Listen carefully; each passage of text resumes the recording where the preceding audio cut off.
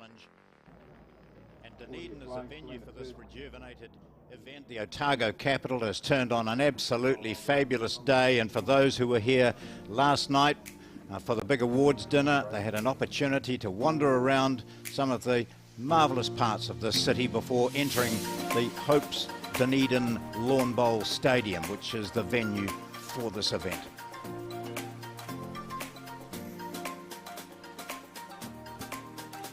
Friendly staff, of course, and some people who are just misbehaving. The cafe has a very fine reputation, and it will be well considered over the next few days. So you can see through into the stadium now, which is not a green, of course. It's very much a vibrant blue. And we're about to meet these teams. You can hear the voice of Chris Lander from Bowls New Zealand in the background. We have North Island versus South Island teams. And Alex Reid, it's an interesting way of selecting the teams this year for the two coaches, or selectors, Sharon Sims and Dave Edwards. Yes, it is. There were some parameters laid down. They had to pick a youth player under 25, one over 65, and a para player as part of their team. So we see there the South looking pretty happy. I was a bit confused when I arrived here and saw that the South were playing in black and the North in white, which is what rugby used to be. When you had a lot of North-South events, it always seemed to be that the North would play in black. So don't get confused, anyone. This is the South team. On the right there is Dave Edwards, their selector coach. And on the far side, on the left, that's T.Bruce, who last night was named the overall player of the year for the last season. Outstanding achievement. A mighty award there for Tayla, as the players disperse. All keen to play. We've had a slight delay in the beginning of proceedings today, so they've had their trial ends and will be underway shortly. So there's the North team on the screen for you. Selina, Goddard, Seamus, Curtin, T.Grantham, Nicole, N.Toomey, L.Ralph, M.Galloway, Mark Noble and Leeane Poulson representing the North Island team over this two-day event. We've got our markers, and that is Tracy Penty. We can just see wandering away there. Brilliant. Tracy's from Anderson Bay Bowling Club. She said, I'm a bit nervous about this. I know that people will see what I'm doing, so I've got to concentrate. And so just explaining this, there are singles, all disciplines of the sport. The jack will be placed in the spot that it is now, but down the far end, of course, so that's a permanent place for the jack, but the mat can be moved anywhere between the 2 and 23 metre area, so it'll be mat movement that dictates the length of these matches. So yes, and the target, a new initiative, John, it's a sticker with almost a nap on it. Oh, right. So it makes, well, we couldn't find any difference that it made to the bowl run over it, so we take no responsibility for for any bowls that go awry, but just something to make it look a bit different and to give us an idea of which bowl's closer, so to speak. This Hope Stadium provides great viewing too, as you'll notice looking back the other way behind the bowlers now. There's a big, up there you see the glassed area, there's a cafe there. Lots of people were here very early, and the bowlers have already had a good roll up. So we're watching now two faces that bowlers will know, and I think over the last 6 weeks or so a lot of non-bowlers have come to recognise with the wonderful coverage of the Commonwealth Games from Birmingham. We see Selina Goddard has just delivered her bowl, and T.Bruce. The two of them were in teams at Birmingham, and now they're battling it out in the first of these matches. Absolutely. It was a wonderful event to follow the Commonwealth Games, and I was really impressed with the coverage that we as a sport received. I think if you think about how many games we could have had on television, we got most of them done. So it was certainly a good time to be a bowler those couple of weeks, as we see the first three bowls slightly overplayed. The jack is, as John said, it's on the 4 metre mark, so I suppose you'd describe it as a shortish length. But with the ability of these players, they will soon correct. No, it won't take them long. No. It's still running on quite a bit, isn't it? So we see, Selina's bowl there just resting nicely on Tayla's one, so she's holding one shot. I'd also just mention at this point that the target is not as big as it appears on the screen. It would be no more than 2 feet around the jack. So if they get in the target area, it is a very good bowl. Well, it's part of the training too, isn't it? When you're out practicing, you make your own little triangle or whatever it might be. I have a very big triangle. Yeah. Oh, you've done very well this year, Alex, in both outdoor and indoor bowls, so congratulations on your achievements. Yeah, can't complain. No. So what they're playing is 2 sets of 8 ends, and it is just a win and a loss, and that's how the matches are, the results of the matches, so there's no points differential or anything like that, or ends come into play. It's just a straight out win or loss. Yep. And then there's a 1-end shootout if required, if the scores are tied, or if it's a set each. Yeah, it keeps it nice and simple. Yep, and fast. Yes, absolutely. Should be some pretty good viewing over the next 1.5 days. We've got some very talented bowlers doing battle, and I think with the north-south, there's always that slightly different feeling as a player. You know, we have a north-south and indoor bowls, and the islands just want to beat the other island up, don't they? Yeah. If we can't play Australia, we might as well play each other. Yeah, absolutely. So Tayla Bruce, born in Christchurch, so a true blue South Islander, and went to Christchurch Girls High. And she watched the wonderful 2008 World Bowls at Burnside when I think she featured as a poppy marker, didn't she, at That's one right, stage? Yeah. yes. And just went on from strength to strength. So that was the incentive she required, and she's gone on fantastically. Gosh, it's 2008, so 12, 14 years later, she's 10 years later, she was in a Commonwealth Games team. Yeah, I love that story. Yeah. I think it sort of speaks to how important it is to run events for any sport. Yeah, because that's where you get your sport paid attention to, and people get inspired by these athletes that they see. So a great story there. And I think she got to play her hero, which was the person whose name's now escaped me from Australia, Kelsey Cotterill from Australia. Yes. So we see Selina on the forehand. She'll be willing this bowl to stop. Ooh, not quite. That's interesting. They'll be grinning to each other as they go down, both knowing that the closest one is that black one of Taylor's, just half a metre over the jack maybe. Yeah, it'll be so that's it. Probably be their loosest head for the game, I would suggest, as we see Tayla pick up the first point.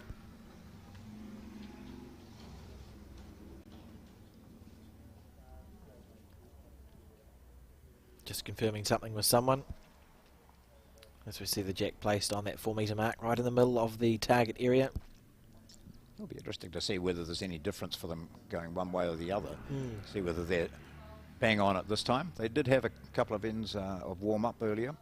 Yeah, I had a roll-up on this green yesterday, and I eventually got one in the target area, but it took me a while. But I'm assured that it was my fault and not the greens. Oh, right. And I think they're probably right. It looks like it takes, even in this early stage, their weight hasn't been amazing, but their green's been lovely, and most of the bowls have been down the centre line. So we'll see them zone in pretty fast. So the black bowls belong to Tayla Bruce, South Island. This is Selina Goddard. They're about the same age, actually. She went to Howick College. She was born in Auckland, and her family were involved in bowls, so that prompted her to take it up. Both her mum and dad play bowls. Playing out of the Takapuna club these days. Yeah, very strong club. Last year winning the Bowls New Zealand Club of the Year, and this year, of course, Tyree won thank you, John. Won the Bowls New Zealand Club of the Year. And if anyone wants to know the winners, they can go to our website, by the way. If you go onto the Bowls New Zealand website, all the winners of last night's wonderful Somerset Awards are there. And just slicing the jack there a bit, but it's moved. First little bit of work there for Tracy Penty, the marker from Anderson Bay Bowling Club. It looks from this angle as though Selina is still holding one shot, and it's hard to tell with the cameras. Yep. I've been proven wrong on more than one occasion.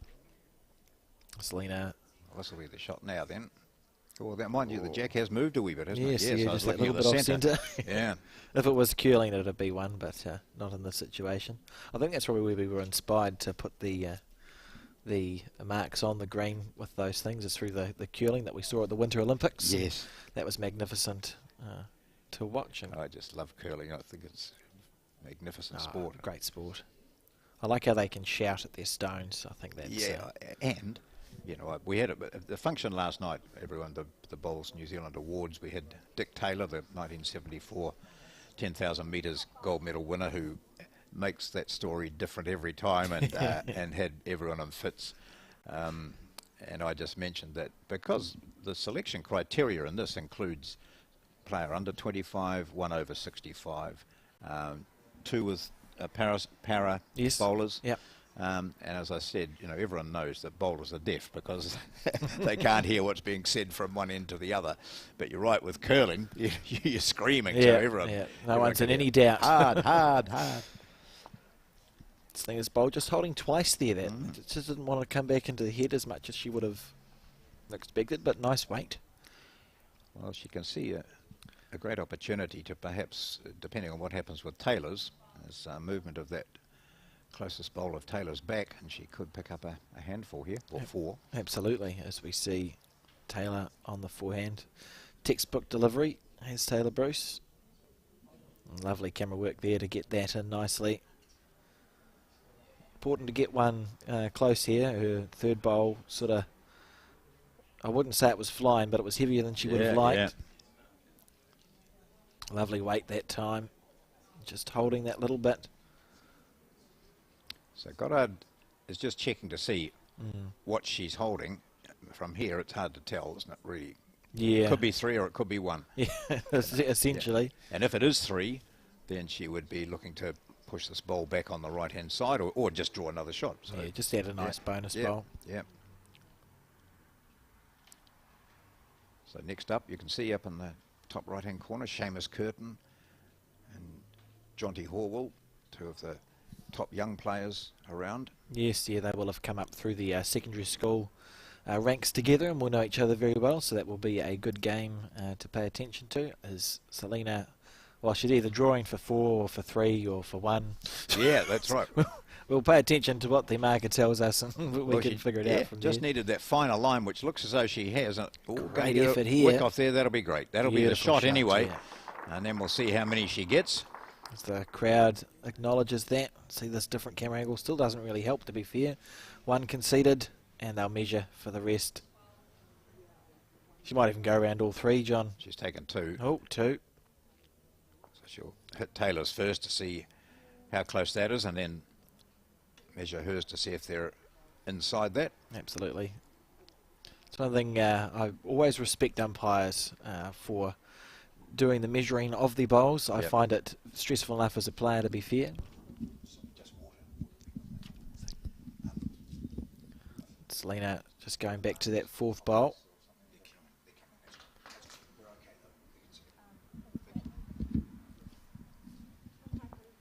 So I think they've called an umpire for either 3rd or 4th shot. They've removed 3 of the white bowls from the head. I tried to listen into what they said then, but they weren't very helpful. Well, you didn't want to hear what Taylor was saying. So we see our umpire here in that nice, it's new branded gear they've got, the umpires. It's been out for maybe, I think our Nationals in Christchurch, it debuted with Somerset on the back, and umpire in that nice strip. It's a very warm jacket and a move up from the whatever colour vests they used to have. So we see him very steady go from the jack to the bowl. So our umpires in the first couple of games are Ryan Walker and Michael Ayres, and they were just pointing out to me earlier the fantastic article in the Otago Daily Times, which still is the best newspaper in the country for covering local events. And absolutely. Sport, just got no one close in second.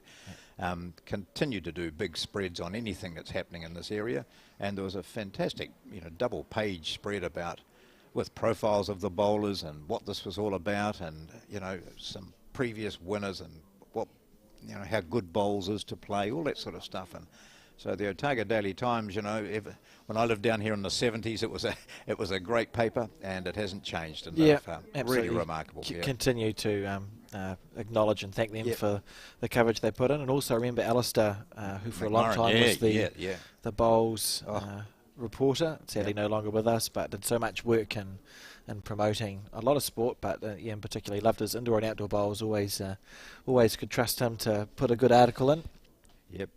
It's always hard to hear Alistair. He was a whisperer, but he was he was brilliant with what he did, and really dedicated to sport.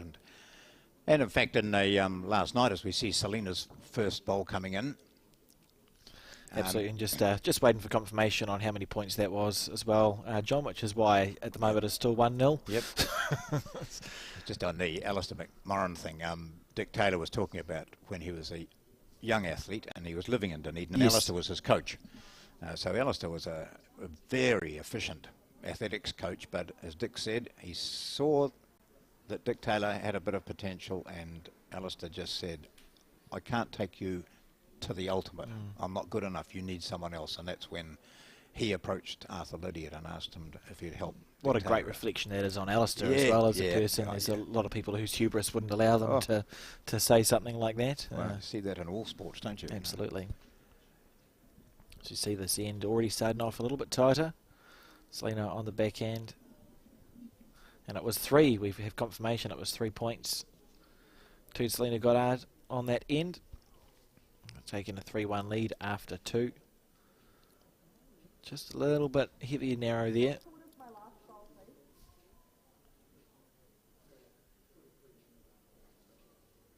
About 2 mats. Cool. Obviously she's mic'd up, that's good. Yeah. So 2 mats short is what the marker said. So Tayla Bruce now knows just how much weight she needs to put on. That's what you'll find with a lot of these top bowlers, which they all are in these North and South teams, is the amount that they use the marker to give them as much information as possible. And look at this correction here from Tayla Bruce. Well, it was a correction. Yep. Well, it was she four nearly demonstrated mats, my point. but, but it was almost, picking up the jack and taking it on a bit further. So a nice correction. So we see Selina's third bowl. Be interesting for these players too. We have to keep in mind that they, these two in particular, were in the Commonwealth Games squad, as we've mentioned, and very successful. But months and months of training went into playing on 9, 10-second greens. This is not a 9 or 10-second green. I think we'll find if they just have a little lapse in concentration, we might see some bowls that go further than they might want them to. Well, it was a big adjustment for the players to make, and even though they'd had training to try and get them into that sort of condition of the greens, it's nothing like the experience that all those Northern Hemisphere players had. Yeah, the difference is unbelievable. Yeah. Unless you've, it's very hard to explain unless you've either gone to a paddock and tried to throw a bowl up, or played on a slow green yourself. A green that hasn't been mown for a while. And a great shot there from Tayla Bruce, just settling into her work now, drawing the shot. So I'm just wondering whether Selina, who's only played the other hand all the time, might consider changing, but not much. Can't see the absolute sense in that if she does. But no, I think she scored a 3 on the last end. I suspect we'll see her just try and have one in the general area with this bowl. Yep, playing the same hand, her backhand. Brilliant. Watching it very intently as it goes down the green. It's hard to tell, and that's another thing we'll see with the players, is often it's hard to tell if they think it's a good bowl or it's not a good bowl, with so good as their body language, but slightly overplaying that one. And Tayla Bruce holding one shot. Terrific example, though, Selina got of a player staying on the mat and just, maintaining composure as she delivers. The follow-through is perfect. Absolutely. So Tayla holding one. From this end, it looks like it. I don't know if she's got one there. Surely she'll be thinking to herself, I can put 2 in that same place. So we'll just see a rinse and repeat.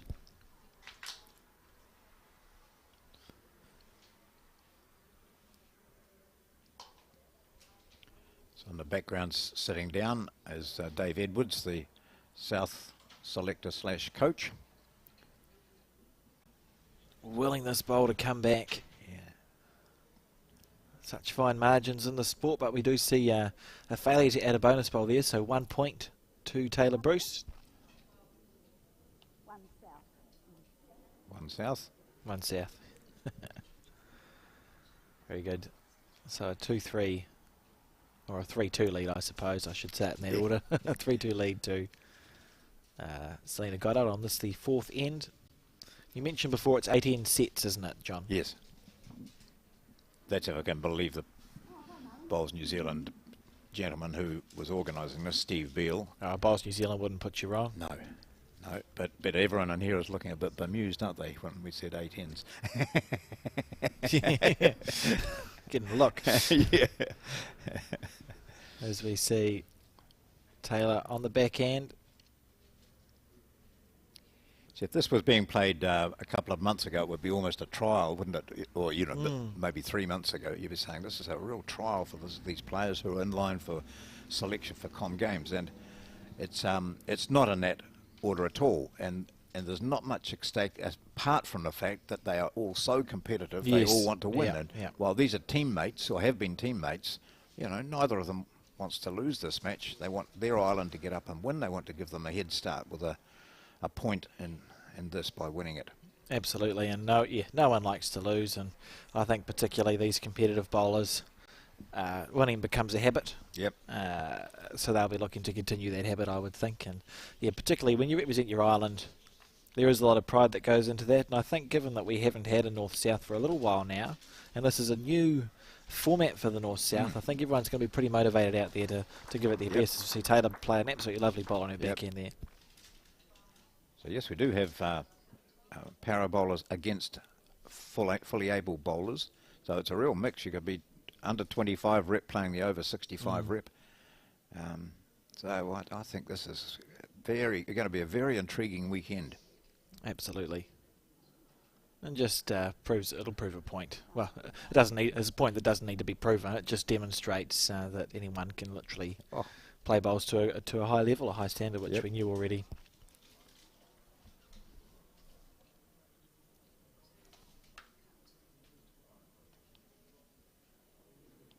She's just watching that line. She hit the line she was seeking, the one that she had previously. Weight was again pretty much ideal.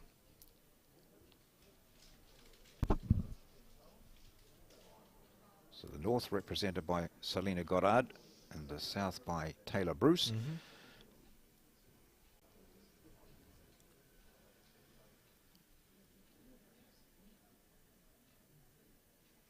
And to reset herself for that one, so it'll be interesting to see how close this bowl is. Willing it to turn. Yep, nicely played, and for second shot.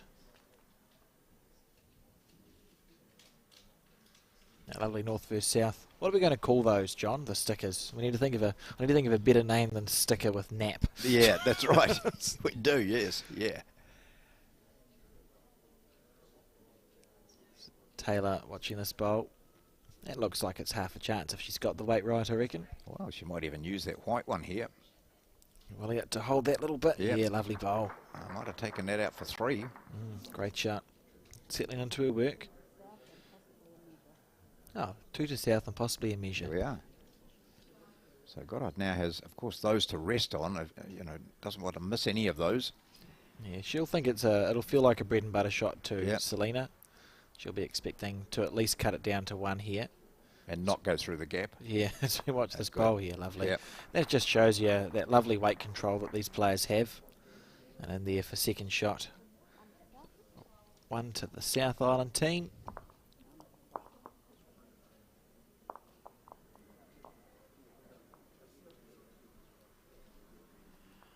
I think one of the most impressive aspects or outcomes of this morning's annual general meeting of Bowls New Zealand was that former Commonwealth Games and World Bowls medalist and the coach of the North Island team, Sharon Sims, was nominated and of course accepted as patron of Bowls New Zealand. And that's the first time for many years that it hasn't been the Governor General. Yes. And I thought that was a wonderful tribute to a woman who's given so much to the sport and continues to do so.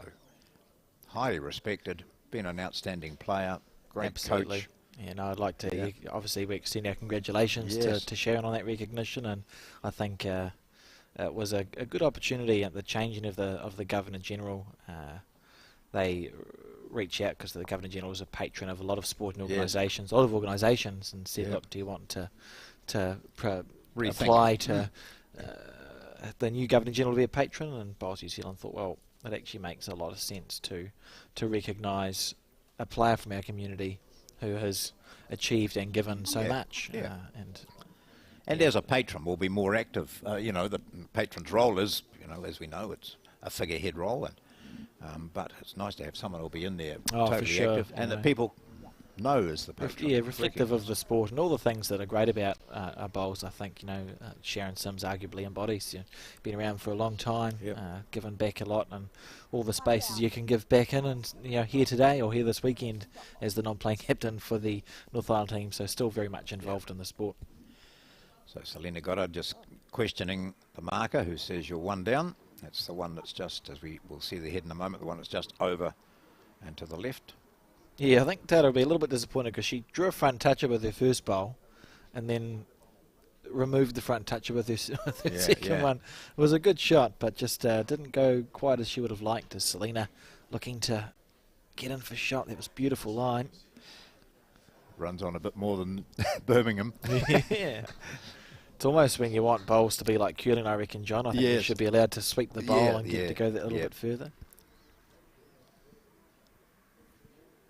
Taylor Bruce switching. Oh no, she's not, sorry. On the forehand still, just taking that high line. Yes, that is a high line, isn't it? Really. Meaning she's gone wider than what she did previously. So a little bit mixed in her.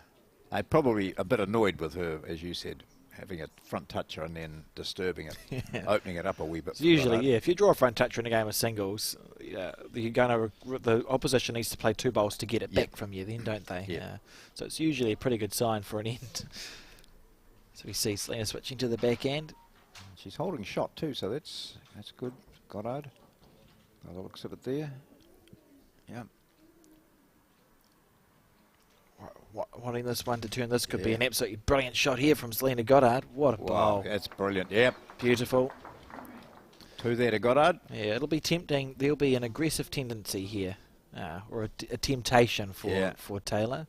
So he sees the two white bowls and the jack. Small earthquake in the building. Well, interesting to see what she decides. She's got a very good run shot on her, doesn't Tayla Bruce? Yeah, and she played that a lot at Birmingham, we saw. And so there is the opportunity for her to hit. If she hits the front white bowl, she'll take out the back one as well. Yeah, it'll be tempting. Yeah. Suppose on the other side of that, Selina does have a bowl to go, and if you hit fresh air, she'll be giving Selina an opportunity to score a bundle after drawing a front toucher with her first one. And remember, this is an 8-end set, so there are three ends to go after this one. All right, we'll find out what she's decided to do shortly. Yep, looks like she's going to play one way. Yeah, I would say so. Here we go, giving it a chance. As we see the bowls are going to turn. Oh, no. I'm not sure if it was... I thought she would have played the. I thought she was going to play the other hand, but that wouldn't matter. I don't want to utter the words wrong bias in the North vs South event, No. so we'll just say that she missed that one by a little bit there. But it did look like she was on the forehand side because the bowl went from our left to our right, and I thought she lined up on her backhand, which would mean it would go from our right to our left. So I'm sure it wasn't a wrong bias. No, and we'll just move on. It's just one of those ones that normal players deliver. So Goddard now with an ideal opportunity to build on the two shots that she has. Here we go. Let it go. Absolutely lovely. Oh, that's no surprise. She'll look to play. It's essentially a rinse and repeat of her third bowl, and looks like she's done that here. So we see this bowl, little feather, brilliant shot. She did too. In danger of just flicking it back to Taylor Bruce's back bowl, but what a great shot. That's three for her. What's incredible about that is if that third shot was a measure, it is no longer a measure. She's brought it right into the count, so a beautiful shot there. Measuring anyway, so I won't confidently type three into the scoreboard Jack yet. had moved slightly, of course. So we see Selina go to Taylor's bowl first, and we see that one's in, so that's for two. And that one here should be for three if our eyes haven't deceived us. Three there. A great end there from Selina Goddard. It's interesting, she scored twice in this game, and it's been 2 threes. Yeah. So taking that 6-3 lead now after 5 ends. So taking the mat right back, and as we said, the jack is placed in the same spot every time, so the length of each end is dictated by the placement of the mat.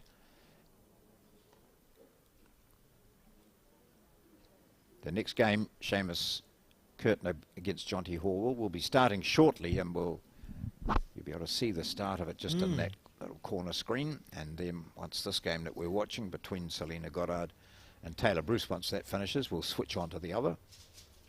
So we'll be constantly showing you the action, and that'll be the case throughout the 2 days of this competition. Yeah, there's lots of bowls to watch, and I would encourage anyone tuning in to this video on our YouTube channel, please share it. You know, it's going to be one stream. Yeah. We've kept it simple. It's one stream per day, so it's that same link. So send it to your friends, put it on Facebook or whatever, wherever you found it. Just put it somewhere else and see if we can get some people watching our sport. It would be wonderful.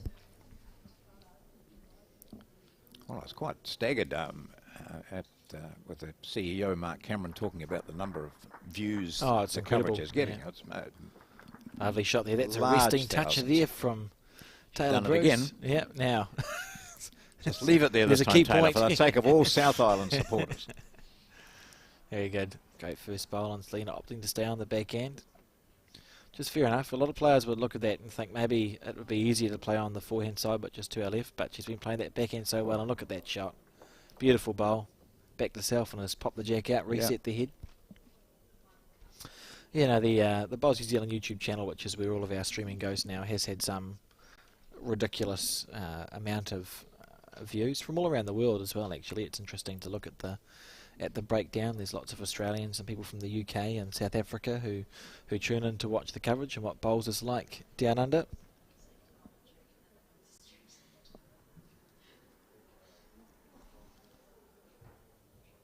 Now, here's a big question. Yes. But she's been playing this hand so well. She's been playing the backhand lovely. Yeah. And she's up by 6-3, second to last end. Looks like she might change. Line up like she's going to change. She'd be very tempted to have stayed on the backhand, and she did that with her second bowl because it would have been easy to switch. But switching to the forehand now on her third. Only one down, and she does lead by 3 on the sixth end. Yes, so there's 2 to go after this. Oh, she's given it a nice arc here. We should be willing this bowl to stop. That's all it needs to do. What a shot there from Selina Goddard. Yeah. Beautiful bowl. And potentially, you know, for her on that playing that hand again, any movement of the jack is going to favour her. So now the difficulty is for Bruce. She got his third shot hers, you wonder? Looks a fair way back, doesn't it? Yeah, I think Selina has third shot. She's just asking. Oh, it's just a couple of bowls. So her question there was how low was her closest bowl, which means how much closer is it to her than the jack, to which the answer was 2. So she's going to play that side, and it means that she can use that bowl to get into the head if she misses by a little bit. So if you're not a bowler, you can sense that this is a thinking person's game. I mean, there's a lot of thought goes into that. Oh, and that's what she could have done. Either side of that would have produced a result for her. That was a well-played bowl. She could play that 10 times that way and get a better result than what she did on 8 of them. So it was a well-played shot, and she'll be happy enough with that. It's even better if she's managed to sit in for another third shot. So Selina's shot's 1, but if Taylor has second and third, maybe that it might mean that there's a different shot coming up for Taylor on her last one. And Selina obviously just looking to chuck another one close and make the equation as difficult as possible. Yes, this time the attraction of moving the jack back has gone a bit, hasn't it, because of Taylor's last bowl. That's right. She's certainly not looking to do that. She's just fined it up slightly. Yeah, she just wants to get in for that second shot. She'll be willing this bowl to keep running. Not quite made it. So now we have an interesting decision here for Tayla, and I think the forehand looks tempting, which is to our left on the screen. You've got that white bowl that sits at 5 o'clock. If that bowl is gone, it's good news for Tayla, and if she misses it wide onto the jack, that's also good stuff, because the respot is in the middle of the... well, I'm pretty sure it is, isn't it? Yes, on the 2 metre. The respot would go roughly where that bowl is. I think so, yeah. Tayla's. Yeah. So some good options there. I suspect we'll see a run shot on her forehand side, looking for the bowl or the jack. In the back of her mind will be how the last run shot turned up, of course. Yes. Here we go. Lining up on her forehand. We'll see if this is... Nope, that's typical commentator. Got no idea what he's talking about. Tayla just opting to draw one close. Yeah. Giving it a real good chance here as well. Or, and I suppose an edge on the jack might move it to her other as well. Yeah, it's all good stuff. She might get 2 out of this. Beautiful or not bowl. Quite. Yeah, lovely Great bowl. shot. Always what she was going to do, obviously, John. Yes, yeah. I don't know why you threw out those other suggestions in there, Alex. No idea. A great shot. Well, it's such a hard bowl to play, so a great bowl there from T.Bruce, and I suppose indicative of the success that she's had, and I suppose I should also put that up on the scoreboard. So that's 6-4 now, and this time we're playing the 7th of 8 ends. So 2 sets of 8 ends. Oh, you can't. But you don't know what it is. Yeah. Yeah, it's going to be interesting for the players to do 2 8-end sets. We've got a lot of set format in bowls, but often they're often a little bit shorter than that. I think the 8-end sets just it probably gives the players a chance to have a fairish or a fair enough reflection of the game. You can have a good end. You know, we've seen Selina have had 2 3s. If it was a 6-end set, that's good night. It is, yes, yeah. Whereas I think that 8 ends just gives players a little bit longer to fix an issue. So yes, she's won 2 ends and T.Bruce has won 4, but because she picked up those 2 3s, she leads by 6-4. Absolutely. That's the madness of the sport, I suppose. See a good crowd starting to build now, John. Well, they know what's coming up because, as I said, Seamus, Curtin and J.Horwell, 2 of the under-25s meeting. Horwell is from down here, isn't he? From Dunedin, yeah. He'll Kaikorai? I'm not sure. That is correct. Yeah. Then T.Grantham and A.Kelly, both really high-quality players, have played for New Zealand. Nicole N.Toomey in that Commonwealth Games team, and she's up against Sarah Scott, who's also from here in Dunedin, one of the famous Scott family. Then L.Ralph and Val Smith, who, of course, Val was in that Commonwealth Games team as well and is a former world champion. We've got M.Galloway, who was over there in Birmingham as well, against the male player of the year, awarded last night, Kelvin Scott of Canterbury. And then para Commonwealth Games player Mark Noble up against the coach of that New Zealand team and a former world champion himself, M.Kernaghan, from down this way in Dunedin, of course. Leeane Polson against Pam Walker, who is also in that Commonwealth Games para team from out in Maniatoto area. So, gosh, and then we get into the triples. So that's this afternoon. Yeah, it's just a great list of games to watch. You wouldn't want to miss one, and luckily you're going to be able to watch most of them if you can't get down to the stadium by watching the live stream that you will have found, I'm sure, on the Bowls New Zealand YouTube channel. Selina, this is a really important bowl in the context of this end. And what a great shot. That's just brilliant stuff. Absolutely brilliant. She was under pressure there. I think she was 3 down. And it's just put a good bowl on. It's in such a hard place to get to for Tayla. You know, she does hold 2nd, 3rd and 4th shot. But Selina's got a back bowl. It's going to be a challenge to do anything proactive here. I don't know. Last time I tried to call a shot, I was very wrong. So I'll just wait for Tayla to make the decision for me. It is an awkward one, isn't it? She's played that forehand so well. There's only a slight correction needed to draw it dead, or does she go for numbers here? Well, that's the decision. She's 2 down on the 2nd to last end, so she's either thinking I can draw 1 and be 1 down last end, not with last bowl, and back myself to get a 1 or a 2, or I can try and remove that white bowl. Yeah. If I miss it, I've essentially lost the game. Still play the forehand. Yes, Couldn't you? yeah, for sure. Narrow in onto that. And Underneath that, don't underneath touch the the jack. Or you could go super quick and do the same thing, because if you kill it, it gets put back. We'll see. As that game has begun, John, on the top right of the screen. That's pretty cool. Taylor Bruce opting for the dead draw. This is very close.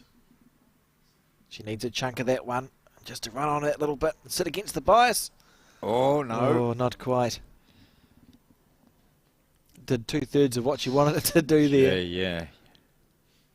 And Selina now, she leads by 2 in this game, holding 1 on the head. If she can draw another shot here on either hand, whichever one she's more comfortable on, she'll be 4 up last end and guarantee a minimum. Well, you know, she was playing earlier on, she was playing the backhand perfectly, wasn't she? And then when she changed to the forehand last end, she played that. Played it lovely, yeah. Looked like she'd been playing that all day, so it looks like forehand again. Will have given Selina a lot of confidence. Yep. I actually quite like that sort of during a game, every now and then, just to play the hand that you haven't been playing all the time, and not a crucial point, so that when it becomes a crucial point, you go, I've actually played that hand really well before. And invariably, you say to yourself, I should have been playing that hand all the time. Oh, usually, yeah, that's what happens. Look at this. We'll just get our marker. See by the marker's pocket. Oh, look, and she might touch it. Oh, brilliant. Beautiful bowl there from Selina Goddard. Scoring a 2 on that end. Taking an 8-4 lead in this set. Should be happy with how she started, I think, Selina. Gosh, yeah. Well, it's a scratchy start to the game. The first 3 ends were all over the place, but you just see players of this quality, once they get into the groove, they really are sort of a magnet in their bowls towards the jack. So some very good bowls there, 2 excellent. The last 2 from Selina Goddard gives her a bigger advantage, 8-4. This is the final end of this first set. And we see on the other rink, Seamus Curtin representing the North Island against J.Horwell. And once this game that we're watching on full screen here is finished, we'll then move over to that one, but at least you can keep up to date with what's happening through our smaller, limited coverage there. Absolutely. Or use a magnifying glass or put it up on a really big television and you'll be, that's right. There'll be no problems.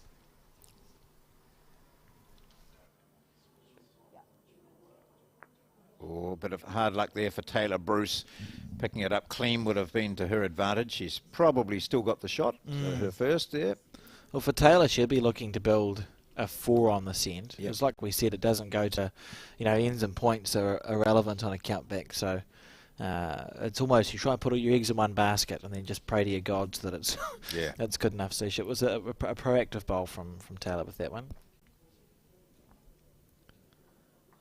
The issue with trying to build a 4 is you can't afford to lose one of your bowls from the head. So you don't often see a huge amount of aggression when people score a 4. It's sort of a nice controlled shot, because you need your collision bowl, the one that's in your hand, to be hanging around at the end of the day.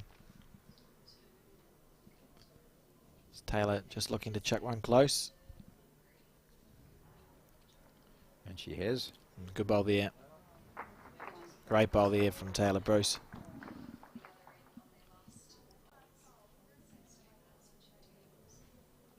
I'm really impressed, or I'm not impressed, but it is just always nice to see players use the markers for what they're there for, because it can be it can be boring for a marker too. If you mark a game of singles and no one ever asks you any questions, you just stand there and put the score get them to on sign the card at the end of it and walk off. It's good to just be used and ask some questions, and it's helpful for the players as well. And also, in watching this, Alex, it's educational for bowlers. The questions that are being asked, for your average bowler who wonders why is she asking, it looks to be pretty much jack level to me from the mat, but one bowl low makes a difference. Makes a big difference to the shot you play. So now Taylor using the marker as well, asking how many they're holding. For second, but I think it's just 1. So just 1 for second. So that means we'll just wait for them to have the conversation. Taylor's asking that because she needs to understand how she's going to score her 4 points, and if she's not holding 2, she needs to figure out a way of either moving the jack so that she's holding 2, or moving the bowl that's holding her out of scoring those points. So here she draws, she can be just in to sit on those 2 or draw the shot, or in fact here might even move the jack over to her. Needs a little bit of movement on the white bowl. She may have done enough there. She might be holding 3 points. That's an absolutely brilliant shot from Tayla Bruce if she's managed to get a 3 there. Huge amount of pressure on Selina because she would have gone 4 up last end of the set. I'm playing okay. Apart from her last bowl. Yeah, exactly. So that was a great shot there from Tayla Bruce. Did exactly what she needed to do. And Selina, I'm never sold on the finger measures system, but it seems lots of people use it, John. Yeah. It just confuses me. And some people are very accurate at it, to be fair, aren't they? Yeah, I mean, they say it enough that it must work. But you go back when you know there's such a fine line on it. Are you accurate? Have I got third shot here or not? And that changes your shot, doesn't it? I'm twitchy at the best of times. I wouldn't trust my fingers. So she can draw this. Stay the same. There's a gap there for her to get in. She's played enough of those bowls in this game already that she'll be pretty comfortable. But it's just understanding what the situation is. And also, how do I ensure that Tayla can't get a 4 out of this? That's pretty much it. For sure. It's the sort of things that these players are considering. She's taken a very high line there, has Selina. We might see a little twist in the tail of this game. Yes. With this last ball. It's just, someone can tell me, I'm sure, if Tayla is holding 3. Is she going to finger measure or she? Yes, she is. There she goes. So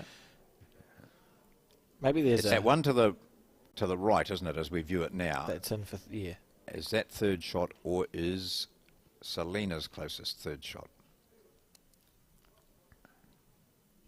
That's about where you stop breathing. Hold the fingers steady. Hope they don't move when you take a couple of paces. I can't tell anything from body language, which is must annoying. be close, eh? The way that neither of them have. I think for the purposes of an exciting commentary, I'm going to presume that Tayla is holding 3. Yep. And that if she draws 4, it's a draw. Yep. I think. And well, so if it's not 3, the bowl to the right there, the white one, is possible. No, we don't know which one might be the third shot. Well, it looked like the white bowl at 5 o'clock on the screen. Yeah, so if she reaches those, at least reaches those. She turns that into her jack. Yeah. It should be a really good chance regardless. So an opportunity here, just a little twist in the tail. 4 on the last end of the set is what Tayla requires to draw it, and she's got a chance. Here we go. Watching this bowl. Waiting for it to break back into the head. Oh, she must have only been holding 2. Well. Must have only been holding 2. That's a bowl that looked like it was meant to sit down on that bowl that sits at the 5 o'clock on your screen. So it must just be 2 there. But an exciting finish to that first set. And we'll just see now. So it doesn't matter. Not that it matters. No. It's just academic. Yep. It'll be nice to know if she was drawing for 3 or for 4. And Tayla. I think the two of them, for their finger measure accuracy, will be interested in this. Yes, for sure. You can know if you're going to trust it a bit later on, as we see. She was only holding 2. Only holding 2. I think. Oh, it looks like it.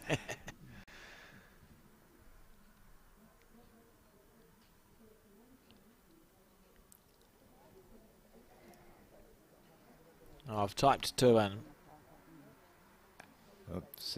Gosh, that was close. Or shall I see the other way?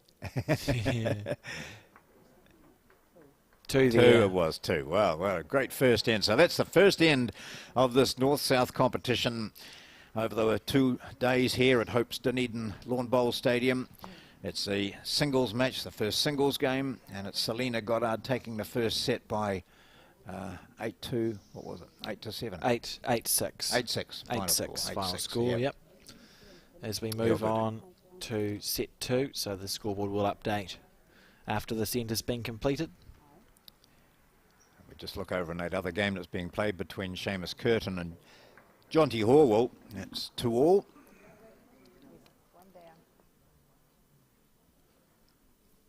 As we see the first bowl here of Selina Goddard of the second set.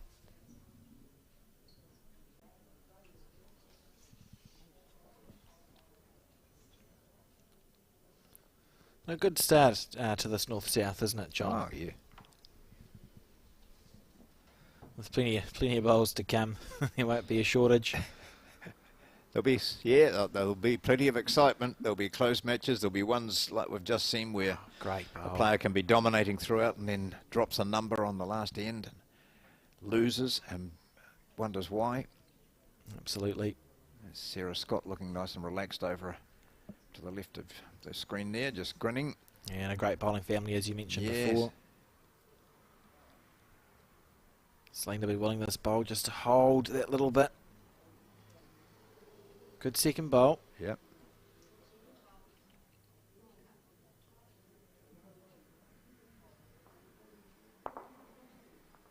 Oh.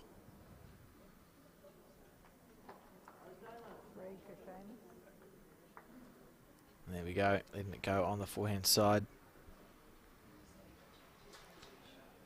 I've been impressed. The rink looks like it's quite a nice rink, to be fair, John. Yeah.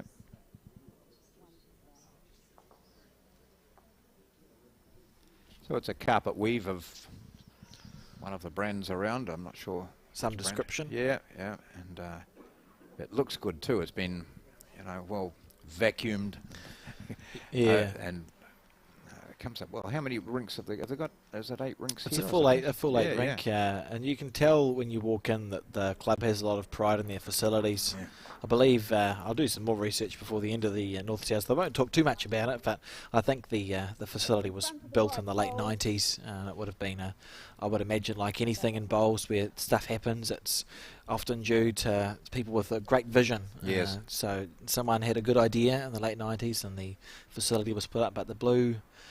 Green aspect, I think, is a little bit more recent than that, 2 years. I think there's 2 blue greens in New Zealand, this one and one in Invercargill somewhere. It takes after the ones, if you've ever tuned in and watched the World Bowls Tour events held in the UK, they have blue greens there, so it's probably just taking a leaf out of that book, but I quite like it. I think cool. And it's a bit warmer. It feels a bit warmer it too does, from inside for an inside venue. I know in Dunedin they had Ian Edgar, who was a marvellous benefactor to the area, and there's a stadium that's named after him, I think still after him, and that was a magnificent indoor complex which included all sorts of sports. So a lot of centres would give a lot to have a venue like this for bowls in particular.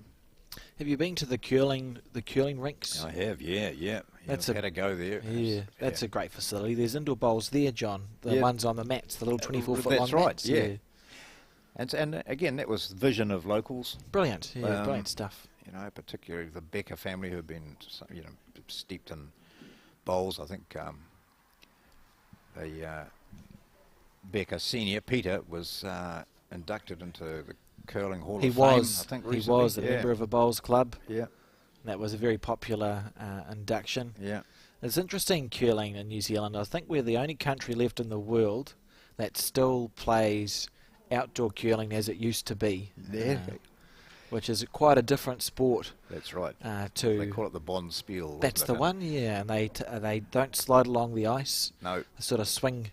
Exactly. Swing their arms. So it's quite but normally with an amber liquid in a small glass in the other hand. That's my understanding. yeah. And I believe that you get rewarded with some depending on how the things how the things go. But there's some marvellous characters in that that great part of Central Otago around Naseby and Ranfurly and places. Well, brilliant. Yes, great. Brilliant that we've held on to the history in that way. Yes, I agree. It's a sport that's still.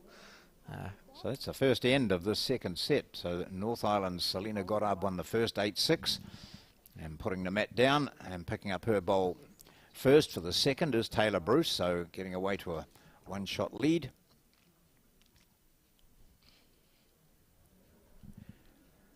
It was good last night just to be able to chat to a few of the Commonwealth Games team and officials.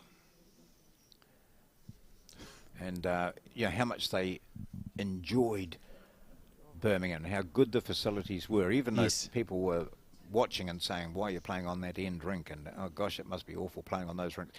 The facilities, 5 greens, I think, at the complex, they were just superb. There was not a complaint at all. They were thrilled with it. And it looked great too. I mean, I watched. I didn't go to the Commonwealth Games, but I was there in spirit, and I watched it on the television, and the facilities looked absolutely magnificent. Goddard looks to be just going to slide past this first shot of Tayla Bruce. Ah, great shot. I think we mentioned it earlier on, but these two players really know each other really well, and they'll understand when you play with someone a lot, you can sort of pick up the body language that we as commentators, we'd have no idea watching these people. They look just totally calm, but Selina and Tayla, they'll understand how each other is feeling based on just little ticks or little cues. It's always interesting when you play a teammate in a singles game. Can lead to, depending on which teammate you're playing, some issues later on, but I'm sure that won't be the case in this situation. Right. Selina on the backhand now.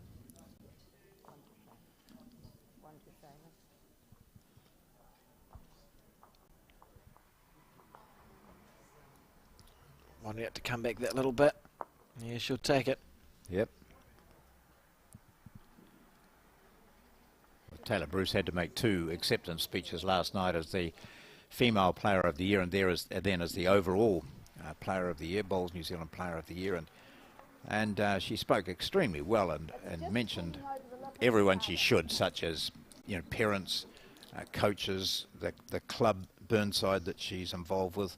And she did slip in a mention of a schoolmate of mine, Vince Roper, who's been one of her coaches over the years, and and she said, and to my coach Vince Roper, and I thought, well, Vince will be keen to hear that, because quite often, you can be involved. We were talking about Alistair McMurran earlier, and might not even get a mention, but it's so good that professional sports people. Even on their $15 a day. For a Coke and a bag of chips. Yeah, that's right. Are professional in their outlook, and remember to thank the people that matter. Absolutely. And it was a good shot there from Tayla as she drawn one into the circles, the sticker. Selina on a high line here again. Should be a little bit disappointed with that bowl.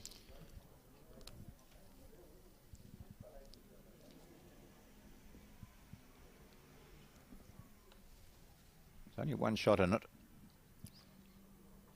Players can go up and have a look after the third bowl. That's right.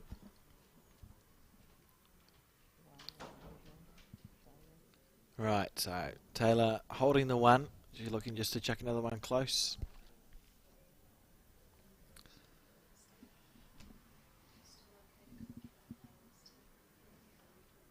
Of course, there's a number of media walls and banners and little corflute Toblerone things around the place. They are reflective of some of our wonderful sponsors that we have for Bowls New Zealand. Slightly overplayed there, but look at that beautiful line there. Tayla has played 3 bowls, exactly the same track. Yep. Really good green, whereas Selina's, she's had 1 on the right line and 2 that have been a little bit off centre. So I think probably indicates Tayla's feeling more comfortable, at least on this end, than Selina would be.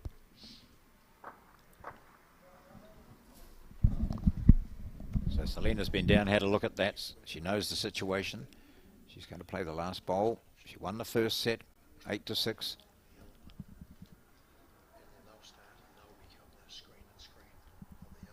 Looks to be looking down her backhand side. There she goes. Last bowl of the second end. It's 1-0 to South. Tayla Bruce. This is a much tighter line, and it might well be the perfect line if she gets that jack. She's sliding past both the jack and the bowl, so no change there. That first bowl of Tayla Bruce remains the shot, and she goes to a 2-0 lead. So if the game itself is level at 1-1, 1 set each after those 2 sets, then I'll have a 1-end shootout. That's right. Yeah. It'll be very, very exciting for the spectators and quite stressful for the players, I think.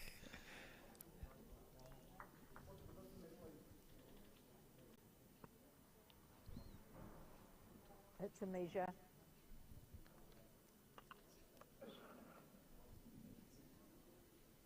So it was another one there, wasn't it, for Tayla? Yes. On that second end to take a 2-0 lead after 2 ends of the second set. And the bowl that's gone out in the wop-wops there. Yeah. And she's sharing a laugh with Dave Edwards over that bowl in the background. And he's saying, oh, I didn't even see that. A good grain from Selina, but just a little bit overplayed. I think over the weekend too we will see, as the players get more comfortable on the screen, the heads just get tighter and tighter as we reach the, or through and then to the conclusion of this North versus South. I do like, on an entirely different note, I quite enjoy the caps that the players are wearing. Oh, yeah. The South Islanders have got an S on the cap. Yeah. And Selina's opted not to wear a cap, but when we do see a North Islander wear one, it's got a N on it. And I think it's neat. Yep. Not that you necessarily need them inside, but you know, each to their own. Well, it's when someone puts sunglasses on, you'll know that it's a habit. She's got that same line again and just pulled her weight back nicely. Down to the weight now. Great effort there. She played. It was a well-played bowl there. Yep.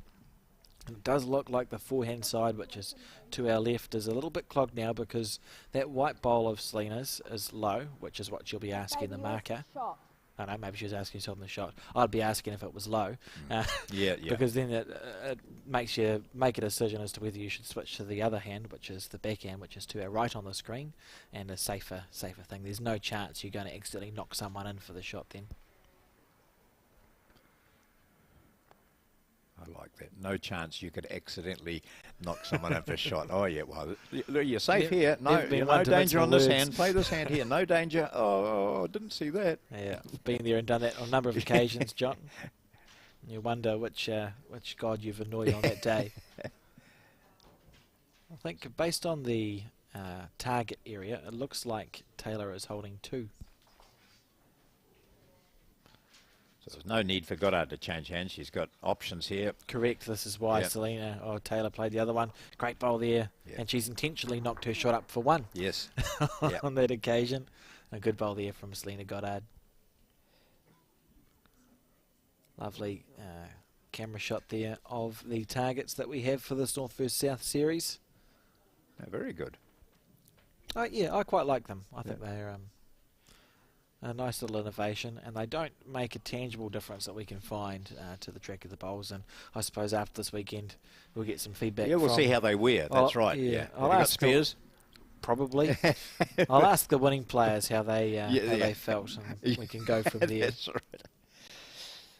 And of course, the branding of your major sponsor Somerset, they're really huge supporters of bowls in New Zealand, not just at a national level, but at club level as well. Absolutely. So she decided to change. On the back end, that was perfect weight.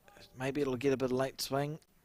No, not going to be. So Selina has an opportunity now to add a bonus. We call it a bonus bowl. So no reply. You got the last bowl. No one can do anything after that. So it's a bonus opportunity here. Selina marches back to the end. She'll know what she wants to do with this one.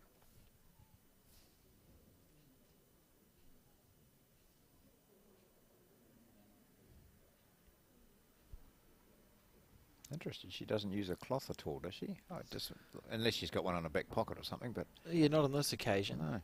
Which is interesting. She went outdoors, but yeah, it goes back to that thing you mentioned about habits. There are some players, like if I'm playing outdoor bowls, I need to have my comfort blanket with me. Little sheepy.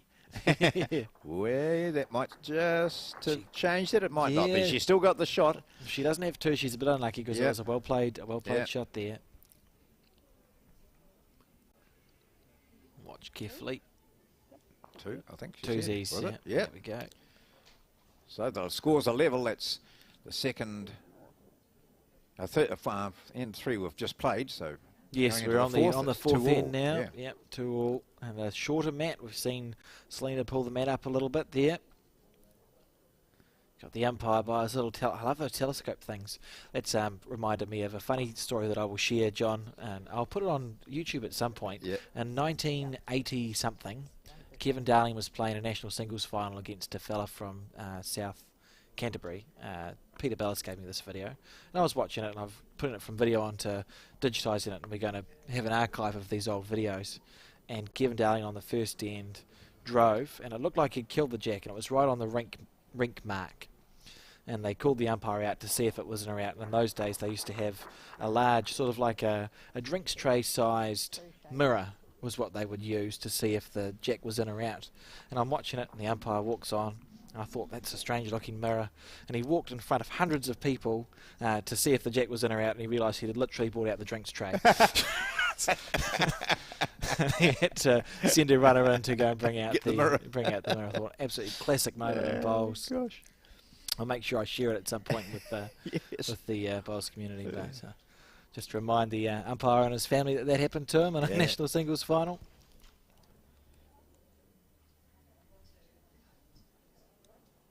A good start here from both these players.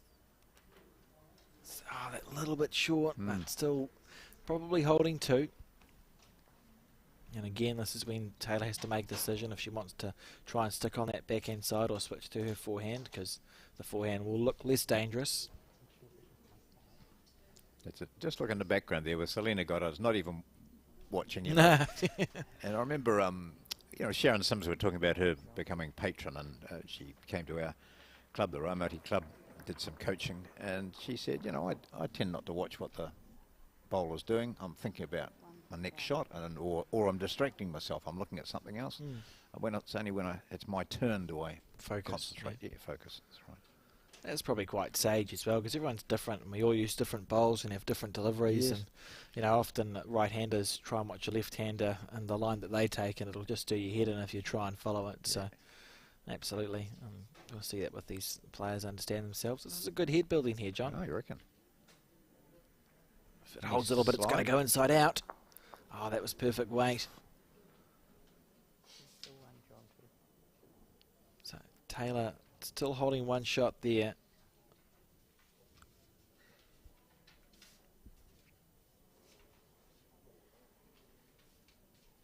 Beautiful delivery. Doesn't it? Yeah. Well, they both have.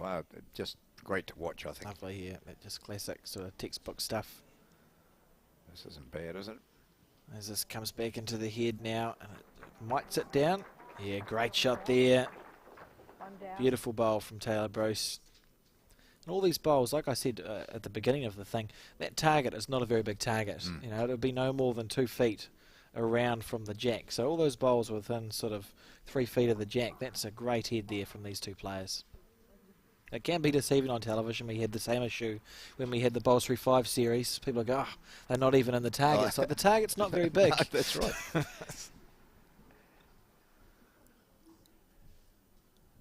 Selina on the forehand.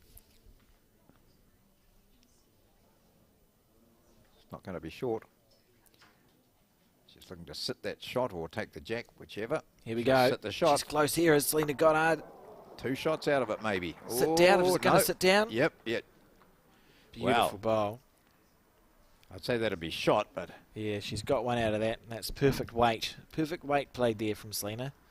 Finger measure again. Hard to do that sort of stuff.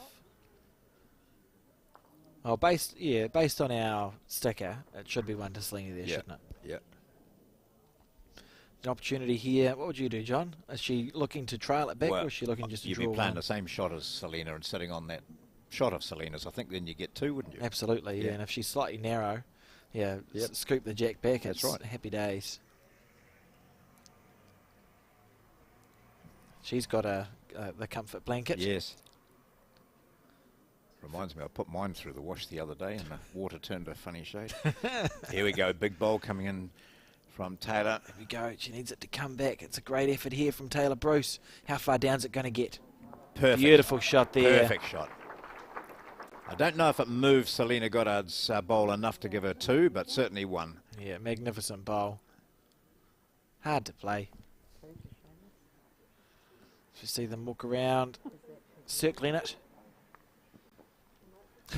Always reluctant to get down and measure. Yeah, I just about said circling the head like a sort of. I won't say that. No. We'll leave it.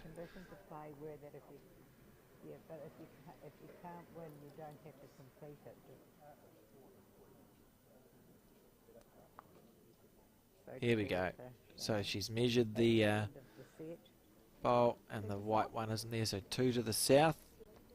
Yeah, so that was a great bowl, that last one. Yeah, moved it just enough. Brilliant there from Tayla. If we look over the 2 sets, Tayla has won 3, 5, 8 ends to the 4 that Selina has won. But Selina's she's had picked the up bigger numbers. So Tayla subconsciously will be feeling, I mean, she's not winning the game based on the first set, but she'll be feeling in control, I think, of these ends. She'll be thinking, look, I've literally scored on twice the number of ends you've scored on. I just need to keep doing what I'm doing. And she started off pretty well with this. Needs it just to run that little bit more.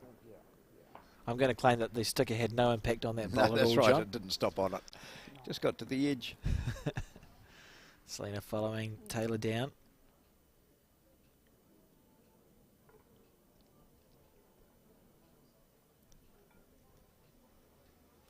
Both feeling more comfortable on that hand, on the forehand coming this direction. We have seen 2 or 3 go quite wide out there, but I don't think there's nothing wrong with the green at all. No. But it was just the surface, I mean. It's just what they want to play, feel comfortable with playing. So we see Tayla just look to make that little correction soon. There we go. That's a lovely bowl there. She's really sort of... I know it's slightly overplayed, but still a well-played bowl. She's sort of settling into her work quite nicely now, Tayla Bruce. Consistently finding that sort of right line, which is always good signs.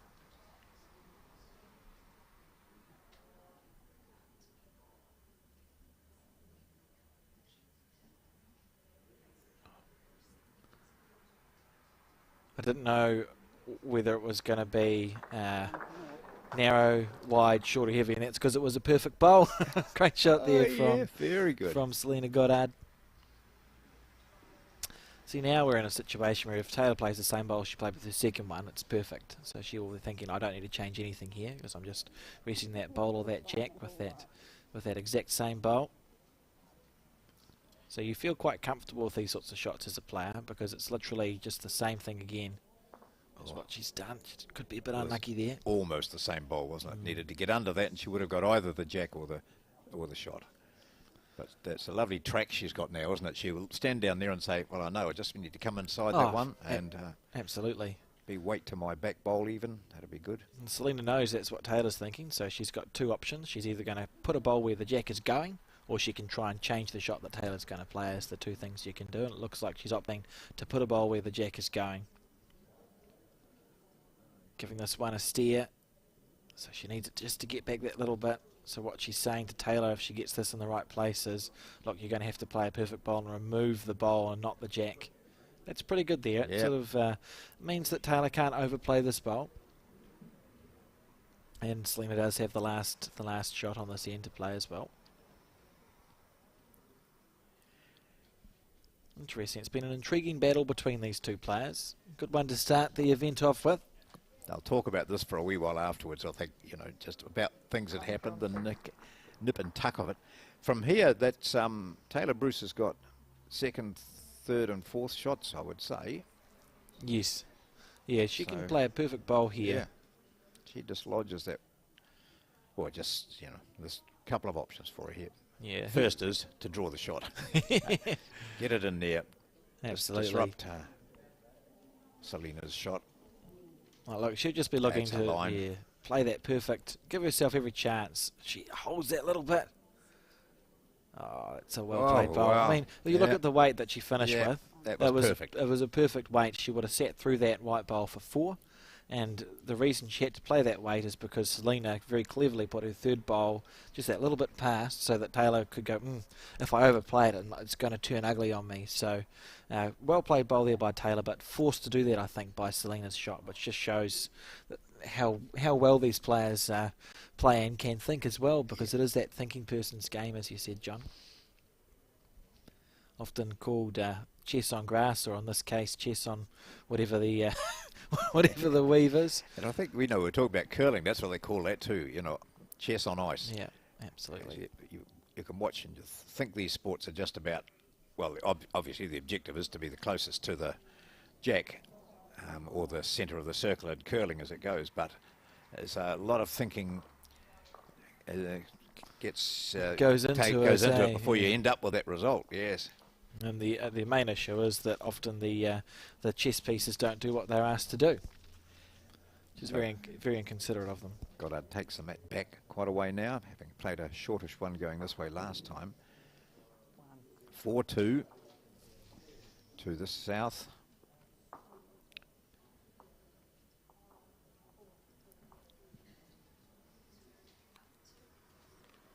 So if it remains, 4-3. So if it remains one each, one to the north, one to the south, then I have a one end playoff. Yes. Shootout. It's the first bowl from Goddard.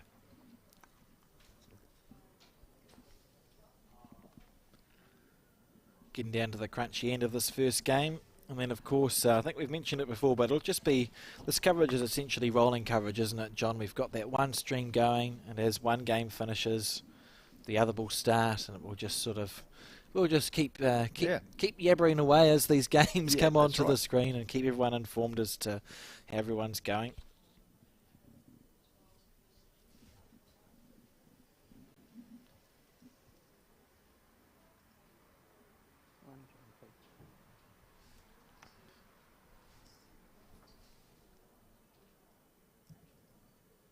Selina on the forehand here. Half a chance of a good result. Oh, what a brilliant shot that was. Just had the perfect weight. It was always going to reach the jack, and if it got caught up in anything, it was going to get through with a slide, an edge at all. There were two there. She got through perfectly. Absolutely. It's a definition of giving your bowler a chance. We talk about, give your bowler a chance to do something. You need to just be in that right area. You pick a 3 or foot size target and just make sure you have your weight right. Give your bowler a chance to do something. So a great shot there from Selina Goddard. And Tayla weighing up her options here. I think she probably wants to follow Selina. Maybe she's playing with more weight. Yeah, I think looks like it. I think when she does that wind up thing, it's an indication of speed. Yes, plenty of speed here. As we I think listen. She likes it the way she's looking. Whoa. Oh, I don't know how she didn't get the jack in the ditch. What a bowl, but unlucky, but good. Lots happened there, John. She's probably got the shot. I'd love to have a replay, but we can just picture what it would be like in our heads. I don't think their bowl stayed on, did it? No, I saw. Even in the ditch, because it got a bit of the jack. Yeah, got a big chunk, and I think probably went out of bounds. Yeah.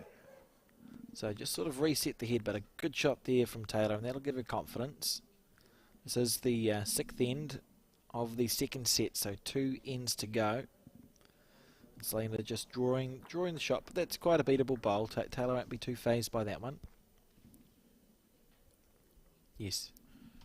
So the white spot you can see just past the jack is the edge of the rink, so it went that close to killing the end, in which case the jack would have been respotted on the 2 metre mark. Well, this would be good, particularly if she takes the needs jack. to get back in that little bit. What a shot there from T.Bruce. That's top-notch stuff. Absolutely brilliant bowls. 2 great shots. It's so hard to go from a run shot to a dead draw like that, and a great demonstration of her skill level. Particularly when the green you're taking is so far removed from the one you were taking when the jack was on the centre line. Yeah. Yes. Well, I suppose the other challenge for these players, depending on where you take your mark, like some of us look halfway up the green, but as you can see from this camera angle, this venue's been dressed up quite considerably, and there are Toblerones running down the side, medievals in the back. Yeah. It'd be hard to find a spot to, it doesn't look like a normal green, does it, John? No. Selina on the back end, just looking to make a correction. Oh, not a mile away either. They're cutting under. Very far, needs it to hold. Whoa. Oh, gee. And a pantomime crowd too as well. It's one of my favourite things about bowls. If you get a reasonable enough crowd, it does become a pantomime. You get the oohs and the ahs. I've also seen a 3-person Mexican wave at a bowls a bowling event, and that's one of my personal highlights. In unison. That was great. Yeah, good. They were having a good time. So an opportunity here just to make it 2 for Tayla. It does feel like this game is heading towards that one-end playoff, Yes. doesn't it, John? Yeah. This is the last bowl. A 2 here would make it very comfortable. She should make it 2, but it does need to get back in from that mark that we pointed out before, that little white spot there at 3 o'clock on your screen. Yeah, great shot there. So 2 there to Taylor Bruce. Brilliant. So black bowls for the South Island, white for the North. Taylor Bruce takes the mat out to about 5 metres out. And that 3-point lead. If it was one game, it's 12-11, isn't it? You can see there. So reasonably evenly matched, though, as we've said. Taylor has she hasn't scored the big numbers that Selina has, but she has scored on more ends. In fact, how many 2s has she scored? Just 3. 3 2s. Over the game, and yeah, two on this one. Yeah. Selina's gone a 3, a 3, a 2, a 2, and a 1. Yeah. A good first bowl there from Taylor Bruce. One Seamus. Probably harder on you getting up and down doing that, is it? Probably harder on you getting up and down doing that.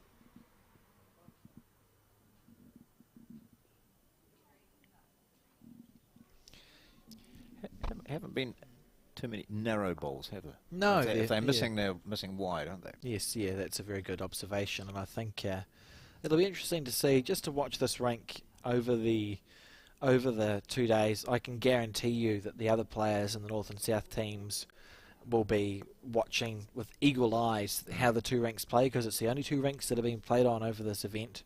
And I suspect by the time we get near the pointy end of this event, we're going to see lots of very tight heads, because you get to learn what a rink does. And the beauty, of course, of having an indoor stadium is that it's not impacted too much by the environment around it. You know, if it gets colder, it might change a little bit, but we don't have an issue with wind or rain. So the players will learn these rinks a bit like the back of their hands, I think, by the end of this event.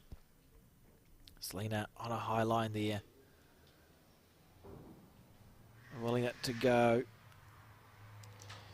You know, once she went past, she was thinking, I'll at least come back to the centre line to give me an opportunity a bit later on.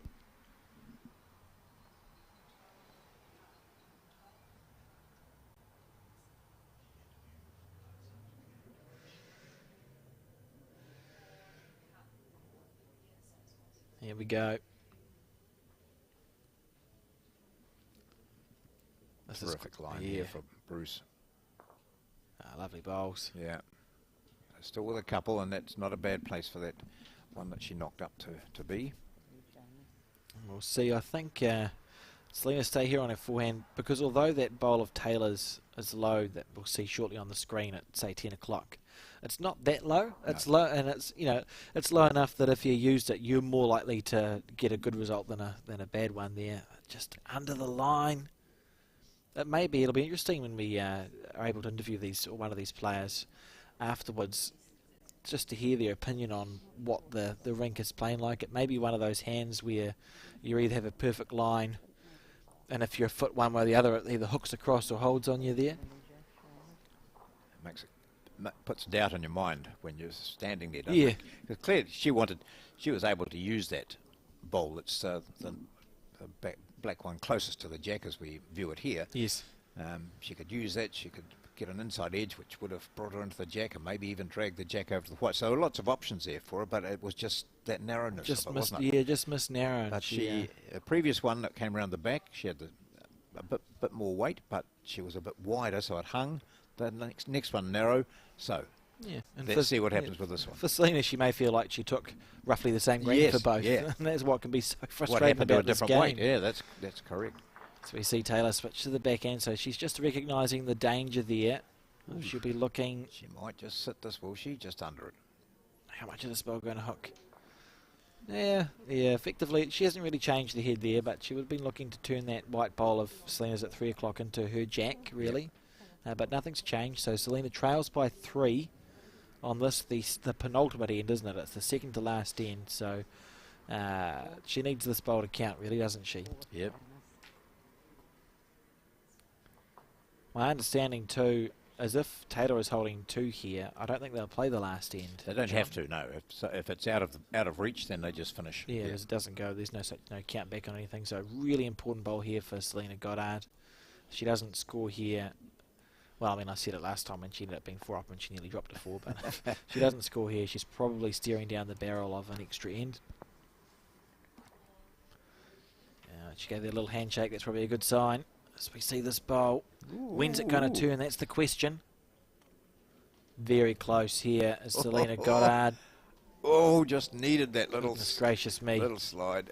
So that's 2, I think, to Taylor Bruce. Yeah, I suspect we'll see 2 to black. So we're going, if it's 2, that makes it 8-3, So they don't have to play. Into the tiebreaker, and I think we've got to go that direction. Yeah, possibly. Yeah. That's brilliant that the marker has been well briefed on the conditions of play there. So the marker just saying if you weren't able to hear, look, there's a 5-point difference, so we'll go straight into a tiebreaker. She's tossed the coin, and this will be interesting to see who's won the toss and who decides to go first. I'm not sure who won the toss, but it looks like Taylor's leading off, and I would anticipate the winner of the toss to send the other person into bat in the situation. So. Yeah. Because then you get last bowl. So if nothing else, at least you get the last opportunity to try and score a point. So we are in a tiebreak on our first game of this live stream, of this broadcast of the North-South. We find ourselves in a tiebreak situation.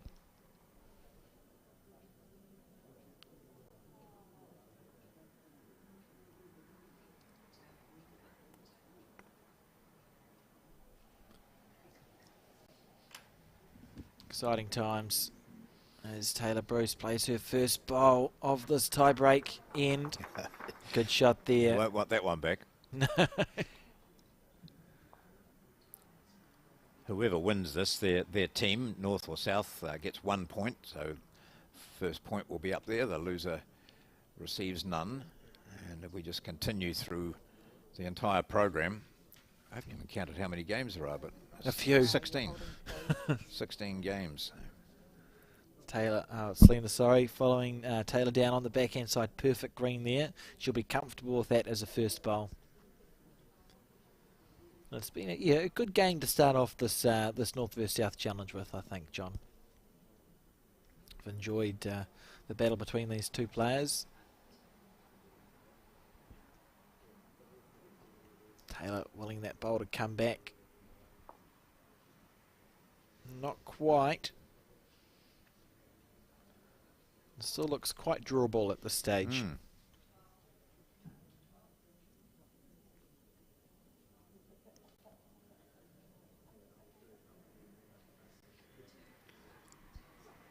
For those people who haven't been here, the temperature within the stadium is quite pleasant. Yes.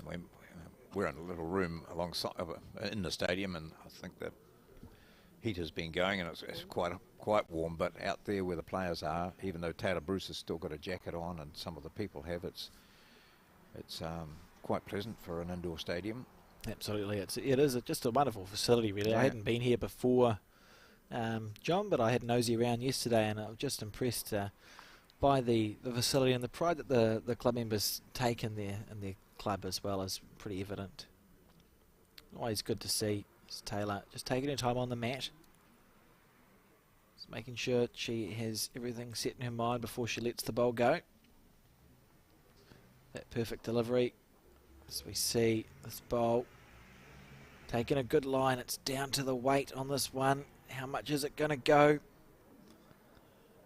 It's still going. Good shot there from Taylor. That's reasonable because she's holding 2, 1 on each side of the head now, isn't she?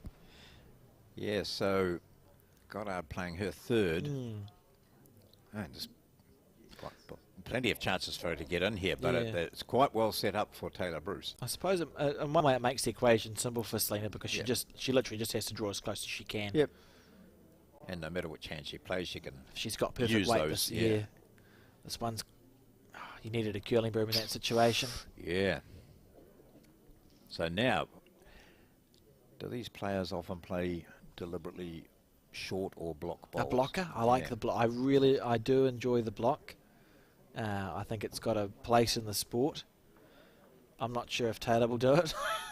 But sometimes, you know, I mean, if you look at that head, Selina has to draw within 1.5 feet to win it, which is a hard bowl to play given the first 3 she's played. Anything you do to get closer is going to give Selina an easier shot, which would be a shot with weight. So you don't want to get closer, Taylor will be thinking. Yep. So what do? Yeah, a block's a good option there, I think, John. No, I think a block. I agree with you. Okay. I'd like to see a block here. To be the second time I'm wrong. Yeah. That's, of course, second-guessing what Selina Goddard is planning. Then give her just one shot. That becomes the challenge, yeah, exactly. Yeah. But a block is really handy, if for no other reason than to get in someone's eye. It doesn't have to be a good block, no. you know. You just put one short and try and make them change the weight they're going to play or think about it. As Taylor opts to play her forehand. And I mean, this is fair enough too, because we know how good Selina is. So it looks like Taylor's opting to go to the back, which does this does a similar job as putting a block in that it reduces Selina to one shot, but just to draw as close as she can in this situation. Has she drawn the 2 metre? Because that's an option, I suppose, isn't it? It is, although I don't think she'll be trying to kill this, but she can. Yeah. I mean, she's drawn some magnificent shots, so it's not beyond her here. And she wasn't far out with that short bowl of hers, so the line was okay. Yeah. So it's come down to this one bowl, hasn't it, John? This is to decide the first point as to whether it goes to the North Island or the South Island. Just needs to get as close as she can. Does Selina Goddard on her backhand? Last bowl of this match. North versus South. The contest has opened with an intriguing first singles match between two of the best in the country. Here we Selina go. Goddard gets one. No, well, Is we're it? going to measure it. What Looks is like it? it could be. Gee, well. What's happened? I think it's one. I'd put money on one to Selina. It looks like it. Just the way that bowl rolled into the head. Beautiful weight that she played with there. A delightful final bowl under pressure. Played it well. As we see Selina measure Taylor's bowl first. Come around to the other Taylor side watching here. Closely. Oh, it might be one to Taylor. No, it's one to Selina. Good game there. Well, an outstanding first match in this Somerset North versus South Challenge being played at Hope Dunedin Lawn Bowl Stadium. It was one set each after we'd had Selina Goddard win the first set 8-6 and then Taylor Bruce 8-3. So they went to the shootout and it was the last bowl from Selina Goddard which proved the clincher, and it is the North Island which picks up the first points of this competition. And that's great news, I think, John, as a North Islander. I am not disappointed with that result. I can't. I'd love to be able to claim to be an unbiased commentator, but I must admit that I have put my eggs into the North Island basket. Well, just to balance things, and also because I'm a South Islander born and bred, although I've lived in the North for a while, I'll go with the South Island, just to even things up here a bit. I won't begrudge you that, John. Okay, yeah. But yeah, good. However, I have had a look at the other match, which we'll be looking at in a moment, and I think North might be in quite big control here. So the next match we're going to be watching is the final stages of the game between North's Seamus Curtin and South's J.Horwell. But the news is that this woman here, Selina Goddard, has scored the first points in the inter-island clash. And the new patron of New Zealand Bowls to the left there is Sharon Sims, and she's got a smile and she deserves to have it.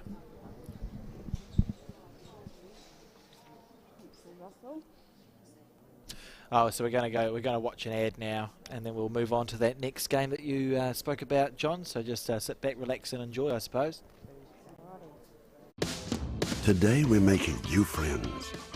We're building a community, and we're still doing all the things we love. We're getting the most out of every day. One day we'll rest, but not today.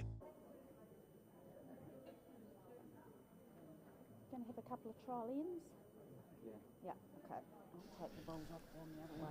So here it is. We've switched across to that other game that we saw in the little thumbnail between J.Horwell and Seamus Curtin. And the score isn't that. It was 9-3 in the first set anyway, and I think we had the second set. Seamus Curtin was quite well advanced in the second as well. So Seamus Curtin playing for the North. He's leading 7-2 as Seamus on the second set. Unsure why that's not showing on the screen, but I'm sure it will shortly. And just when I was keeping a wee eye on it, and I saw Seamus Curtin play a delightful weighted shot, which took out the shot bowl, moved the jack slightly, and I think he ended up with a 4 on that particular end. Yeah. That was in the first set. That was the killer. So he went on to win that 9-3. And we're playing N6 of 8 in the second set. Oh, no, sorry. I'm not sure how many. Yes, we are. We're playing N6 of 8 in the second set, and Seamus is leading 7 points to 2, so he's 5 up with 3 to go. Okay. So Seamus, a well-known figure in New Zealand bowls. He born and grew up in the Plymouton area, where both his parents were involved in bowls. His mother, Rachel Wyburn Curtin, is down here. Received a certificate for coaching. Yes, she's for the performance coach. Yep. He plays out of the Stokes Valley Club and went to Aotea College in Pororua. And Jonty, a good South Islander, born in Christchurch, went to Logan Park High School. He's an electrician. And interestingly, he mentioned, you know, I think about being in Otago and how many outstanding bowlers have come from this area, and 2 of those were Duncan and Stu McConnell. Back in the probably 80s and 90s, I would suggest they were at their peak, but anyway, that's where they were some of the inspirations.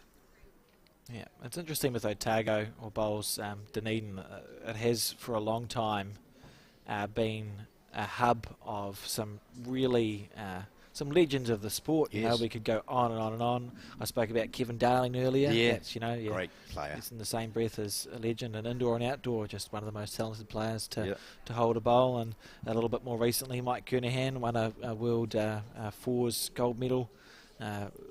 Played for things. Steve Beale, that was Bowls New Zealand employee, hailed from Dunedin originally, and has had some success. As we watch Jonty here on the forehand. And there we go, we got the scoreboard up and working now. Trails 7-4 on the second set. So he's 3 down on the second to last end. So he'll be needing to score a couple of points here, a couple of points again to have half a chance. And we see Seamus Curtin lead off on his forehand, leading 7-4 after winning the first game, 9-3.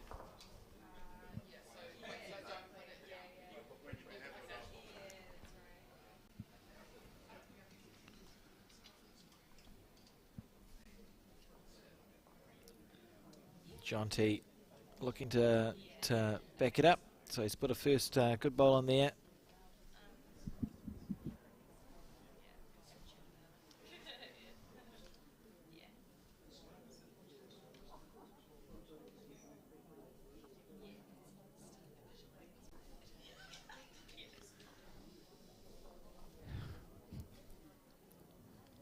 So 7-4. So Seamus Curtin doing a good job here, with the North Island already having won the first of the matches in a shootout in the singles between Selina, Goddard and Tayla Bruce, and they're with us at the moment. Can we talk to them? They're all set to go. Can. Oh, good. Yes, yeah, congratulations, Selina. Turn on Selina. Who? I think. I wish.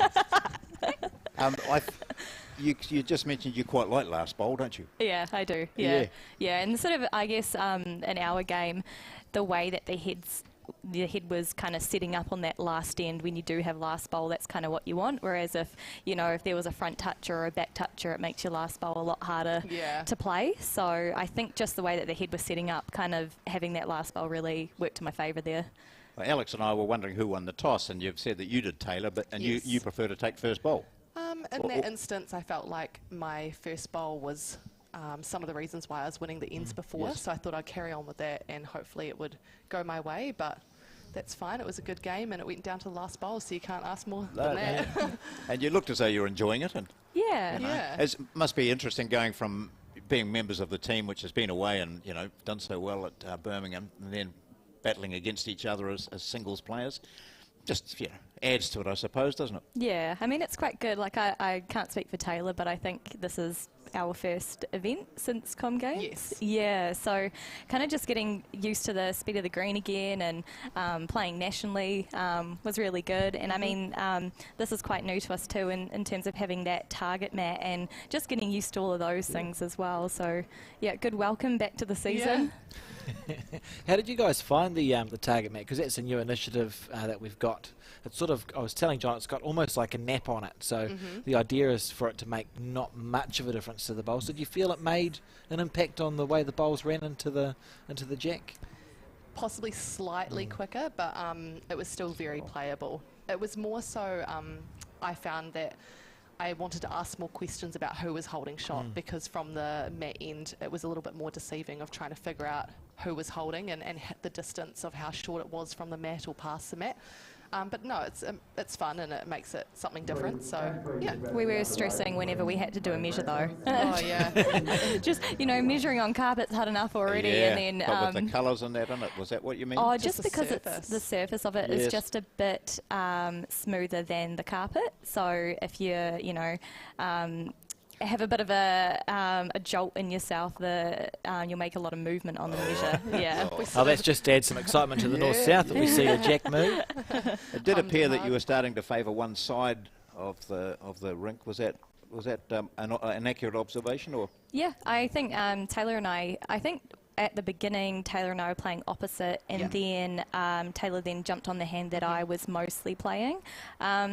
Honestly, from that first game, I think that both hands were very playable. Yes. You know, it was not because one hand was funny and one hand wasn't. It's, I think, just on carpet and the way that you play this format of bowls, you just want to get settled in. So you want to make it as easy for yourself as possible.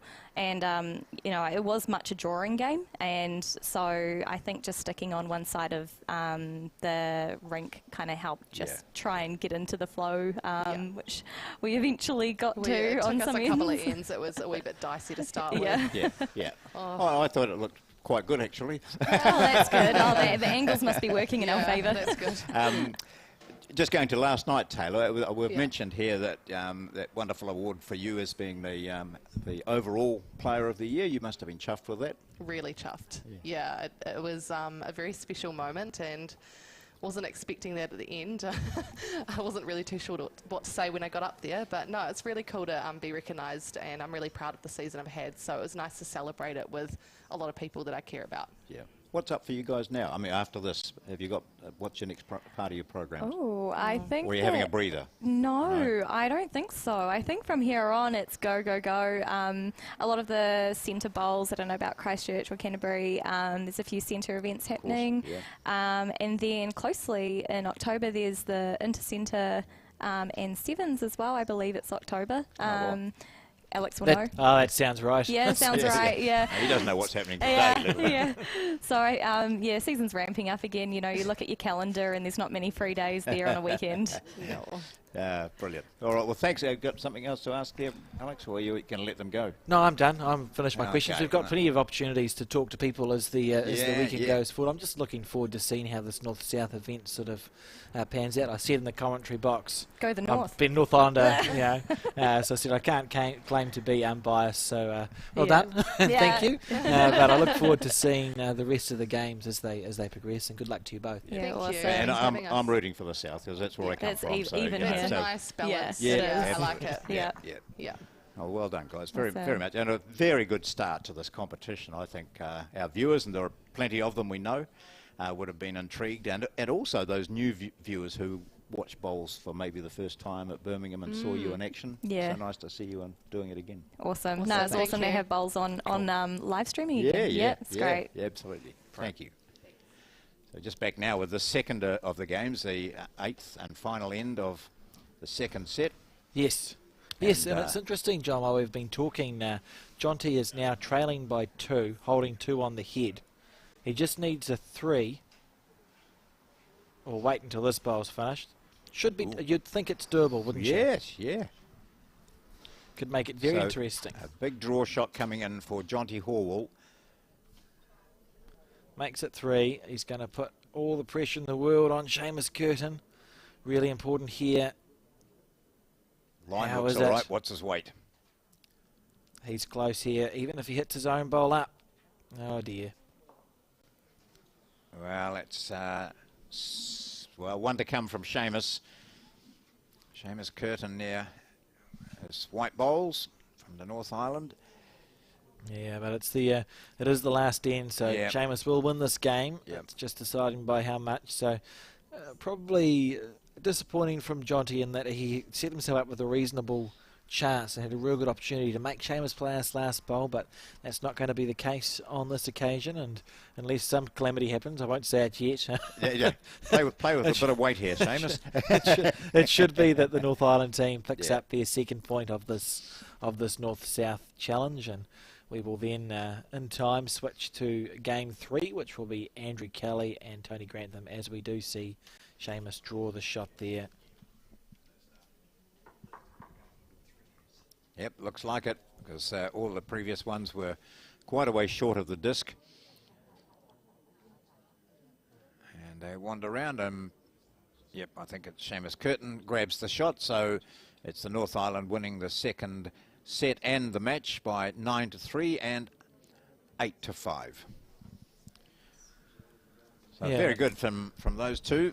Another fine performance from Seamus Curtin, who has won quite a lot of titles in his time, still a young man on the way up. The marker there is Dot Mowat of Outram Bowling Club. And I think a good start there, the psychology of it for the North Island team to have started off with 2 wins. I think we're going to start seeing momentum going one way and the other for these teams. So we'll see Andrew Kelly will now be thinking, well, the South has lost the first 2 singles games.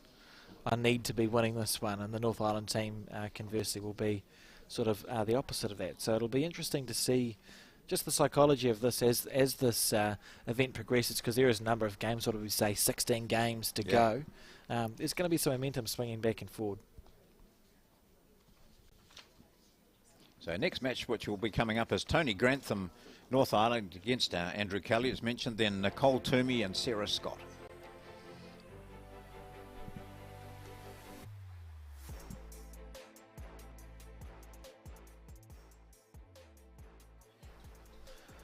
Watching the Somerset North versus South Challenge, and Tony Grantham against Andrew Kelly. These are the Nice two throw, the players. That's very. I wouldn't have the bravery of Andrew to throw the jet. I hope he caught it. If it hits the green, that's when the greenkeeper starts giving you a bit of a look. But yeah, 2 well-performed players here. I think they both contested the National Peers final this year. Yes, they did. Tony Grantham would have been leading against Seamus Curtin. And Andrew Kelly was skipping against Gary Lawson in the National Peers finals. So no stranger to competition against each other are these two, as we join them on what looks like must be their first end. Come on, the South. Come on, the South. I don't begrudge you. A good start. Grantham there. holding 2 shots there by the looks of it. So Andrew Kelly's been was a member of the Commonwealth Games team. A really huge list of achievements for him. Grantham, a bit older, born in Wanganui and went to Manarewa High, Takapuna Grammar. We had some Hall of Fame inductees last night. One of those was Nick Unkovic. And I think for those people who were growing up at the time that Nick was playing, it probably would not be a member of any sports club, no matter what code, who hadn't heard of Nick Unkovic. He was a true character. I enjoyed his son and daughter accepted the award on his behalf, and his son said, anytime I go anywhere and say, I'm Nick Unkovic, they go, you're the bowler. And he said, no, that's my father. But they were rightfully proud of that. Absolutely. But he was such a character, and he got offside with officials all the time. And but just, people that he impacted on were Rowan Brassey and Danny O'Connor, and I mention that because Tony Grantham refers to both Brassey and O'Connor as being inspirations for him. So it carries on from that great area, you know, that Okahu Bay club and that where a lot of those top players came from, including Nick Unkovic when he wasn't kicked out of the club, I suppose. But, you know, just a superb player. And I think that's one of the beauties of our sport is because people's careers can go, you know, you can play good bowls for 20 or 30 years. Look, I mean, Kelvin Scott won the national singles this year in his 6th decade and would have been playing well 30 years ago. You know, you have good long careers. You can make a real mark on the game and on how people play it, and you find it in the different regions, like the way people would have played bowls in Otago in the 80s and 90s. That will have impacted just the style of game that they play, and I think it's really cool to see. And when you ask the players, you know, what players did you idolise growing up? A lot of people, Peter Bellis was known for his mighty drive, and that would have impacted a whole generation of players. I think it's just it's great to see. Well, so this end has changed a little bit to what it was when we started, where Grantham was holding 2, and now it's Kelly who grabs the shot on the first end. On the first end, 1 to Andrew Kelly. And he takes the mat out. If you've just joined us, this story is they play 2 sets of 8 ends each. The jack is always placed in the centre of the disc and centre of the circle, and the mat can be placed anywhere. I like disc. I think that's a good. I Sounds like better disc. Disc. Yeah. Well, we started off with sticker. Yeah. And we needed to move on from that. So I think disc. That's a good call, John. How about the summer disc? The summer disc? Somerset Summer disc? Summer disc. No, we'll stick with disc. Well, we'll start off with disc and we'll see how it goes. And I think disc is an improvement on sticker, so we're getting there. Small steps, eh? Yep. That's all I know. Here's Grantham now with his first. He got the weight pretty well, quite well in the first end. He's a class act, Tony Grantham. Oh, absolutely. He's been around for a long time and just came back, as did Andrew Kelly, from the Commonwealth Games. The men's team performed well enough. They were a bit unlucky, to be fair. They, what game was it? I'll tell you in a second. I think it was the 4s against Wales. The men's team were maybe 6 down, 2 to go. Picked up an 8 at Commonwealth Games in a quarter-final to go 2 up last end. Holding a good head. Didn't have last bowl, and there's a video of it somewhere, but the Welsh skip trailed the jack 1.5 metres to his 3 waiting bowls to knock the New Zealand team out. So a roller coaster of emotions. Yes. And I was at the Glasgow Games. They had a great a live results tab on the not Glasgow. What am I saying, John? Yep, at the Birmingham Games, they had a live results tab, and they were updating end by end, and it was 2 o'clock in the morning or something. I was like, I'll have a look and see how it's going. I looked and I was like, well, we're well down. I refreshed it, and suddenly we got an 8 and we're well up. And then I refreshed it again, and we dropped a 3 to lose. So you didn't go to sleep. I was on an emotional roller coaster at 2 o'clock in the morning, so I can't imagine what it was like for the players. But yeah, both these players here coming back from that. It looks like we're actually on N3, John. Yeah, N3. So 4-0 there, and the. Oh, hey, Kelly's got the right smile because I think the markers just said I can't pick it. Is that what it was? Yes, yeah. I think that's what happened there.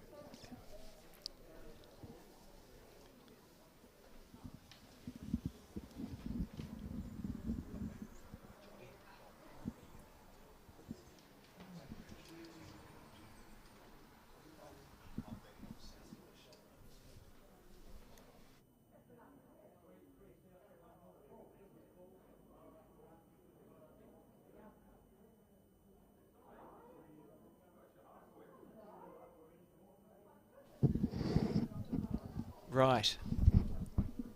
So to join us, John, shortly, just for a brief conversation, we're going to get Seamus Curtin and J.Horwell into the, what are we going to call ourselves, a commentary booth? You can see it. It's on the screen. They're here already. It's bigger than a booth. Commentary. So I think studio's quite good. Studio works. Yeah. Cafe, no, studio, the commentary cafe. A commentary cafe, but we don't have any coffee. So I'll turn their mics up now so we can actually hear what they're going to say to us. And we'll just have a brief chat about how their game went, I suppose. Well, Jonty, I suppose you would have played in here quite a few times, have you? I have, the last few weeks. Been coming in after work. It didn't look like it out there today, but yeah, hopefully there's still 3 more games. Mind you, it took I saw at least one decent drive, or fierce run shot from you, Seamus. So you Yeah. know, he's putting you under pressure a bit. Well, that first set I played a drive and I sort of got a bit lucky, and I Yeah. think it sort of set the tone for the game after that, because I sort of took control of the set after that. So I got a bit lucky from that, but I'm glad how I picked up and Yeah. took control of the set after that. But yeah, sometimes it doesn't happen and you don't get the luck and you can't take control of the game. So yeah. Do you like the concept? This, you know, 8 ends isn't the normal sort of limited games you play, is it? But do you enjoy that? Yeah, I don't mind it. It's a mindset. You got to play your 8 ends, and then you got to literally just clean slate. You got to come out and play another 8 end game, basically. Sometimes I actually like to change it up. Like if you're going well on something, just change it up, because it's a new game. You want your mindset to almost readjust, so you can get ready for a new game. Rather than and neither of you want to go into that sort of shootout at the end, do you? Although you probably did, I Jonty. Yeah, like having lost the first set. How did you? We were talking to Selina and Tayla here before, and they were talking about how they eventually started to favour one side of the rink. Did that happen with you guys or not? I was kind of going all over, just trying to get one closer than Seamus there. Yeah, I That think last shot of yours, where you had a chance, didn't you, of forcing it into a? yeah, You're holding a couple yeah, in there. Didn't really want to be short for the fourth time, but yeah. it's it like wasn't a great last end, was it? no. Had Oh, a was great it, wall of it was China an at the front. It was an exciting last end, Yeah. depending on your perspective, I suppose. Yeah. I asked Taylor and Selina, I'll ask you guys, we've put the discs, the Somerset discs, onto the green this year. It's a sort of a new initiative. They've almost got a nap on them, and they do, we think, make a slight difference to the bowls. How did you find them? What were you guys' opinions? You can be honest. I won't get upset. Well, I won't get too upset. But how did you find the Somerset discs on the head? Kind of Anyone? struggled with it. Just like the bottom of the mat is kind of soft on the indoor rinks because it's just going against carpet. Now it's on a slick, well, slightly more slick surface. It can move about a little bit, but not to say that doesn't happen in normal bowls. You can have mats like that. So, but it's something different, and it's kind of weird to look at from the other end. But that's only because it's fresh, you know. Yeah, that's what Taylor said, wasn't it? That from her end, we saw her ask the marker a lot more questions because it sort of changes your depth perception a little bit with the discs on the green. Oh, for sure it does. You think there's like a big jack down the other end. You're like, Oh, if you can get on the mat, you're good. Yeah. Like if it falls off the mat, you're like, oh, okay, I need to get on the mat next time. But I found it like Jonty said, it was quite slippery. So when you put the mat on it, actually when you delivered, you could almost feel the mat slip a little bit. I don't know if you found that. Well. But also with releasing the bowl on it, just the sound effects was different, or like different to what we're used to. Yeah. That's Which doesn't mean it's wrong. It's just No. it was just different. gotta get And I used to quite like the look of it anyway. It So looks we cool. might see more of players not having the mat on the disc. You think they'll be dragging it back or forward. Maybe, yeah. Well, we'll see. And you'll get used to 2 days to get used to it, I suppose. But it looks good. It's great for viewers, and that's what this is about, of course. That's right, you know. that's right. To hell with the players. We don't care about the players. It's Also to the credit, like when we're looking at the head from the other end, you know, especially if the bowl's level, you can kind of tell exactly how far away it is. Oh, okay. And so, you know, if you're looking from the front, you go, I think I'm just over the front lip of the sticker. Seamus is here. You know, it's actually kind of handy. From that you point can of view. identify it a wee Yeah, bit you're easier. right. No, that's good. Yeah. So your form's quite good, both of you. You obviously, even though you got beaten, Jonty, but you know it's you feel quite comfortable with where you are at the moment, this stage of a season, going into a new season. Hey. Yeah, I've had a couple of months off, so the last month has been, 2 Eating. months before, but the last months has been into training, which has been really good. I'm actually quite looking forward to this season, but it was nice to have that break. Obviously, we tried going for the Commonwealth Games, and that didn't succeed. So, having that couple of month break in that period was sort of needed after a big push of training. So, having that couple of months, then the last month being training, I'm quite enjoying it. So to come out and play some competitive bowls, it's fun. Yeah. Yeah, I suppose my last question of you guys is, you know, this is we've had North-Souths before, but it's a slightly different format to what we've had. What's the feeling been like around your team? Like, you know, how much do you guys want to win this sort of inaugural, what do we call it, like the Ryder Cup of outdoor bowls? How's it been feeling? South's all over it, mate. Yeah. Yeah. Maybe not in that game, but South all over. No, Jonty, having lived here for a number of years, I understand where you're coming from, because the South Island is quite hospitable, and what they like to do is give visitors a bit of a warm welcome and make things sort of easy for them and give them a couple of wins early and then get into them when it matters, eh? Yeah, well, that's just it. You know, it'll come. Yeah, absolutely. That's quite stressful. What is this? No, well done, guys. It was a very good second game. The first one went, as we saw, to a shootout, and Selina won that. So that was the North up by 1, and then you won that second one. So North leading 2-0, and That's how we like. here. That's what we like to see, really. Kelly's on No, fire. this one's not so good, John. Kelly's on fire. Grantham under all sorts of pressure. Kelly's on fire. Cool. No good. Well, thanks very much, guys, for popping in, and we'll talk to you later on, and good luck for the other matches.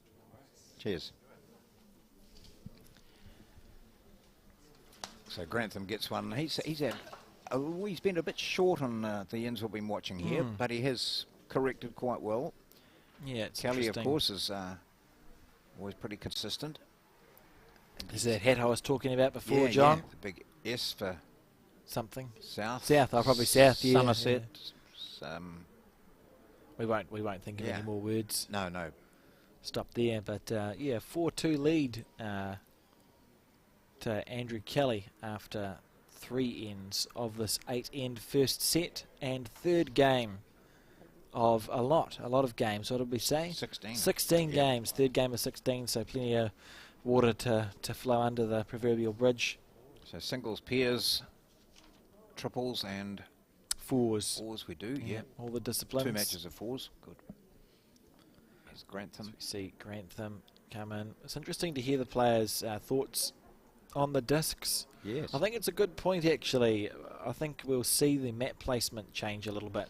I think I'd probably have my mat almost in front of the disc if I didn't like the sound of my bowl going over it, and I think we've seen that here from Andrew and Tony. The mat is just sitting on the disc a little bit, or just a bit in front. It'll be interesting to see. So in delivery, the bowl's not hitting the disc. Yeah. And also the mat's not sliding at all. Yeah, They said not it was too moving much, a little bit. Yeah. So it might be like half on, half off sort of thing. Good end here building from both of these players. Looks like Andrew's got some old, It does, doesn't it? hence Yeah. like some old bowls there, big swingers. So that'll probably, before the day's over, fall in. If our South Islanders all will it, it'll I think at the same time, as we see Tony Grantham here on his forehand. And the score being confirmed there is 3-4 after 4 ends. Great effort here, good bowl there from Tony Grantham. Both of these players have won the national singles before, John. Yes. Tony Grantham in about 2005 or 6, I reckon. I do have a bit of paper somewhere. He's won 3. And it says national titles 3, but it might be singles, pairs, and a fours. Yeah, it's a singles, that's pairs, it. and a fours. Yeah, that's right. And he won the singles maybe 10, 15 years ago. And Yeah. Andrew Kelly, the singles champion at Christchurch, and he defended and lost the semi-final to M.Galloway in Auckland a couple of years ago. So both know what the singles game is all about. And the marker unable to call who's holding the shot here. I reckon it's 1 to Tony. And remember, Andrew can't come up to the head unless it's like an exceptional circumstance on his third bowl. So he'll probably play it like he's down.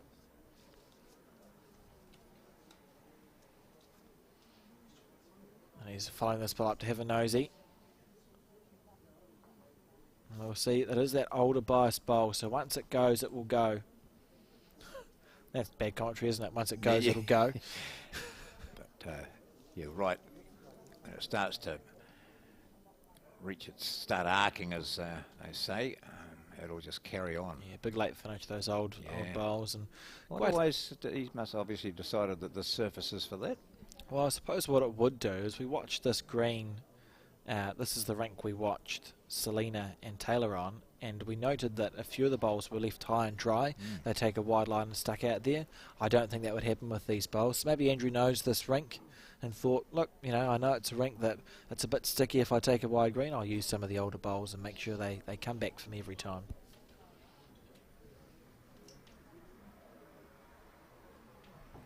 Tony Grantham on the forehand side. Lovely delivery, very efficient.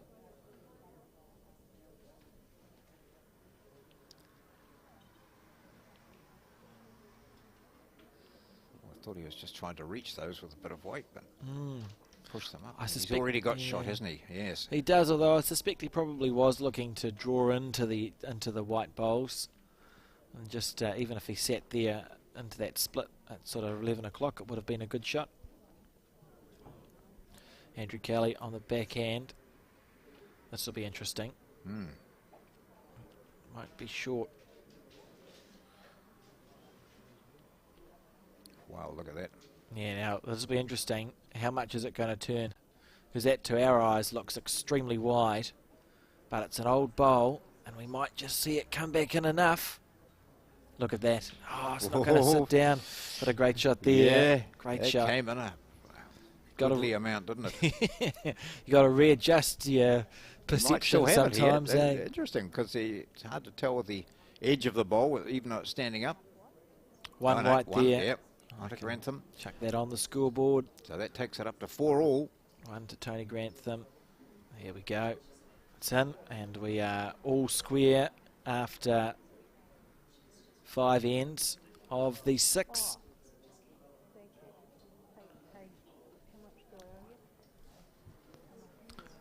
4-all, yep. And Tony Edenoff on his forehand.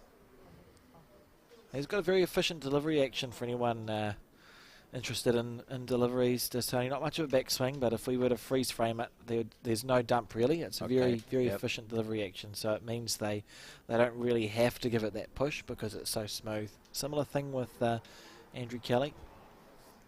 Though one of the interesting differences between our game and these guys being up north is even, we'll call them dumpers, even a dumper in New Zealand, because our greens are fast, and they're fast because they're quite hard packed. Even if you dump a bowl in New Zealand, you can still get it up the other end. In the UK or on slow greens, because they're a soft, spongy surface, if you dump it, that's all the weight just goes. So you can't afford to, you don't get away with it in the UK. The bowl just makes it about halfway up, and that's the end of that. Kelly just a bit unlucky there, getting a side of the jack. Yes. Terrific weight for the shot he was playing, and he'll keep that weight for his next bowl, I'd imagine, depending on what happens here with Grantham. Absolutely, as we watch this bowl struggle to come back, he's just trying to break back into the head. Still going. Probably holding 2 there, I think, John, but yes. Doesn't change Andrew's shot. No. I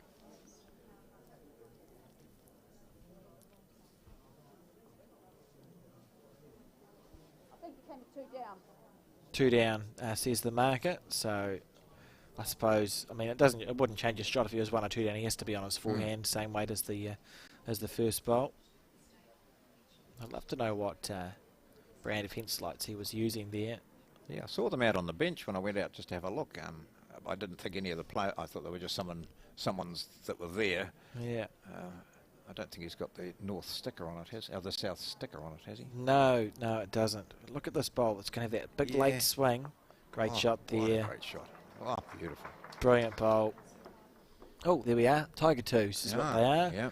Often used on carpet. We saw one of the Stokes Vipers use them on bowls 3-5, some Tiger twos. They're popular in the Northern Hemisphere as well on their carpet greens, but you chuck them out or you get punished. Yeah. So we see Tony Grantham take a notably tighter line to the bowl or the jack. If it holds half a bowl, he's real close to good. Great shot there from Tony, but still 1 down. Well played. That's Tony's bowl. And about that.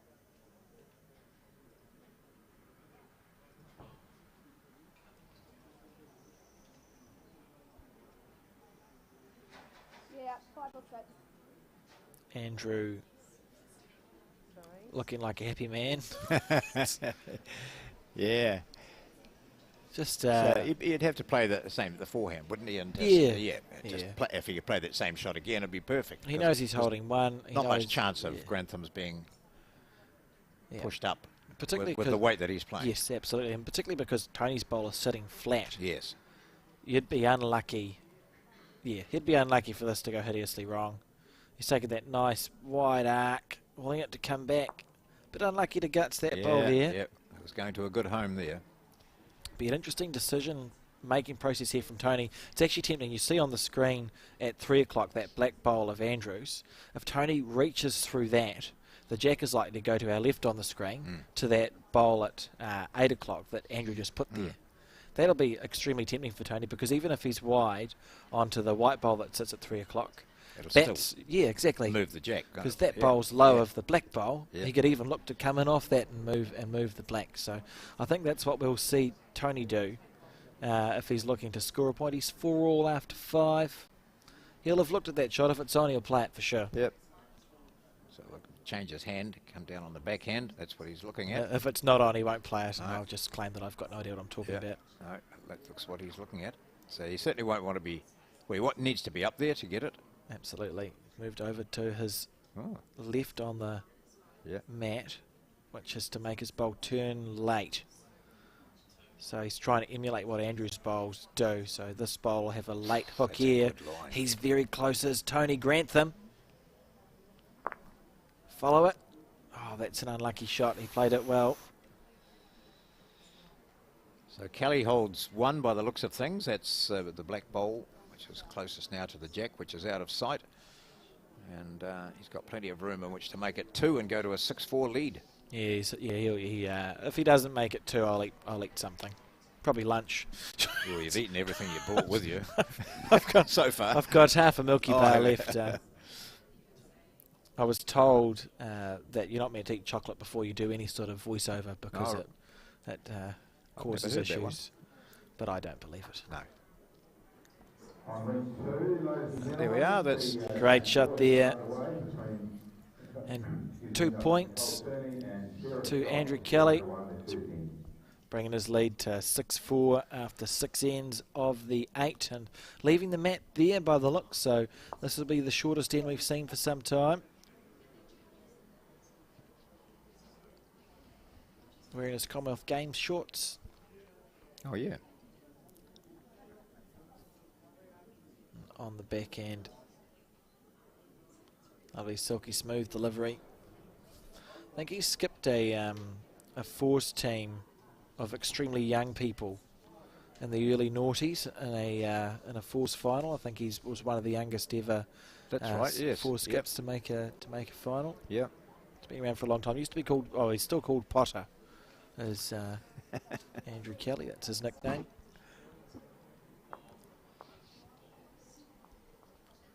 So we see T. Grantham look to follow it down, wanting it to hold at the end of its track. Hard to tell. I'd probably err in favour of Andrew's bowl for shot there. Looks I like think. it's a bit further in the circle, but not sure how far back. Andrew Kelly on the backhand again. Not quite as wide this time, so we'll see where this finishes up. Oh yeah, well, it's certainly the shot bowl now.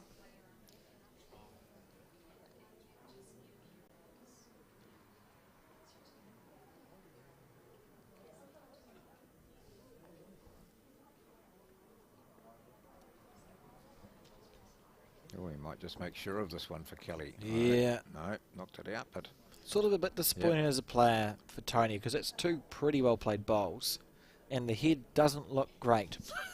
So he'll be thinking to himself, I've actually played 2 good bowls here. It's not fair. what's going wrong? Yeah. Andrew just looks to plod another one close.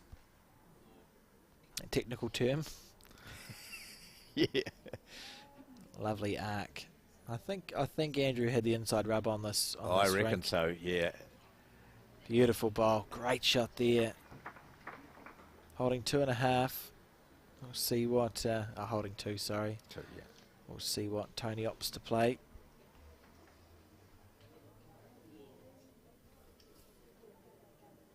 Oh, he looks a bit tight here. He does. So Andrew now with an opportunity. It's fascinating how the pressure accrues in an end of bowl sometimes. We've seen the pressure just get... It's like someone's just turning the screw from Andrew Kelly here. From holding the 1 to holding the 2. And Tony's going... Whoa. Got to play a big bowl. He's Andrew Kelly leading by 2 on this penultimate end, the 7th end. Holding 2 on the head. That's pretty good stuff if he can hold on to it. I'll be interested to see him play the other hand at some stage, you know, because he's got this one sussed. Absolutely. This green's going to be pretty good again. We'll see this bowl come back in, and that was the perfect green. If it had run another couple of feet, it would have made it. And Tony, 2 down on the head, 2 down on the card, needs to make this bowl count. And certainly doesn't want to be narrow and do any damage to his bowl, which is huge. Second shot here. Here we go. Tony Grantham looking to guts the jack. That's a great shot there. Yeah, brilliant. Literally couldn't have played it better. Perfect bowl. I should probably put that score up 1 to Tony, which means that the score is now, John, 5-6 on the last end of the first set. So a great bowl there from Tony Grantham under huge pressure, because if he had missed that, he's 4 down last end.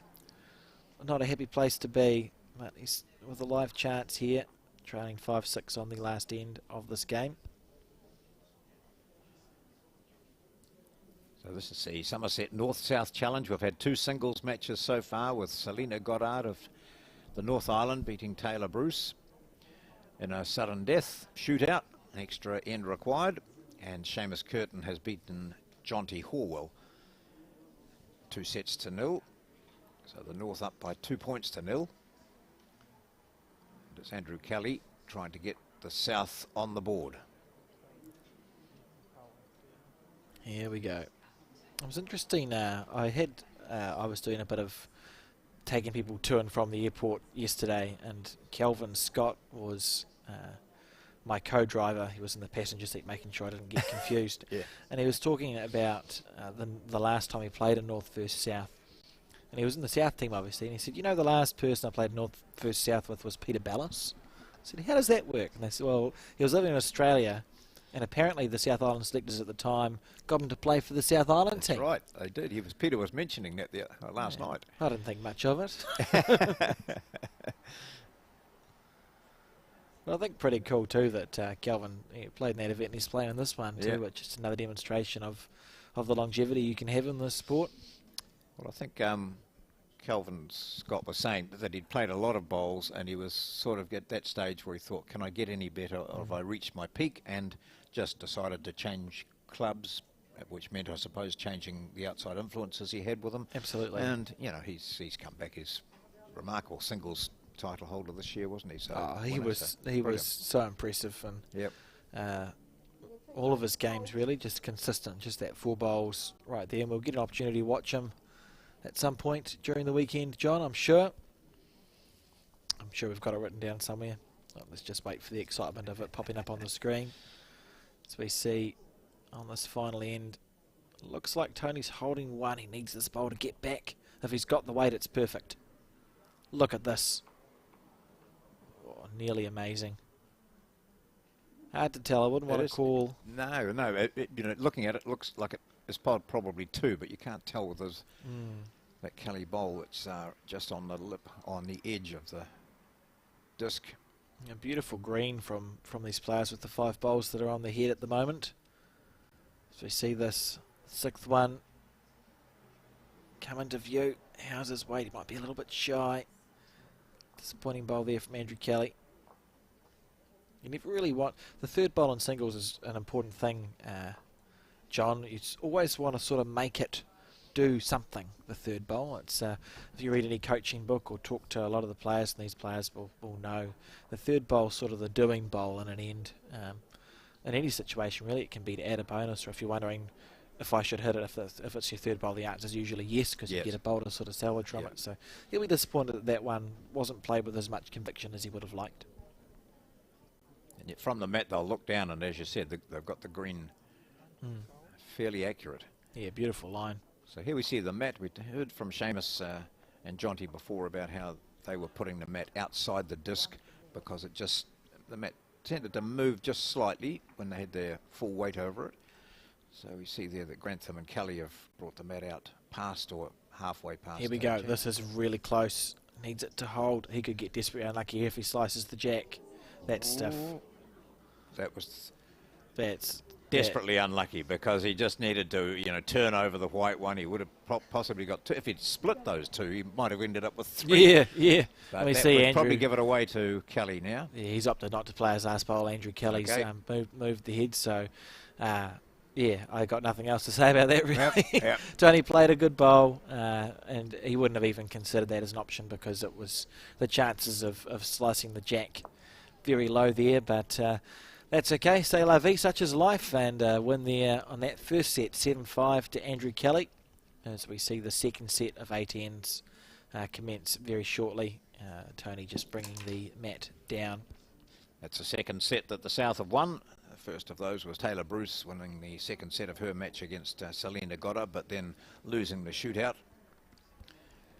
Seamus Curtin winning 2 against Jonty Hall for the North, so North's leading 2-0.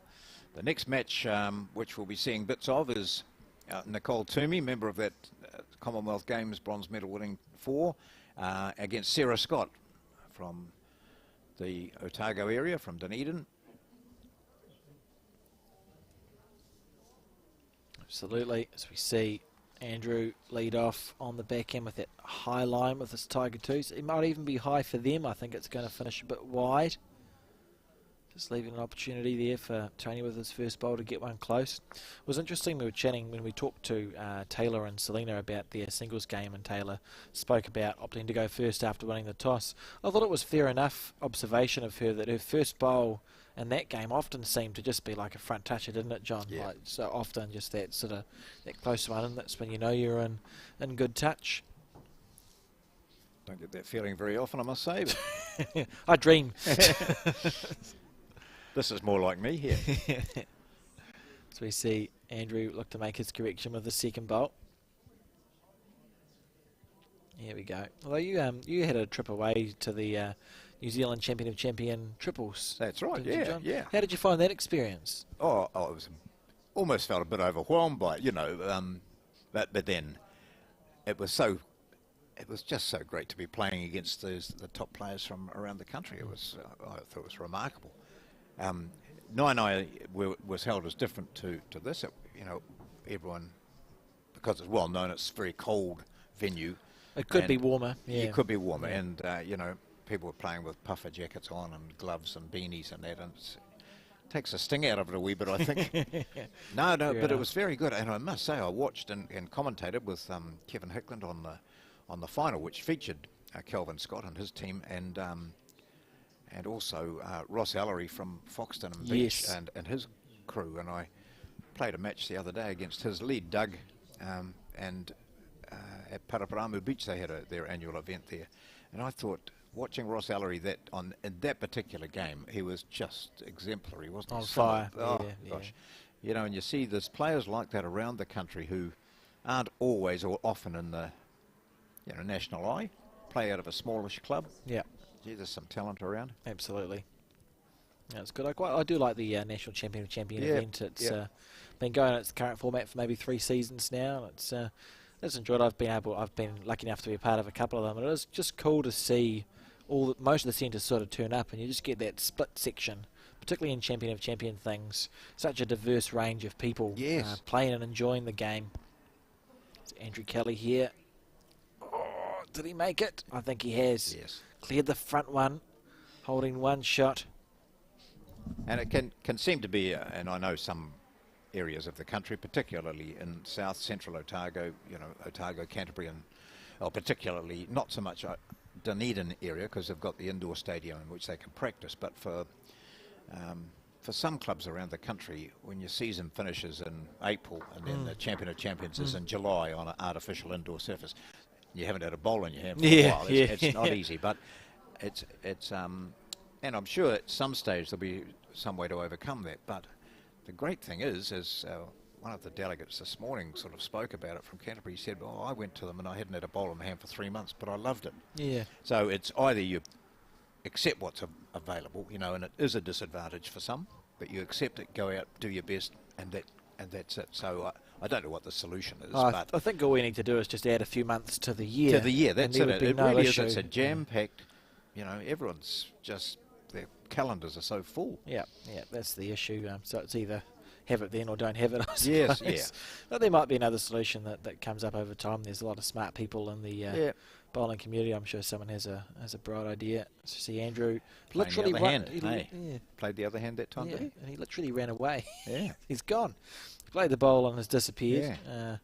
It's slightly off the screen there. It's interesting. I wonder what's happened. I suppose as long as he comes back, it doesn't matter. So we see Tony. Well, there's his Good bowl shot there. Great bowl.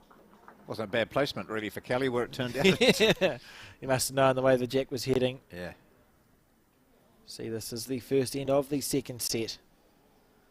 We'll just wait for Andrew to come back from wherever he's gone. There is no time limit on these games and no shot clock or anything. It's just sort of dictated by the fact that it's two sets of 80, and so they're not going to be slow games, are they, John? No. There he goes, bouncing back. It's actually Tony will be happy with that, because often if a player leaves for a toilet break or disappears and you've got a bowl, you either don't play it and wait for them to come back, or you go, right, I need to get as close as I can so that when they come back they go, oh, there's a bowl right by the jack. See Andrew switch to the backhand side here. He'll give himself a chance with this bowl. Be looking sort of to trail the jack back 3 or 4 feet or rest that white bowl. Interesting, he'll be disappointed with that one. If you miss heavy, he'll be disappointed. That was a great line, wasn't it? The line was perfect. There's not much missing. Tony Grantham on the forehand, beautiful, efficient delivery. That's the sort of delivery that means he'll play until he can't. That's the thing. Know, Yeah. Obviously, but there's not much there to break down. No.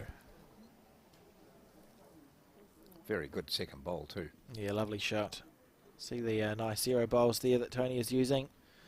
Designed specially for Bowls New Zealand by Erin Nurka, our commercial manager, and all the other, commercial manager undersells what she does for Bowls New Zealand, but a great contributor. Oh, hell yeah. A lot of the content that you see, like all the media walls, would have been designed by Erin. She's a dab hand at design and worked with aero bowls to get those made. I think they look pretty cool. Tony stalking after this one. He's the sort of player, if he gets his first bowl close, that's where the other 3 bowls go, which we're seeing demonstrated nicely here. Wow, yeah, very good. Because he can just rinse and repeat once he finds his line and length. Oh, right. That's it, you know. The worst thing you can see is in opposition to Tony is for him to draw a front touch with his first one, because you blink and there's suddenly 3 other bowls there. Andrew coming to have a look here. It's unfortunate, he sort of half blocked himself with the second shot. As it'd be tempting otherwise. Well, because of the bowls he's using too, they're taking a bigger green. So he swings, can't, if it was with Tony's bowls, he'd be able to confidently look at the jack through That's there, right. wouldn't he? Just a yard on or something. Yeah, it'll be interesting. Yeah. Interesting to see. I'm not sure what he's going to play, but it'll be interesting to see it. As I see in the background, there's actually a large north-south scoreboard, and that must be the overall one. I don't know what the one at the bottom's for. It'll make itself make sense at some point, John. But well, good to see a big Erin, scoreboard. She knows everything. She will have made it. So we see Andrew on the forehand, guts that one. Good result for him as it turned out. He was 3 down. Went well. He was obviously reaching. He must have decided to go bowler jack on the forehand side. Bit narrow, but it's worked out okay for him. He's still 2 down, but the head's so much better now. Nothing in the front to block it up. And Tony Grantham has the decision to make. The forehand side, but just to our left, it looks like not a good idea, I would say, because of Andrew's bowl that's low, and it'd be too easy to move the jack back. So I think we'll see Tony switch to the backhand side, but just to our right. So last bowl of this end. Here we go. Well, we know he's got the weight with the 3 previous ones. Yeah, for sure. So it's just about his line. What a great way to start your second set. I don't think he's quite made it there, but a 2 there to Tony Grantham. On the first end of set 2.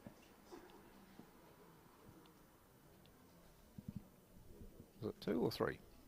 I thought it was 2, yeah. Okay. I'll just press the right button.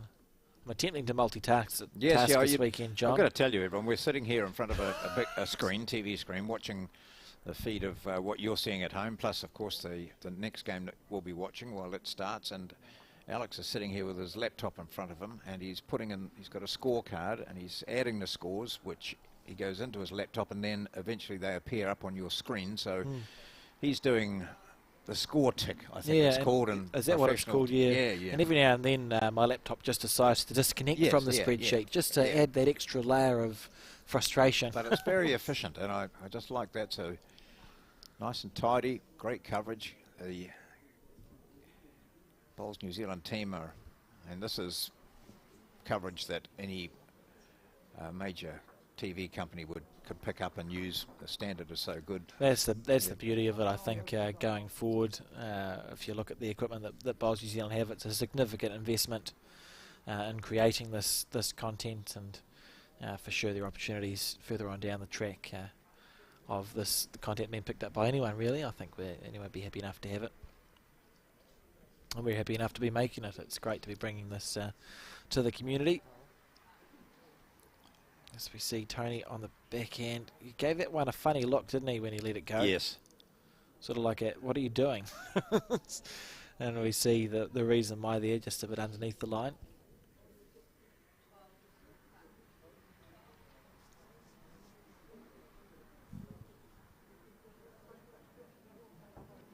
Kelly sort of turns his head slightly to the side, looks like a bird as it's looking for worms. He just gets a good view of it that way. And everyone's got look at that. different habits and idiosyncrasies.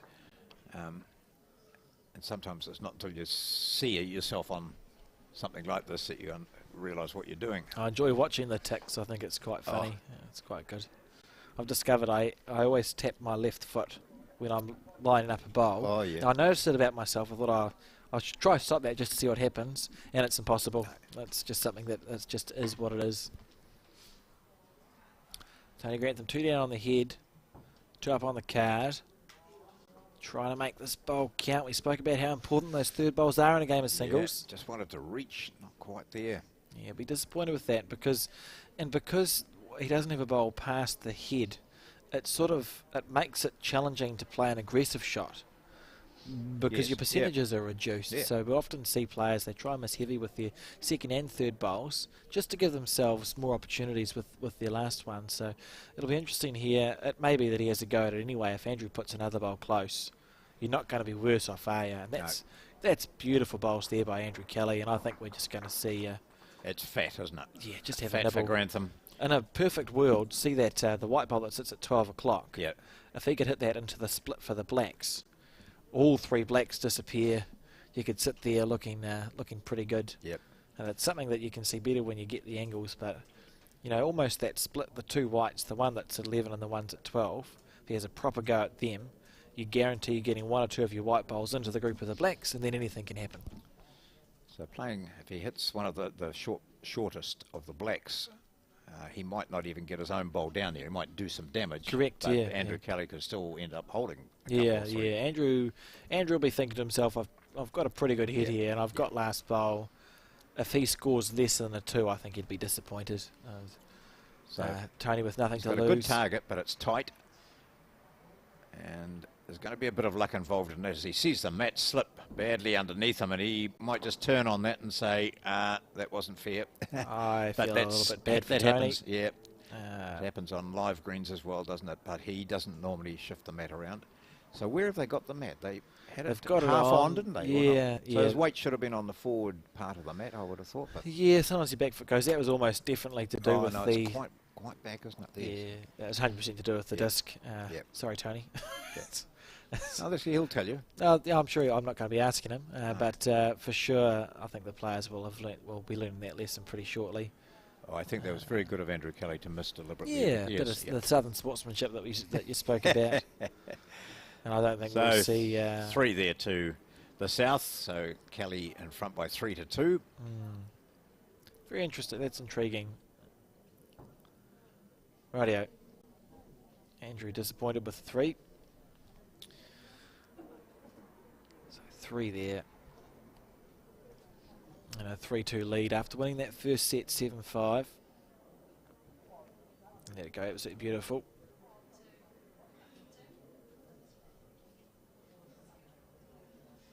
Watch this bowl break in.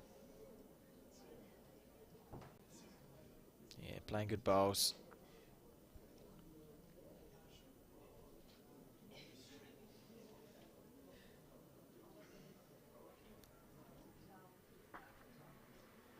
So yeah, going back to the disc on the green, I think what we'll see, because players talk to each other and they watch these games, I will be surprised if we see the mat placed on the disc going forward. Yep. I think the players will just avoid it, and Yep. that'll just be what it is. Yep. Unless you think, you know, maybe if I'm winning the game and I think, well, I can outdraw you, I'll put my mat right on the disc and go, good luck playing a drive. Yeah. Good luck playing a drive shot. It So might become a tactical what we've decision. actually done is added a tactic Yeah. to the sport. Something more for them to think about. Yeah. So you spin it in a positive way, John. Yes. Good green, but slightly overplayed there from A.Kelly. Probably because that matters that little bit further up. Now the game is 3-all, as you can see in that little thumbnail. 3-all after 4 ends. For those keeping an eye on whichever that game is. Nicole, Toomey and Sarah Scott. That's the one. Nicole, Toomey and Sarah Scott. 3-all after 4. So Kelly just looking to adjust his weight, but still going to play on his forehand. On that forehand side, yep.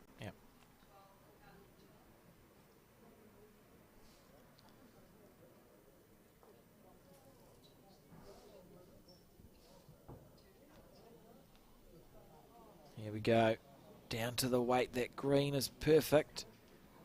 Great shot there from A.Kelly. Beautiful bowl. Playing well. Got lovely touch. And Tony lining up for a bowl or a jack here. The mat is not on the disc, so there shouldn't be slippage. No. Here we go.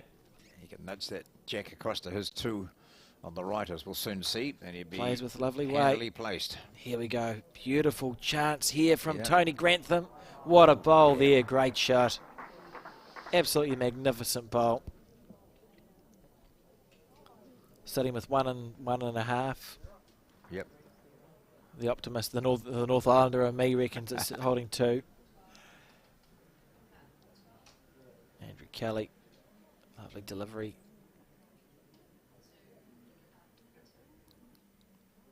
Looks a bit wider than last. Yeah. It comes in, those bowls are coming Aware in well. of that late swing that these bowls do have. Look how much that comes back, eh? And it's sat down. If that's drawn the shot, that's fantastic. Tony may ask, or he may not. Doesn't really change his shot. He's going to play the backhand, see how close he can get. No messing around, eh? Just No, in there and yeah, does it. I enjoy the way he plays bowls, Tony, and always plays with nice weight. He's got a good touch. Oh, look at this. Looking to follow it. That's great. Oh, Brilliant bowls there 2 from bowls. T.Grantham. 2 there on the third end to bring the score to 4 points to 3 after 3 ends played. Tony, of course, chasing from a set behind, so he's looking to win the set to Falker in the background there as well. John on the back right.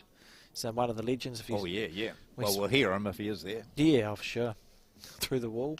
But we spoke about legends of sort of Dunedin. And Yes. Ken would be up there. He's played for New Zealand.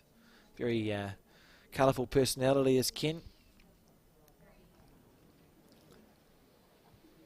Stalker Walker, as Yeah, he's a great radio bowler. commentator Stu Scott used to call him. Stalker Walker. He puts sort of a cant on his bowl. It's got, Yeah. It's quite impressive.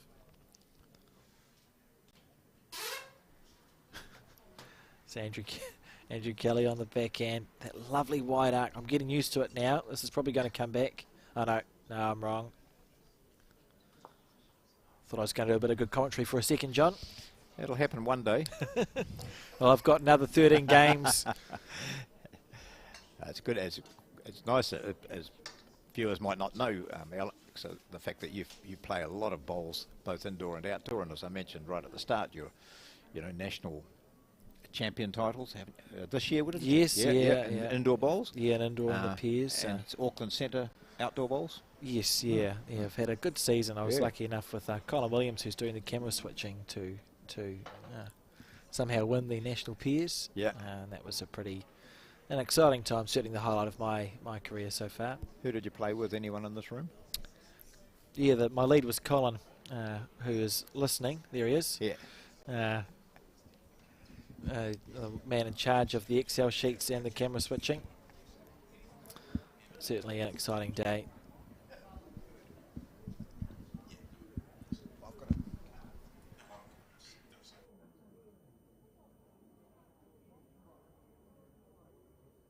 Yeah. Sorry, John. That's all right, mate. Just technical difficulties. I should also say that while Alex is doing the score tick and everything, he's also controlling the microphone. So it's. Well, we were just discussing refreshments. This wouldn't work in my television days. You'd be kicked out for doing other people's jobs, and also you would never be allowed to do it in the first place. In the initial state. Yes. As we see an end here with good weight from the 5 bowls and sort of a variation on the green, which is interesting. I don't know. Oh, a finger measure from the marker. No, not the marker. I thought that was the marker for a second. I thought, whoa, what's happening? So you would say he's got 1, obviously, and has he got 2? Possibly, with that one up to sort of 11 o'clock. Based on this camera angle, that's what you would think. He played such a perler last end. Oh, it was beautiful. He's capable of anything, so. That's the thing with these players. I mean, all the players here, but both these players on the green are capable of playing just perfect, like literal perfect bowls. Nothing's really safe.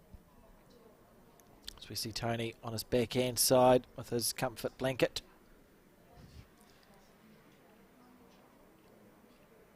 How's this one? It's down to his weight. Yes. Wanting it to stop. Slightly overplayed, but he stuck around. That's good bowl. Should be holding 3. I think so. I'll say 3 as a North Islander. Yep. For now, there should be room there though. I think Andrew Kelly will back himself to draw this one.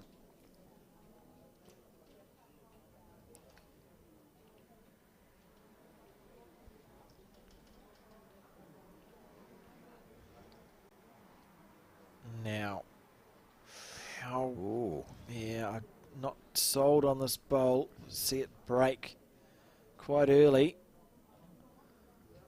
More the green than the weight then for Andrew, but I think that's going to be a 3 there for Tony, and that's sort of a break in this game, isn't it?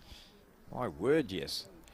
That was the least impressive from Kelly. Weight was fine everywhere, wasn't it? It was just that green. He'd been nailing it. On going the other way, he played a couple of really terrific bowls, and just not this time. So he just stands there, looks disinterested, looks away, but in his mind he'll be thinking, what happened there? Okay, can't do that again. And what does he learn from that end anyway, and playing that hand and all those sorts of things? So it's quite fascinating, the psychology of it, because the 3 that Andrew got, which is only 2 ends ago, going the same way it would have been, wouldn't it? Yeah. That 3 put 3 bowls within 6 inches of the jack. Yeah.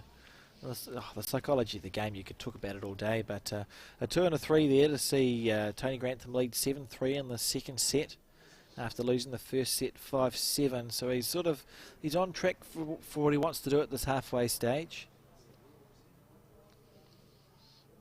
So it's 2 sets of 8 ends each, and if it ends up 1 set each, they play a 1-set shootout, and we've had that already in the first game between Selina, Goddard and Tayla Bruce, and in the second, which was won by Goddard, so the North won the first match and the North also won the second. Seamus Curtin beating J.Horwell. This is the third, and on the other rink you were watching also Nicole N.Toomey and Scott. So Scott up by 7-5 playing the last. That's a N.Toomey draw. So back now with Kelly looking to rescue this situation. Watching this bowl with intent. Looks like it's just starting to break that little bit early again, John. Might see this one come across the head. Once they, yeah, like I said before, once they go, they go. I know that makes, you know, it's not the best bit of commentary in the world, but it sort of sums up what those older bowls do. Heavier bias. Got a new umpire in the background with her little telescope. And Tony here on the backhand trying to make this one count. A little bit looser than he would have liked with that. So this head's pretty wide open for the first person to draw it, I think. Yeah, and movement of the jack helps Kelly here, doesn't it, if sure. he gets that edge. And that'll naturally happen for him with these bowls, I think. You know, if he looks to get to the jack, it's likely that he's going to move it 1 or 2 feet. Here we go. This is a slightly better line. He's, I don't know. I'll wait and see what happens. You'll be willing this one to go. So his weight's been perfect with the other two, but of course he took a slightly bit more green, which uses up a bit of weight. Absolutely. Grantham, his eyes will be open now. He'll be thinking, I'm in here. I can score.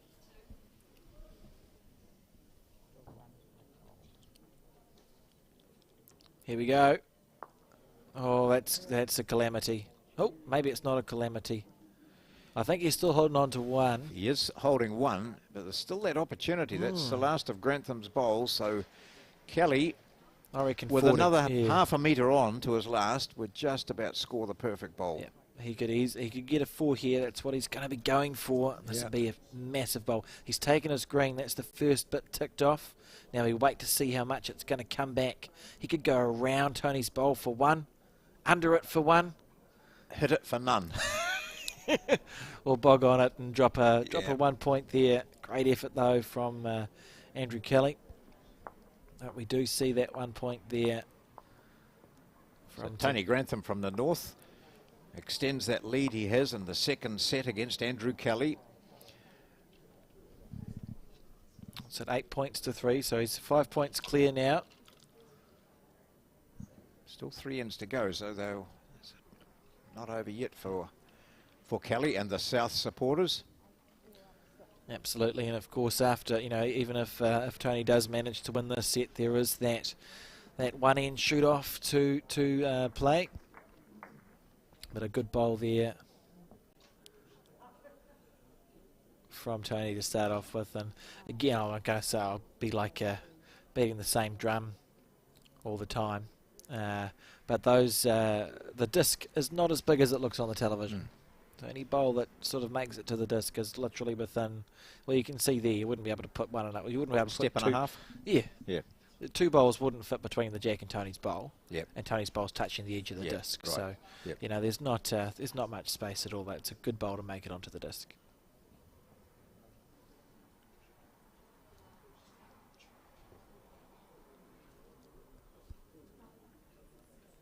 Here we go.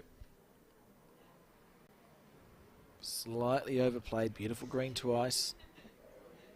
You won't be unhappy with that. Kelly's the one under pressure here.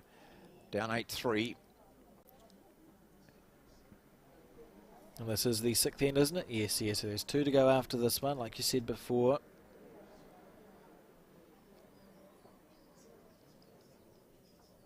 Not far away, but not quite good enough.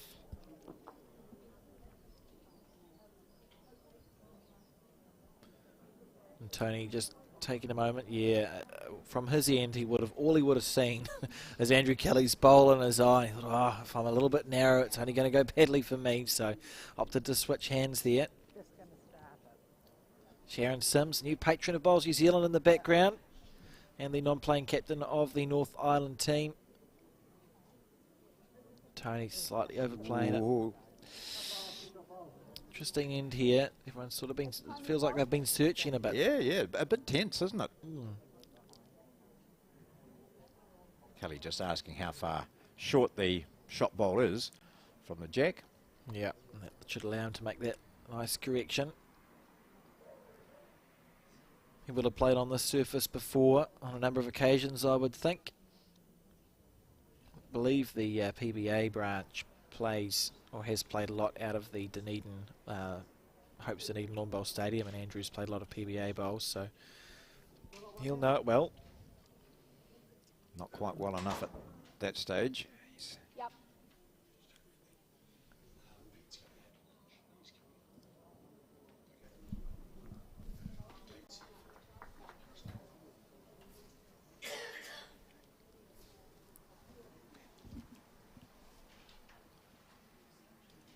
Here's Grantham's fourth. Oh, if he tickles that jack, he'll be thinking, this is good for me. He's a bit overweighted, but it would have been handy. So he's holding the shot. He's up by 8-3, playing the sixth. We've got someone, what do we decide to call us? Not a commentary booth, a commentary cafe. Without yeah, coffee. Well, with no coffee. And in the commentary cafe, we have Stephen Yates. How are you feeling, Stephen? Yeah, not too bad, Alex. Some good bowls going on today. Yeah, happy with the North being ahead so far. Oh, you're outnumbered now, John. 2 to 1. Yeah. That's been some good stuff. It's a good concept, isn't it? Great concept. Yeah, I think so. I think the players are warm to this. 8 ends is a bit different to what you have in the bowls 3-5 and so on. And the shootout's really good and not worrying about points or differential or anything. Ends one. Yeah, talking to a couple of them last night, they were a bit apprehensive of, you know, what today was going to bring. But talking to the girls after the first game, yeah, they really love the concept. Andrew looking just to chip that bowl out for 2. And missing on the tight side, so we see Tony take a pretty good lead now. Well, I don't think he can be caught now in that second set, is it? Exceptionally good lead even. So we're going to go straight to that one bowl shootout we were talking. What, that's 9-3? Oh, not yet. 8-3. Oh, you got me excited, Stephen. Yeah, so only played to 6, so we've got two to go. So 9-3 after. Oh, no, I am right. ends. I am right. See, they're flicking over the bowl to see big and small. I'm confused. So I think Tony's won the toss and sent Andrew into bat. Fair enough. First time you see there Andrew with the mat actually bringing it back. Yeah. He's been playing short ends when he's been winning the end. So I wonder, did you tell us who won the toss? I wasn't listening, Stephen. It looks like obviously with Tony giving away the mat, I'd say he's won the toss. Cool. So Andrew's response to that is to throw an end that they haven't played yet. Just clever. Yes. From Andrew Kelly. You're forced into a disadvantage. I like that change. Yeah, well, if he can get one right on the jack early, then it puts a lot of pressure on Tony. Now, Just chatted to Selina and Tayla before, and Tayla said, oh, in this situation, I won the toss and I was quite happy to have the first bowl. And Selina said, I always like the last bowl, so, you know. yeah, both of them happy. Yeah, as it turned out, it was great to have the last bowl because she played a perler. Yeah, absolutely. So Tony's sticking to his forehand, which playing this way, he's played this way the whole game. Coming towards the clubhouse end, seems to have the line reasonable, just a bit heavy. Is it my eyes, or did it just sort of bump it slightly when it hit that disc? Yeah. I'm not sure. We'll have to have a look at that. No, I think it was perfectly. Yeah, perfect. Doesn't make any difference at all. No. According to me. Yeah. And the players we've chatted about it, they notice it, but yeah, I think in reality it's just a slightly slippery Yeah. surface. So we did see, and thank goodness it was the 1-3 that Tony dropped in that entire set. Yeah. But we did see him essentially kick the mat off the circle, off the disc, on a drive shot, and a great shot there from Andrew Kelly. Just that's going to be a hard bowl to beat. Certainly to outdraw it. Tony obviously sticking on his forehand, hoping just to get as close as possible, just to give him a chance to maybe attack if he needs to. She's going to end up pretty good weight, actually, isn't it? If he comes around there. That's good. Yeah. It's a pretty good effort. Great shot. Now Andrew is playing for the first point of the South to score, I suppose. Is that how you put it? The North does lead 2 singles games to nil at this stage, so there will be that pressure sitting there as well. Andrew wins this. He's getting on the board for the South Island team. The 2 metre mark. The 2 metre here. That's No. the spot, yep. Is it? Is that what his question was?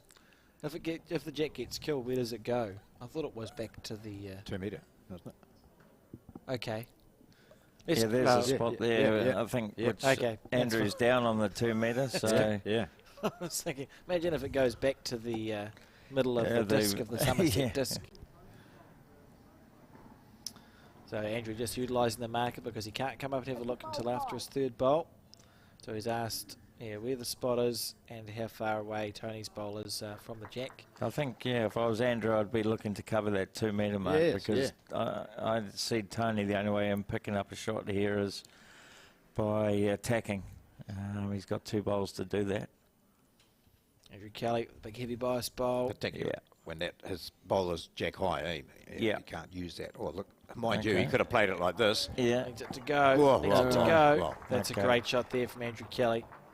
I think you'll find Tony won't be short with this bowl. And he has got the back. He has got the 2 at the moment, hasn't he? So if it gets smacked, he's coming down. Well, the way it's looking there, Alex, there's, if he hits that front bowl, it'll hit the other one and it'll just squirt somewhere. Go to that other black one. Possibly. You've seen that happen. Yeah. Sorry, the umpires have told me wrong. I don't think you are able to. That's a really frustrating interaction to have. Yeah, it's after the 3rd bowl, which you said before, Alex, that Andrew Kelly couldn't do that. I'm afraid that, I did say that. I just don't see... You just say whatever comes to your head, don't you? Well, yeah. I mean, it is in the rules, but I don't see the harm in letting Tony to come have a look. But he got a fair way down anyway, so he had a look. Maybe if Tony had run quicker, he would have got to the head before they made a decision, but interesting there. Well, he is looking, I think, search weight. I think he's going to be a bit narrow with these XG bowls. Yeah, if it stays somewhere, it's good. That's well, good. It's got That's the a good 2 metre shot, mark. And he's got 2 bowls on the 2 metre mark now, so he can probably just have a, fly at the front black. Your jack's probably going to kill. If it doesn't kill, it's hitting that white and going back, so it's all good sort of stuff. Yeah, I know. I think about the rules. I think what Andrew doesn't want to do here is create a bigger target. Correct. If he's got to be looking to cover that 2 metre mark. Yeah. So I think he'll just be on the back end. I think what he was considering there was what that bowl that's just high, how Grantham might use that, wasn't he? Just say, is there any chance here for Grantham not to run at it, but to get in there? So that's often what the bowlers sort of consider when they walk up to the head. Just try and visualise what your opposition is going to do. So Andrew Kelly, he's going to cover the 2 up. Yeah. The backhand. Hard to tell with those bowls. It is, yeah. He doesn't look too happy, but it's going to be there somewhere. We'll see this break back in.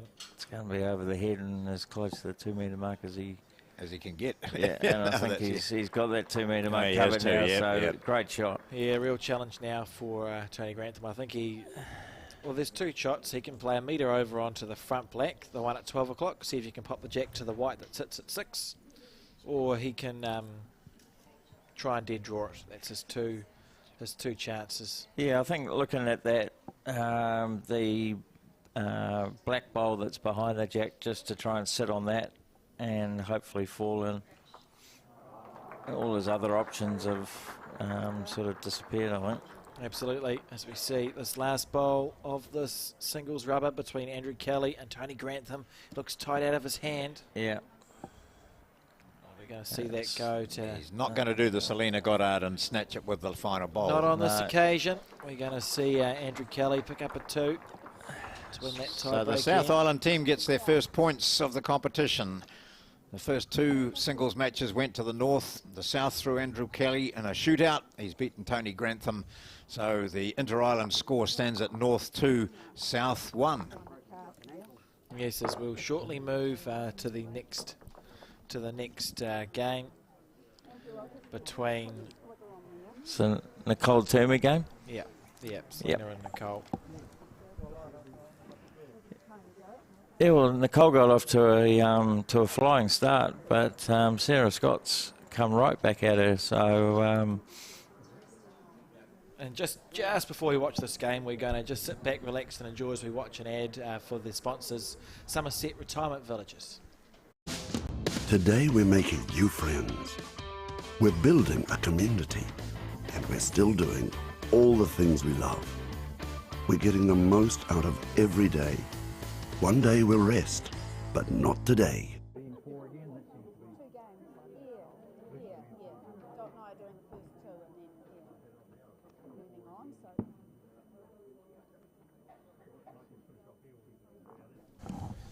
Right, I hope you enjoyed I like that song. It's got a good little song on the Somerset Retirement Villages ad. It's yeah, it's got a good little always ring to it. Got my foot tapping. Yeah. I won't be going to. Do you join a retirement village? I won't be investigating one for a little while, but it's great to have their sponsorship, and always I enjoy that little ad as we come to this game now with the South Islander Sarah Scott having won the first set 8-5 and trailing 2-0 in the second set of 8 ends after 1 end. Yep. And Nicole's sticking to her forehand, playing away from the clubhouse as well. Bowl looks like it's going to break pretty close, might just be over the head.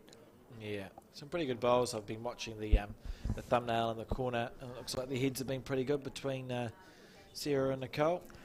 Yeah, there was an end about 3 ends ago, Alex, that I was watching while I was watching Tony's game, and Sarah Scott had 4 of them within the purple disc.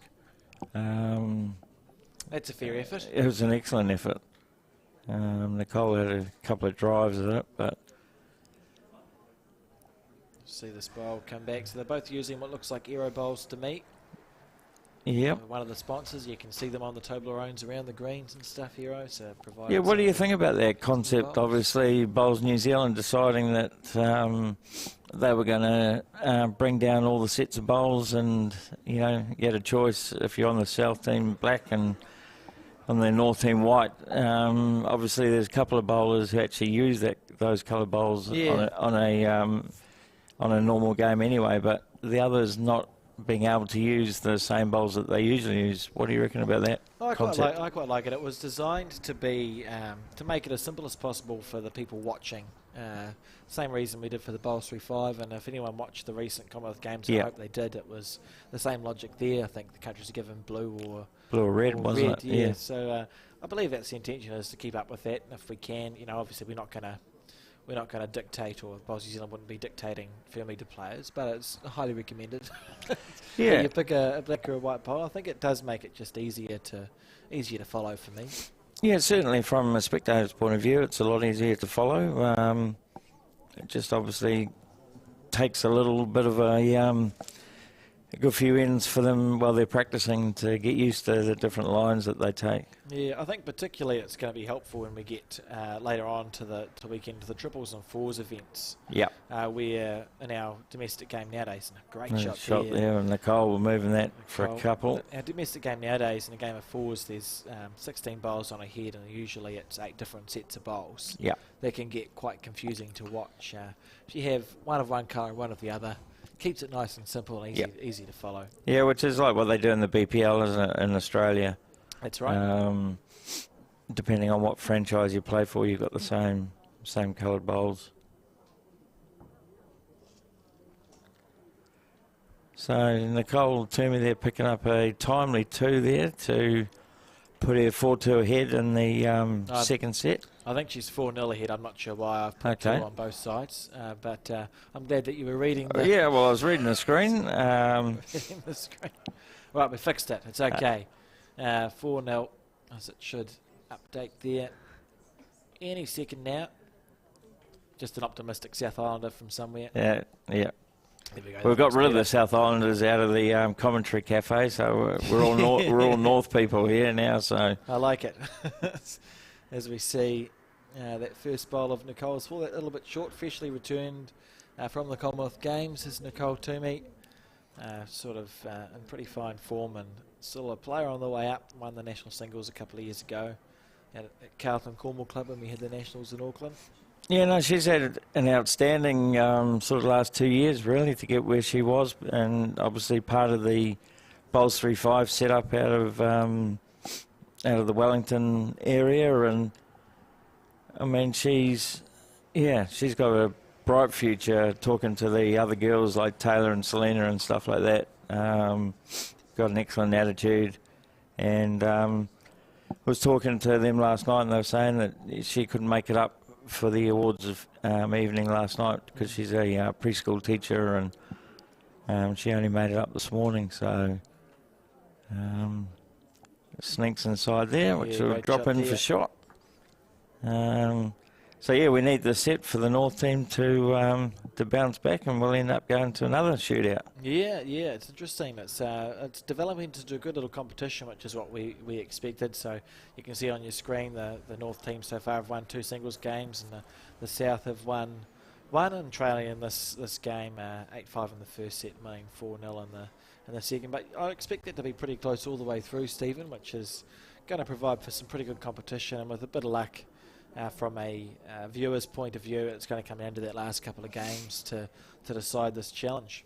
Yeah, and you know, it's interesting how the non-playing captains paired the players up against each other, and you know, some real exciting games still to come. I'm looking forward to M.Galloway's game there against Kelvin Scott. Yes. I think that'll be a real test and battle between those two. Well, that'll be a rematch, won't it, of their... M.Galloway came to Christchurch to defend his national singles title that he won in Auckland this year, and he played Kelvin Scott in the semi-final in a mighty battle. I think lost it 21-20 or 21-19 or something, so he'll be out there looking to go, right, last time I played you beat me, let's not let that happen again. So some great matchups, as you said.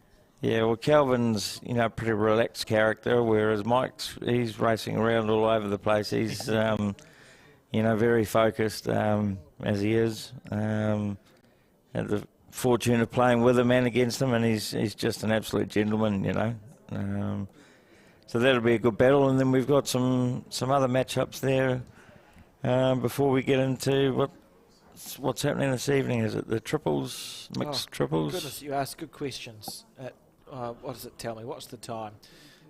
So we'll have Nicole and Sarah, then L.Ralph and Val Smith are playing, then M.Galloway and Kelvin Scott, then another single. So by this evening, triples it is, and there should be some good matchups there with N.Toomey skipping Seamus, Curtin and Selina Goddard against Val Smith skipping M.Kernaghan and J.Horwell in the ninth game. And then the other sort of 6 players. So plenty of bowls to stick around and watch, Stephen. It should be a good time as we see 2 there. Yeah, looks 2 there. They'll take Nicole out to a 6-2 lead after that was the 4th end of the second set. So she keeps this up, we'll certainly be going to a tie break there.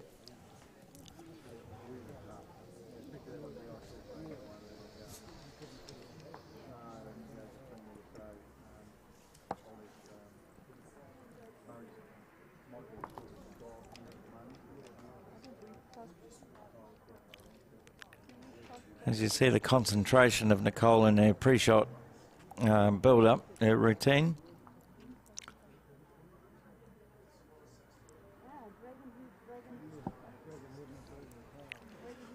There's a bit of deliberation going on in the commentary cafe about what the score is. I've gone crazy, but that's okay. We knew that already, Steve. So apparently the score is 6-2. It is 6, so Colin was right. Well, I still don't believe him. But that's... Well, he's the man that's controlling the scores. That's fine. 6-2. 6-2, and we've played 4 ends. Yeah, so we're in the 5th end now. I'm not sure when it was that Sarah Scott scored the 2 points because it wasn't there before. But that's okay. You know, let's not get caught up on these small things. It's a big effort. But do you think the North team are just maybe trying to be a bit kind to the South team to make sure that the games are close? Or always trying to be kind. Colin's not from the South Island, is he? No, no, not that I'm aware of. No.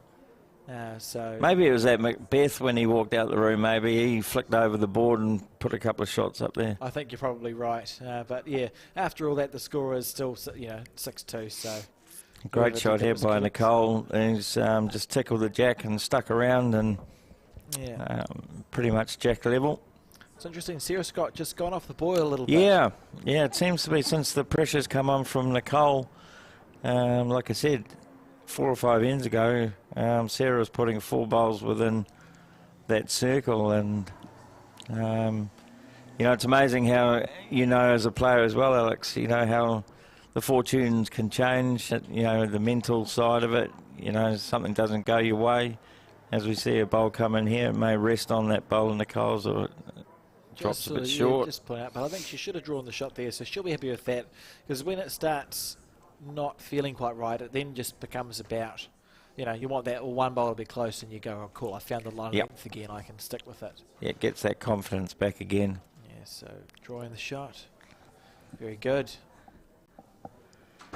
So we've got Nicole out on that wider line, and coming back, and it looks pretty reasonable, might just be over the head there, so Sarah Scott still holding the shot.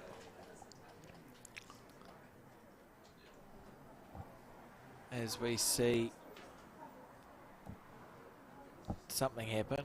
I'm going to go away for just a minute, Steve. No problem. You to talk to yourself. I've got a legend, we'll sort out a legend of the game that's who just joined us in the cafe. I don't know if he's going to put the headset on as we see another great shot here from Sarah Scott. So certainly holding two at this point in time.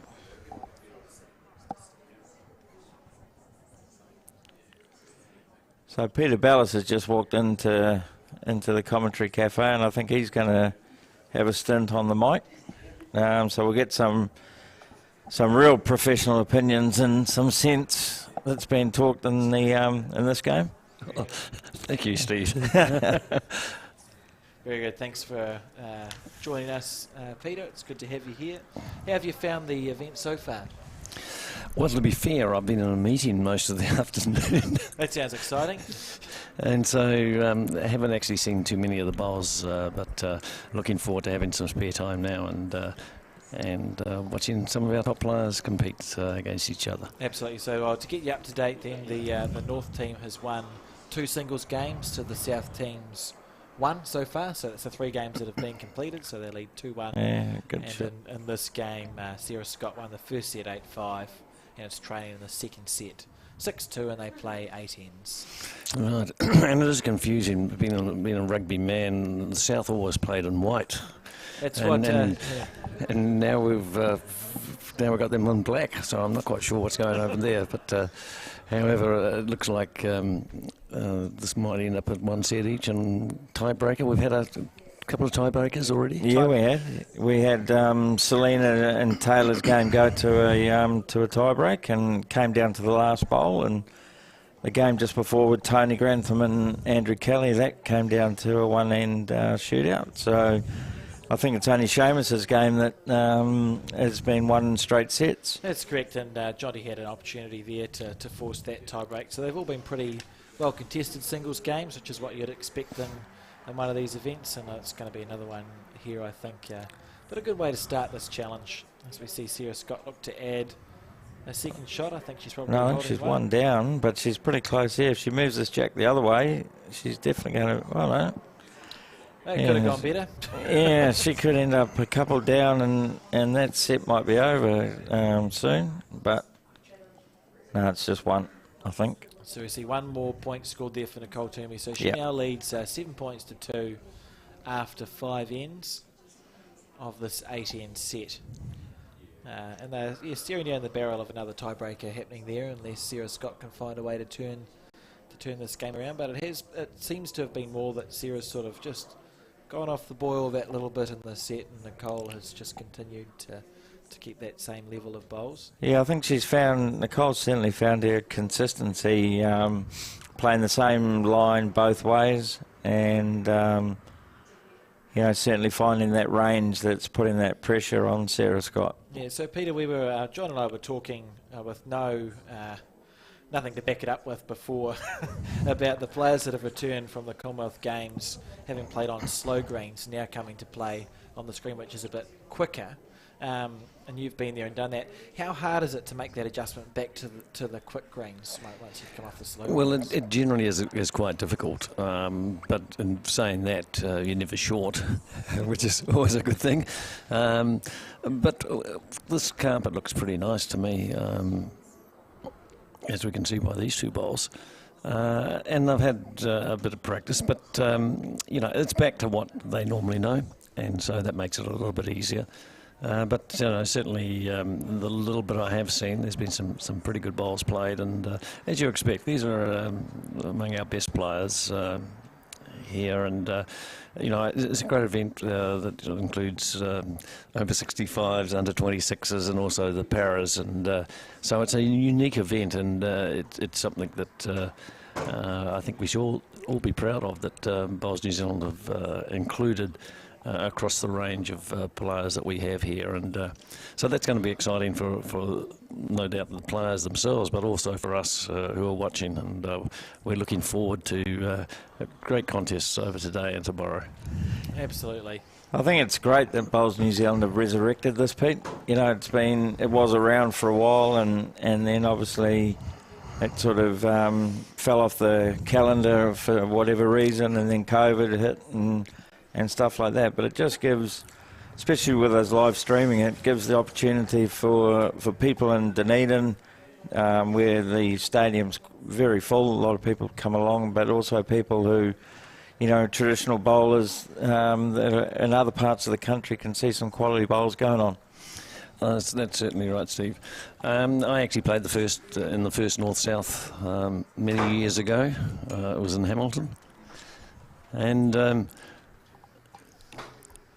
what many viewers may not realise is that I actually played for the South Island one year.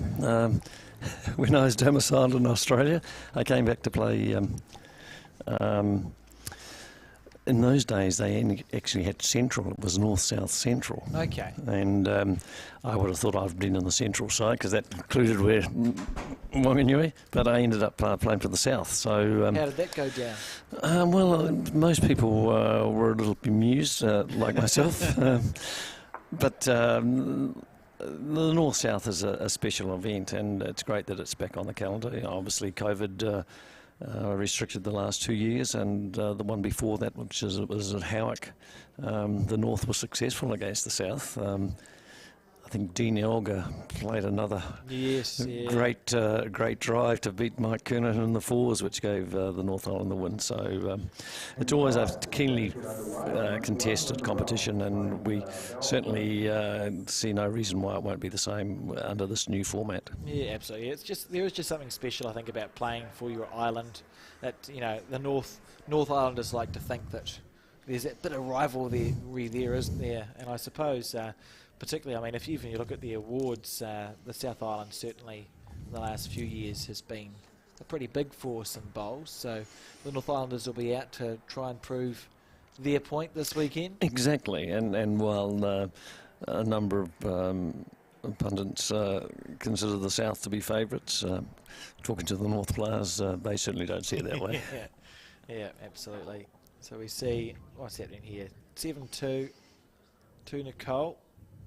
That must be the last bowl of Sarah Scott's to come. It's taking her time. It's very interesting that we're talking to the players, or John and I are talking to the players about the discs or the things we've got on the carpet, and if it made any difference. And the consensus, if it's a bit slicker, so if the mat's put on it, it feels like it might slip underfoot. And they also found that it made a funny noise, apparently, when the bowl goes. Is that right? Yes. Well, and obviously a blue carpet. I think it's most of our carpets are green. The only time I played in here, it was green.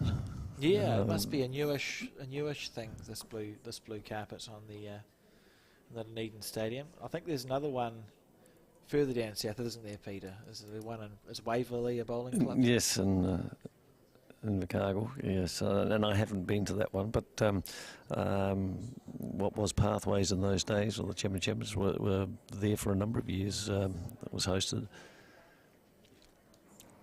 So we see Nicole lead by 6 with 2 ends to go. So that means the equation for Sarah, because if she draws the set, it's a win of the game, is a 3 and a 3, isn't it? It is, and back-to-back threes is going to be very difficult. Nicole's playing pretty well in this set, and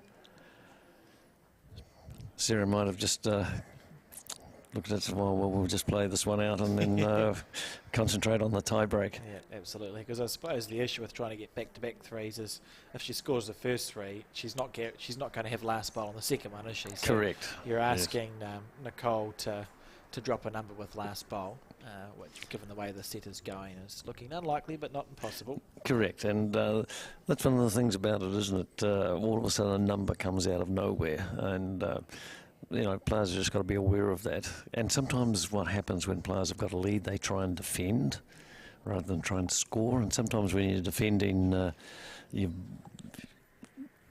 look at it slightly different. And so consequently, Nicole's just got to keep doing what she's doing. And there is a time to defend, without doubt. And there are sometimes that you need to attack. And Sarah's probably in that situation now. She's got to try and make. For sure. So we see, a pretty good start there from Nicole. She's just doing what she's been doing, chugging along. So we got another person joining us in the commentary cafe. So, chuck your headphones on. I'll turn you up in a second.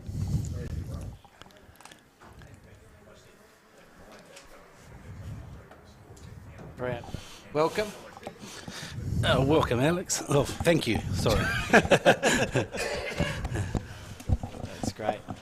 Mike Carroll joining us just for a chin wag, and I'll disappear shortly enough because I've got a very enticing toasted sandwich in front of me.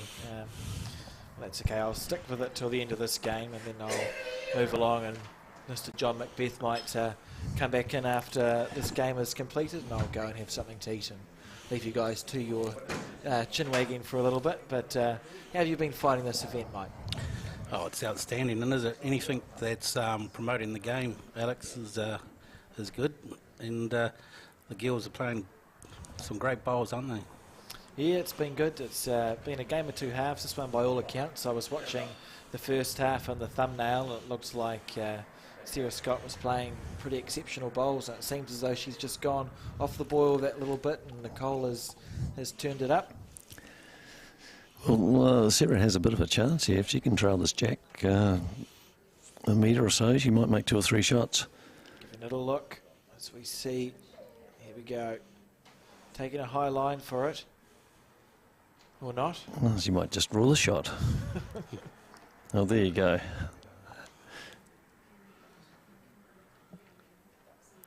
Right. One doesn't really help her. Yeah, it's interesting because she does need to be scoring a bundle here, doesn't she? You know, a minimum of 2 at least. 2. With the bowl to come, so you'd almost expect that as long as Nicole doesn't cover again, Sarah may as well try and play that reaching bowl on her backhand side. And Nicole's got something to say about it. Well, that basically stops that shot. Yeah, where's the 3, Peter? There's, I don't think there is 3 there. No. You might get 2 if you punch your own bowl onto the second shot and stay. So that's probably what you'll look for. It's either that or you acknowledge that you're not going to win the set and try a practice bowl of some sort for your for your extra end, your one end shootout. I believe in this, the conditions of play. If you can't catch them, you don't play the set out. So if Sarah doesn't score 2 on this end, we will see them go straight to that extra end. I suppose the question then is, does she take the mat if she wins the toss? Or? Yeah, that's interesting because we watched in the first game between Selina and Tayla. Tayla won the toss, opted to go first and lost that on Selina's last bowl. And in the second shootout, we saw it go the other way round. So I suppose it's personal preference. I'd always rather last bowl, but if you think you're playing particularly well and you know you're going to draw a front toucher, that's fair enough as well. Yes, things have changed over the years. Generally speaking, when you used to play an extra end in games, you always took it because you wanted first go at getting close. These days, most people want to take last bowl, and there's nothing wrong with that either. Just a little bit of a discussion here. What's going to go happen? Yeah, so the marker will just be saying to them what's happening, I would imagine. And we'll see there's the coin. The toss of the coin. And someone's won it. We'll see. I think it looks like Nicole won that. Has given the mat away. So we go on to this tie-break end. Well, this is what everyone comes to see. They want to see the tie-break. The players don't really like the tie-break. No, but it's good for... But for us spectators, this is what we've come to see. It's great for spectators, and also cool because in this situation, if Sarah Scott wins, she draws level for the South Island. They draw level with the North Island team. If Nicole Toomey wins, they extend that lead and mean that the South would have to win 2 singles games to catch you back up. So important in the context of the challenge as well. First bowl. Yeah, handy start here. Yeah, good shot, good bowl. You're right, the rink, or both rinks do seem to be playing quite nicely, Peter, from what I've seen. From my observations, yes. And look, this has always been regarded as probably the best surface to play on. You know, we have a number of good ones around the country, but this has been down for a long time now, and I think that most players are pretty happy to play on it. Absolutely. As we see Nicole's reply underneath the line there a little bit.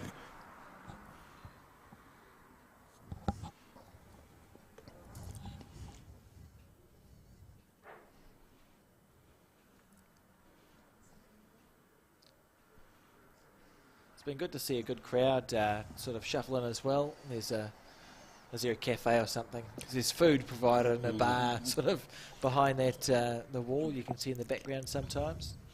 Doing a fantastic job too, Alex, I must say. I'll find out soon.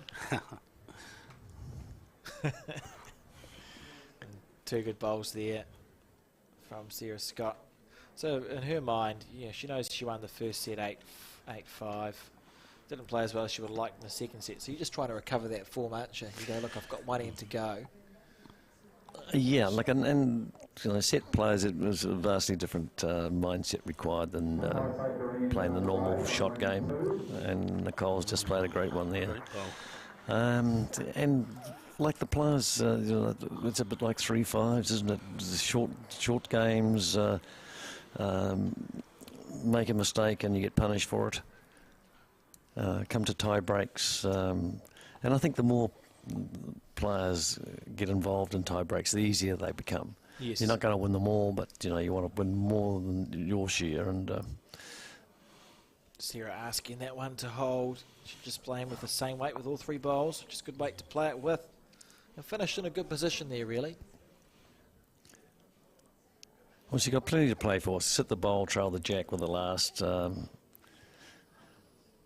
what she's meant is she can essentially be slightly more than a bowls area and still get a good result there. Correct. Sarah Scott. It's Nicole on the back end. Let that one go a bit funny. Oh, that doesn't mean anything. No. Oh, maybe it did. Be a little bit disappointed with that. I think we'll see Sarah Scott just play that same weight again, do you think? Well, she's played 3 reasonably good bowls, you know. Either just needed a bit more weight on the line she played with the last bowl, or keep the same pace and alter the line. So as long as you only do one of those things rather than do both. And so often players alter the line and alter the weight, which just lessen the chance of getting it. Doesn't say you can't get it, but it lessens the chance. So absolutely. All those things running through her mind now as Sarah Scott lines up her last bowl. This is to try and hold the win and make Nicole play a shot to get it back off her on the backhand side.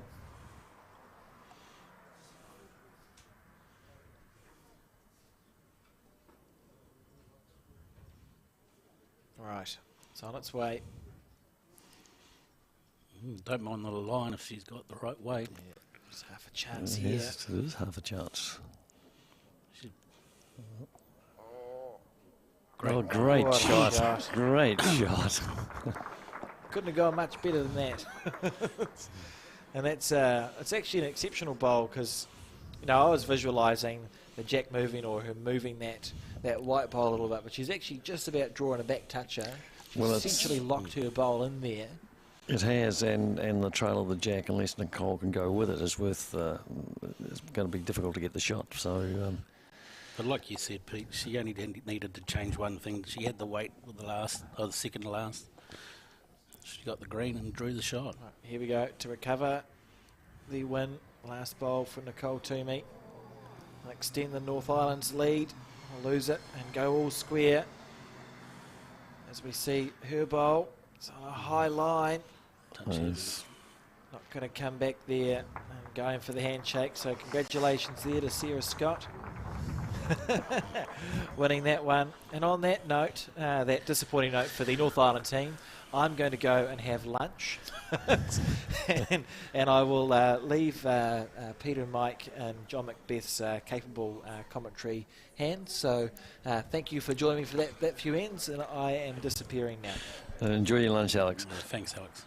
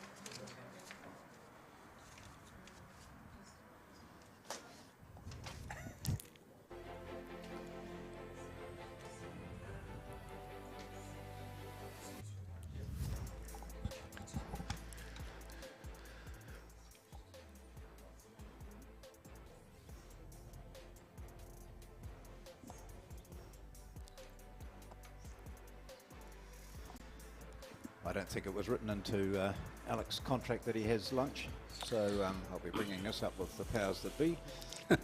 Well, certainly at not at 3:45. That's anyway. right, yeah.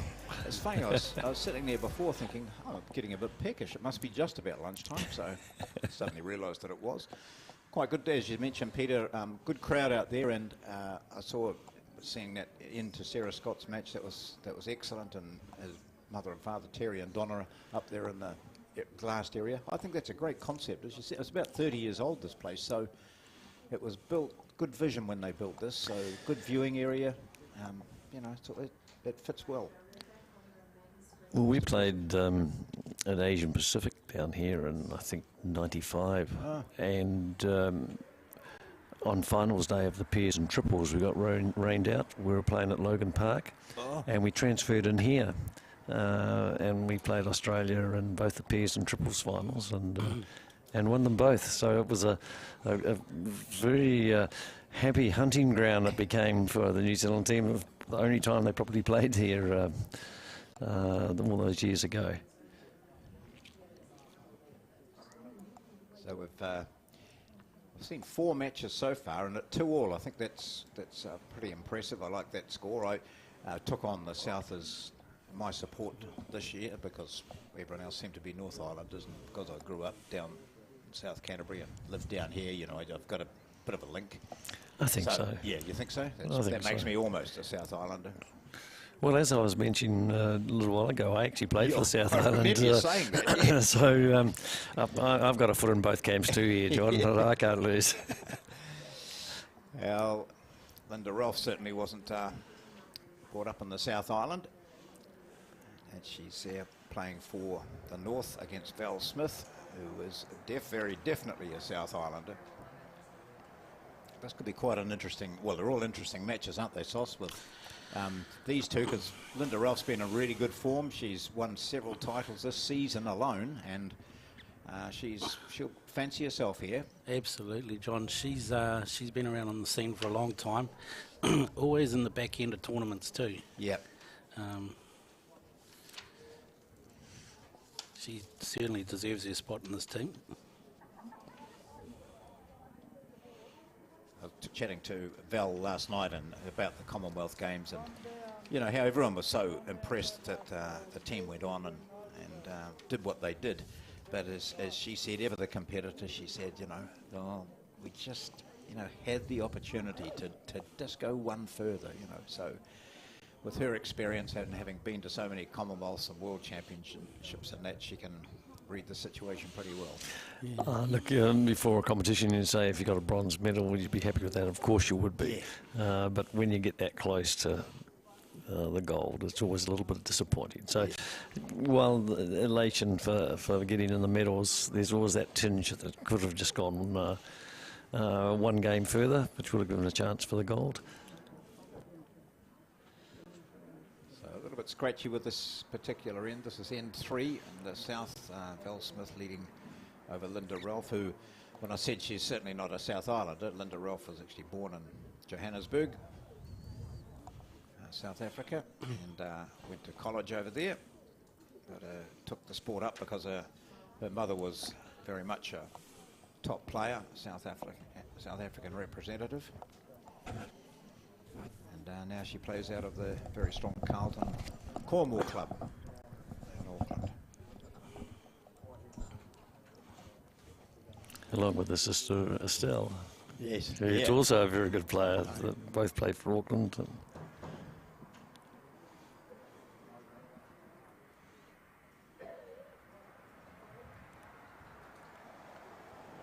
Well, Val Smith has got no inclination to slow down or anything. She just loves her bowls, doesn't she, Mike? And she, you know, during the game, she would have been a huge influence on that team, was Oh, unbelievable, John. She was the glue in that group. Yeah. They all did a fantastic job keeping tight, and it certainly showed on the green too. There was a real connection with those ladies. Yeah. And led by Val. Yeah. It seemed odd to have a New Zealand team without both her and Joe Edwards in it, you know. So I think that's what people are saying to Val. Well, Joe's given it away. Are you going to? And there's no way. No. She wants to be. She will continue to be competitive, and she'll continue to do the work and work hard. And if you want to knock Val Smith out of any national teams, then you're going to have to be a pretty good bowler to do it. Consistently good bowler.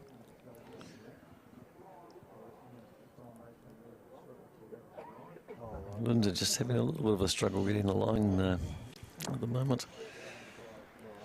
And unfortunately, in the set system, the game gets away very quickly, well, the set gets away very quickly, and you really can't give Val too much room. Yeah, the game gets done pretty quickly, doesn't it? You can be suddenly 4 ends and you haven't scored. You've got to work hard after that. Mind you, as we've seen a couple of decent scores on some of these ends, but you don't expect it to be, with this calibre of play, you don't expect to be getting lots of 3s and 4s. No, you don't, and especially with both rinks looking to be playing pretty good. Yeah.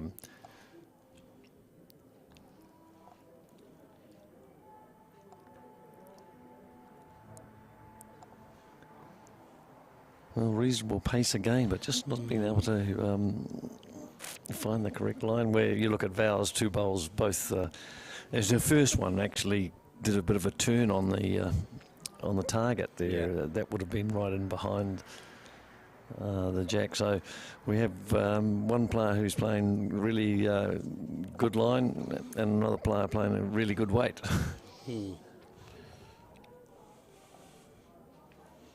Another good bowl from Val. So Val's using aerodynamics, I think she was saying, and Linda uses the older red lines. I don't. Did you watch Andrew Kelly when he was playing and what he was using? Not some Henselite something or others. No, I didn't see. A big wide on them. He was, you know. Yeah, I'm pretty sure he was playing with the XGs, wasn't he? Sure. The other bowls he uses anyway. So he's taken it with a much wider line for him, and you'd be caught out if you were standing on the mat or behind him watching and saying, "Oh, that went pretty well. I'll follow his line," because you would have been hanging a long way. Linda a little stiff that she went between the shot bowl and the jack, but she gave it a chance, and there is a couple of bowls to sit on, and she's got some options in the last. If she moves the jack away towards her 2 bowls, she could make 3. So Val Smith will be aware of that, obviously, and holding a couple, so maybe just... Will she look to cover or just draw another one? Well, I think she's just going to look to draw another one. If she was going to cover, she would have played the backhand. And not move the jack back. 1 in, 1 out. Yep. Well, this becomes a critical bowl for Linda now. She needs to score on this end. Otherwise, it's going to be 5 or 6-0, and that might be just enough for Val to close out the set. Although we're winning halfway through it. But a great opportunity. You can see that. Just thread the jack back to her 2 bowls. She She's had grimaces. a run at this. No. Not a bad option. Got both bowls out. May have made certainly 2, possibly 3. So, just the execution wasn't good enough. But we've seen so often in the games so far that the person who wins the first and looks to be in control doesn't necessarily go on to win the second. Well, I think, sometimes consciously, because you've won the first set, second prize is you've got a tie break. And well, the person who's lost the first set, well, to get to the tie break, they've got to win the second. So maybe just a little incentives. Yes, mindset might just tip that way.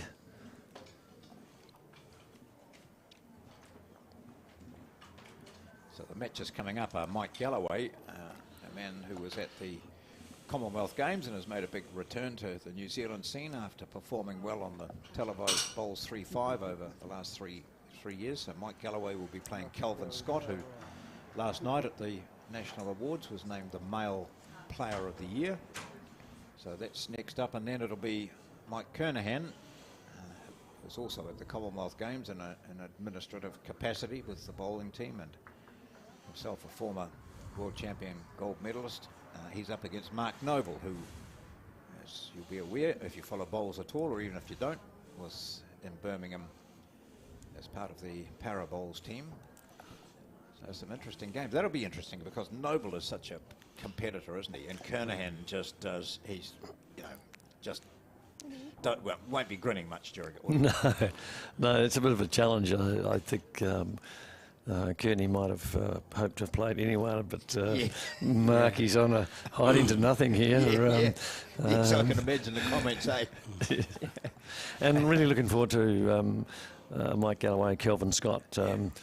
They played the semi-final of the national singles last season. In the semi-final they played, and it was a 21-20 victory to Kelvin, and he went on and beat T. Grantham in the final, but M.Galloway was the defending champion, so he put up a great defence of the title and just fell by 1 shot in the semis, so that'll be another really classy game. So L.Ralph has got the shot at the moment here with the light coloured bowls playing for the North.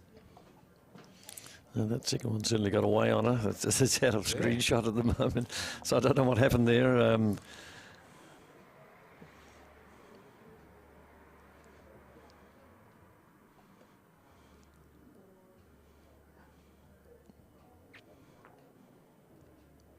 The other thing about playing on carpet, as you can see, all the players have got really good deliveries, but if your deliveries are not quite so good and you don't get it away cleanly, it skids on the carpet. When outdoor surfaces, it will grip straight away on the carpet. It just skids a little bit. So if you're not getting them away just clean as what you'd like, sometimes you end up with a bowl in a position that you don't think it could get there. So dumpers would suffer on this? Well, dumping's okay, because if you dump it on the running edge, you're all right, but it's generally if you're not quite on the running edge, it just gets away on you. And Linda will be pleased to have a couple of shots. She hasn't held too often the shot when she's come to play her next bowl. So she's asking Val a bit of a question here.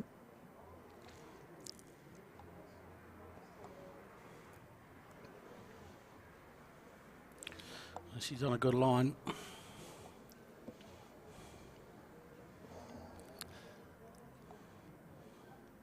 Oh, great shot. Yeah, that's very good.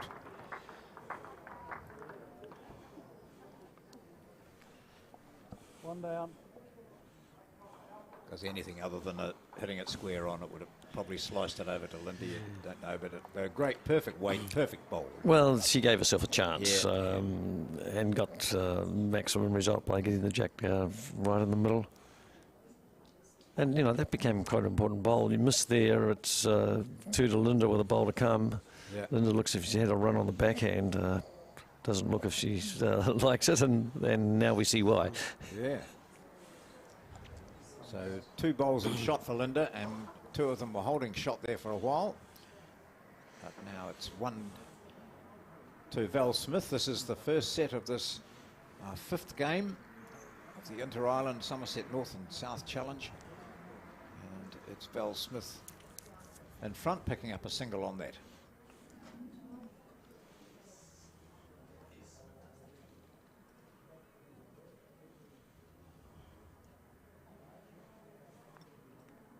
So make you want to get out and just have a wee roll up, Peter, or are you past those days? Like there's just a tinge of yeah, that would be okay. Yeah.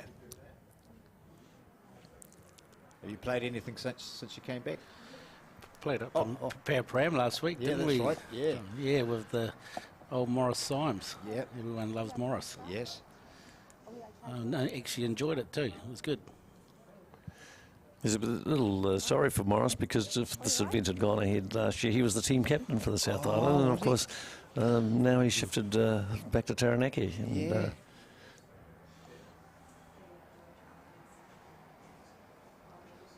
He remains a very good bowler, though, doesn't he? Very good had him bowler. in this sort of position where he reads the head so well, and you know, it's good stuff. And he doesn't accept mediocrity when you're playing with him. I was just going to say, he doesn't mind telling you either. That's right. Yeah. Well, he's the current fours national champion. Yeah, absolutely.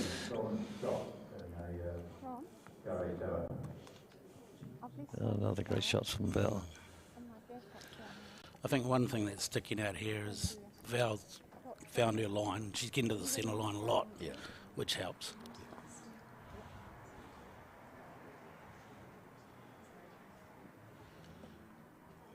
Yes, I think Linda just needs to use these last couple of ends as practice for the second set. It's not a bad practice bowl there. She's got a real steeliness about her, Linda. She won't give up.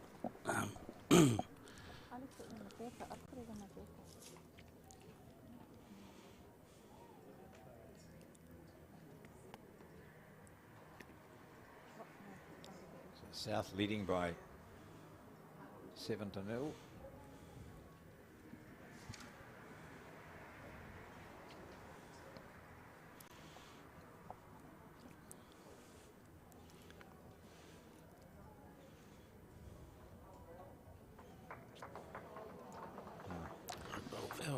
And look at the line, eh?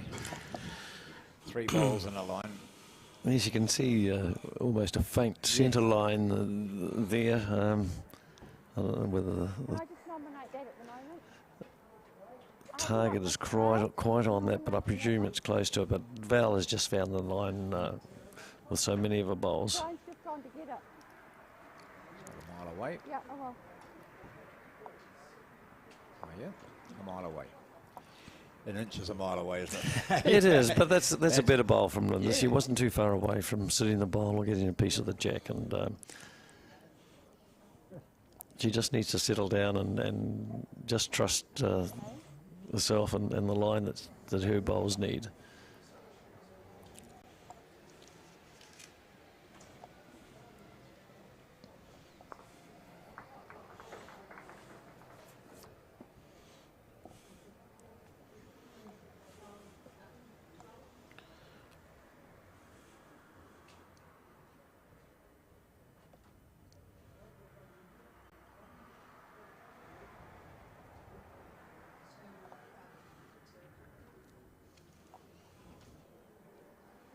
The white would be good. Oh, yeah, no, like just drawing it.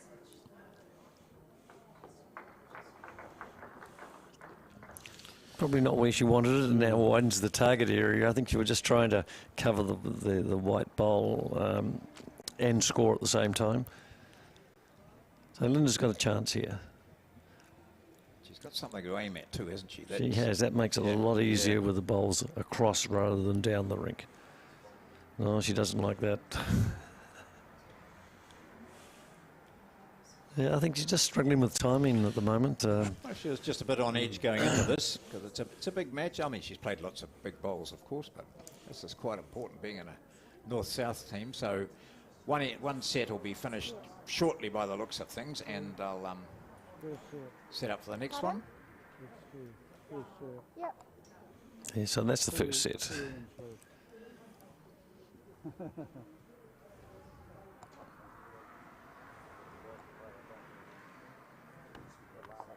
I've got a lilac one actually. I've put it in my jacket pocket. So back to square one, Linda. Start afresh.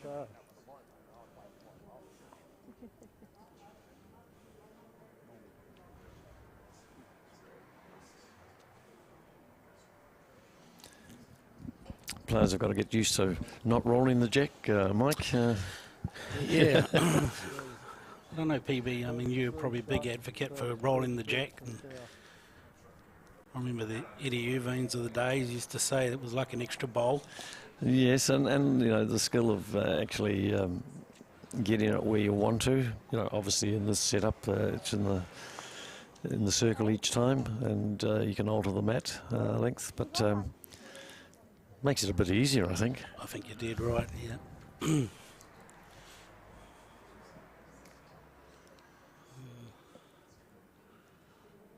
Another great start from Val.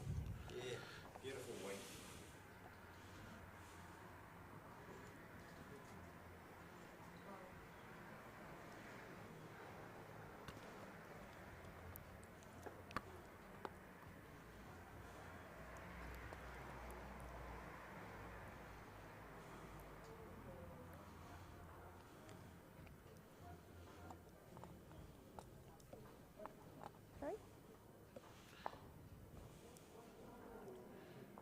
Andy replied.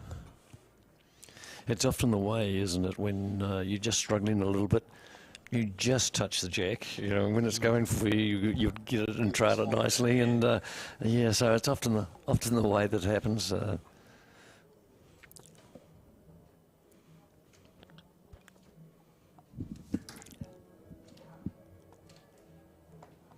my jacket pocket, I think.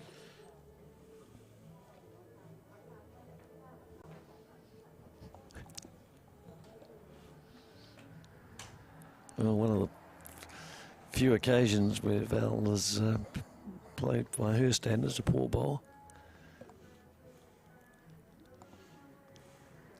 And Lyndon really needs to start well in this set, get on the board, give herself some confidence. Good bowl here, PB. She's got it this time. Yep. Very good. The game is always a lot easier when you're playing when you've got the shot all the time, isn't it? You know, and that's what Val has achieved in that first set through her good play. And Linda was always playing down and always just searching a little bit. So it's to be hoped from her point of view that this is the start of a comeback.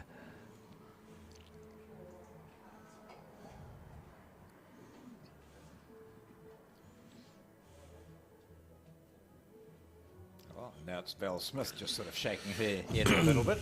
So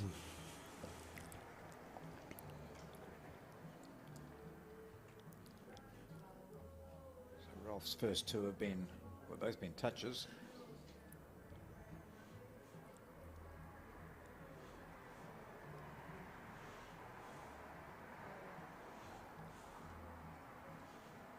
Just a touch high.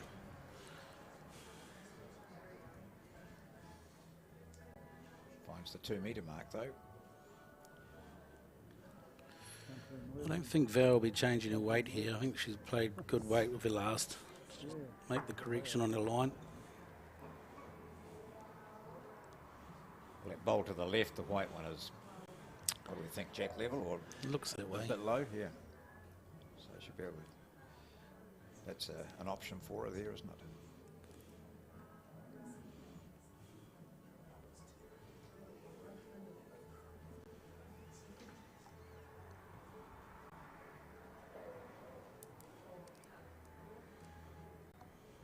Don't mind the line. at all. Oh. Just got the wrong side of it, eh? Yeah, great effort. Yeah.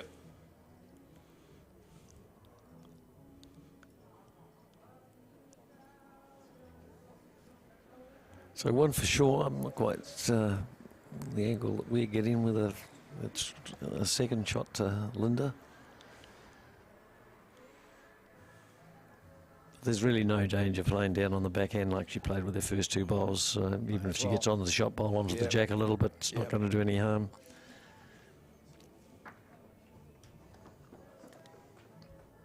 So is this going to be a big start of a fight back from Linda Ralph for the North Island, losing the first set, a shortened first set by 10-0, holding at least one, maybe two shots at the moment.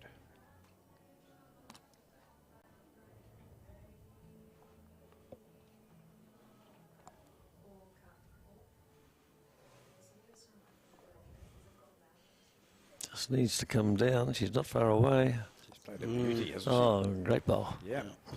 So at least two there for Linda Ralph.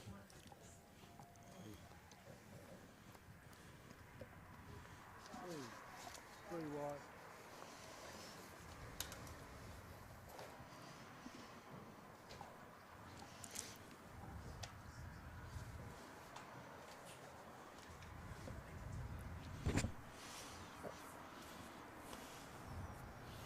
So we'll just see whether that marks a change in her fortune. She really was struggling in the first set. Now she's actually smiling as well. And that end alone will have given her quite a bit of confidence, hey?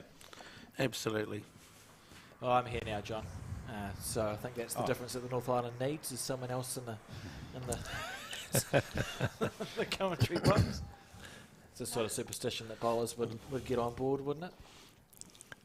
So what have I missed? Can you catch me up on that? You've missed the South Island scorching through the first set. They didn't even finish the 8.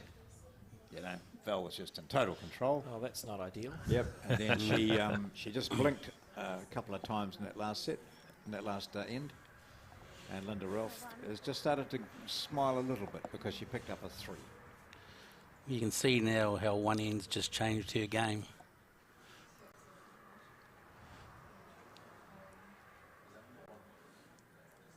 And also, who knows, it might change Val as well. Well, it certainly has on this one. Yeah. So one starts to stand a little bit taller and the other starts to just try a bit harder. That might be Val's. She's never been very tall, No, that's right. John. But No.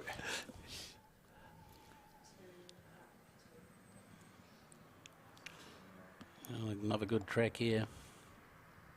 Linda is one of those players that once she gets her first bowl close, similar to T.Grantham like we've spoken about before, John, if the first bowl's there, the next 3 go that same place. She understands her line and length. She can repeat it really well. So I'd expect that once she gets her first bowl close, hopefully for the sake of the North, she'll put the other 3 there, and she's demonstrated that well with these first 2. Yeah, we just watch this one just sit in those 2 and split them and probably they'll get shot. She's not going to be up. Slightly underplaying that one. well, it's a reverse, isn't it? And it just shows you, I suppose, the advantage of sets is that you start again at 0-all for the second set, an all game, still 10-3, comfortable lead to Val, and that's the beauty of set play. 7-8 ends to play, something like that. You're quite right, yeah. No advantage here. There we go. Just cutting across. Oh, yeah. Late swing. Good weight with all 3 bowls, though, from Linda there. Thank you also to Peter and Mike for getting co-opted onto the commentary panel. I'm not sure if it was voluntary. I feel like I'm part of the Channel 9 commentary team. Yes. Got Mr. Beale. You haven't got a suit and tie on me. That was last No, night. we were talking about Alex, and I think we covered all the points about him we wanted to talk about, didn't we? Absolutely. I wasn't listening, so that's probably No, that's No, Alex is doing a fantastic job. that's what I want to hear. So now I just won't go let's- back and listen to the rest of the commentary. Let's see if Val Smith can do a fantastic job on this. A couple of ordinary bowls. She's Have a down a look. couple. 3. No, this isn't there either. Oh, she might get a wee... No. Just about got No, away with still it didn't there. have the weight to take advantage of any luck. Yes, but as soon as Val let go there, you knew that it wasn't perhaps where she wanted it. Great chance for Linda to make 3. No, I don't know. If that She looks just about as happy as Val. Forehand side. Might get an edge on this, and she has, and it's Oh, 4. made 4. Well, She'll take it. I told you, it's as I sat down. That couldn't have gone much better for Linda. and it's awkward for Val. There's a bit of a wall of her bowls that she's got to get past. She's got to get there for a start, eh? At the moment. Just a couple of metres. Well, the problem you have here, if you play good draw weight and get caught, you get nothing. Yeah. You play with a bit of weight and you find a hole, you've got nothing again. So Nothing on nothing means nothing. Backhand. just trying to draw around that front one. She's got perfect weight. It's half a chance. Well, it's cut a few out, hasn't it? Yes, that's a very good eh? shot from Val. From 4 down to One down just 1, isn't it? Yes, Yeah. they'll have a look. Finger measure again. What do you think about the finger measure, Peter? John and I aren't sold, but everyone seems to do it. Well, no, I'm not sold because I can't. I'm not accurate. I remember you saying at one stage we did some commentary and you said they were thinking of banning it, didn't they? Oh, they did try to ban it. Yeah. Yes, because they thought, well, 2 have come out on that. Yeah. So it was a little deceiving. Look, I do it occasionally, but you can get a fairly close indication. I think I generally like to sort of thought that my eye was a good indicator. right, As we get older, that perhaps not the same, and perhaps our fingers shake a little bit where we try to. See, I'm not a fan at the end doing it if you can just pull your measure out and measure. Exactly, Mike, and that's the thing about it. They do that and they walk around and they walk around and look, if you have a look at it and you think it's a measure, as you say, get the measure out of your pocket straight away. Yeah, and, that's right. You could waste a lot of time. Bowls can be slow enough as it is without messing around with it. it is, and especially internationally, in the case that Linda just decided she was going to roll the jack then. So she's in the zone then, eh? Yes. She's anxious to get that next one down. We've actually struggled a little bit with our New Zealand, especially the women's team, of not getting their 15 ends in. And sometimes it's not their fault, but sometimes it is our fault. There's just 15 ends in 2 1/4 hours is not a lot.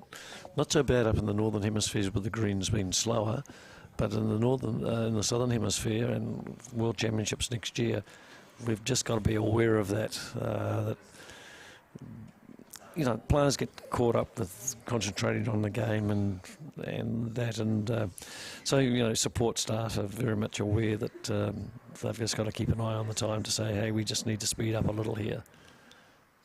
And it's not so much speeding up in play, but the things that you mentioned, Mike, about if it's a measure, just get down and measure it rather than walking round and round and try to use the fingers to determine who has shot. I quite like what they do in curling, which is a bit like a chess match, where you have every team gets allocated. So say it was a 2-hour time limit, my team gets an hour thinking time, and your team gets an hour thinking Yes. time. And they just give every team X amount of time to play their stones and make their decisions. If you run out, you're a defaulted. So it's quite hefty. It's not great when you run out of time, but I quite like the idea of that instead of just having an overarching... Yeah, look, we do have that situation because generally the umpires come round at the halfway mark, and if you're behind on the number of ends played, they normally speak to the team manager or a rink coach to say that you are behind. Good reply there from Linda. Yeah, very good. And then the umpires, if they see some slow play, they can notify the manager or the rink and say, look, we're now putting your team on the clock. And look, I just can't recall exactly how long you've got. Obviously, it's different for each discipline. you've got to play your bowls within that, and if you haven't played them, then you stop playing, and the opposition just keep playing for the rest of the end. I've never seen it happen, but and this all came about mainly because of the Irish men who were so slow. Games were taking 3.5, 4 hours.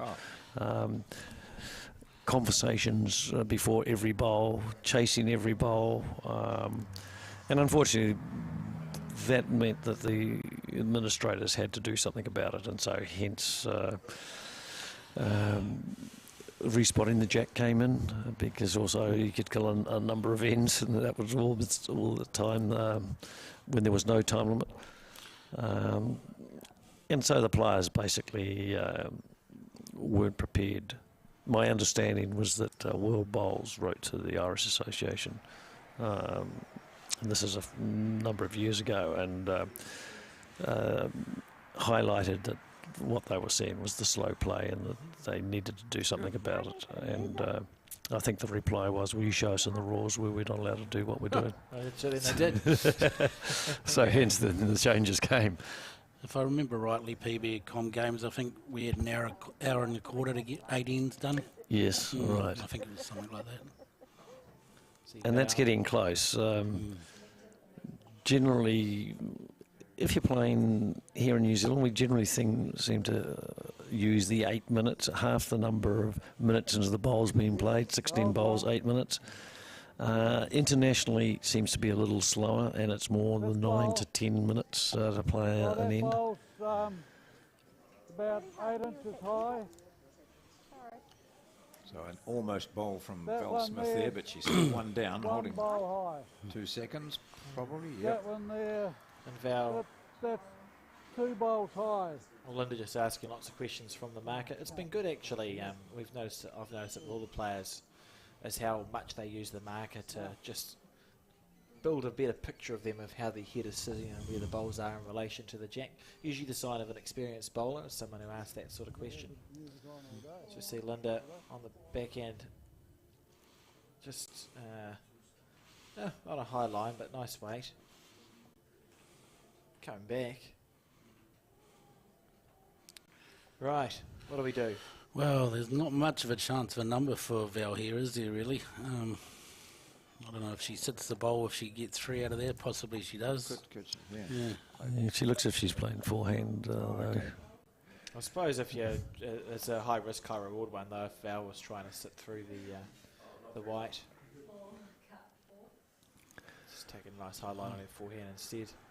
So you can sit the white square, I suppose. But if you're a bit tight, it's not a pretty sight. Well, I think there was more chance down the back end. Yeah, yes. You know, you get the jack clean, you're okay. Sit the bowl, you might have made 3. But this has been a really good start from Linda in this set, which she needed to do. You know, no one likes to play the first set and not get on the board, and so she's overcome that obstacle. And now is dominating the set, and she's going to roll the jack again. Don't have to, Linda. Oh.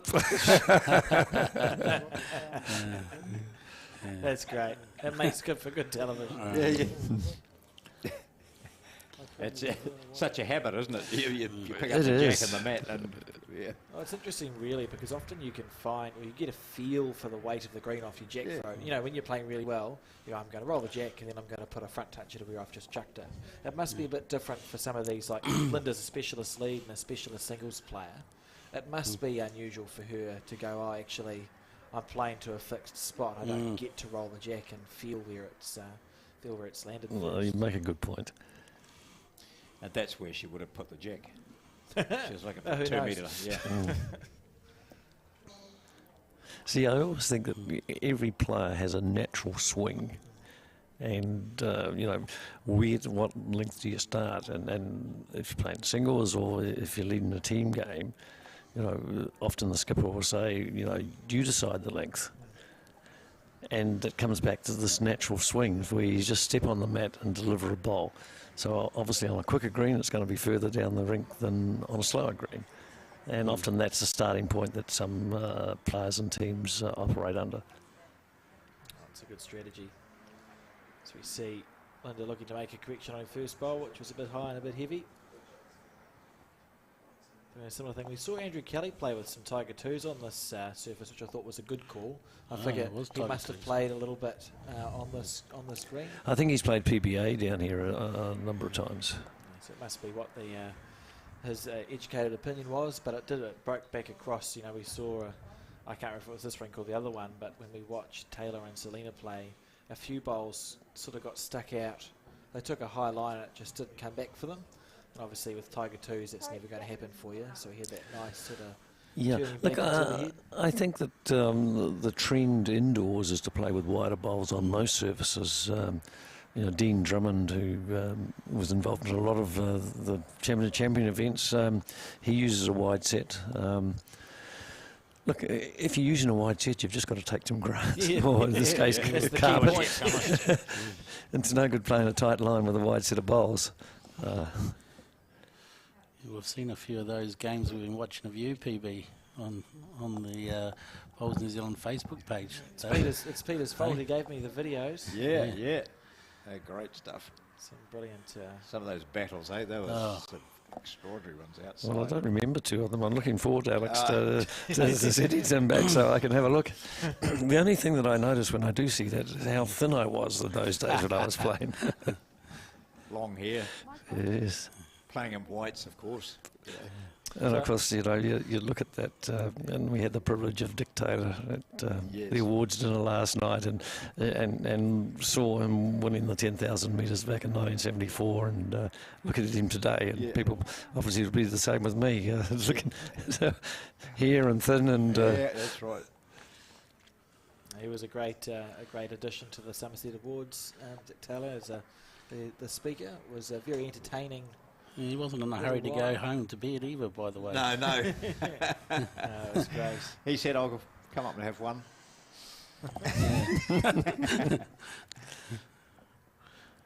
Yes, but he was down at breakfast this morning. Yes, we had breakfast. Both Three and myself had the pleasure of John Macbeth and Dick Taylor at breakfast this morning. I won't tell the viewers what time he went to bed, but...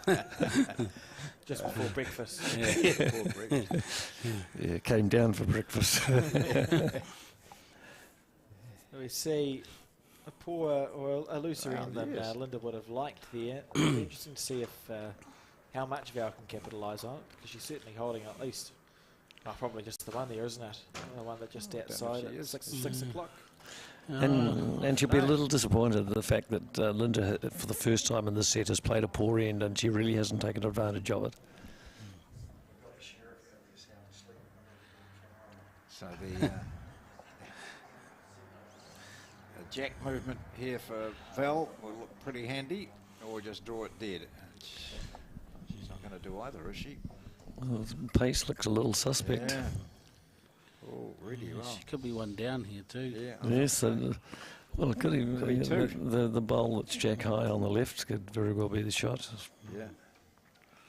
I think for Val now, it's just important she gets the bat back and starts thinking about that extra end now, I think. Incredibly roller coaster. Yeah, it's a yo-yo of a game, isn't it? This one we've had one set go one way and one set go Don't roll the jack, Linda. Two zeros there. Do we think that was a 2 for Linda or a 1? Did we get an indication? No, we didn't.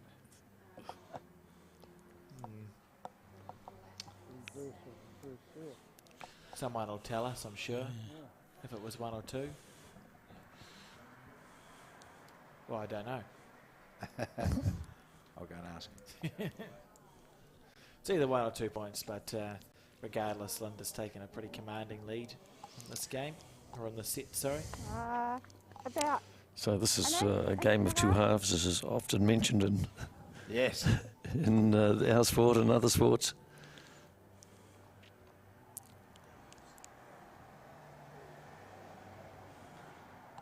But it makes our game interesting, doesn't it? Where we've seen Val just completely dominate the first set, and it's been the reverse. And that's one of the challenges that we'd like to think that doesn't happen, that we play consistently right the way through. But, and obviously in Linda's case, she had to play better, otherwise it was going to be the same situation was going to occur.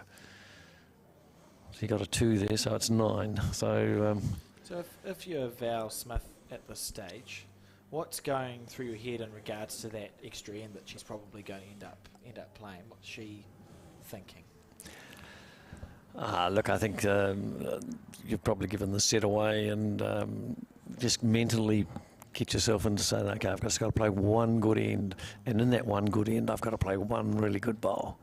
And I think you've also got to just forget about what's happened in this set, and you start afresh, and with the confidence that you had at the beginning of the match. But because when you come back to a tiebreaker, it's a flick of the coin, isn't it? Toss of the coin on whether you're going to win or lose it. And I suppose we get to do that a bit more often. We play a lot of 3-5s and get to play the tie breaks. And there's no right or wrong way to play a tie break, other than a front touch is always a pretty good option. Well, if you win, it's the right way, isn't it? It is. Played that really well. Yeah. See Val Smith overcooking it here as well. Sometimes in these situations when you're 9-0 down, she might not even necessarily be looking to draw the jack. No. She could go, look, I want to try and draw the 2 metre mark, or I want to try and, you start just trying to do something in her own head that makes sense. If you've decided that you're not going to win that set. I suppose what we've seen in this match is that the player that hasn't had the shot hasn't been able to convert at all. And this is what's happening here. Val hasn't been able to turn any of these ends around, and Linda was the same in the first, not being able to. And it's far easier, as we've mentioned, if you're playing when you've got the shot. Absolutely. So you see Val on the back end now, and what will probably be, I think, the last end of the regulation game. They might play one more. What is it? 9 after 4 of 8. We'll see. There'll be a tiebreaker soon, I suspect. Well, they were 2 ends short in the first set. The problem here, I suppose, going into the extra end is that, as you said, you need to put one somewhere close, draw a really good bowl. And what we've got at the moment is Linda Ralph's got the ascendancy, and going into an extra end, you'd think, well, she's the one in form. So from Val Smith's point of view, it is important that she gets one somewhere close with this bowl. What was interesting in the first set with Val, she was finding the centre line consistently, and she's just battling with that a bit, And that's unusual on carpet, because the conditions don't change a great deal. I know temperature makes a difference to the way the carpet plays, but I wouldn't have thought at this time of the day that there would have been a great deal of difference. Absolutely. Sometimes outdoors the breeze changes or gets up or that, and that can have an effect, and you've just got to be aware of that. But this has certainly been a Jekyll and Hyde performance from both players, and obviously she doesn't like that. She was going to have a wee run at it. She's going to go outside edge of this. Yeah. Oh, nearly. Imagine she could have cannoned that one onto the shot pole for 1. Unlucky. Well, as we see. Well, that's a big miss, isn't it? If you look at that, there is nothing for you wide. All the bowls are on the left-hand side of the jack, so that's where you got to be going.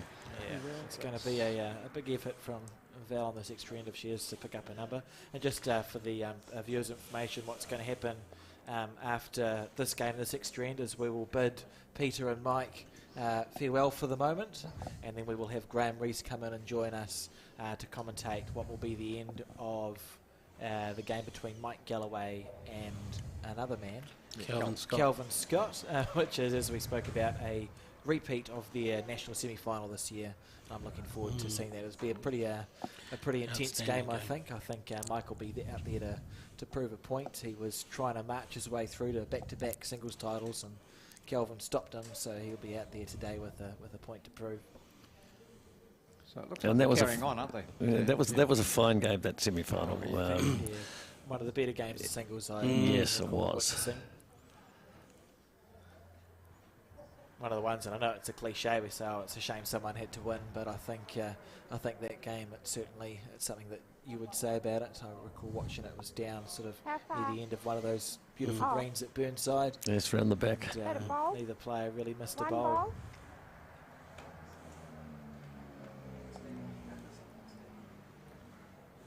Sweet, yeah. There's a line here from Val. Watch this ball come back in. That's her best bowl of the second Great set. That's great for Val. That's Yeah. what, she'll be happy with that one. That's the sort of, you've got to cling on to that memory of the weight in the green to get there.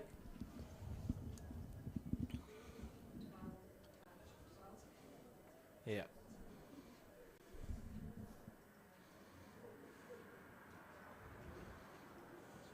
Well, you look at Linda, she's smiling, and Val has lost her smile. Yeah, certainly the body language is It different. has, yes. A great example.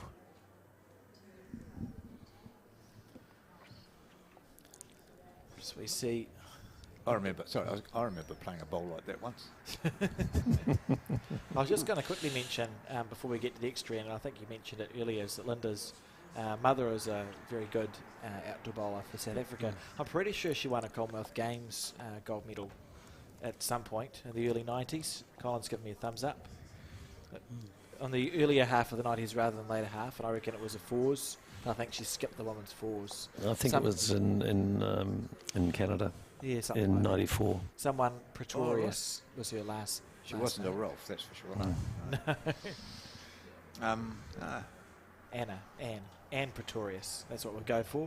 But yeah, it's pretty cool to see those family dynasties come through, and I know that her mother is still watches and tunes into the live streaming. Oh, cool. So if she's watching this, hello. Yeah. It's good to have your view. I don't know what time it is in South Africa. What's the time difference? Text Alex if he's got your name wrong. We'll be Googling that. Almost definitely wrong. That was not the best of games for the New Zealand bowlers, was it, Peter, in 1994 in Victoria? No, it wasn't. We did get a bronze in the fours, which was, on reflection, a little bit of disappointment. But looking back on it, that's better than not getting a medal at all. Absolutely. Yep. M.Kernaghan and Philip Skoglund were the pair. That's right. Gary Lawson played the singles. Yeah. You and Rowan and Stu Butter. Yeah. And Bruce McNish. That's it. Yeah. Brilliant. All I knew was the. One to North? I think Millie was there with the women, wasn't she, in 94? I should know. I was there, but it's quite a while ago. It was quite a while ago. Yeah. Wanda Fuka was where the bowls were played. Yeah. We see. That was the time when Stu Scott was commentating for radio, and the chap who was going to be doing the boxing commentary got caught up in traffic. And so the studio called out to Stu, who was not doing much at the bowls at the time, if we send you the pictures on your television screen, would you do the commentary on the boxing bout? I think it was Trevor Shaler was boxing. And so Stu, effervescent and always willing to do these sorts of things, said, yeah, I'll do that. So away he went. But his commentary booth was open to the greens. So Stu was not a quiet commentator at any stage, but when it came to boxing, he goes in with the left, right, he was roaring, and the sound carried right across the green. I was in the next booth, and I remember just watching it, and the players were standing up and looking over to all these Commonwealth countries were all looking up at where Stu Scott was commentating. It's good that they knew what was happening in the boxing. And there were we were three greens deep, I think. We went down for 3 greens, and eventually I saw a chap in white pants and a Panama hat come storming off in a red blazer, I think he had, and he came racing round it. And people were laughing, they could hear this boxing commentary. And he got almost up to the commentary box, and I whipped into the next booth and put my big shoulder and the chair against the door so the official couldn't get in to get to Stu and tell him to stop. And the fight finished, and New Zealand won, and Stu settled down and opened the door, and the chap said, "Oh, you've stopped now." But it was just a hilarious interruption too. It was, yes. Yeah, you would have heard it out there. Oh, yes. You couldn't help it. One of the many highlights of, of the Commonwealth Games. Yeah. Stu Scott supplied many as a commentator. Oh, yeah. Very good. That's great. As we see the bowlers carry the bowls back to play their extra end. So 10-0, 12-0. A tiebreaker here.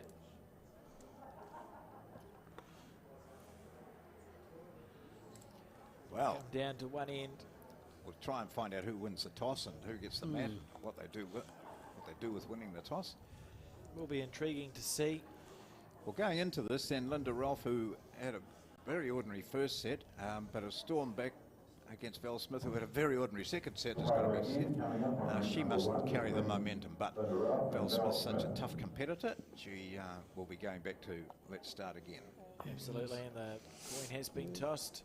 I better get the other end. And someone said I don't know. Yeah. Someone's going first, Linda. Yeah. So that means she won the coin toss or she didn't. That's what we know. Yep. Full of a font of information. And the good news, he hasn't picked I was just going to say, she hasn't picked the jack up. He was going to. Well, it was working for her. Yeah. She kept on scoring. Linda to play the first bowl, having lost the first set 10-0 and won the second one 12-0. Extra end. Linda with all of the momentum here to bring the North back in front. So this is the fifth game, and it's the third game in which we've had an extra end. So yes, yeah, it's been tight. Good stuff. A good sign really for the evenness of the teams, and Linda with her first bowl here. Should be happy with this start. It's a good start, a good shot. Great bowl.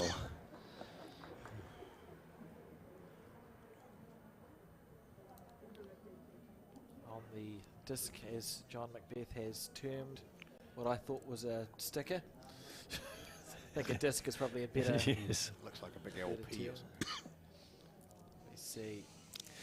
Well, we many years ago at Royal Oak, that indoor centre that's no longer in existence, yes. They had target bowls, so Did the they? targets were on the green. So we've just reinvented the wheel. Oh, what a shot there from Val Smith. That's a great mental strength shown there, isn't it? After being absolutely blown off the blue on that second set, to come back for an extra end and just do what Peter spoke about, which is, look, I just need to have one good end and one really good bowl. That's a really good bowl. Well, it's going to take a good one to beat it. And steely determination. She can afford to play over an extra yard here, can't she? I don't know whether she likes it by her body language. Yeah, there's nothing to wick off like that last one that she looked and she ended up with a 4. Yes, well, it looks a backhand shot. Her first bowl was a forehand shot. There's always that temptation just to go again on the forehand. The only time you want the shot when the last bowl's played, and just get another handy one there, and then you give yourself 2 goes at trying to get Val's bowl out, sit it out, trail the jack. She's looking at this one. She doesn't look, it's hard to tell. Yeah, she's prancing, eh? Yeah. Sort of looked narrow when she let it go, but she takes not a bad home anyway. 2 to south, sorry, south one back. Sometimes when the duster just gets thrown up in her hands, it's generally a good That's indication level. that it's okay. She thinks it's okay. I'll keep an eye out for that next time. See, it should have made the backhand more inviting rather than less inviting for Linda. Is that Val's bowl is that little bit lower than the white?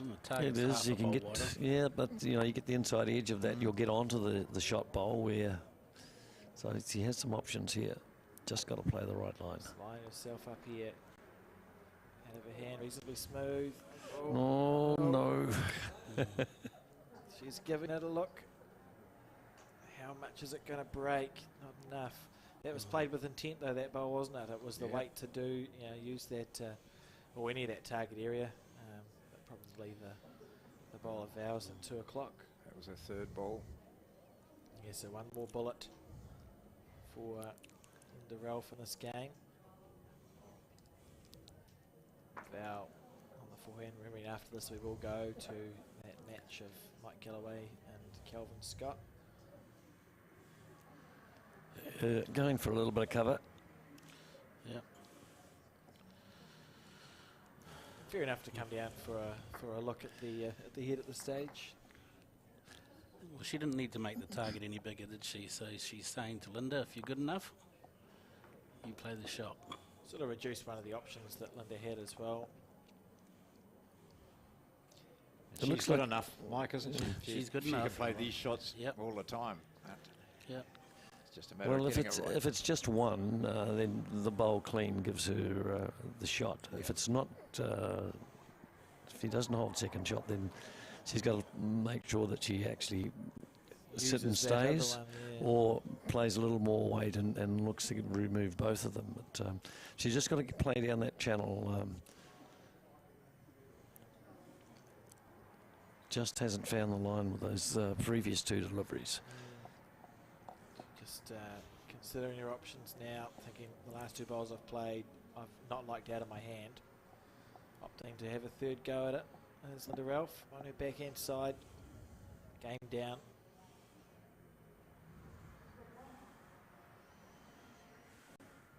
Yeah, just one down. Here we go. Oh, that says no. It's on Body its way. language. No, I'm not so sure here. It does PB. say no, but she might be close. She This needs to use a little bit of Val's bowl. Oh, she was unlucky. She's found the Yeah. split.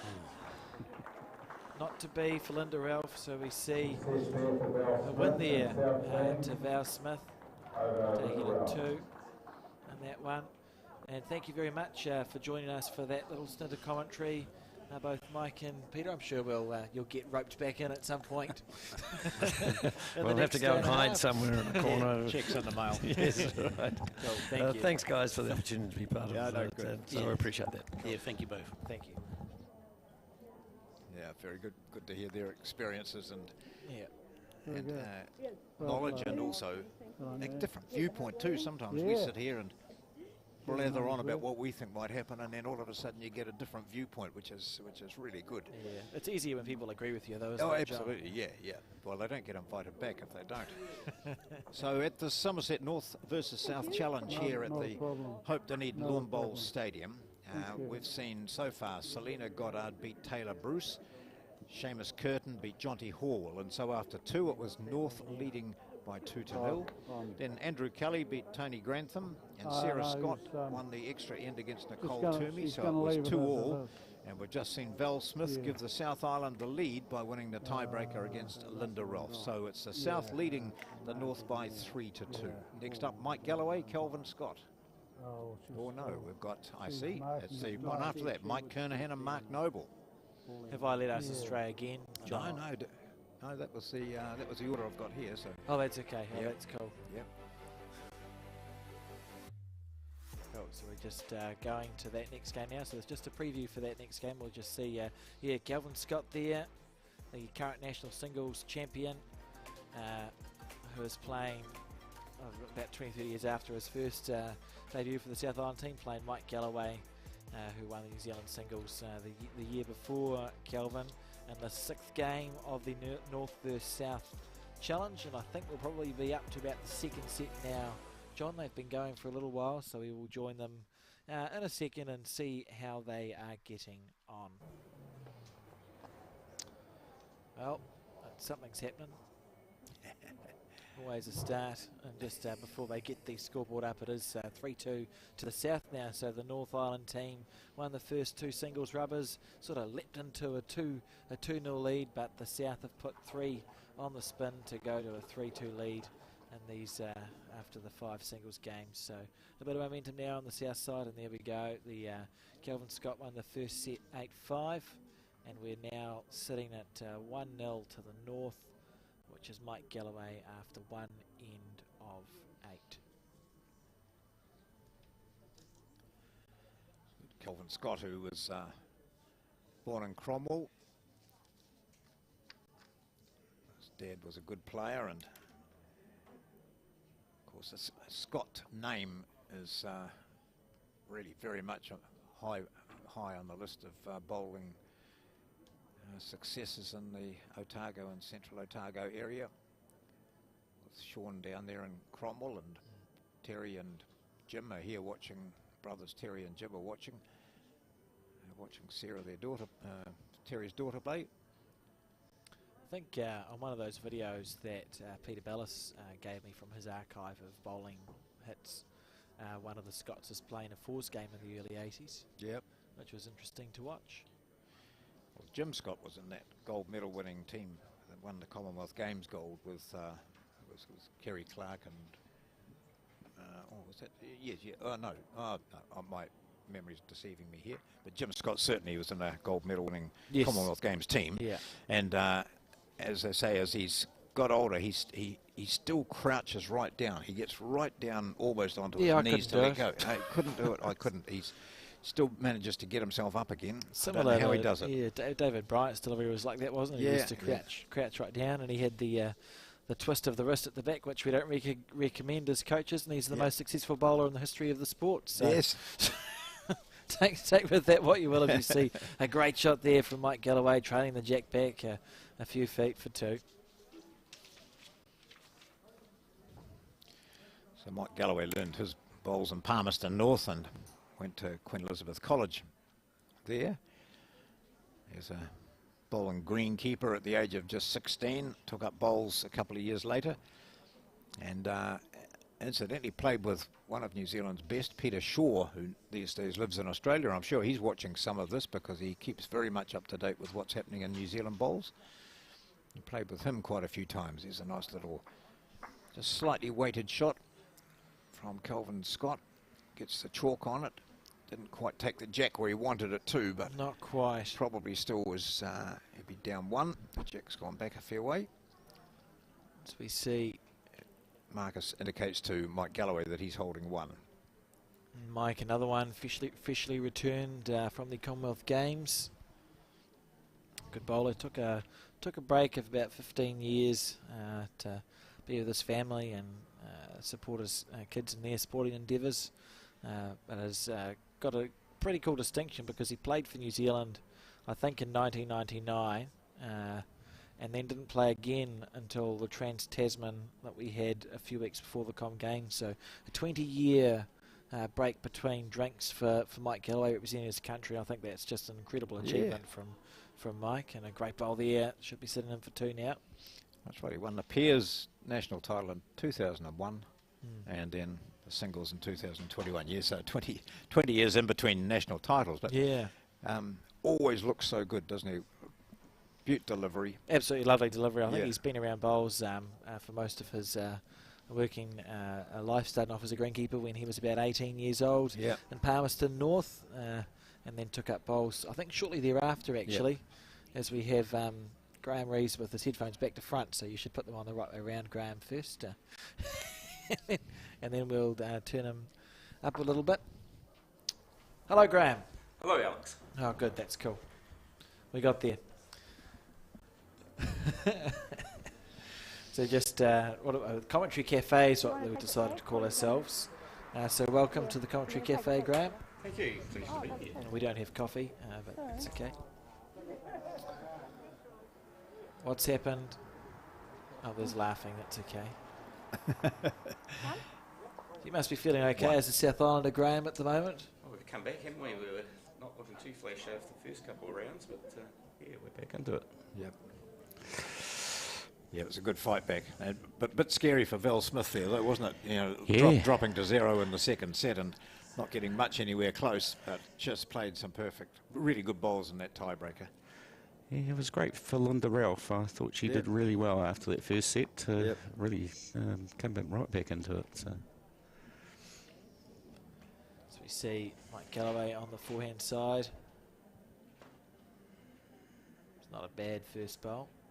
Have you spoken to any of the players today, Graham?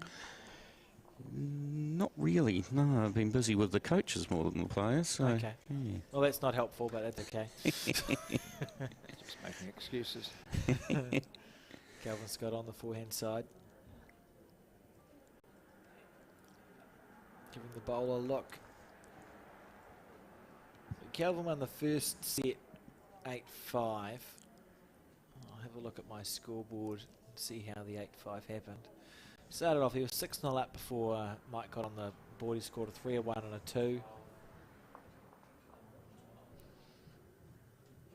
Oh, it's right there. Amazing. A 3, a 1 and a 2, as you can see on your screen. And then M.Galloway put 4 ends together, but only was able to score on 1s and 2s, and then dropped a 2 on the last end. So by the looks of that scorecard, probably an evenly matched first set there. Tail there. A great bowl there from M.Galloway. Hong Kong Dragon. Good bowls. Be tempting to have a nibble at this for Kelvin, perhaps. Yes, Nice. I think we'll see a bit of aggression in this game. Even at 8 ends with aggression can be a bit disastrous, can't it? But sometimes it calls for it. Yeah, it's a staggered split, so you're at least thinking I'll probably hit it with my third bowl and try to get good position with my second. So going past makes enough sense as long as this bowl stops. I can't hear a thud as it's gone into the ditch, so I presume it's paused. About that much. So just to cover what I've been doing with the coaches, Alex, is we've been coding some of these games. So we've got a new app that we've got on our cell phone down there. Gal Mowrow's just coded Val Smith's game, and yeah, it's worked out really well. It's simple to use, and after we've coded it, it downloads it to a spreadsheet and puts it through to an email, and then we can use the data as sort of a coaching tool to show people what their weaknesses and strengths are. So what sort of data are you putting in there, Graham? Well, that's a good question. If we look at that head there, those 2 bowls of Mike's would be an A, so that's an effective bowl, and then if it's just on the rim, it would ring of the circle, it would be a B, and then outside that would be a C, so it'd be ineffective. And we've got a couple of enhancements to do around whether the bowl finishes short, wide, narrow, long, and we'll add that in as well. So yeah. That's fascinating. We'll come back to that, but just briefly, we've just had Val Smith into the commentary cafe with a cup of coffee, so it's the first person to whom that statement makes a bit more sense. Yeah. We're sitting here, Val, in the we're calling it the commentary cafe, and we have not seen one cup of coffee in here, and yours is the first. Are you going to tell me that's a cup of tea tea and you only bought one. I'm very sorry. That's okay. Thank you for joining us, Val. How are you feeling after your game of singles? Oh, relieved. Yeah, it was didn't do it easy, but yeah, funny old game bowls. How you can sort of go well and then just sort of lose it for a bit. It's a case of just knowing that you have going to a tie break. It's really important that you just work hard and find out where it is that you're where you're failing, and just work really hard. And that if you do get the opportunity to get another couple of extra ends into the set that you're losing, just work really hard on those areas that is hopefully going to help you in the tie break. Do you revert to, we've got Graham here as coaching, do you revert to sort of the mental training that you get? You know, have you got little, tell us about that, what gets you going when things are going down? So it's really, you know, trigger words or processes that you go through, the mental process before the physical process of, first of all, identifying what it is that you need to be improving on, and then going through that mental process of you got to back yourself, you got to trust yourself that you do know the right line. Then it's a case of feeling the weight, and that's where your technique can come in and upset things. So that's when you've got to be relaxed, so that you can trust your rhythm, and just work really hard on feeling on the weight. So just things like stay down, telling yourself just to stay down, complete your delivery, keep your eye on the line that you're playing, because sometimes you get drawn into that worry of where your ball's going to finish, and if you pull your eyes across to the target too soon, then often you'll pull your ball as well. So it's kind of it's like putting in golf, really. It's that mental discipline of keeping your head down. How do you prevent yourself from getting sort of downcast when things were going really horribly there for you during that second set, and I noticed you're sort of looking away and not watching what Linda, your opponent, was doing at the time? So are there ways in which you can just prevent yourself getting right down on yourself and therefore unable to bounce back? It does take quite a bit of practice, but again, I think it's just it's a self-awareness thing, and again, it comes down to that identifying the areas that you feel that you might be struggling in, and then working through that mental sort of process checklist. What you need to do to like overcome the sort of technical issues that you're having, and then once you've identified it, then it's a case of like trusting it and relaxing and just doing it. Yeah. And it was a good example of how that works too in that tiebreaker you played. And you were interested in listening to all this, Graham, because you've espoused all these views. I suppose you were listening to Val as if to say, oh, yes, she's remembered what we've talked about. We've seen a couple of great bowls here while we've been watching, while we've been listening to you, Val. Unbelievable, yeah. Yes. That's ridiculous. Yeah. Tell us what happened, Val, when you were going to play the bowl from the wrong area. What happened there? Yeah, you and Linda both may have done it at one stage. Yeah, I think it's that... like you're going through your pre-shot routine and you're not used to seeing another like that spot. Yes. It was I thought that may be the disc. case. Yeah, and it's a disc. The disc. Yeah, and I don't know. You might, you're not really almost sort of like a step ahead, and you've gone and walked towards the disc. You gave the crowd something to laugh about. It was quite good. Would have been better had you played the bowl. And what was worse is that because I take my line from the bank. And there was somebody like moving right behind where I was aiming, and I was looking at them and concentrating on the line, and in the process I'm walking up to that disc and I'm going, oh, you've got so much Just wrong go back here. for a walk here. Yeah. Mind you, At about least the you same didn't time, throw Linda the went jack. up, picked up the jack to throw it about 3 times. Oh, Yes. yeah. That's the way it goes, eh? But again, it's habits, eh? It just goes to show the habits that you get Routines, into. yes. And, introduce something a little bit new, and it takes a wee while to sink in. So Galloway now is up by 3-0 in the second set, having lost the first 8-5 to Kelvin Scott. Yeah. He played his first 2 bowls were perfect. He had essentially a front toucher and a back toucher, and he could drop a 2 on this end, which just shows you how good Kelvin Scott's third bowl was. So he's willing this bowl to hold, but I don't think it's going to. One bowl low. Oh, lovely weight, but just that little bit tight. I think Kelvin probably holding 2 here, looking to make it 3. And that sort of, it can hurt a little bit if you've just spent 3 ends of your life getting to 3 points, and someone just goes, boom, I've now got 3 points back on you, all square. It feels like you've put in more effort than them, and suddenly you're staring down the barrel of 3 apiece if Kelvin makes this bowl count. Line up on his backhand, I think.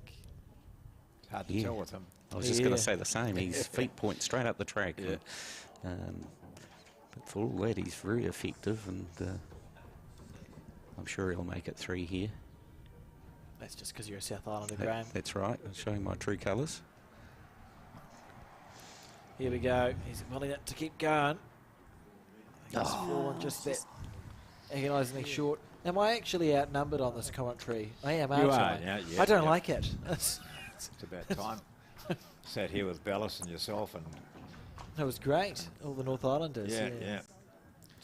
Mike Carroll were here, all North Islanders. I'm South Island today, because I grew up in the South Island, so I'm rooting for the South Island Vals. So Good well on done. you, 'cause it's like state of origin, isn't it? Yeah, it's absolutely. where it's where your roots are. Yeah, absolutely. Yeah. Yep. Yeah, fair So enough, great shot from Kelvin. Oh yes, we saw 2. I should probably put that score up. What about the discs? Did you find them, apart from being a bit disconcerting at times, what about physically? Did you notice them affect the bowl? No, No. but the only one was the trial ends where the mat was placed just beyond the point of delivery, and you can hear it. So you can hear it going over the disc. Yeah. Almost like a sandpapery sound, and that was sort of off-putting because like bowls is so much feel, Yeah. and it kind of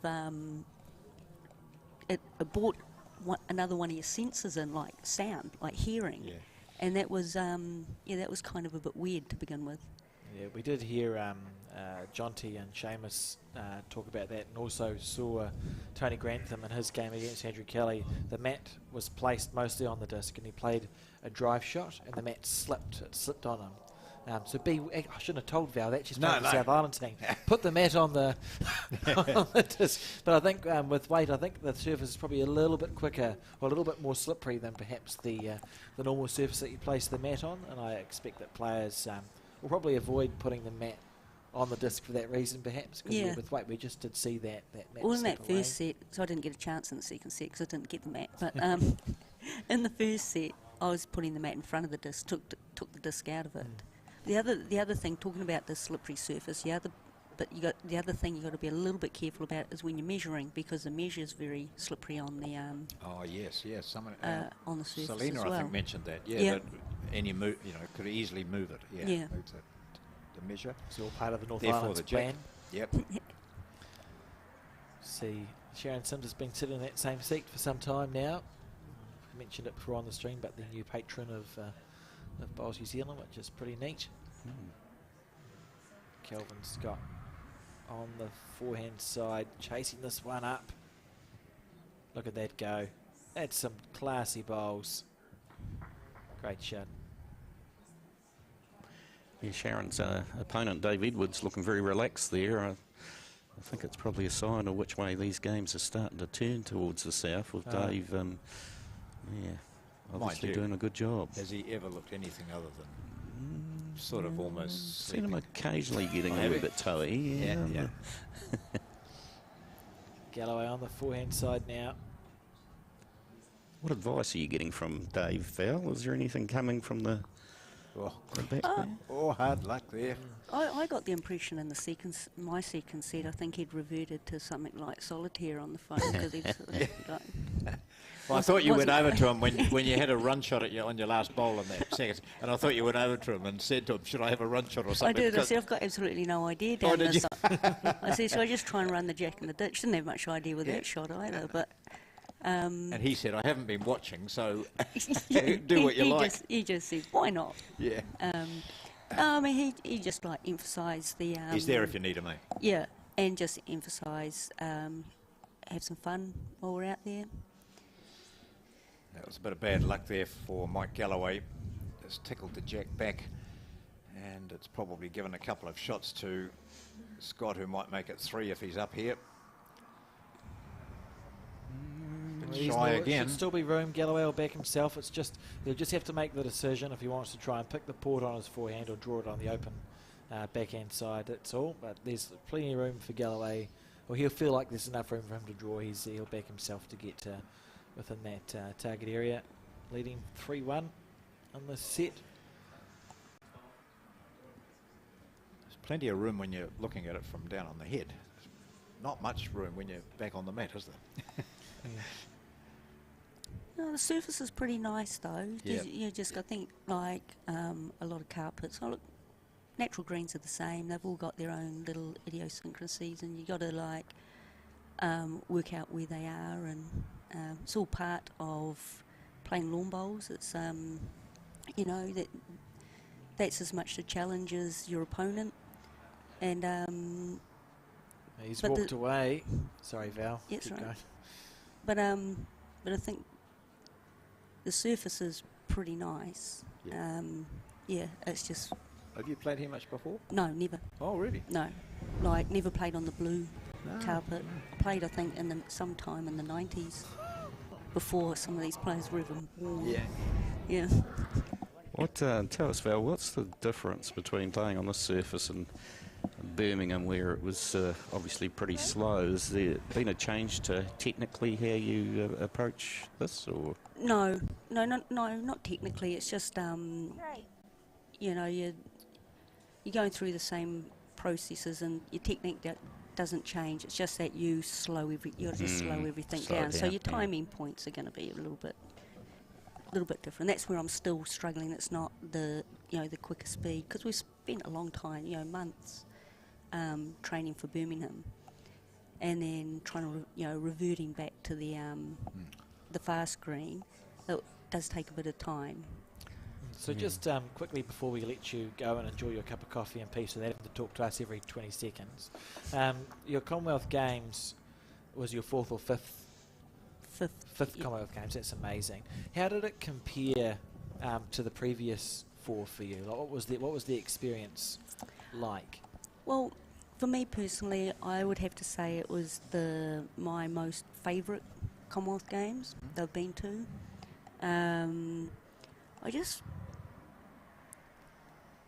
I just enjoyed everything about it. Like, it helped that we had nice weather while we were there. The grounds where our village was in the Warwick University grounds, they had a really nice campus.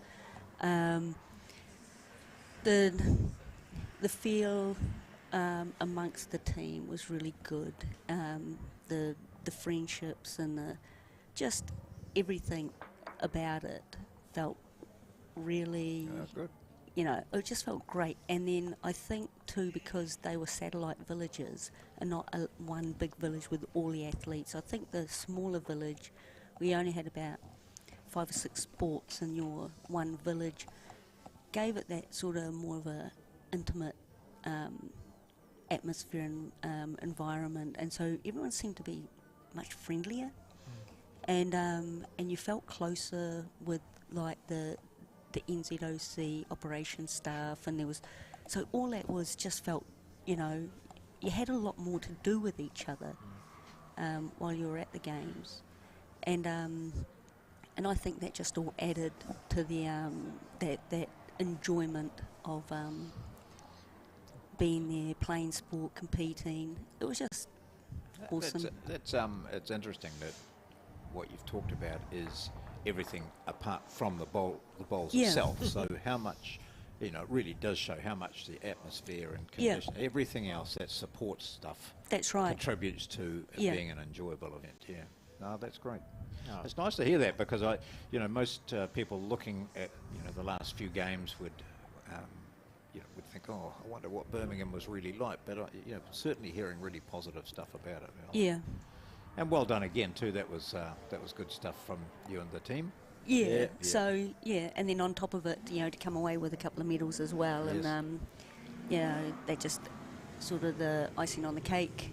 Oh, it was it was great. Like, as a spectator, because we were lucky to get some pretty good broadcasts from the Commonwealth Games. So people forget there was not that many rinks that were actually television rinks. Yeah. And we got almost as much as we could possibly get in New Zealand. It was great to watch you guys play, and you could see it was pretty clear that you all got along really well, and that sportsmanship and the team spirit was really strong. So certainly we were pretty glad to watch. Like for somebody like me who's been around for a long time and got a lot of experience, and then playing with those young girls, young women, and seeing the growth in those players from the time the team was selected, through all the training, through the Trans-Tasman, through the camps, and then through the games itself, and seeing that.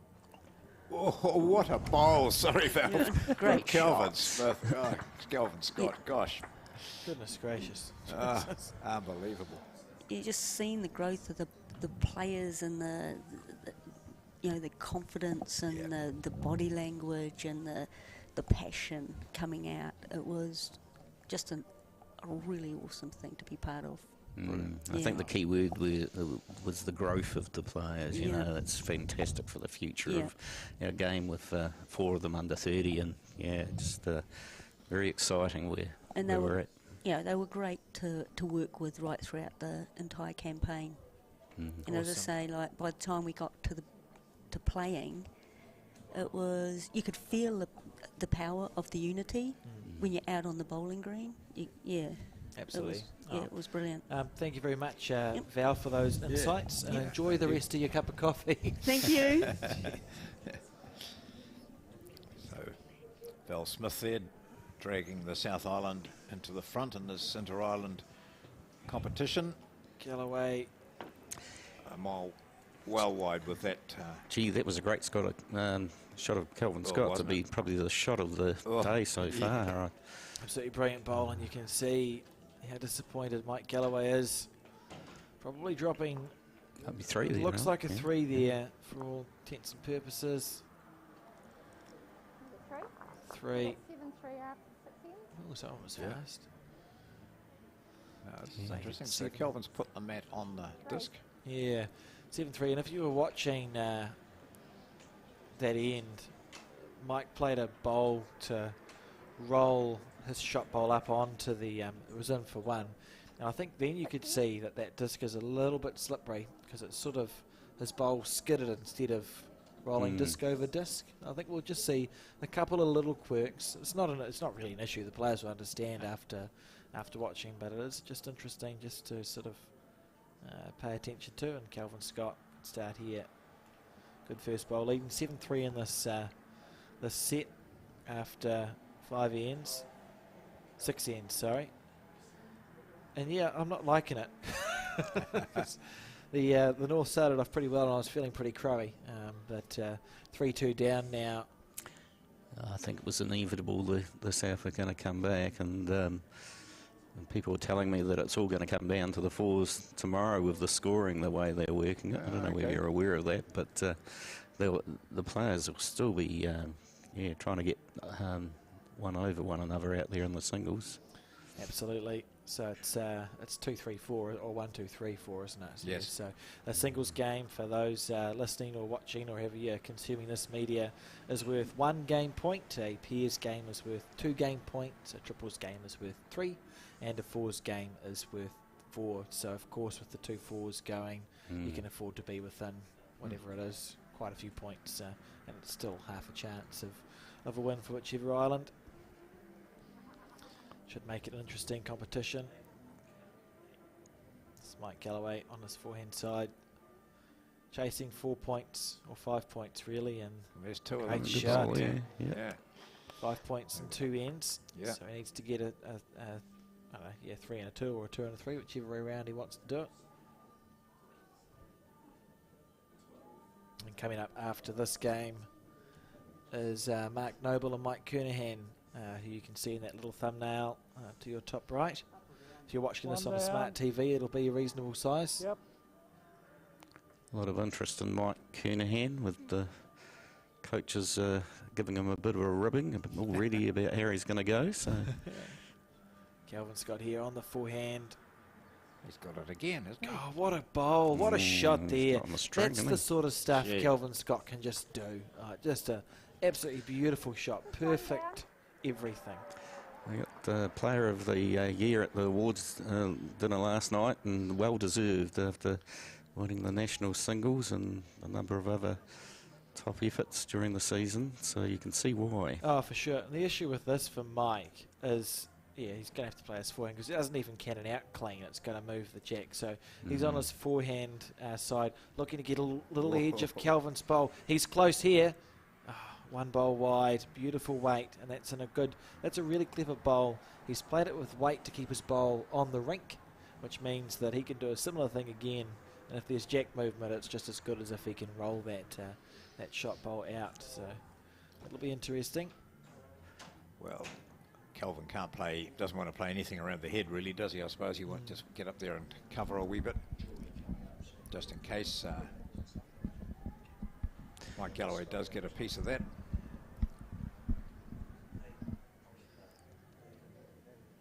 I get the impression the players are really enjoying this surface and conditions. There's no wind or anything to really put the bowl off course, so it just purely comes down to their consistency in terms of technique and release, and they're all pretty good, of course, at this level. And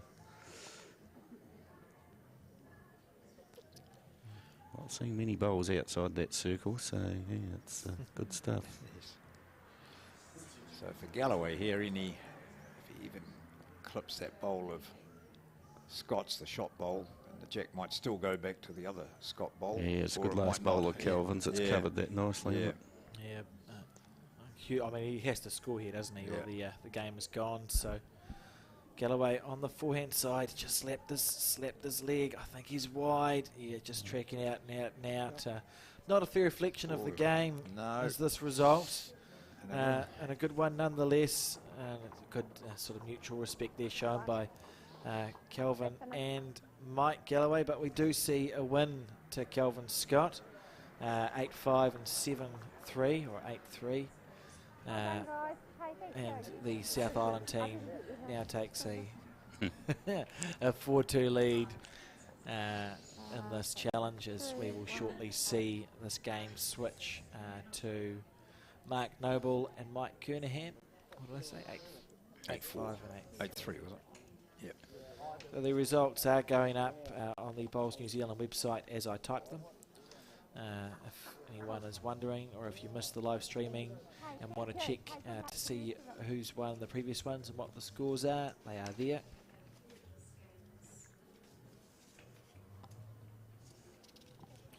Of course, the PBA is played here in the winter months in the stadium, and so I think the advantage to some players would be the those that have played in that PBA, they'll know exactly what they're doing out there. And Mike Kernaghan's won, so it'll be interesting to see how he goes here.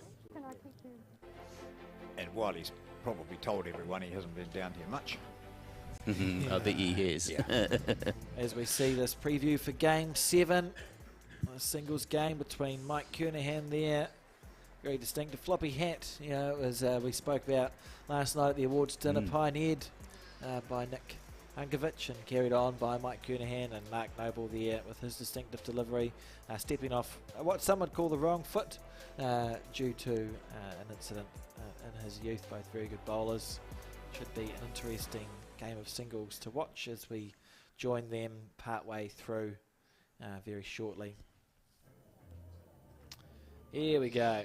So we see Mike watch his bowl come back into the head, and the score will become apparent shortly as someone presses the right button.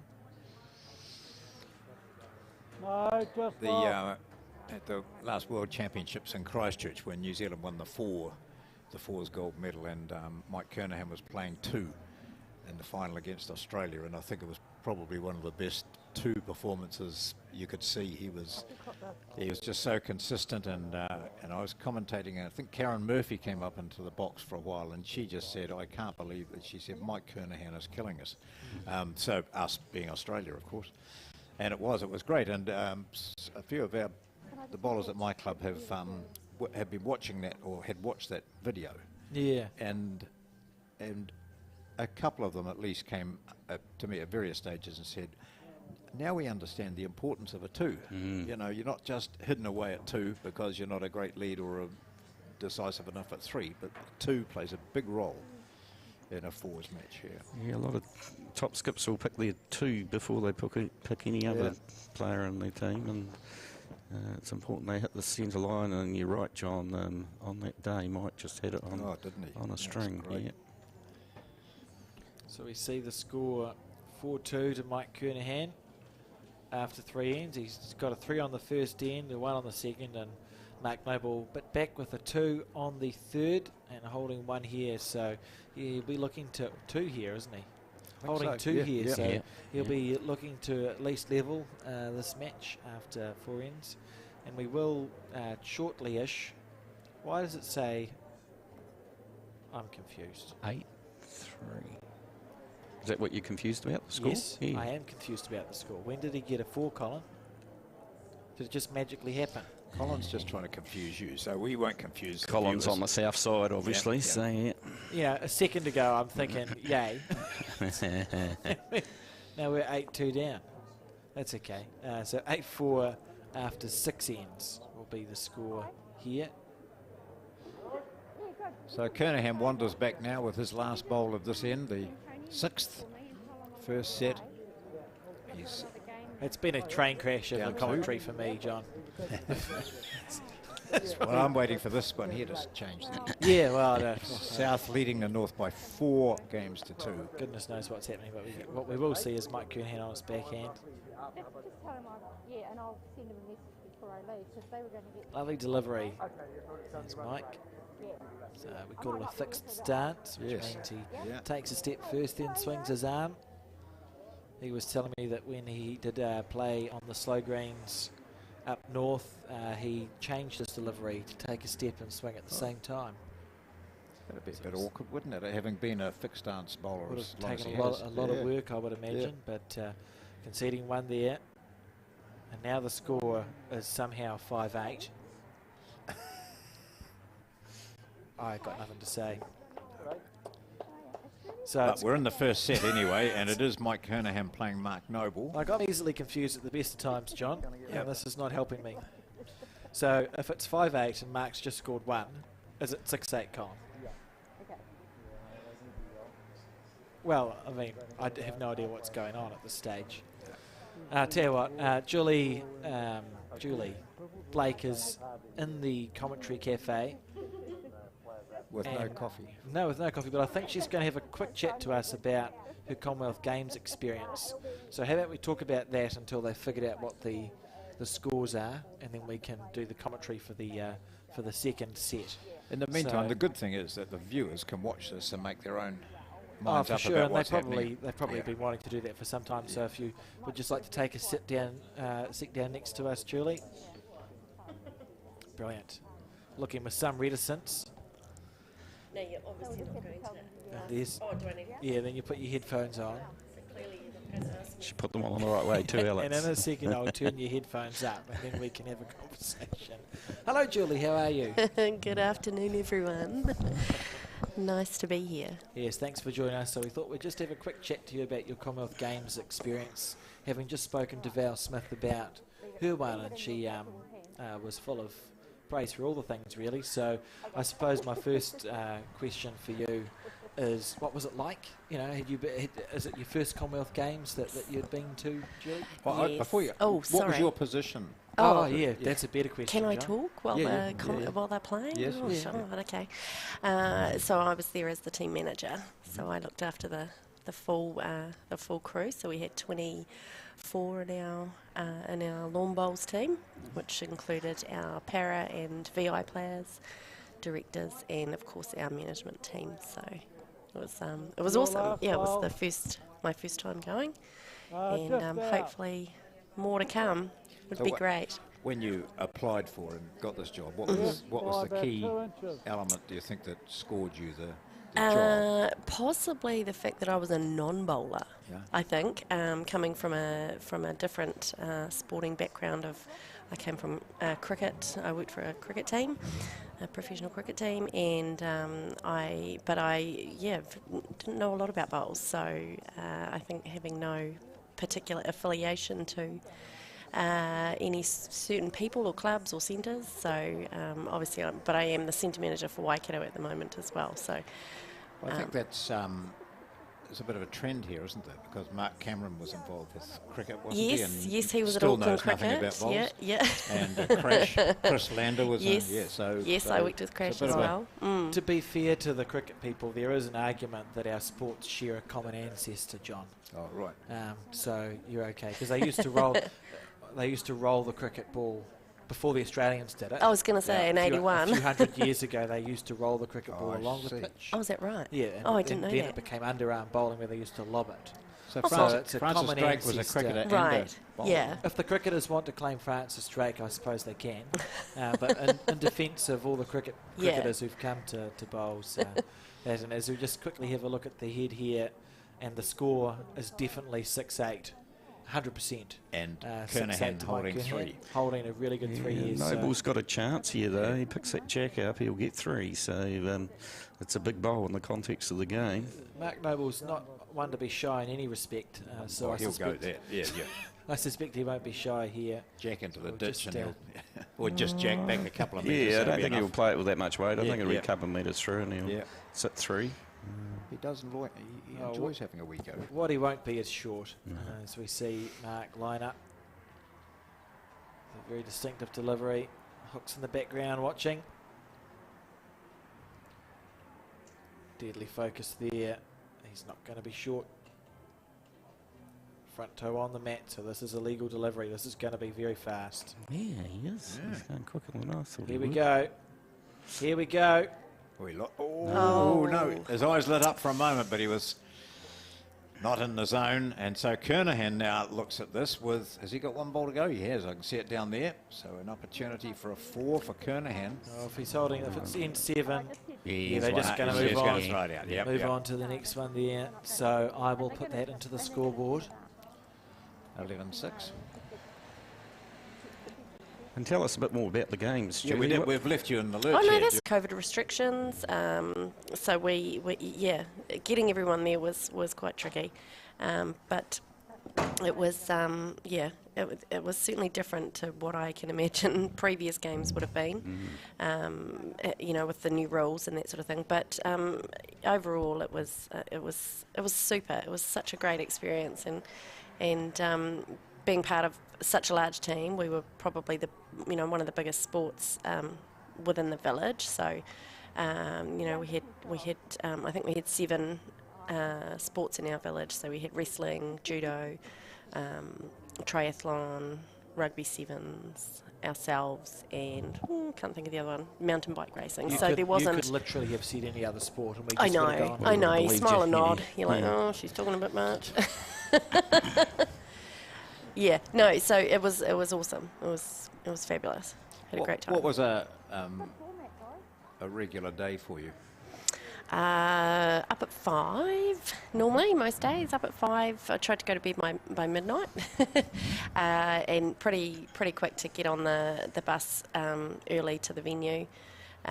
We obviously had a pretty amazing dining hall that was well utilised by our team, and then we'd get to the venue pretty early, and depending on who was playing at what time, sometimes the team would all go together, and other times it just depended on the playing schedule. But mostly all day at the venue, and generally be one of the last ones to come back, and dinner at about 11 o'clock when I'd pick up my laundry, and then. So would you, you'd organise travel schedules and all that sort of thing for the team? Yeah, so just coordinating basically logistics of all the, where we had to be when we needed to be there, what they all had to wear. I had 5 trips in 4 days up to New Zealand House, which was based at the Edgbaston Golf Club, and that was to pick up clothing, swap clothing, get clothing altered, swap some more clothing. So was it, if you think back to it now, it's been a few weeks, is there a standout moment or two that you will cling on to as you go on? Is there anything that sort of jumps out to you as something that's amazing? Yeah, I mean, lots of different things, and probably some of them are the smaller things. Like we trained the first couple of days when we trained at Wellsbourne Bowling Club, and the people that we met there were just so welcoming and lovely, and wanted our team to do so well. So that those people were a real highlight. Obviously, the girls getting their 3 bronze medals was a huge highlight. I was on rink side for Caitlin and Selina's bronze medal, which was pretty special. And to see them come off the green was a real proud moment.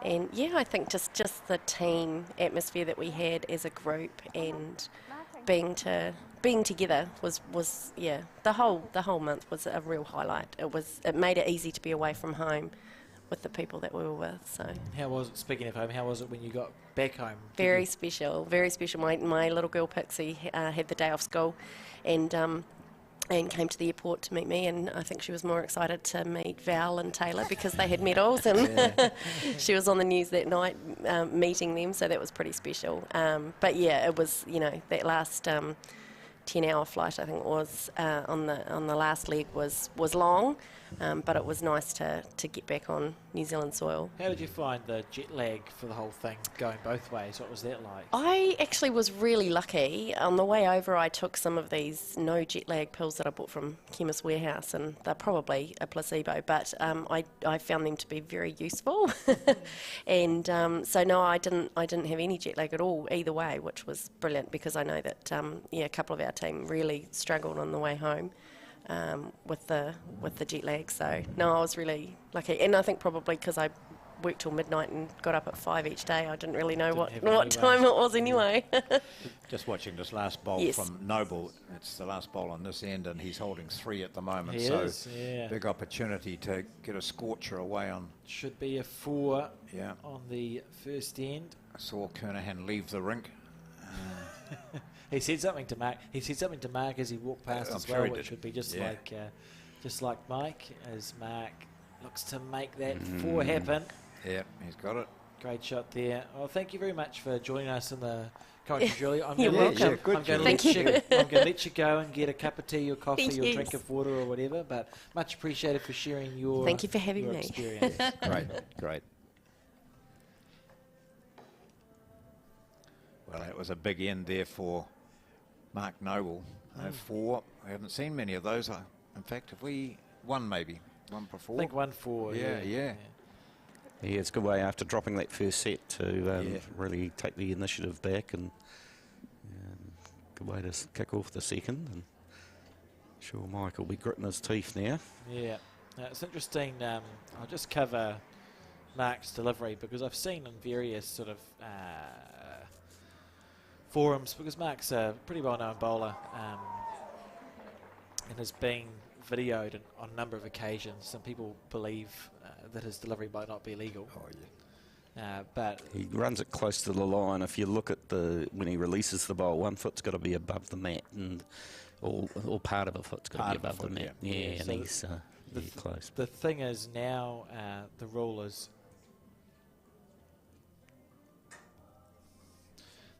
on or over. Your foot has to be on or over the mat, so it's become a much more relaxed rule. In the Yes. old days, it used to be the whole foot That's within right. the confines Yeah. of the thing. So it was an easy, a foot fault was easy to see. As we watch a replay here of his delivery. So he has a little toe just over the top.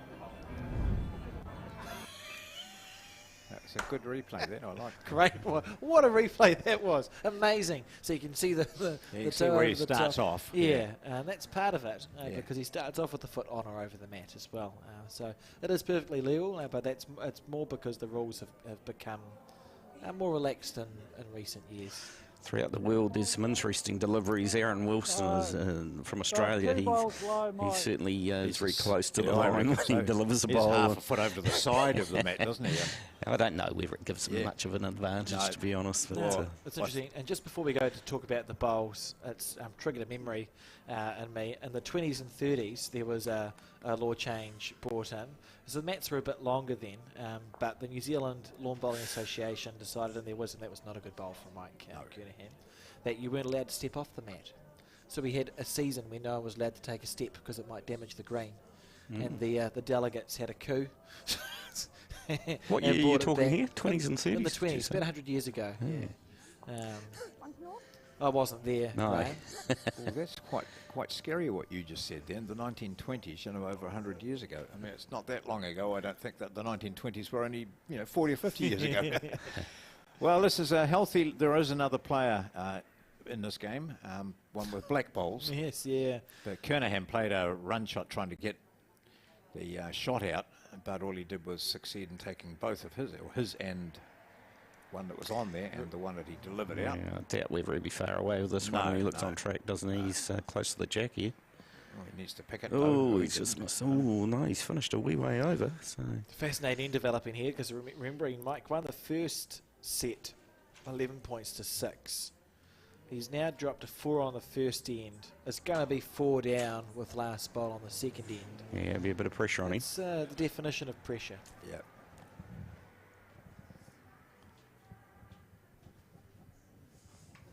That's good though, and you see these bowlers who respond to the pressure. I mean, this is similar to the previous match we saw with Val Smith when she won the first 10-0 and lost the second about the same, 11-0 or something. It's been fascinating to watch. It's been a great event so far, to be fair. And I think the teams are evenly matched, although I think the North, it's time we won a game. I did enjoy this morning. This morning was great. From there, not so good. And Mark being clever here, so he's holding 3. So that's enough pressure. I'm going to put a bowl past and just see if that's just to that's maybe where the jack might end up. Kernaghan wasn't far away from snaring the jack with that one that's gone through to the right. Yeah, Mark's a chess grandmaster, and Yes. he played a game of chess then when he obviously considered the risk, and Mike's played this pretty well. Here. How's his weight? He's bending now, though. Hasn't. He's short. He's short, so 3 down. Yep. Yeah. Certainly looks that way, doesn't it? Kelvin Scott's wanted in. He's going to join us, I think. Yes, he is. He will join us into the cafe as we see 3 there to Mark Noble to take a galloped into a 7-0 lead after 2 ends. I suppose I should put that on the scoreboard, and then we'll introduce Kelvin. Well, we can't have Kearney letting the South Island down, mate. Just get that microphone up there. Sweet. Brilliant. Yeah. How are you feeling after that game, Kelvin? Oh, you know, it was a long wait. But yeah, it was good to get on the green and get it on, you know, sort of get it over with. So, yep, a good start for us. Ticked it off the first one. How did you find the your rank played? How did it play? Yeah, no, it was good. Yep. Yeah, all the bad bowls was obviously my fault. So it's just the computer every now and then has a wee breakdown. So we saw in that second set there was one end in particular. Mike played a good first couple of bowls. He must have had 2 bowls sort of yay far away from the jack, and you had a couple of bowls pass and you snicked it over for 3. Yep. How did that one go? Was that what you were looking to do? Were you happy with that bowl? Absolutely. I was actually holding 3 before Mike pumped us up. Yeah. So, yeah, to be fair, I was just trying to chip the bowl out and, you know, got the edge of the jack, which was perfect and locked in there. So, yeah, it was great. Happy with that? Yep. Fair enough. It was good to watch. Yeah. Well, it depends on your perspective, doesn't it, John? Very good. So we've spoken to the other players about what we're calling I call it the sticker, but we're calling it the disc, which is that thing on the carpet. How did you find that as something different to have on a rink? Well, I actually thought if someone was getting the better of me, then I was going to make them play through the middle of it, because it's actually not that nice to play through, to be honest. Okay. So, yeah, I had that call before I went out. I said, if I'm battling a bit, that's where the mat's going, right in front of it. So. Fair enough. It's interesting. I'm claiming that we've added another layer to the game of bowls with the addition of the sticker. We noticed some other people have spoken to us about it being a little bit more slippery than the green of the surface green. Did you notice anything? Oh, no, I think it's fine. It's when you put the mat on it and you play with weight. You can feel it slip around a bit, So. Oh, Mark Noble just on the jog here. It looks like it's on a tight side though. Asking it to hold, but didn't quite manage that. Anyone else got any questions? Oh, Scotty, you were named Player of the Year last night. That was a great accolade, and first time. Absolutely. Yeah. I mean, I've been playing the game a long time. It's only taken me 38, 39 years to win it, so hopefully I can win it another 38, 39 years. Well, certainly you'll probably still be playing it another 38 years. Are you seeing in your area a lot of new interest in bowls? Or is it nothing much changed? Oh, no, there is there is a group of young players coming through, absolutely, and you know, they're just, they're not that far off, to be fair. You can see it's happened in the women's game. They've been hanging around a little bit, and they've given them a crack this year, and they've delivered. Yep. So it won't be that far away for some of the young men to come through and show what they've got. You taking a team to the Nationals down Alexandra way? Absolutely. Yeah. Kenny dumped us. Yeah. So we might actually have a chance of winning it. Who are you taking? Brave when he's not here. That's great. Who have you got lined up, or have you not chosen yet? Well, it's still the same team. Yeah, but not with one. We haven't got our fourth player. Yes, so. yeah, cool. Is this, are you calling for nominations? No, not at all. I'm keeping out of it. To be fair enough. I'll just go down the front and do my job and let the rest of them do their job. And you're off to Auckland to defend your singles? Absolutely. Good work. Yeah. Yep. Who are you playing pairs with up there? He's played a little bit. Oh, I think I know who you mean. Oh, well done. Yeah. Well. Playing pairs with Shannon this year. Nice. So, yeah, looking forward to it. Yeah, good stuff. As we see Mike looking like he's going to score the his first point in the second set of this game. Should be one to him, so he'll trail 1-7 after 3. Yeah, we've seen this a lot today. We've seen the first set won, and then the opponents come back in the second, and it's what Val Smith was saying. It's a mental game sometimes, and when you lose a set like that... Is he making Mark play through the... Yeah, he is, isn't he? through the target there? Oh, I'd have the man a bit closer to it, to be honest. Sounds like a South Island plan there, Mike on his backhand. Kearney must know this. I mean, as he said to me before, this place has been up for 30 years, he said. It's just been absolutely fabulous. So he sort of knows every bit of that carpet weave there. And Canterbury's about to get one of these, Scotty, I hear as well, so that'll be good for us. Oh, okay. Woolston Women's Club, I think, around there. I think the Canterbury team, Canterbury Club, are putting something in. So. Oh, it'd be fantastic for Canterbury area. I mean, to be fair, the North Island probably dominate the indoor greens in New Zealand. So, I mean, coming here, we'd have to be the underdog when we come here, I'd say. Just because they've got access to so many indoor facilities. So. I wish that you were scoring like your underdogs, Kelvin. Well, we like the underdog tag, so. Fair enough. Fair enough. And saw Mike start with a good shot there with his first bowl. So what have we? How many more games have we got tonight, John? I don't know. When do we finish? Oh, we finished with that one, do we? 6:30? Yes. 6:30. So we got 1, 2, 3. So one more singles, Pam Walker and Leeane Polson, and then 2 triples matches. So that'll wrap it up after day 1. Yeah, triples to come, Kelvin? Absolutely, yep. I'm playing in the middle for Andrew Kelly and Tayla off the front, so looking forward to that. So we are on a very slightly different note. We spoke to Peter Ballas. He was in the commentary booth before, and I know we had a chat to you, or I had a chat to you yesterday, and Peter played for the South Island somehow once. Was that the last time you played for the South Island team? It is, actually, yep. Peter come in. I was fortunate enough to play a couple of games of pairs with him, and we got one each way, but it was great to play with Peter, to be honest. I mean, he's one of those guys, that has been around a long time, and you see all his old games on TV, and you realise how good a player he was. Exactly.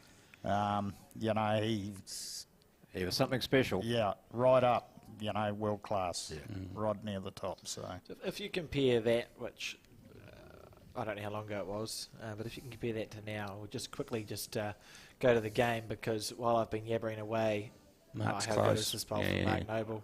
Great shot. I was just going to say, I've been yabbering away, he's now 3 down, but he's holding 1.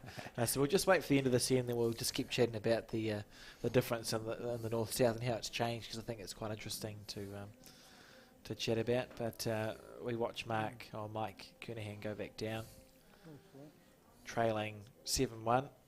And he's got 3 seconds. I didn't realise they had a clock on them. Well. That was funny if it was a joke, Graham. Yeah. Oh, right. Well, there you go. That's why I didn't realise. Good on you, Alex. Bloody set up then. Yeah. So Kernaghan doesn't need to... He just needs to slightly just draw this onto the shot bowl, doesn't he? Oh, yeah, and the bowls are close it out. Has he got it? He's extremely close here, is Mike Kernaghan. Oh, even the jack, if it holds a little bit. Still a great shot. Yeah, very good. Perfectly played. That's demonstration of perfect weight, isn't it? Because he could afford to miss like that, because he was never heavy enough to go horrendously wrong. So a great shot there from Mike Kernaghan to sit with 2, I reckon. There's the finger measures again. The cogs are spinning in Mark Noble's skull. Turns and has another look just to get a final view of the target that he wants to hit.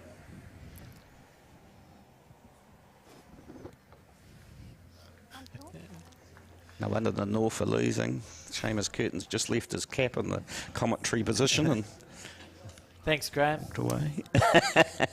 As we see Mark Noble, he's got Yeah, I don't know. We'll wait and see. He's never shy. No. On his backhand, I can't even tell if he looks happy, to be honest. I think he heard you then. He would have taken that too. Yeah. Couldn't have missed by much more. It's okay. So we see 2 points there to M.Kernaghan. To sort of claw his way back in. I was just going to say, he's got a bit of a sniff here, so it'll be the 3-7. next Hey, end. so just quickly before they get started with the next end, Kelvin, it's been a little while since you've played in North-South, as we see a repeat of M.Kernaghan's beautiful bowl there for 2. A little while since you played North-South, and this is obviously a different format. Does it feel much different, and if it does, in what way does it feel different to the first time you played for the South Island team? Well, obviously we've only played singles so far, but look, you know, I don't think it really matters about the format too much. I think it's about your attitude coming into it. You know, I've come here to win every game. You know, I'd be disappointed if I didn't, but, you know, I think in the old days I was probably a little bit green, and, you know, the likes of Brass and Bellis and that, it's a bit nervy playing with guys like that. You know, you don't want to let yourself down, so, yeah. And to be selected to play for your island team, how does that feel to play for? Oh, fantastic. You know, there's a lot of other players that could have been here. You can talk, you know, 2 or 3 other players that could be here. Shannon and Lance Pascoe and co. So, yeah. We've got our B team in, really, haven't we? And what about the fact that the North Island are playing in white? And yeah, that's a bit rough, to be fair. I'm blaming... Another tactic. Yeah. I think it's just our youth. I think I blame... it's not my fault. I had no idea. Well, Kearney's concentrating. Even if he's wearing a cap, he's onto it. He's in the fight back here, and he loves this gritting situation. His teeth, Yes, loves that.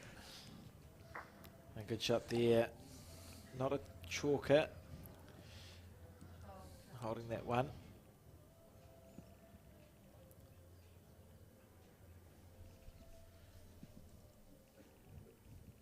As we see Mark stalk after his bowl. Oh, stop stalking.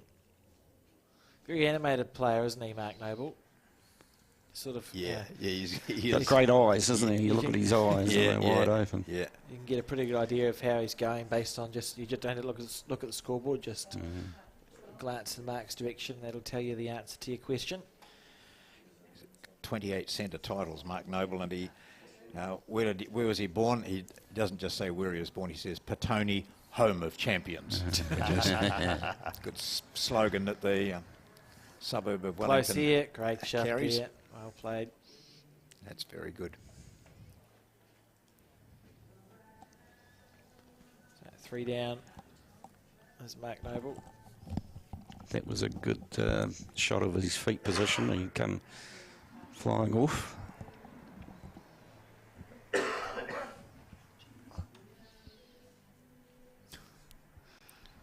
And Noble couldn't quite reach into there. That's what he was trying to do, but Kernaghan holds a 3. It's intriguing here for Mark because he hasn't, well, he won't feel like he's been convincing with his 3 attempts at drawing within 2 feet.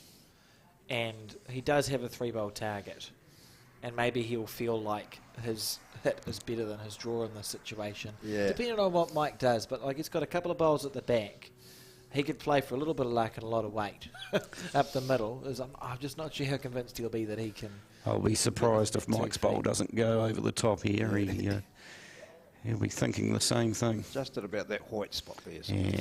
Yeah, that 6 o'clock on your screen. So we see Mike line up on his backhand. Takes a step and swings. Lovely delivery, built for the fast greens in New Zealand. Marching down the rank. Oh, what's he up to here? He's getting his eye. under it. He's dropped his screen a bit there. Yeah.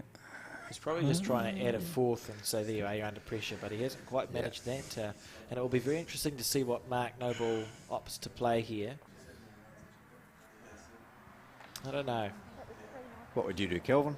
I don't think Mark will be short. No, no. And he's got that angle there would be quite good from, wouldn't it? Coming through there, Jack, back to those two whites.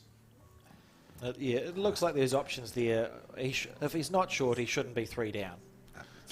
No, that's right. He's going to cut it down by 1 at least, but there's a lot of good options. So he'll just decide wherever Mark is.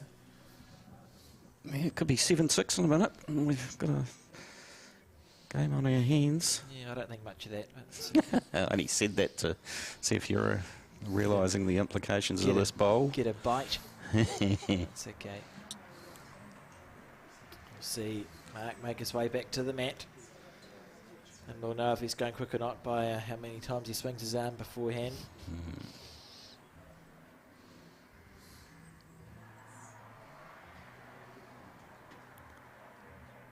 Here we go.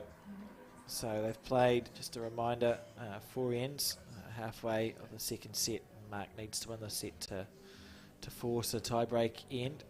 We should just watch it from this end, shouldn't we? See the whole thing from right down here. see, soon get an idea of it. He's not going to be short. No. Yeah. I don't reckon he had a foot in the mat then. I'm sure he did. Well, 7-6, Alex. We haven't seen a great amount of accurate driving or run shots. What wonderful news. Yeah. So we see, Mark just missed that drive shot out of his hand, really. And M.Kernaghan continue his march back into the set with another 3 points, taking it to a 6-7, trailing 6-7 after 5 ends. There's 3 to go. It's got big implications for the entire thing, really, because the South has taken that 4-2 lead after 6 games. The North would desperately like that to be reduced. So if Kernaghan wins this for the South, what does that make the overall score then? Well, I can count, so I believe it would be, I think it would be 5-2. 5-2. Which hurts a little bit. That's fine. See Mike on the back end. We get a replay of something. Oh, don't watch his feet. I'm sure his foot was on or over the mat, Graham. So nothing to be concerned about. But stuff like that, you're right. I think you just have to use a bit of common sense. Like, what practical advantage can you get? It's a bit different if they jump to their right and then let the ball go, because you can manufacture an angle, and that is cheating. If you're going straight through the mat and your foot comes off it a bit, I don't see an issue. I think if they do it like that every time, you haven't got a problem with it. But it's when if someone wants to stand to the side and get an advantage, I have a problem with it. Yeah, absolutely. Yeah, I agree. Have you? Oh, there's a question. Have you always just pointed your feet straight up the middle, Kelvin? Was that? Oh no, I'm taking a lot of green out there. The funny thing is, I don't actually think I'm standing straight. But okay. Well, you are. Well, the funny thing is, I actually played pairs with Philip Skoglund Jr., obviously, but he's very similar to me, actually, on the mat, and you can hardly tell what hand he's playing. So you got some of your own medicine for a few pairs games. There are a few people like that, though, who do stand pretty much straight, and in fact, you could swear that they're playing one hand, when in fact, when they step out, you find that, oh no, they're playing the other. And it doesn't matter, does it? So long as you're getting it where you want it to go. Yeah, I mean, you sort of, in the old days, you were coached to play a line, but I mean, you watch a lot of players, even a lot of the good Aussie players. Yeah. They're playing down the line, or their foot's across the line on different angles. Yep. Yeah, the key is probably you're doing the same thing over and over again. So yeah. As we see, Mike, he's just sort of turned it on, hasn't he, in these last few ends, and Mark Noble's played a few looser bowls. Yep. Very, very determined, like he takes no prisoners, and he's right back in this. And he doesn't want to play the extra end. No. Yeah. Fair enough. As we see Mark on the back end here. Ooh. Now Mark's played that drive, and then next 2 bowls he's tried to draw and not been very successful. And it's amazing when you do play an attacking shot like that to go back to the draw. Sometimes players struggle, and that's what we've seen here from Mark. Yeah, it can be a challenge. Mark often uses the big old wide ones, doesn't he? Yeah, he does. He normally plays with grooves on. Yeah. Yep. So, yeah, I'm not sure what he's playing with there. I think they'll be Optimas. They should be Era Optimas. Okay. Those bowls. Still, they're probably one of the slightly more swingy bowls that you can get from the Euro ones without getting ridiculous. So how does that work this weekend? Players have been just given sets, they're not using their own bowls. Kelvin can probably tell us as a member of the South Island team. If you have the right colour, then you can play with it. Oh, okay. So, Tayla played with her bowls. Oh, right. And who else? Andrew Kelly. No, he was using Ken Walker's bowls. Oh, was he? Well, I wondered about those, yeah. What were they? Tiger Twos. Oh, yeah. So Andrew's played a lot down here, and Andrew with his, obviously he listens pretty well, old Andrew, and turned up with a set of orange bowls. So, and couldn't work out why he couldn't play with them. So he got a set off Ken Walker, and he played well with them, so it worked out. To be fair to him, he's played with a lot of sets of bowls in the last sort of few months, hasn't he, in the Commonwealth Games and stuff, so... Yeah, if you're any good, you can pick up anything and play with them, and, Big bowl here from Mark Noble. This needs to count. He's very close. Only close, Alex. Sit down. Not that way. Didn't listen to me, so we see a 2 there to Mike Kernaghan. Oh, he's at the front. He's now won 4 ends in a row. After dropping a 4 and a 3 the first 2, it's the way to come back from that is to get a 1, a 2, a 3 and a 2, isn't it? That's it's a pretty fair effort from from Mike. Take that 8-7 lead after 6 ends of 8, 2 ends to go, 8 bowls each. And then we will move on to the game between Pam Walker and Leeane Polson. Leeane Polson. So far, if you're just joined in and watching this at the Somerset North versus South Challenge here in Dunedin at the Hopes Indoor Stadium, which is absolutely fantastic. What a great setup it is. We'll see occasionally shots through the glass where the spectators are. They can use the bar facility, the cafe and so on, and still watch everything that's going on, and it's a pleasant temperature out there. We've seen Selina Goddard win her first, this North Island's first match against Tayla Bruce, and then Seamus Curtin beat Jonty Horwell, so the North were up by 2-0, but since then Andrew Kelly beat T.Grantham, Sarah Scott went to an extra end and beat Nicole N.Toomey. Val Smith had a very up and down match, winning the first 10-0 and losing the second 12-0, but she won the extra end against L.Ralph. And then Kelvin Scott, who's with us at the moment, beat M.Galloway. And M.Kernaghan is fighting back after winning the first against Mark Noble. So at the moment, the overall score has the North leading the South by 4-2. 16 matches being played. The ones coming up soon, as Alex just mentioned, Pam Walker against Leeane Polson, and then at 5 o'clock we're due to have the first of the triples. That's Val Smith, M.Kernaghan and Jonty Horwell against Nicole N.Toomey, Seamus Curtin and Selina Goddard. And then the next triples has Kelvin and Andrew Kelly and Tayla Bruce against M.Galloway, T.Grantham, L.Ralph. And that'll wrap up the first day's play. Big program. It is. But really interesting. Yeah, been good to watch. What happens tomorrow, John? Have you got tomorrow's Yeah, play? yeah. Well, they begin at 10 o'clock. L.Ralph and M.Galloway team up to play Tayla Bruce and Kelvin Scott. So you don't get much rest, mate. And then the second match is it's Leeane Polson and Mark Noble playing Pam Walker and Jonty Horwell. So then the next pairs, Nicole N.Toomey and Seamus Curtin against Sarah Scott and M.Kernaghan. Selina and Tony play Val Smith and Andrew Kelly, and then we get into the fours, so 2 fours matches. So Dave Edwards and Sharon Sims, they can change their teams if they Think they need to? Is that the way it works? Well, I don't think Dave Edwards will, because they're Yeah, going so well. I was about to wind Alex up and see what he would do if he was in Sharon's shoes at the moment. No, I think that's set, isn't it? You play those Yeah, combinations. That's how it's been picked. Yeah, I think so. I've got nothing to say at this stage. You might get a run tomorrow, Alex. I doubt it. I tried actually. I thought, I'll chuck some bowls up, and it took me Sorry, Alex, too just many tell us bowls. about the situation on the head here, would you? Oh, the situation on the head here. Do Yeah. I want to tell you about the situation? Just tell us what's happening here. Oh, Mark's Who's about to holding? Mark's about to draw the shot, John. Here you go. Breaking into the... Nah, miles away. Okay.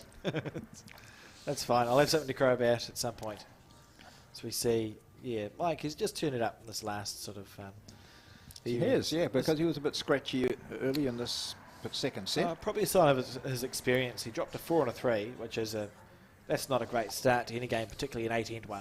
You know, that's a poor start. And he's just he didn't let it phase him, just settled down, played his bowls, and he's come up smelling like roses at the moment, scoring a 1, a 2, a 3 and a 2 to be that 8-7 up, and looking good on this end as well.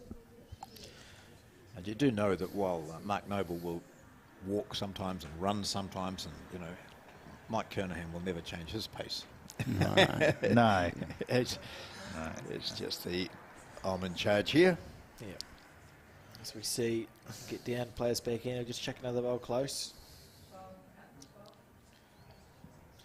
And I think you can probably feel comfortable doing that based on Mark's last 3 attempts at disturbing a head anyway. You know, it would make you think twice. He's gone back anyway. Played a bit of cover and then just in case. For me, I just feel like I may as well stack the head up. If you've been missing by that margin, you may as well put them under that extra bit of pressure. But also, he is.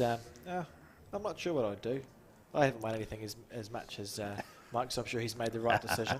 I would have been tempted to add a third one there, just for the sole reason that Mark hasn't looked convincing on his salvaging shots, so you may as well try and score the 3. I suppose Mike Kernaghan's thinking for everyone he misses, the closer he is to getting one. Hey? So he's getting closer to getting one. Yeah, it's another way of looking at it.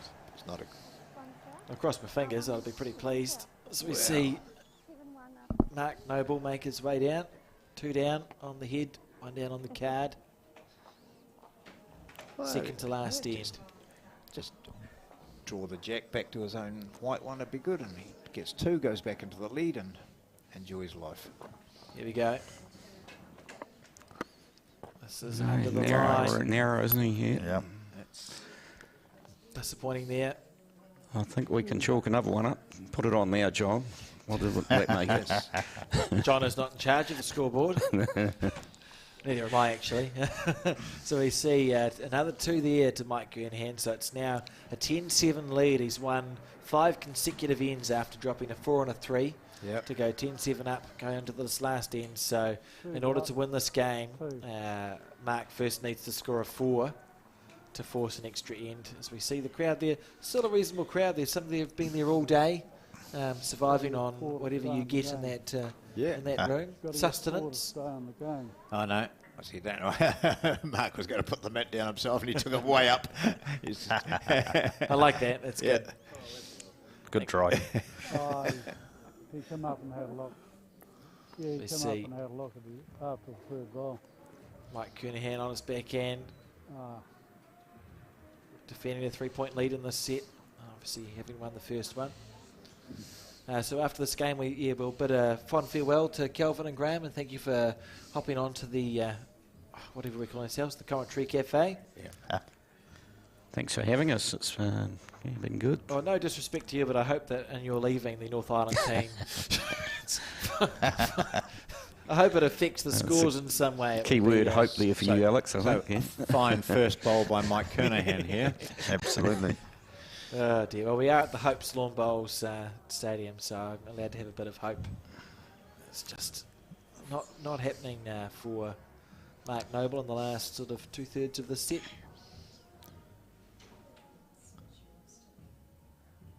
Mike on the back end.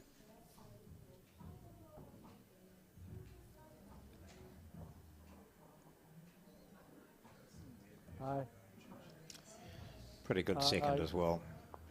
He's got to get 4. He's got to get 4 to. Yes, that's right. He does need 4. He's 10 10-7 behind Mark, and because he's dropped the first set, Ty's not going to do it for him, so he's going to get 4 to win it.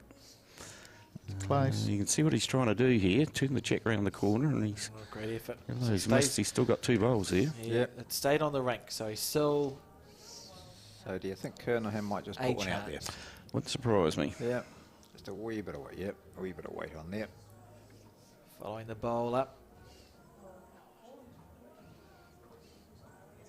He's got a wee bit more weight on, hasn't he? Yeah. He's covered them. If he swings enough. Yeah, Mark Noble can. It's possible to trail the jack to the right of your screen at the white ball that sits at 4 o'clock. If he could get it there, that would be fantastic. It would be. Good luck.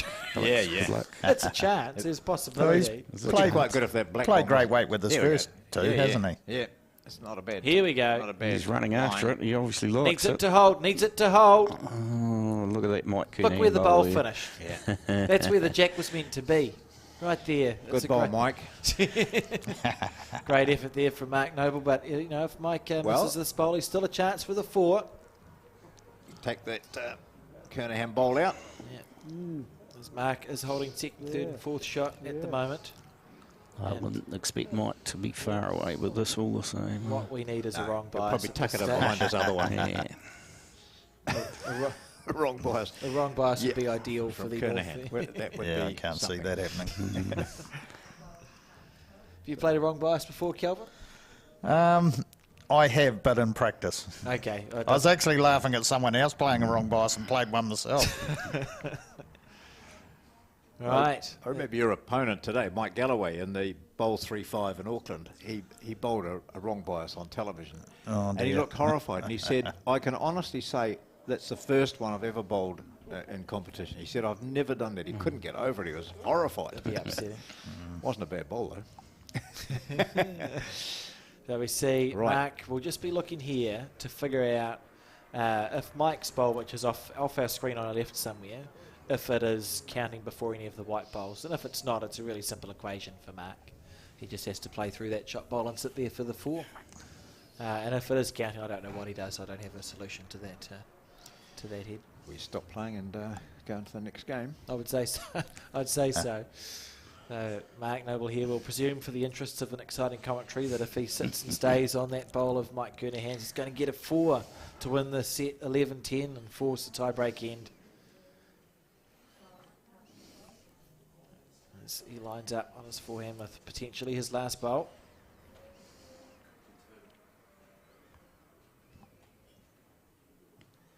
Let it go smoothly enough as he's stalking this bowl with a bit of interest. Here we go. Needs it to break back. Close to the jack. Jack squirts. He's going to squirt it. Whoa, no, not enough. A great effort there from Mark Noble, but not enough, scoring 1 point on the last end to lose that game. 8. Something. 10. No, I can't type it into the scorebook, but someone else can. Okay, so we see the South take a lead, and yeah, with that, thanks to Kelvin and Graham for joining us, and good luck for the rest of the event. Yeah, that's right. So we're going to. Well, soon we'll see the overall score go up on the screen, which with that victory by Kernaghan for the South Island over Mark Noble, it's 1, 2, 3, 4, 5-2. Yes, South Island leading, and we're pretty much we're coming up to the halfway stage. Game 8 is on at the moment. I see the North ahead in that first set. That's Leeane Polson and Pam Walker. So we'll be going to that in just a moment.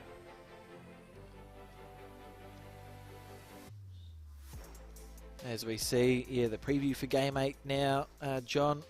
There's Pam Walker there, fresh off at Commonwealth Games duties in Birmingham, playing the pair of pairs, well-known player, and Leeane Polson here. I think she just come back from Australia. I think she played pennant for one of the clubs over there.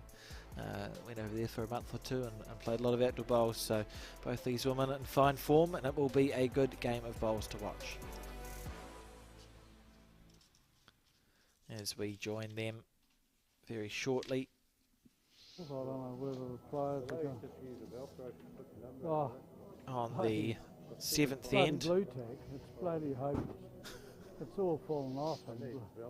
Oh, yeah, that's nice. Just a nice little interior view of the cafe and viewing area well, that you can see I put stuck as the we thing watch on this and turned first around, bowl it was coming bloody down on dropped the end 7. ground. So the white bowls belonging Then to half the Leeane bloody- Poulson of the North Island, blue born in tack come Otahu, off went to and- Papatoetoe High School. And what prompted her to take up bowls? Well, it was watching Millie Khan at the 1990 Commonwealth Games in Auckland. And one of Millie's daughters, Jean Khan, was last night added to the Sports Hall of Fame, the Bowls Hall of Fame, and she really talked strongly about the impact of family on the sport for her, and particularly her mother and a sister who also played for New Zealand. So Jean Khan joining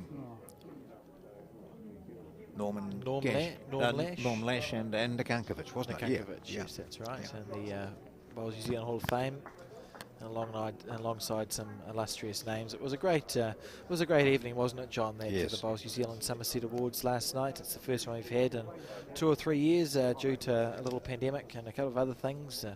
Nice to get the bowls community sort of back together and celebrating our champions and successes. And by champion, I mean sort of, it's not just bowls champions, is it? You have your club people of the year. Terry Moverley won that, and the amount of effort these volunteers put into the clubs and keeping the sport ticking along nicely. It's pretty impressive as we see Pam Walker just fall a little bit short there on her back end.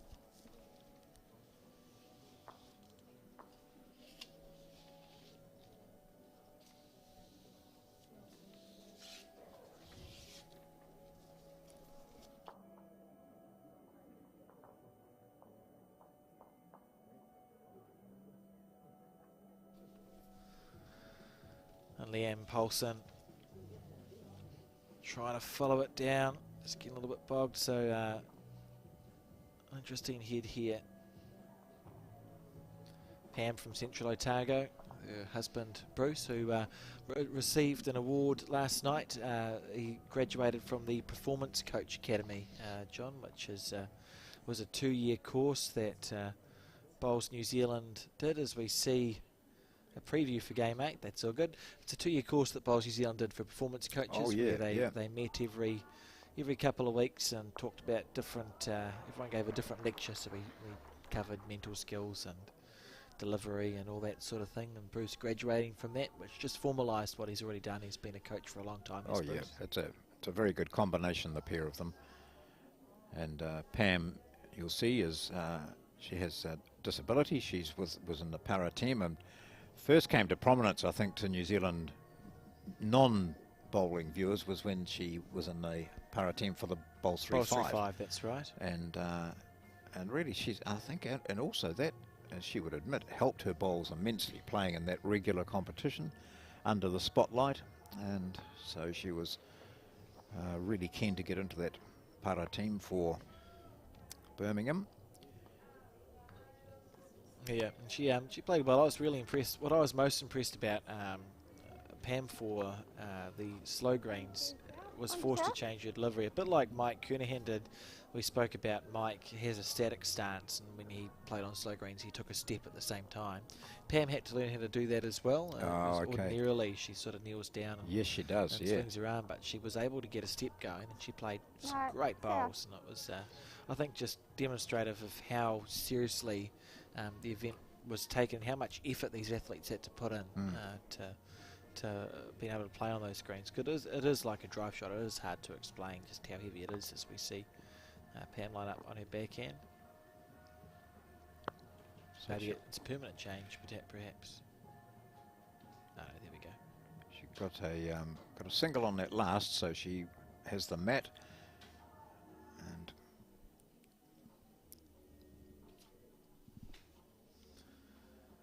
on the 8th end, trailing by 5. So just playing it for the sake of it, I suppose, or is this the first end of the second set first end of the second set it is, John, because you right. can't trail by 5. No. Because you move on. So lost the first set 2-7, did Pam, and starting off on the second set now.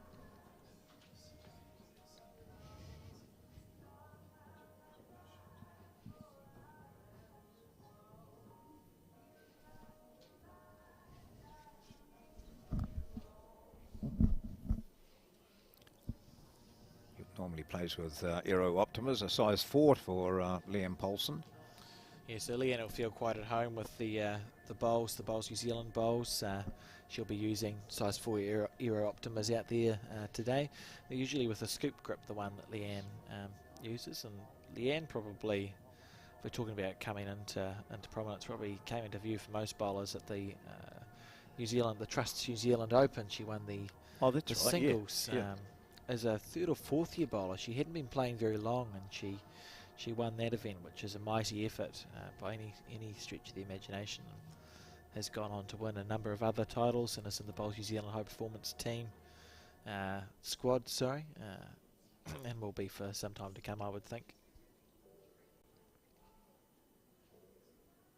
As she wills this bowl to get back.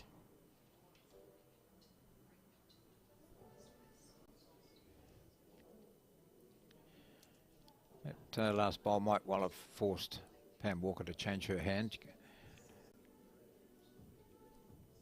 Yes, yeah, for sure. Although we it's see a that. good couple of metres short, but she has decided that's the way to go. Still one of those things that it just looks in your eye from the other end of the mat, doesn't it? Mind you, she's played this quite well. If she gets a wee slide on that, that would have been great handy for her.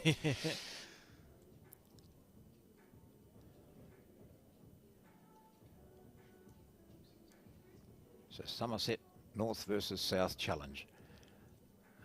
Quite a change to previous North-Souths, which, because we've got at least each team has to have an under 25 and over 65, and then we have to have men and women, of course, and para bowlers as well.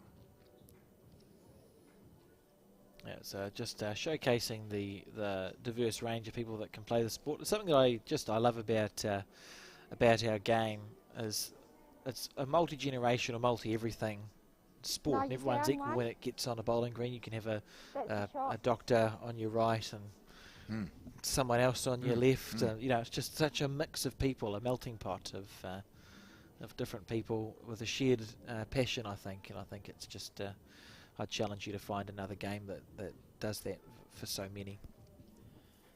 So Pam Walker, well, she's got 3 seconds, I'd say, here. Yes, she does. And therefore, that means there is an opportunity for her. There's a movement of the jack back would be good for her, or certainly inside and moving that white bowl, which is the shot at the moment. She came down and had a good look at it. She knows exactly what the story is. She played on her forehand side, I would think. Oh, she's on her backhand, is she? That's okay. So we see the bowl on its way down. Here we go. Whoa. Going to that bowl you pointed at, John. She's close here. If it holds, what a unlucky shot that was. She's got one. She's got a shot, she deserved better than that, John. Yep. That was a good bowl. Beautiful weight for an inch of green. She could have rolled that white ball out. She should be sitting with 4 there. Yep. Well called. I suppose for Leeane, it's just about trying to get one close. Yeah. So we'll see what hand she opts to play. That's some people get annoyed when bowlers go down to the other end and have a look, but in that case it was worked for her, or almost perfectly worked for Pam. She could see the situation clearly. As Leeane plays her bowl on her forehand, steely focus. Has spent a lot of time in Australia recently playing bowls. I think she went over roughly when the Australian Open was on, and might have hung around and played a pennant season for. I think she for played the Open Fours, didn't she, as well? Yeah, and she's won the Open Fours before with people. Ling. Oh yeah. Diane Strawbridge, and an Australian woman who used to play for Australia.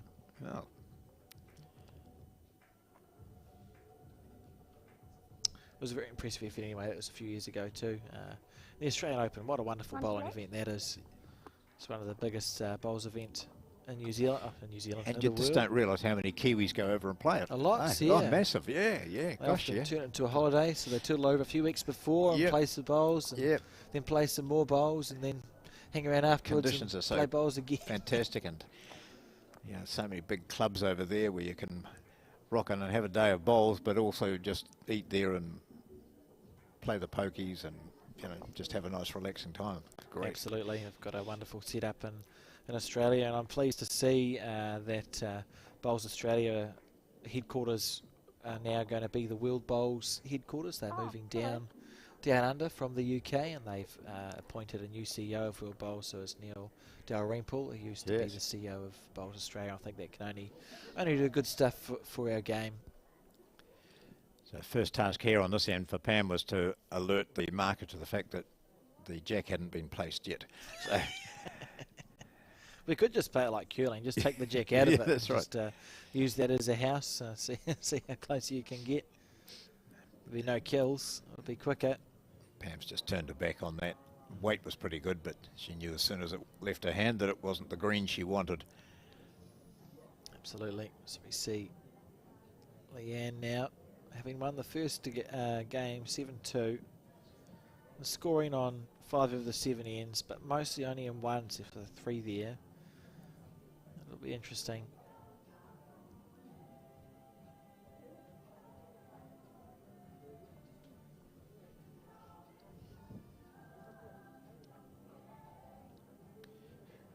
So Pam will be impressed with her weight there. She won't be at all worried now. She doesn't need to change weight at all.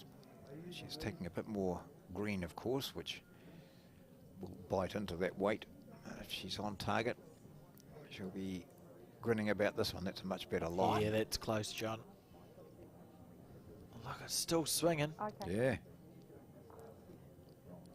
Just falling that little bit short. Ron's gone to tea. Michael told him to go and get tea, and he's umpiring up there as well.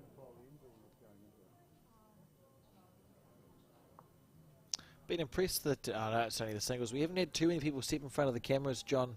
I'd imagine you've covered a little bit of bowls in your career. Yeah. Is that a perennial problem that you have? It's only the markers that have been walking in front, really, and M.Kernaghan, who's always keen to get on camera, but... We haven't come up with look at that. That was a wee leg break came in. It was, and that, it probably was a sticker, to be fair. Is it the fact that they're spotted bowls? Because it looks to me as if they're sort of jerking on the way down. It can. There can be a. There is an optical illusion. Yeah, I play with. I've got aero bowls, and I've got the rainbow suite. So I've got the 7. I thought I don't want one colour. I don't want 2 colours. I go for 6 or 7 colours. In for a penny, in for a pound. Yeah. But it does. There is an illusion there. It just sort of like this mix of things. See if I can give people a headache. Well, you do, and people who suffer from epilepsy just can't play against you. Oh, and it's a win for me. It's a win for you. And I just because it also impacts on your perception of how fast the bowler is going, doesn't it? Yeah. And you think, oh, this is short because you can see this one colour or 3 colours, but one at a time, sort of. Yeah. People often think that my bowl is short. Yeah. And it just goes and goes and goes. It's like, oh, that's good stuff, but you get used to it. And there's the other one that you can see where the colour runs down the line of the rings. Yes. And that can look like you've put a wobble on your bowl sometimes because all a bowl is plastic. It's just a plastic composite that's been shoved into compressed into a thing. Yep. So it's never a perfect line. So there is definitely an optical illusion involved. Definitely more colourful than the old days when it was black or black. Or brown. Yeah. Yeah, sometimes brown, yeah. So Pam Walker's just going through a bit of a mind problem here, I think, which she's bowled 2 really narrow bowls and then one was a spot on the target but was 2 or 2.5 metres short. So she's just come up to have another look, and that's also a tactic. I think you can sometimes... I just need a bit of a breather. I don't want to play the bowl quite yet. Sometimes just it's to reassess. Yeah. It was great listening to Val Smith about how she reassessed and things weren't going well and going through processes and all that sort of stuff. That was some great insights. Yeah. And I think that's when we see those bowlers who've been there and done that and are national champions and are New Zealand representatives. They often find ways of winning games that they shouldn't really win. Yeah. You know, like you'd walk past and go, well, that's not looking good for them. And you ask them afterwards how they went and say, oh yeah, I won it. And it's because they just know how to do this She's stuff. changed her hand. Yeah. And she's played a corker. What a solution that was from Pam Oh, Walker. hard luck. Oh, gosh. Good bowl, a good shot. Yep. So 3 scratchy bowls, but knowing that she got one with the right green, she would have been thinking, oh, maybe I just need a bit more weight on that green, but changed her hand and came through a big gap there. That was nice. Yeah, and a bit of experience there from Pam as well. That's quite clever because Yeah. sometimes that is a solution. If you've Yes. done nothing and nothing and nothing, it's like, well, you know, don't keep flogging the proverbial horse. Yeah. You may as well switch to something new. But she's a couple down here, and Leeane Polson has an opportunity to make it 3 and shoot away to the lead. She's down by 2-0 on the board. That's what she'll be looking to do. See Leeane trains a lot. She's got a very grooved delivery action. Very practiced.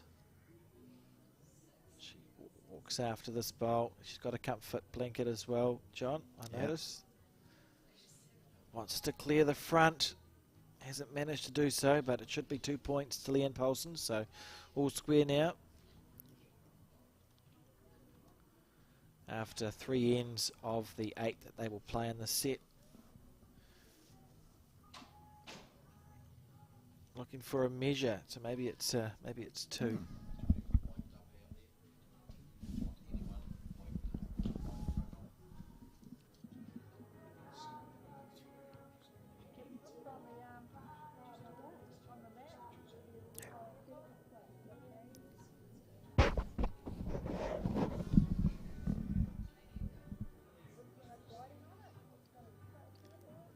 It didn't look like a measure from our angle, but I would definitely slip on this. They gave me flashbacks when they were talking about the slippery surface. I was playing indoor bowls, and the indoor we have some nylon mats that are a slippery surface. And I was playing a representative fixture for Auckland, and we needed to win the game, and we were 4 up, I think, last end, and the head was finished, and I'd conceded 3 points. So I was playing 3, conceded 3, and we were measuring for 4th, 5th, 6th and 7th shot. I thought, what could go wrong?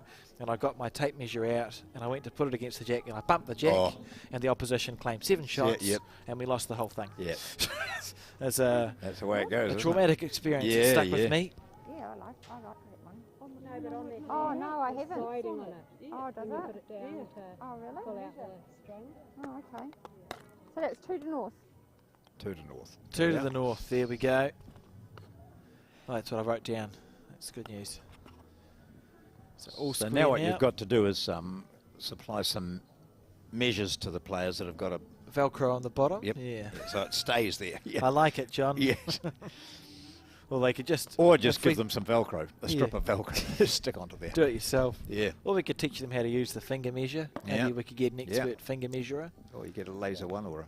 I mean, laser measures, they've come in now. There's a good laser measure.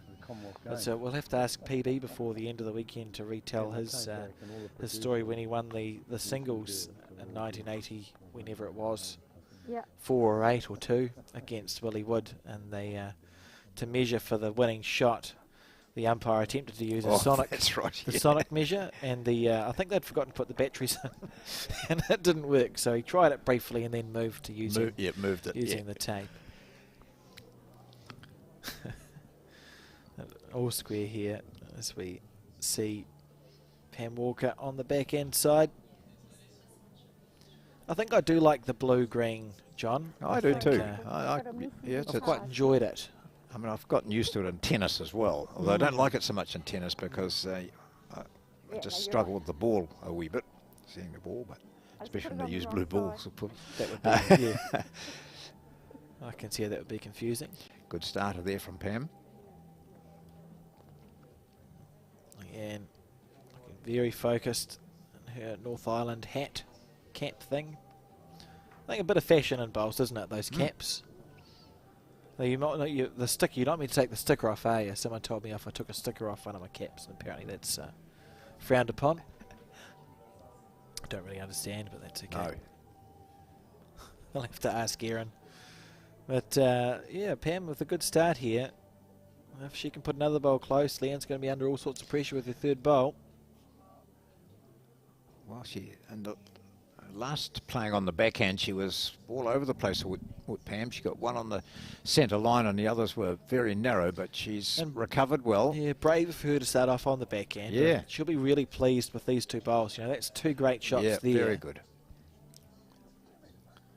As we see Leeane on the forehand side, she'd just be looking to play a good bowl. Last one was good from Pam too. Playing on that hand, it keeps Leanne's favouring this side. Absolutely. So a little tickle of the jack or something like that, she'll be in the game. What a shot! What a bowl! Yep. And Pam will probably ask if the bowl's low or high. It is one. We'd call that half a bowl to a bowl low of the jack there. And it'll be tempting to follow Leeane down on that forehand side and reach through that white bowl. Or play the backhand. I think I'm about a 50% call rate, John. For I think so. I think she's been playing the backhand so well, hasn't she? Favouring it. Yeah, and that's it's fair. there. She wasn't far away with her last, so. Let's do a similar thing. She's in with a real chance here. Wow, this is a good bowl. She either wants to go around or guts it. Oh, gosh, I thought she was ducking it, or hitting it hard enough to push it in. So 3 very good seconds. 3 beautiful bowls, and Leanne will feel under pressure because she's holding the shot, but it could be a very temporary one. So we see, yes, the next game up is going to be the triples, with Nicole Toomey, Selina Goddard and Seamus Curtin taking on M.Kernaghan, Val Smith and J.Horwell in that triples match, worth 3 points each those games, so it could be either really fruitful or quite stressy for the North Island team. At that juncture, as we see Leeane opt to play on her forehand again. Just be looking to chuck one close. Lovely delivery. You see the picker-upper, John? Have you used a bowl's picker-upper or whatever the official... Yeah. I don't use them, but I've certainly used them. I don't use them all the time or anything. They've been... I mean, we've... with bowls being such a game for all ages, a lot of... we've got, I think, 5 members of our club are using arms. Yes. And they've each just said... One of them said, I wouldn't have taken up bowls if it wasn't for this. And the other 4 have said, if it wasn't for this, I would have stopped bowling. I'd be sitting on the couch watching TV or something, you know. So, so that's, again, just shows that bowls does accommodate people. And for Pam, for example, the bowl's lifter there. She can lift up the bowl. The other side has got a smaller semicircle, which lifts up the jack. You can pick up the jack with it. So... it's all good, helpful stuff. The bowls, for me, is one of the best inventions to come out of the last 30 years, I think, for the sport, because it allows, as you say, people to keep playing, or people who wouldn't have otherwise played to play the sport, and I think that's just wonderful. So we see Pam on the pro here. She's very close. Yeah. Look, she's very close. Little Wick first onto the white. Whoa! What a shot there from Pam Walker. She's got 3 shots there. 3 at least. Oh, brilliant shot. Beautiful bowl. Nicole Toomey skipping Seamus Curtin as the second and Selina Goddard as the lead. Well, that's worth another look at, you guys. If you're still awake, that was a very good shot. Absolutely brilliant. Yeah. If we don't get the replay, we'll just picture it in our minds. No replay, no. They're shaking their heads. Brilliant. What do you mean replay? It's late in the afternoon. We got a replay of Mark Noble's foot. That was good. Yep. Feet. Sorry. Terrific shot there. It wasn't straightforward, and she was playing on the other hand. She played the backhand all the way through, then a forehand run shot, weighted shot. Oh, it was brilliant. Played it superbly. Absolutely top-notch, perfect weight, perfect everything. It was lovely. She's almost unlucky not to get 4, to be fair. It was a great shot there from Pam Walker. Brilliant. As we see, I was just about to say, as we see her deliver the jack, but of course, in this event, the jack is placed on the 4-metre mark in the middle of the house. Maybe we should call it... Nah, the house is probably too curly, isn't it? In the middle of the disc. Okay. But this is another... really positive decision that, you know, placing the jack. And the jack should be placed a lot more often, I think, in bowls. I quite like it. Yep. Or at the very least, I come from an indoor bowls background, and for us, if you overthrow the jack, the opposition skip just places it wherever they want. Yeah. It saves so much time. Yeah, absolutely. So I'd like to see that as a minimum rule change. I think if you overthrow the jack or underthrow the jack or throw it outside of the bounds, I think the opposition skip should just be able to put it wherever they want. Just go, there you are. That's where it goes. what's the difference, though, Alex, between you throwing it up incorrectly and the opposition skip placing it and you placing it initially? You know, that's a good question. You know, I suppose because you've had the jack and then you get penalised because you throw it into the ditch. Yeah. You've won the jack. Why not? Having won the previous end, you have the advantage just of placing the jack where you want it. I'd be happy enough for that as well, to be fair, John. I just thought baby steps. But no, those are, I'm really encouraged by how people are thinking too about bowls, how they're wanting to speed the game up. And, you know, one of those, as we've talked about before, I'm sure, is, you know, if you're playing in a triples and you're playing 2 and you've got the last bowl, you walk as soon as you're bowled rather than staying on the mat until your bowl has finished. Yep. And if you want to do that, don't get upset if the rest of the team players all head off in front of you to the other end, because you can save, you know, 2 minutes an end. Yeah, why not? There's no reason to not do it. So Exactly. I agree. It doesn't affect where your bowl's going to finish if you start walking after it. So we see Leeane on the forehand. She's trailing in the set. She won the first set 7-2, trailing 2-5 in the set. So she'll be looking to put a good end together. Jack. If it holds, it's good. That's a pretty good bowl there. Removing the jack from the house. I'm going to call it the house. Okay. I think. Cool. That's good. I'll stick with house for the moment. So the jack out of the house. I think there's probably more pun opportunities with house as well, John. So Pam goes to her forehand where she played that fantastic run shot previously. The previous end. Lovely. She watches that bowl. It's on a high line, but if she's got perfect weight, it will come back for her. Like so. That's a lovely bowl. She's in good touches, Pam Walker. That's outstanding. Very good. I believe she's played open and centre reps for Central Otago. Leeane for the counties team initially. Won a number of titles at that centre. High line as well. Just waiting for it to come back in. She's got the weight at will, but not to be. So for Pam, the equation is simple, isn't it? Just do the same thing as you did before. Yeah. And she'll probably be thinking, I think that last bowl might be, that'll be exactly the line that she had. But she can afford to be, you know, under that. A little bit narrower. Yeah. Val. Come in. So we see in the top right of the screen, the triples game has commenced, the first triples game of this event between the two teams that you can see on your screen, which is Nicole, Seamus and Selina, and Val, Mike and Jonty. As Pam gave the jack a fright then. Yeah. I always enjoyed, there was a bowls commentator, he used to say a slice of hell or a slice of heaven.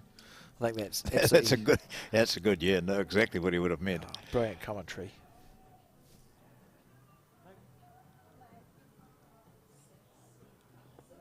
Leeane looking to make a correction. She's going to need to rest either the bowl or the jack here for a good result. She's close. Well, there's a slice. Of hell. Yes, that's exactly it. Very much so. So one there to Pam Walker. 2. 6. It's a metre past these, Val. 2 after 5 ends of the 8. And going well as Pam. She's looking pretty assured in this set. I think Leanne's going to have to, well, realistically, we've played 5 ends, there's 3 to go. Leeane will have to win 2 out of the next 3 ends to get a draw or a win out of this.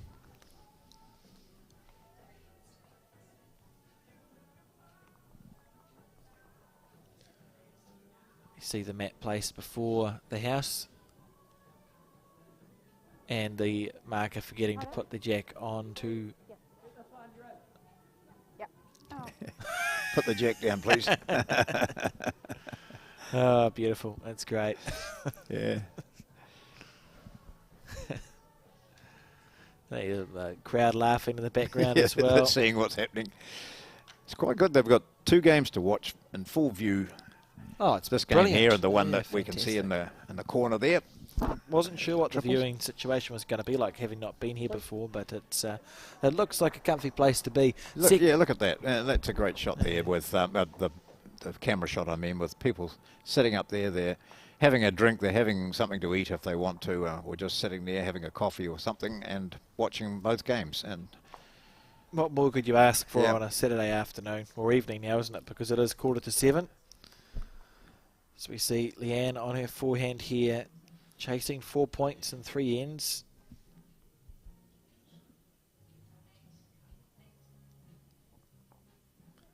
Fair effort here. This is close. Again, with any of these players, if you get your first bowl close, that's brilliant. Yeah. She will know that she can now put 3 other bowls pretty much there. It's about finding that first bowl, your line and length. So as far as Leanne's concerned, this is the start of a 2 or a 3 point end if she can manage it, and if Pam stays away, which is not guaranteed by any stretch of the imagination.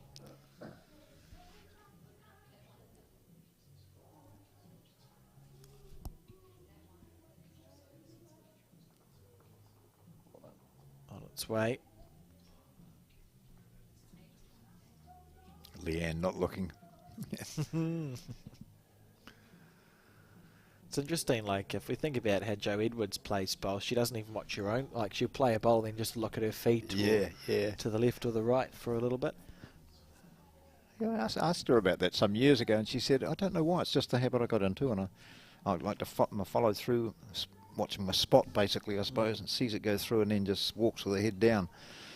It works for her. It worked pretty well for her. Here we Yeah. go, Leeane. She knows she can put them there now. She didn't. Oh, that would have been interesting.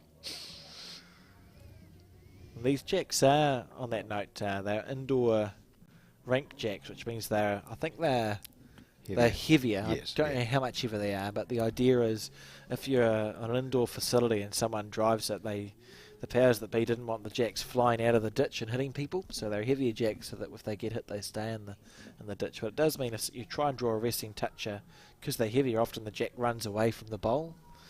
So if Leeane had connected, the jack would have run away as Pam plays a great third shot here. Is it going to sit down? Not quite. Good bowl, good correction there from Pam Walker. Yes, they are noticeably heavier. You know, you notice that they're heavier. But having said that, I saw it playing at Nine Eye. Someone drove the jack and it shot up and hit one of the windows behind. Oh. But I think they are reinforced just for that. Reinforced windows, so but it wasn't too bad. One of the umpires wasn't far away, and I think she would have been fearing for her life because she came off at a great rate of knots, of course. They're getting a great shot there by Leeane Polson. I think we'll just see Pam. She was really close with the third ball, wasn't she, John? Doesn't even make much of a correction.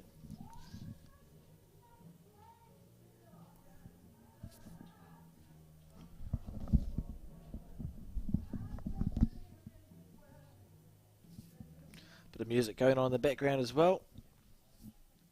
Somewhere. It's Pam on her forehand, making a correction on her third bowl.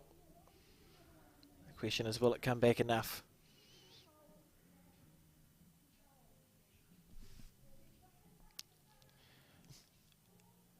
The answer is it did come back enough, but just a bit past where she wanted it to. A little bit heavy. So holding the 2 there is Leeane. She needs to make this one count. She wants to make it a 3.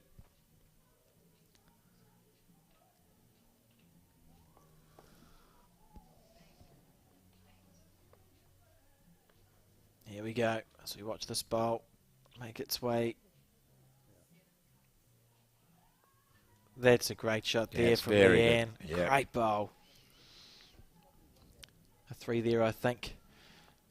Should be. Brings you back within 1 point with 2 ends to go. 5-6. Now on the penultimate end of the set. Matt's gone out. It's been interesting to watch the play. It'll be interesting tomorrow as well to watch the players where they put them at.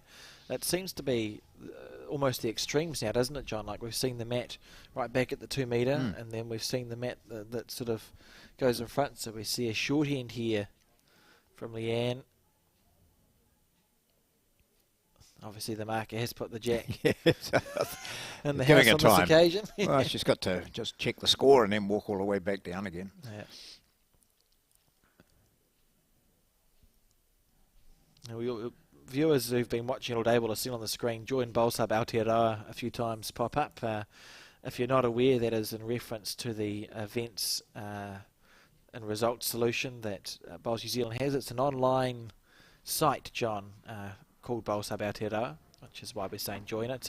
And all our national events will be run through it in the coming season. So if you want to play a national singles or pairs or mixed pairs or mixed fours, if you're not a member, you'll have to become one. It's free and easy. And even I managed it. Oh, brilliant. Yeah. It's a good sign. It is a good system, yeah. It just makes life a bit easier, and the results can go up onto that hub as well, which is good for our national events. As we see Leeane start off with an absolute pearler there, front toucher. And Pam, it's an okay way to start really, isn't it? Because if that bowl gets hit, the jack is going back, so a back bowl is a good way to start.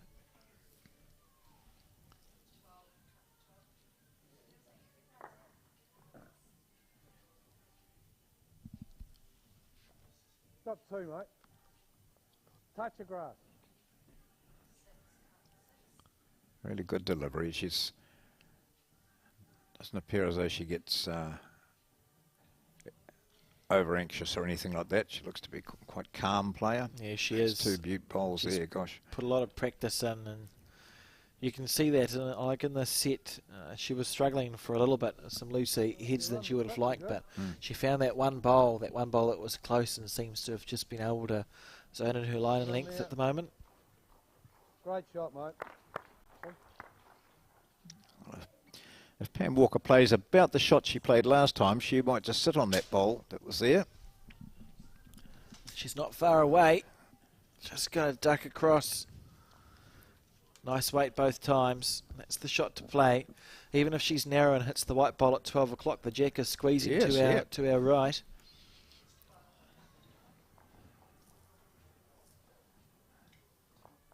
So in her mind, does she think, I'll draw another, or will I just be over a bit? I'll be over a bit by the looks of that weight.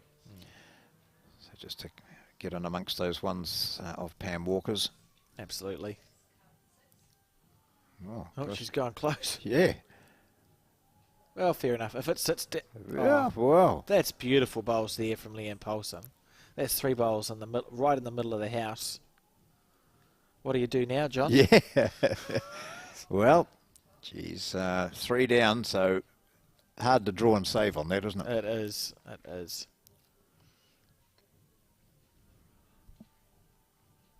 She manages it. It's an absolutely brilliant bowl. Tell you what, this is not far away. It is not. Not far away here from Pam Walker. What a shot. And still 3 down. Oh, my word. Goodness gracious. How on earth? Well, it could only get trapped, I suppose, couldn't it? And it did by the 2 bowls behind. She couldn't have done much more than that. And fair enough, both players to come down and have a look at this head. This will be one of the tightest heads we've had all day. And this is on game. We're on game, whatever we're on now. Game 8. 8, yeah. Game 8. And that would be, you know, those 4 bowls are all literally within, they'd fit within a foot of the jack. That's pretty impressive stuff from Pam and Leeane. And I don't think Leeane can make the head any better by going close, John. No. So maybe you either put your block shot in, or you find somebody around the back to go. There's not much. Yeah. You know, so I think Leeane needs to keep away from it, I think, doesn't she? I think so. The target's as narrow as it's going to get. Yeah. So you either put something around the back, yes, or something short. But I think going close would be maybe a tactical. Could work out to be a tactical blunder. We'll see. Yeah, I don't think she'll be looking to go close anyway, as she lines up on her backhand side. Let it go. Good. Not a wee block, is she? No, she's going over this. Yeah. No, that's the other option. I'll claim we called both of those. Yeah. Unless it goes in the ditch. Oh, she doesn't look happy. I reckon that went in the ditch. Well, I suppose she hasn't made the head worse, has she? No. And I think for Pam, it's just hit whatever. A perfect bowl would be onto her bowl at 12 o'clock. Yep. Get that square and hope for a good result. Wide on air is not that good. Yes, it's really about hitting that front bowl, I suppose. Yeah, I think so. Or the one on the right. White, yeah. That would take out 2 and possibly she could stay there. Definitely, yeah. But certainly needs to cut it down. 3's no good. She wants to cut it down to 1 at least. That'll be great if she can do that. She gives it the same chance she gave her first, her last bowl. She'll be changing her hand though, I think, to play that. Has she changed her hand? Yes, it must be that shot you called, I think, John. That white bowl on the backhand, as we see, just that little bit wide. But she was looking for that white bowl that sits at 2 o'clock on your screen. That's going to be 3 points there, Leeane Polson. A great end. Back-to-back 3s. 8-6 playing the 8th. 8-6 up playing the last end. So, because Leeane won the first set 7-2, Pam does need to score a 3 on this end to force that tie-break end. Even a draw would be good enough for a win for Leeane, as we see that mat being brought up again a little bit.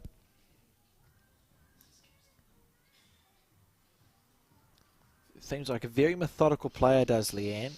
Taking her time. Very impressed with what I've seen so far of her. I haven't seen much of her previously, and yeah, she's doing everything right. Yeah, she takes her sport seriously and puts the effort in.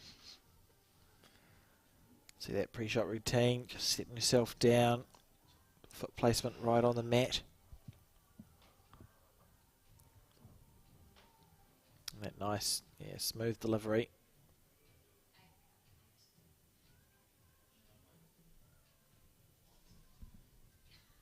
On what Leeane will be hoping is the last end of this game. Yes. Beautiful green, just a bit heavy, and there's the score at the moment as it sits for the North and South Island. The South Island leading 5 points to 2. Just before the conclusion of the singles results, this being the last singles game played at this event. Yep, a point for each victory in singles, and 2 for the pairs, 3 for the triples, 4 for the 4s, as Pam Walker just overreaches here and puts it down very close to the ditch area. Yeah, she'll be disappointed with that bowl, considering that she does need to find a 3 on this end, and to make that last bowl of her, or the first bowl of hers, count would be challenging. So the next 3 bowls need to be good ones from Pam Walker. You've got the tee with your bowl, Val. I play down here now. I think contact's good. Oh, there we are. Front touch, so contact, it's really good. She's made it really awkward now for Pam Walker. So Leeane Polson has had a very good match. Under pressure a wee bit. Yeah, absolutely.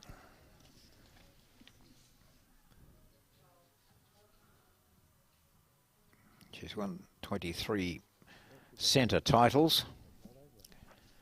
So she's got That's a few. That's a few, isn't it? Yeah, yeah. It's a good effort. They're hard things to get, regardless of where you play. Yeah. Pam just trying to get some close. Leeane looking pretty reasonable in this game, I think. I think there's a chance the North might tick another point up on the board. Well, it's been a long time since they did those first 2 games this morning, or at midday. I hadn't even had lunch last time I could say that, John. And now it's dinner time by well and truly, isn't it? Yeah. What is it, 7 o'clock? So. Yeah, we're 7 on the dot, and Leeane. It's not ideal because it gives Pam a bowl to use. You know, if Pam plays that same weight she did before, those 2 white bowls are going to roll out of the head, and she could sit there with 2. And Leeane knows that she's just put her hands on her head there. That's not what she was looking to do at all. Pam Walker, big bowl here. It's a real chance. She just needs to play it on her forehand, reaching through that split. Brilliant. Yeah, black speckled Aero bowl. And thank you to Aero as our one of our sponsors. John providing the bowls for this event and others. walking away. I would Yeah. say that's a bad sign when Yeah. they turn their back on it. So Ooh. she's got 2 bowls well past the head. So it's 2 weighted bowls she's played in the last 2 ends, and both have been well wide. So I mean, she'll correct that. Now, speaking of arrows, I use Aero Optimas, and I purchased some after the World Championships in Christchurch, whenever the last ones were. Yes. And I got a good deal because they'd been used by the Israeli singles player, and he just played, qualifying, didn't play anything else. So they were almost unused. How good. Yeah, yeah. That's fantastic. Yeah. That's good that I play with the Aero Optimas as well, John. So we must have either good taste or not, depending. That was a good deal. As they great minds will I didn't fall, know. say. I honestly didn't know what I was. I just said, "Oh, what's a good bowl?" to the Aero guy, who of course said Aero. No, they were there, and he said, "Look, in fact, I've got. If you want a bowl, use these ones." He said, "I'll sell you these for a reduced rate," and I always up for a bargain. Brilliant. So there they go. This still work for me Oh, occasionally. yeah.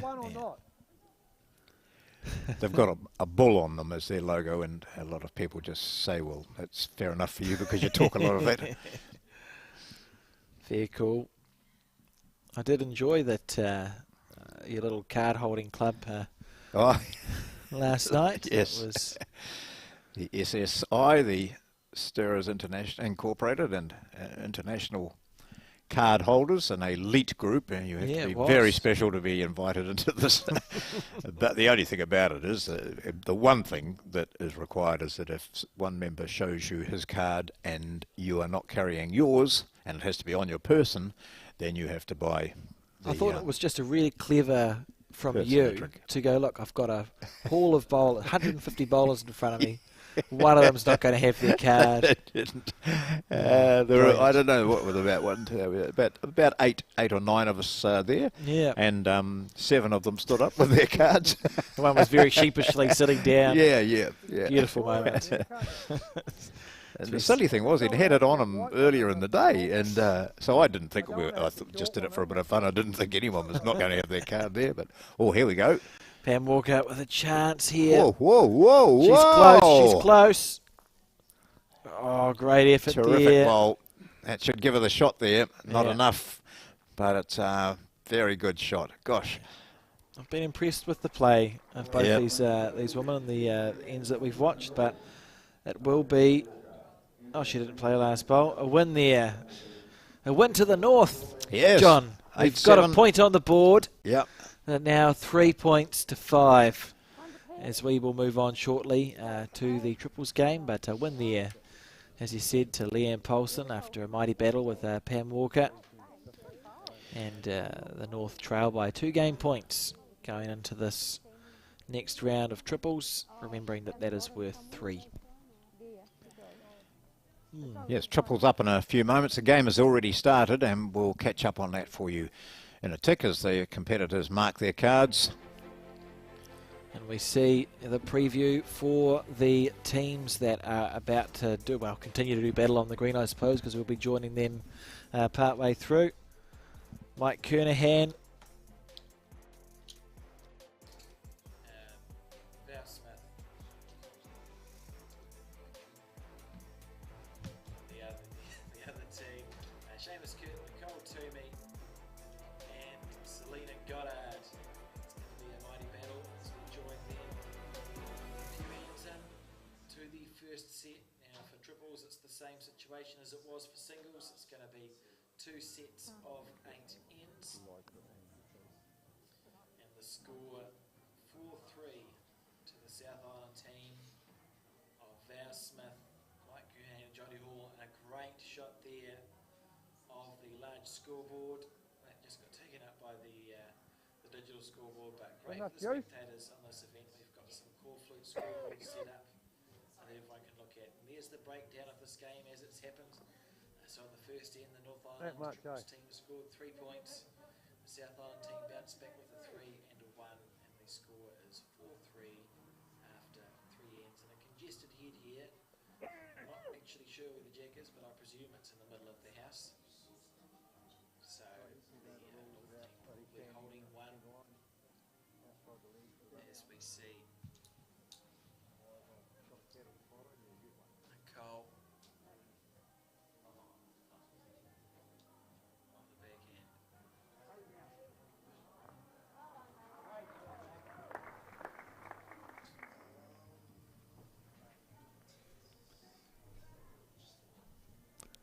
And a great shot there.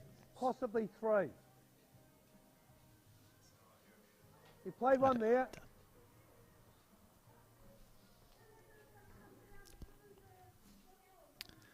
So we see here Val Well, come up to the head. there, that's the problem.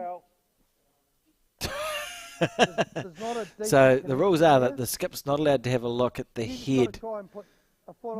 Val wanting to be aggressive, but Mike's saying there's not a good connection there, which means there's nothing lined up good. So Val having to play her forehand. The South lead 4-3 in this game, but 2.5 to 3 down on the head. So Val going to have to play a good bowl.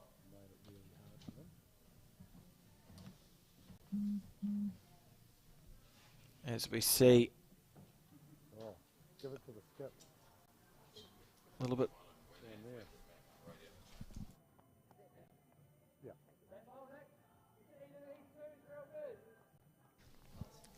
As we see Val sort of miss her skip spell there, so the North Island team, triples team with a chance to score maybe 3 points, sitting with 2. Nicole on the backhand side, watched her earlier today in the singles. Giving herself half a chance here.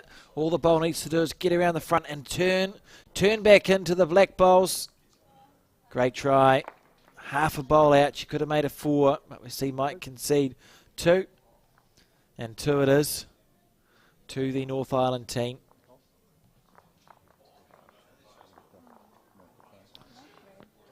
Two to the North, which means that the score is now 5-4. Brilliant.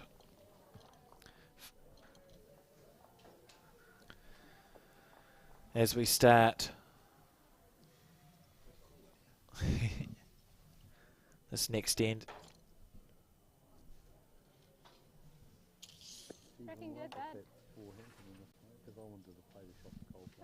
Selina Goddard leading off on her backhand.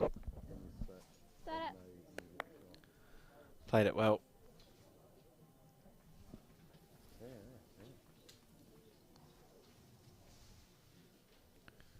But she's in love with that forehand, so I'm not going to try and change it, though.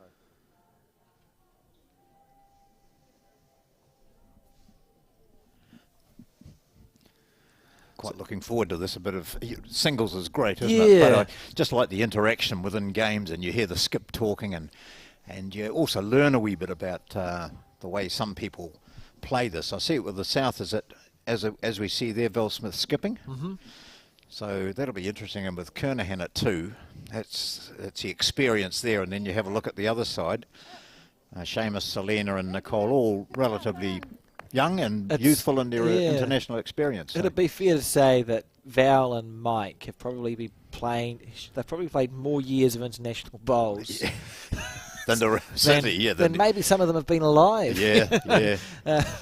But certainly that mix of youth and experience with Jonty, obviously the young one in the South Island team. But I can't think of many better twos in a triples team than Mike-Kernaghan, particularly given the skip is not allowed to come and look at the head in this format. So once they've gone down to their end, if the head gets quite tight, the skip can't come and have a look. It's down to the 2 to make the decision, and Mike never afraid to share his opinion, and he's, to be fair to him, usually right. So I have to say that he's going to listen back to it, John. I agree with you, A steadying influence. And then, but with Seamus Curtin at 2, he's got a fantastic brain and mind for bowls, I think, and you see some of his shot selection. Definitely. Mike knew that bowl had missed out of his hand. And also Curtin would love to deal to Kernaghan, wouldn't he? He's a experienced player, and Curtin's on the way up, and he can set his targets and say, right, I want to, every bowl I bowl to Kernaghan's, I want mine to be better. Absolutely, and that's that's just great about the sport, that we get those opportunities, but this event in particular is going to show that. And Seamus Curtin trailing the jack back there on his backhand, great shot. We've got the great wall of something up the front. It's going to cause some issues. Val Smith just having a look. Kernaghan will follow him down there on that backhand as well. Yeah, want to give this ball a real chance. Needs it to hold. Well, potentially. Needs it to swing. I just called that on his body language, John. Here we go. No. Yeah, just that little bit underplayed. We're going to cross over, looking good for the North.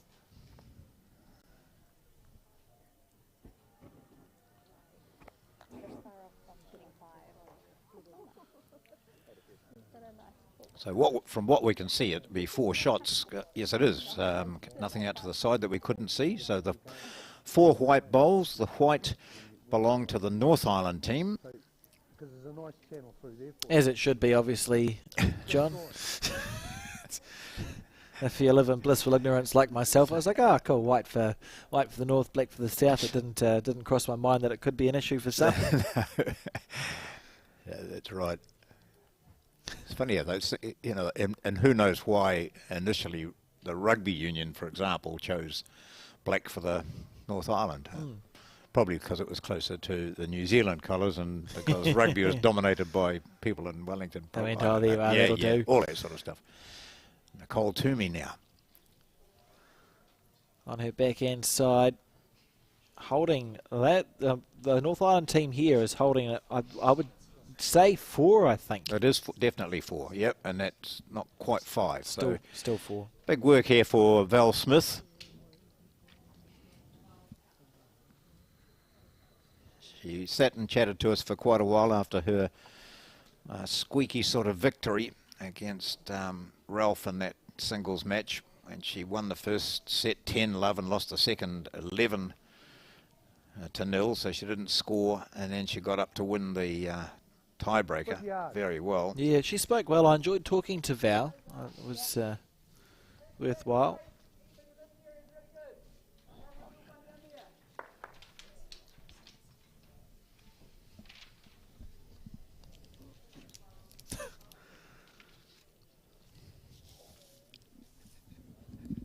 Right.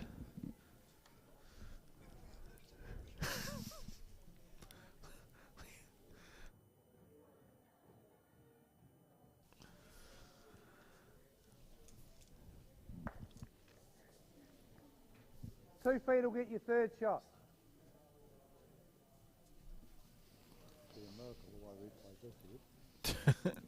See, Mike just said something about a miracle happening.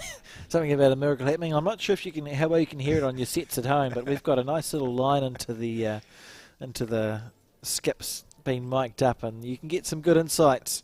So we see Val. She needs to get a good rub. It's a miracle. It was a miracle. There you go, Mike. Your prayers were answered. A miracle at the Hopes Dunedin Lawn Bowl Stadium, ladies and gentlemen, as we see one there to Val Smith. That's some great commentary from Mike Kernaghan. Yeah. Sorry. Yeah. It was always narrow, and it didn't appear to be have enough weight on it either, but it did what it can do in bowls. It can be a heartbreaker. It can be a thrill. I've got nothing to say. Well called by Mike Kernaghan there.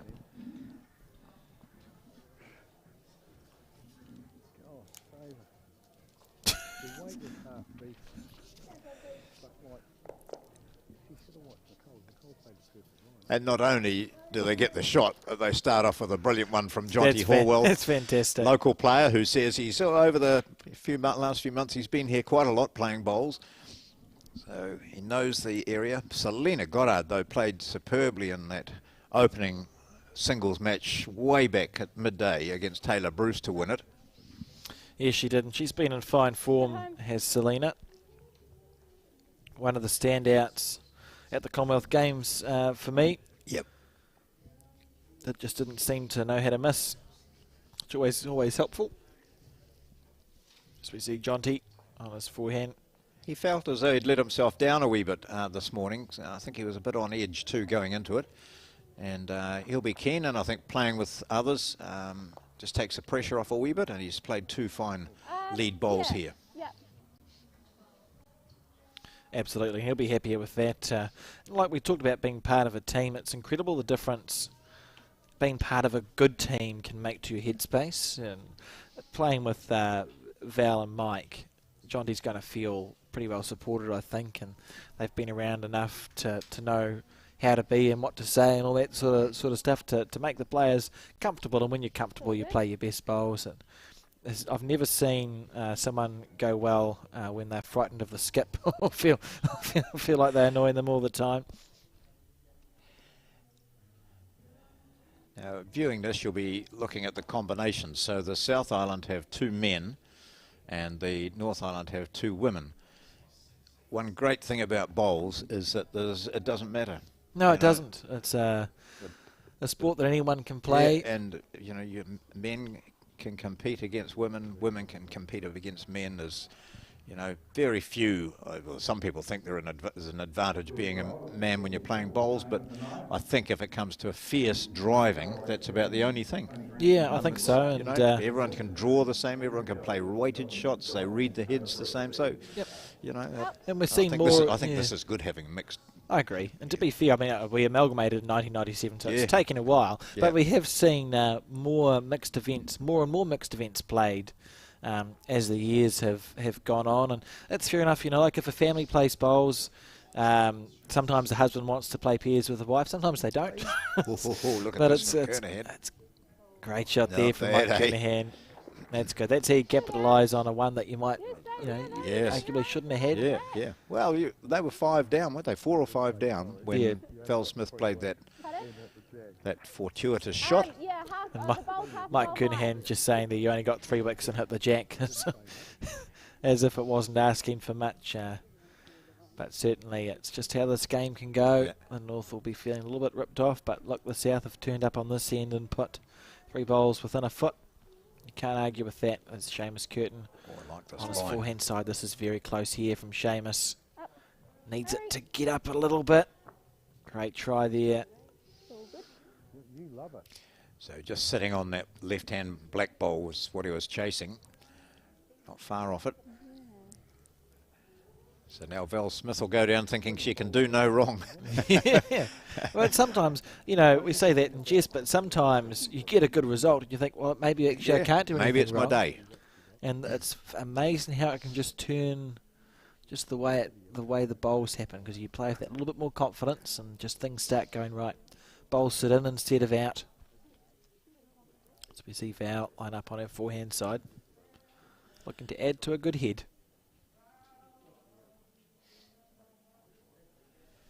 Well, it's dark outside here in Dunedin. It's 10 past 7, I think, 7:15, as it is everywhere else in the country.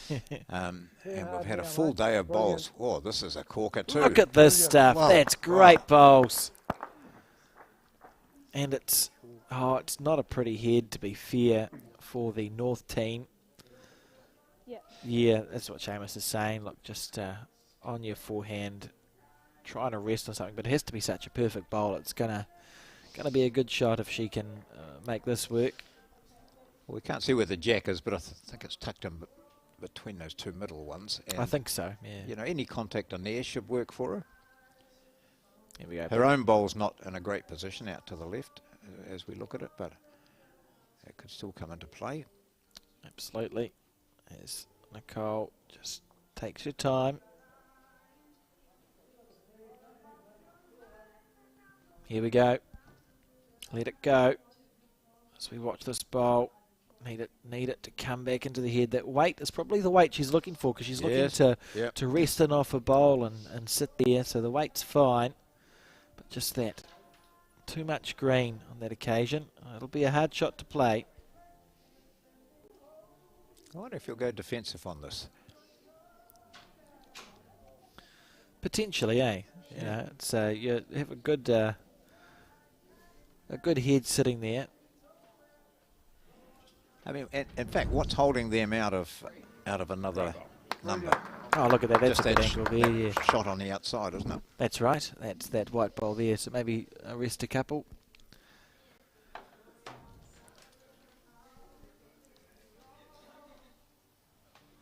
As we see Val Smith on her forehand.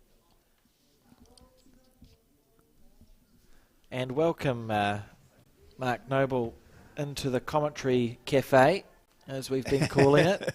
Too good as You've well. got T Well now, done. so it's getting closer to being right. Yeah, yeah. How are you feeling, Mark?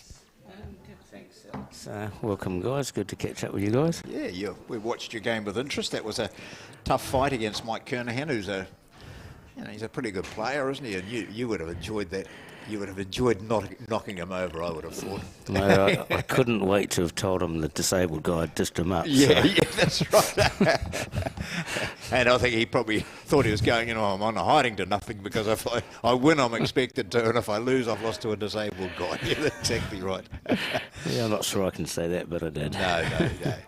So just watching this has turned out to be an intriguing end here with some outstanding draw play from the South Island team.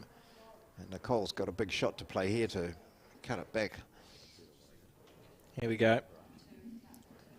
She's narrowed it up a little bit too. That's nice. It's very important. Just dropped her weight.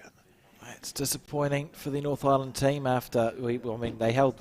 Just about said we. That's unbiased. Yeah. They held 5 on the previous end. Very good. Heartbreakingly cut down, well, not even cut down, heartbreakingly had the 5 taken away from them and placed by 1 to the south. And now they're going to drop a 3 or a 4 on this end after a brilliant hand of bowls by the South Island team. And M.Kernaghan being very careful measuring here on that slippery surface. How did you find it? The bowls skid a bit, so if you don't actually get them on the full running surface, they scuff out a fraction. Mm-hmm. And hence, if you watch a few players chuck a few wide ones, it's not because they're missing their line, it's because when they land it, it scuffs a fraction. Oh, righto. So 3 there to the South Island team. Which means if I can do my maths correctly, they now lead 8 points to 5 after 6 ends of the 8. And Jonty leading off there. He's nearly got a M.Kernaghan delivery, doesn't he? He sort of steps and then swings his arm. Not quite as dramatic as Mike. Maybe that comes with age. You like the concept? Had you played here before? I've not played on the blue before, but actually, to be fair, it was quicker than what I'd been told. I got told it was a bit sluggish. Oh. But it played lovely, to be fair. Yeah. No reason why you can't get one close on this. Yeah. And it's a great setup, isn't it, with the people up the back there looking out and, involved in what's happening. They can see everything. Yeah, it's incredible sitting up there because you're sitting over the rink.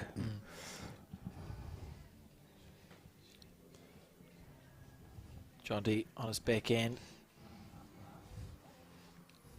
Doesn't look chuffed with that bowl. That's not a bad spot. So you had a few runs, didn't you? You were forced into that situation, a couple of drives. And yeah, I had a couple of runners and they certainly hold against the bias. Yeah. That's why in the end I elected to go sharper. And I do prefer to drive. Yeah. Oh, really? Yeah. I've been known to have the odd drive in my career.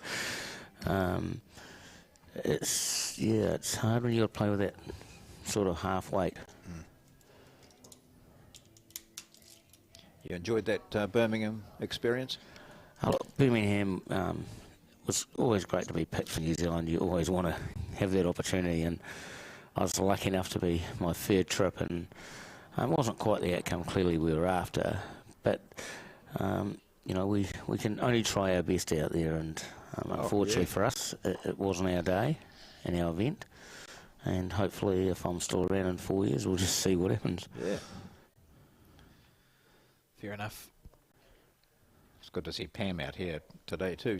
She's handling this pretty well. I thought she went extremely well against Leeane Polson, didn't she? Yeah. A couple of corker shots. Yeah, she played a couple of bombs and there was almost stole that second set. Yes. I was very worried, Mark, as a North Islander, and I enjoyed the first 2 games of singles today. I was able to say the Norths put a point on the board and another point on the board, and then there was a few where we didn't get points on the board. So I was a bit concerned because I was comfortable for a bit, and then Pam just played out of a tree. She played some great bowls and was unlucky actually on a couple of occasions to not get a better result. Good bowls, and the North Island team needs to find something somewhere on this end. look to be true. The South Islanders have stitched us up, to be fair. Like, they brought you down to late nights? Well, no. Kenny was out practicing on this rink before we played early this morning. No one else was allowed to practice on the competition rinks. I don't know how that works. Get a bit of drama out there. But the rest of the team, Sarah Scott and Jonty Hall, they were sleeping here. They were, they've been here for weeks.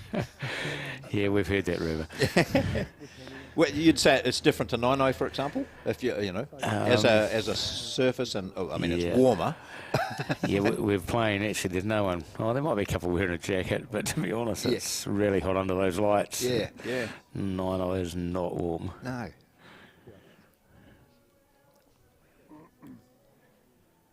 Still an outstanding venue, but this, I didn't realise it was over 30 years old. It's, gee, how good has that been for bowls in this area? The blue isn't over 30 years old. No, but the building complex itself is, yeah.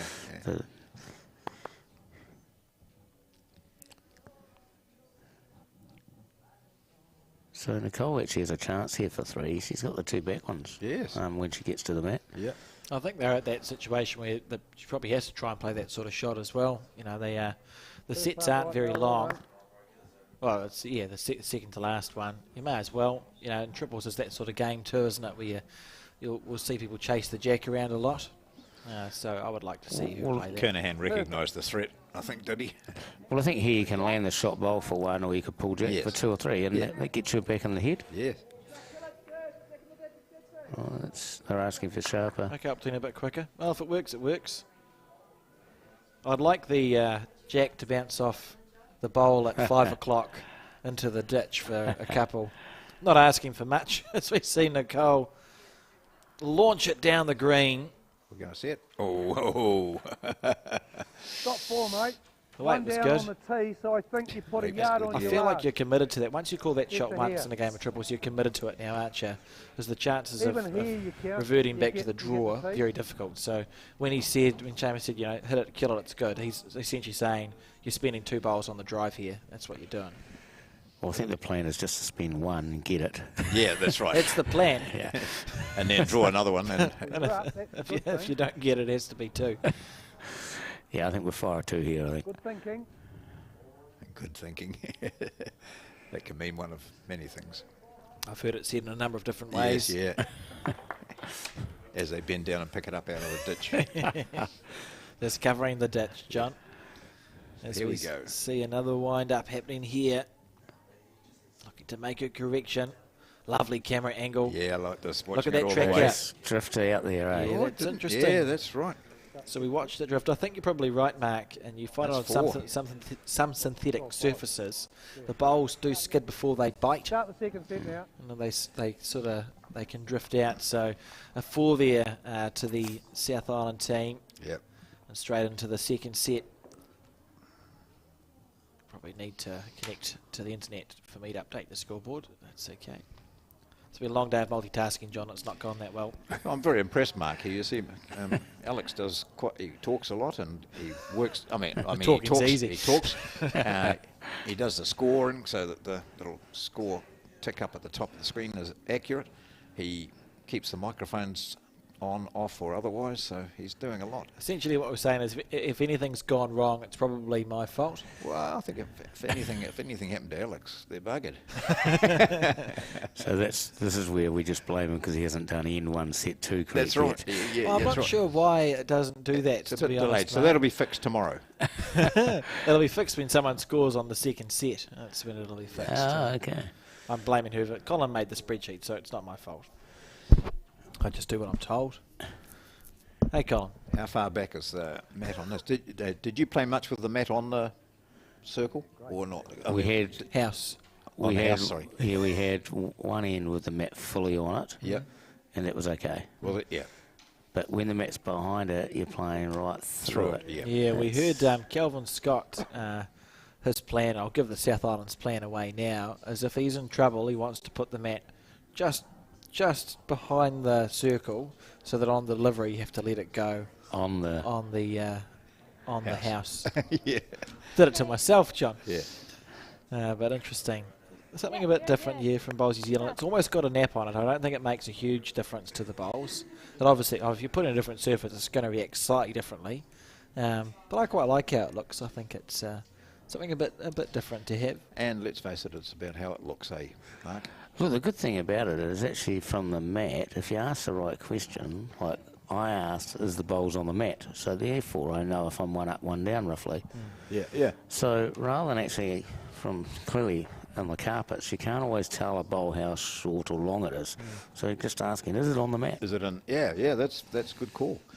Because how top to bottom, how far is that, do you reckon? Is it a couple of metres? No, a metre and a bit?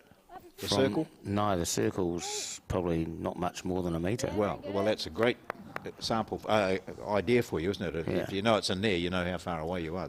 And so you've got 3 there. They're all pretty good bowls. I suppose if you visualise one of those bowls sitting flat, that almost takes up the entirety of that band of colour. Yeah. So you could fit no more than 3 bowls between the jack and the end of the circle. So there isn't that much space, really. Yeah, you're talking like just over half a mat, probably. Needs to get down.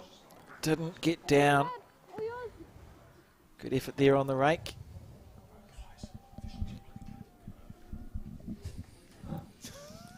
Important stuff. As we see Seamus Curtin on the forehand here. Now the North needs to get off, or they want to get off to a good start. They were going well, and they had their hearts broken by Val, and it just sort of capitulated after then. But 3 good bowls there from the North Island team, sitting with a solid 3. This is the sort of bowl shot that Val Smith loves. She's just walking back, grinning and saying, I know where I need to go here. Mike just said, play your favourite hand now if you want. Yeah. And earlier on he said she loves the forehand. Yeah. So I wonder if he's asked her to play the forehand side to rest one of those white bowls. It doesn't look like the obvious shot. But resting the centre bowl there would be the shot, and if she played the other hand, the big shot is dragging the jack back for 4, but that's a straightforward one. I think it's got both shot options, and it's just play what you prefer. Sometimes we just got to play what we like rather than what looks best. Yeah, absolutely. Yeah. Especially if we're going good on a hand. Yeah. Why change? Yeah. And that's what Mike was saying there. I think that again is just, we've seen both of them show their experience a few times today. That's just something that you learn through playing bowls, isn't it? You actually have more of a chance. And he knows she's going good on her forehand. How good is this? That's a beautiful call and a great shot there from Val Smith. I've actually clapped that from the commentary box. Not that I'm sure she can hear me from here. A great bowl and a great call from Mike, I think. I think that's smart bowls all round. Nicole with her. And now the 3 black bowls at the back come into play. Yes, they do. Holding shot and you've got all the cover in the world. Yeah. Great. Nicole on the back end.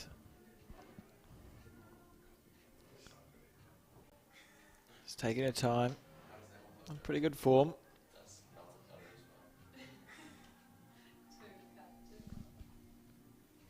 Waiting for this bowl to break. If it goes clean past, it's actually okay, as long as it stops. Yeah, it's just past the tee. Whoa.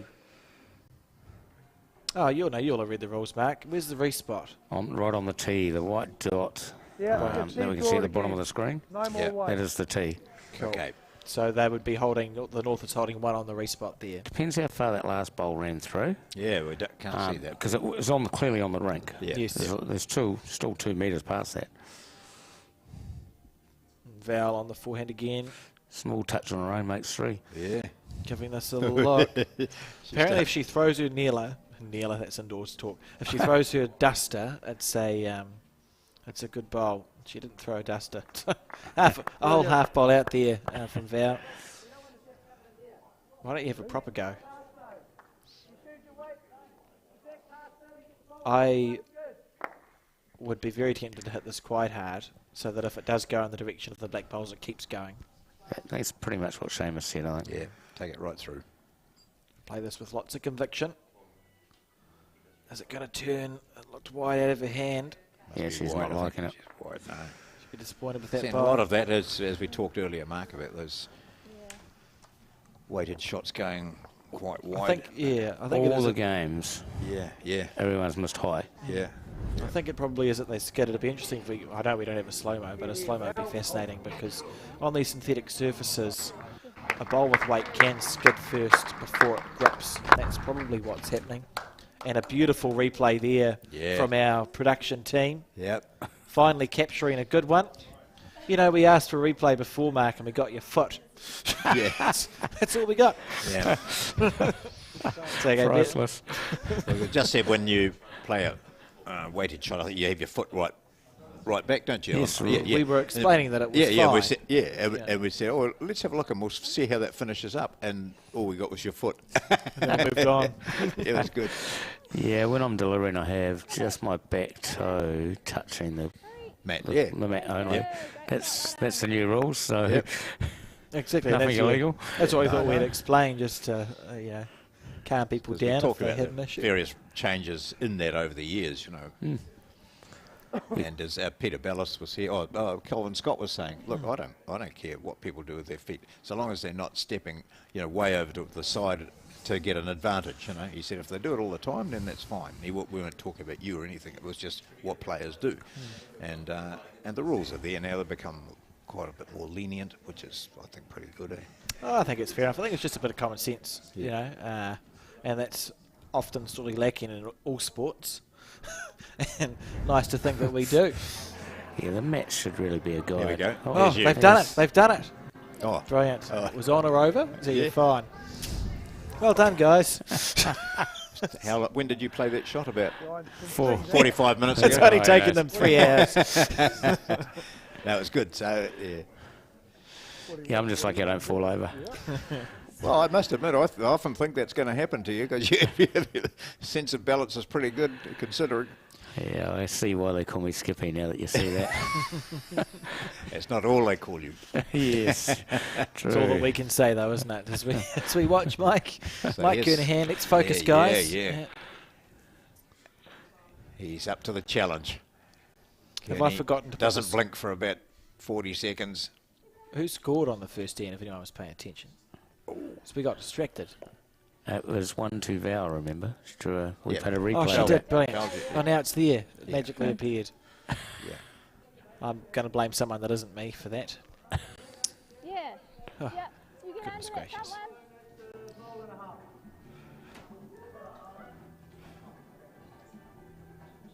Seamus Curtin.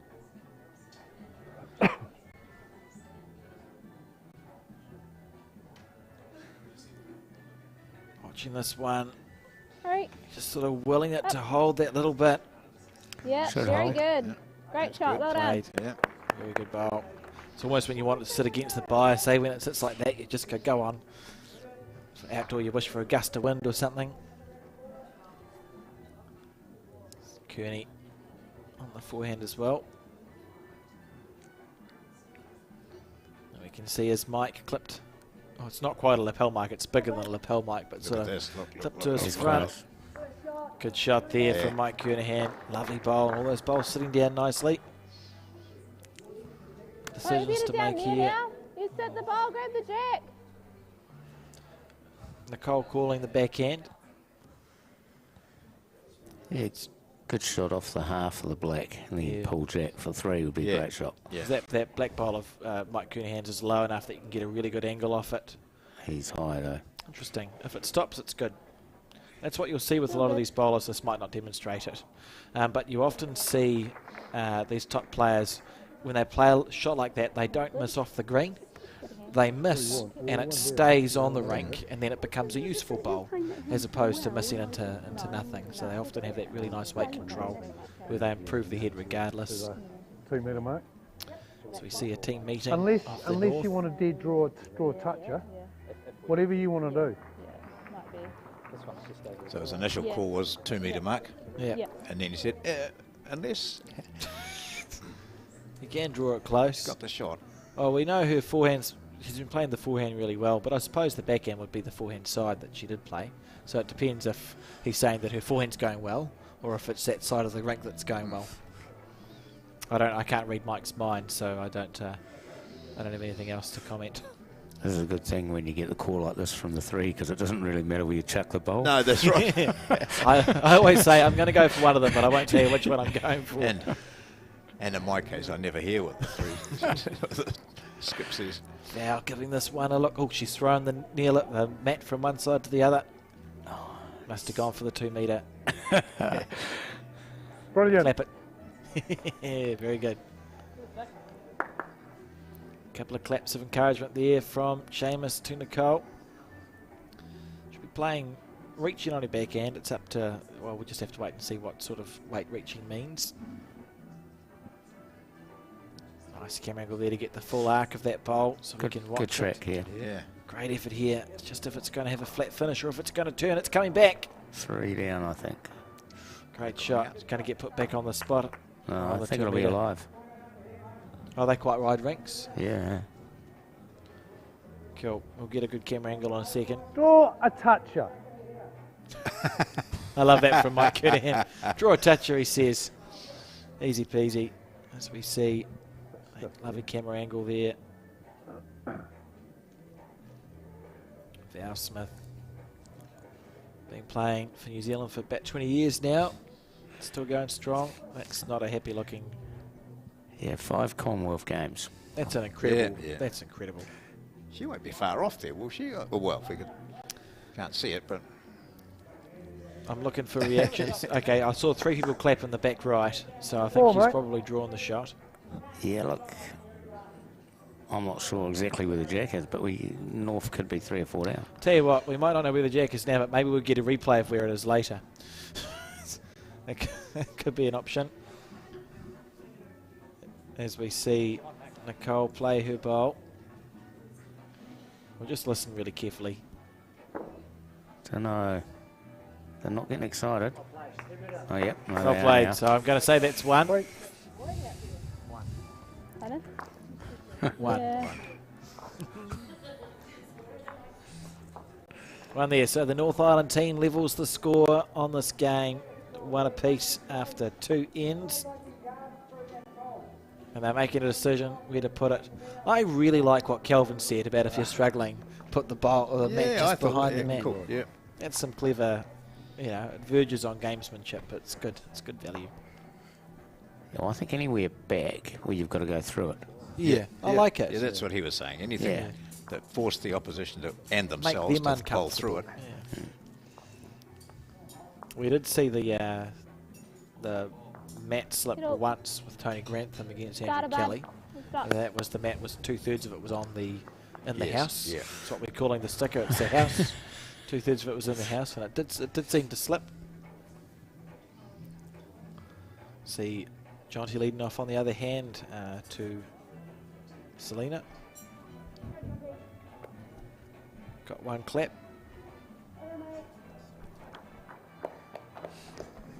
That's good. It's been pretty tricky for some of the players because they're using bowls that they've never used. So, well, I thought you'd miss your big wides. Yes, well, because I clearly can't use those. No. But I do normally use XGs, and so I used the set that Selina's using. Yeah. So they're Selina's own set. Oh, righto. And they're the same as my orange set back home, so that was quite handy for me.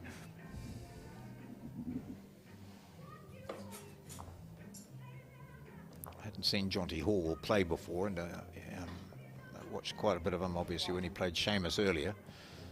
Good one. And he said, oh, I didn't play all that well, a bit down on himself, but coming back and playing within a team situation is pretty good, isn't it? It takes a wee bit of that pressure off. You're very exposed as a lead or as in a singles game, aren't you? For sure, you certainly are.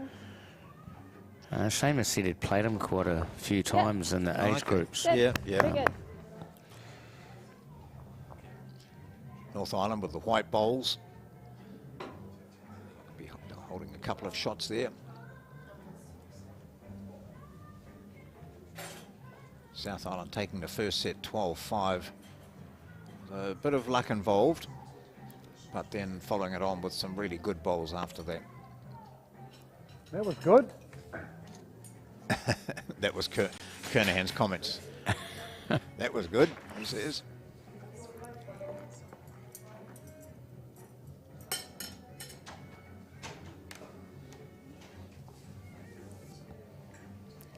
Is that a not happy or a happy from Seamus? When he throws his rag up like that, yeah, just had a bit of doubt on it, I think. Not a bad effort though, so desperate to win his second set, the North Island.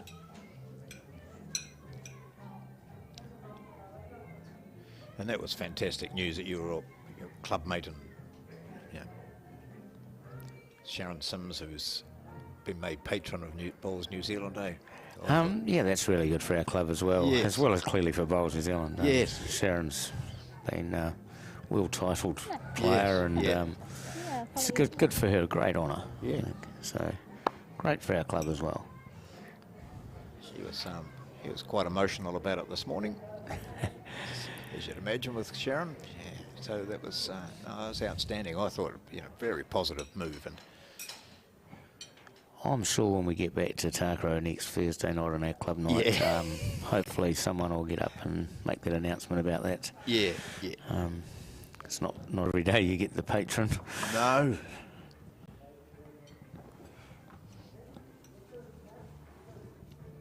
I'm sure our club captain will be onto it. I bet. Now you've got an excellent club there, Mark. It goes really well, doesn't it? And not just on the green, but as a healthy club. Yeah, look, our numbers are growing really good at Takaro. Yeah. Which is good. Yeah. And we've got a lot of juniors. Last year our women's team won the Manawatu Senior Interclub. Yep. And I think they had four junior players on the team. Yep, that's great. Which is unbelievable.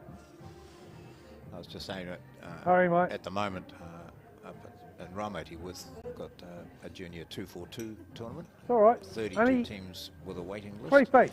Invitation players from Manawatu and Wairarapa, Huntly, Wellington and that there. So that's brilliant. The juniors are gagging for competition. They like to get out and play that as much as they can, and a lot of them are willing to travel a bit too, so that's good.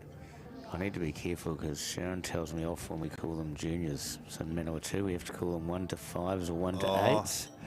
So Sharon does not like the word junior. Well, we claim juniors as 1 to 5, and then there is the 1 to 8s. Yeah. So junior, we just say junior. Yeah. People understand that, except if they're new to bowls and see a 97-year-old who's just joined a club and he's junior. Which is one of the sports you can happen. Yep. So this is a big bowl here required from Val.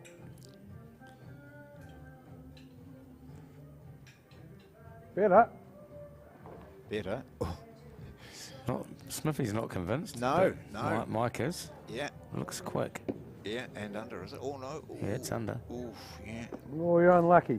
Yeah, that would have 1, 2, 3. 1, 2, and a measure. 3, I would say. Yeah, yeah. And M.Kernaghan was asked to go up and get his own bowl, which was 5 metres short.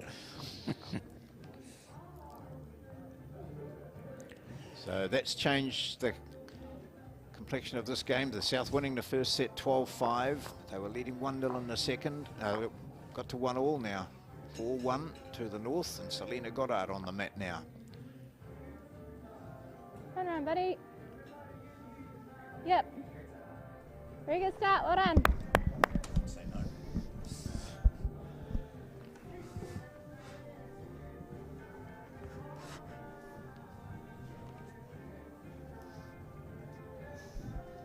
Right. So have you been finding the event, Mark, this North-South Challenge? Great honour to play for the North.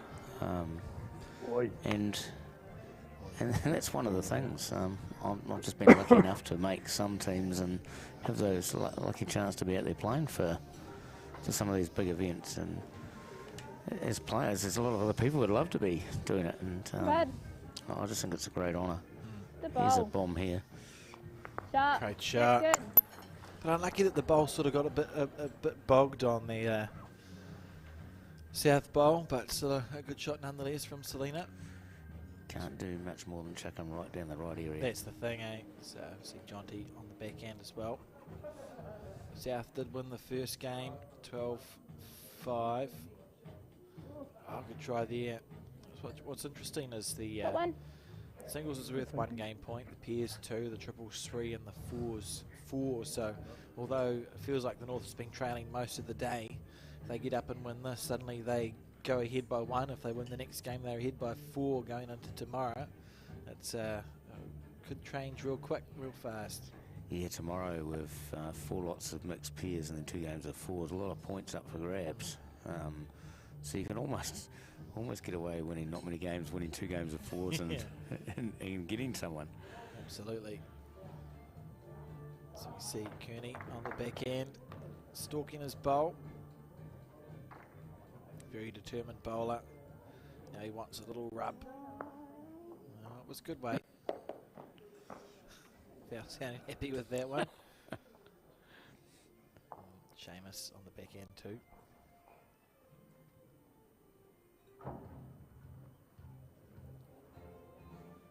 Oh.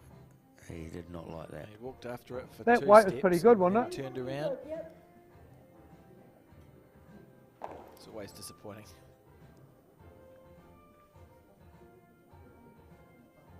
That was good. We heard Mike there just say to Val that weight was pretty good, wasn't it? That's good communication too. I like that sort of stuff. He's just affirming that it's not his weight that he needs to adjust. It's just his green, and he trusts that Val has been around long enough that she knew by watching it that his weight was good. And look at that. And he's played a similar type bowl. Used that information really well there. Good spot too. Mike Kernaghan.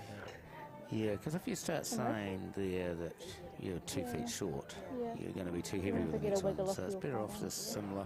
Yeah. It's already counting. Just add another. Yeah, you're right. You know, add another shot. Yeah, it's just over the door, really. Yeah. Kind of meter through. Get Selina's. Yeah. So Nicole indicating she's going to play her forehand through that gap, or maybe hitting that Selina's bowl that sits at 12 o'clock on your screen. It only needs 3 rolls. If she does get it, it'll be very interesting to watch how that bowl behaves in the house.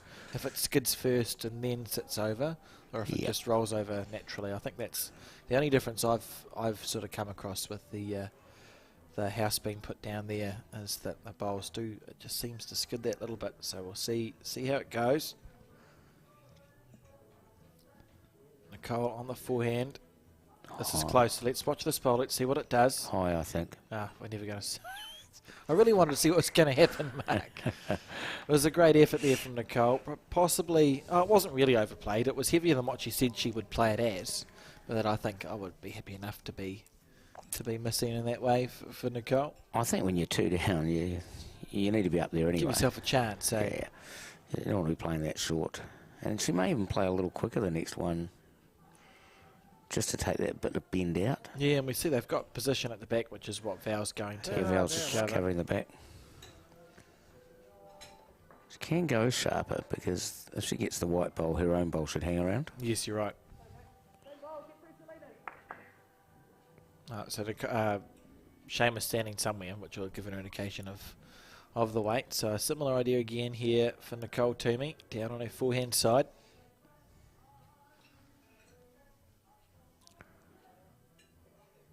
I thought a better line. Oh no, she's still wide. If she's got less weight, it'll come back. Yep, here she comes let's now. Watch what the bowl does. No, just went normal. Great shot there from Nicole N.Toomey. Beautiful. So I think she actually corrected the weight there, because it was the same line. So yes, she's dropped her weight and played it perfectly. Play with this weight. Absolutely brilliant shot there. And hard one to recover for Val. The good news is she's got fared shot as well, so she can only probably drop 2 if Val plays an absolute bomb here. Mm-hmm. Here we go. Val on the back end.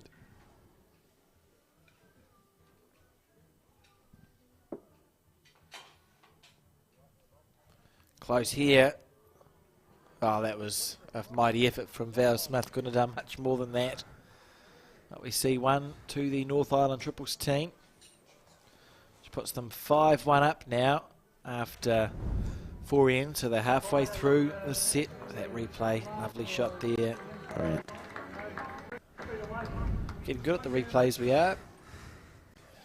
And Nicole on the, not Nicole, look, I've distracted myself. That'll teach me. Selina on the backhand side. Lovely line.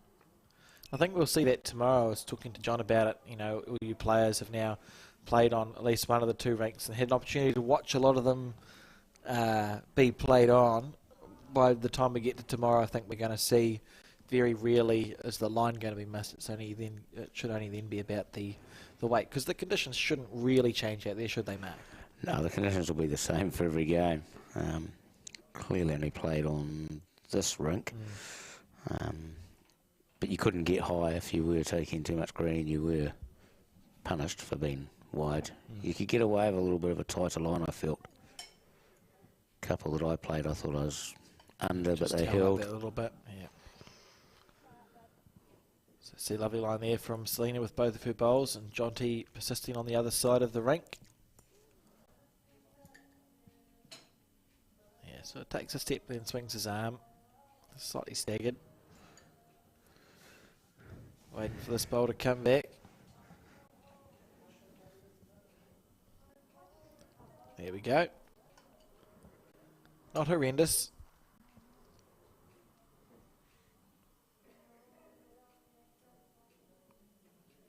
Seamus Curtin.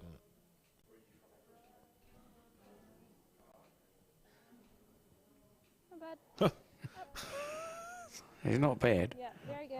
Is that, if that's, wow, that was a great shot.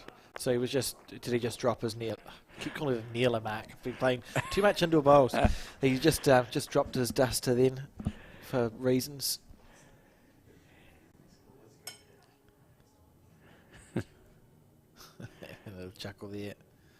We see Kearney giving this one a chance too. He's close here. He's got the bowl at least. That's a beautiful shot. Beautiful shot there from M.Kernaghan. They do trail 1-5 after 4 ends. 5 ends. No, 4 ends. So they're halfway through. If the South win the set or draw the set, they win the game. So it's a slightly different equation. Yeah, that's actually not too bad a hit for the North team here, because they've got all the position. If he sinks the jack here, if it gets down that little bit. Great shot there. Beautiful bowl from Seamus Curtin. That's a absolutely typical triple set, isn't it? It just moves around so much. Yeah.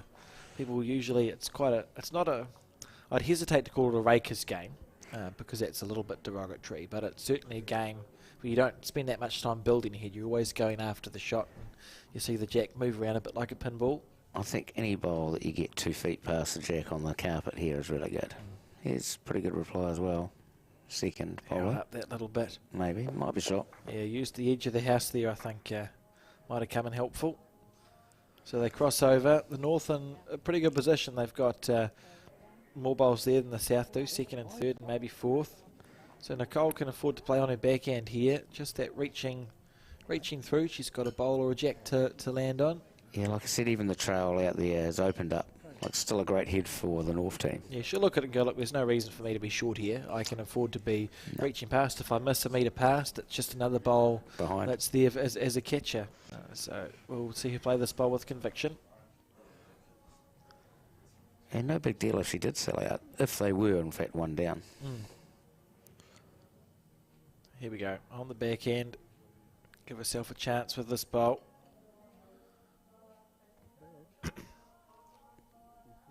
Now the question is, close.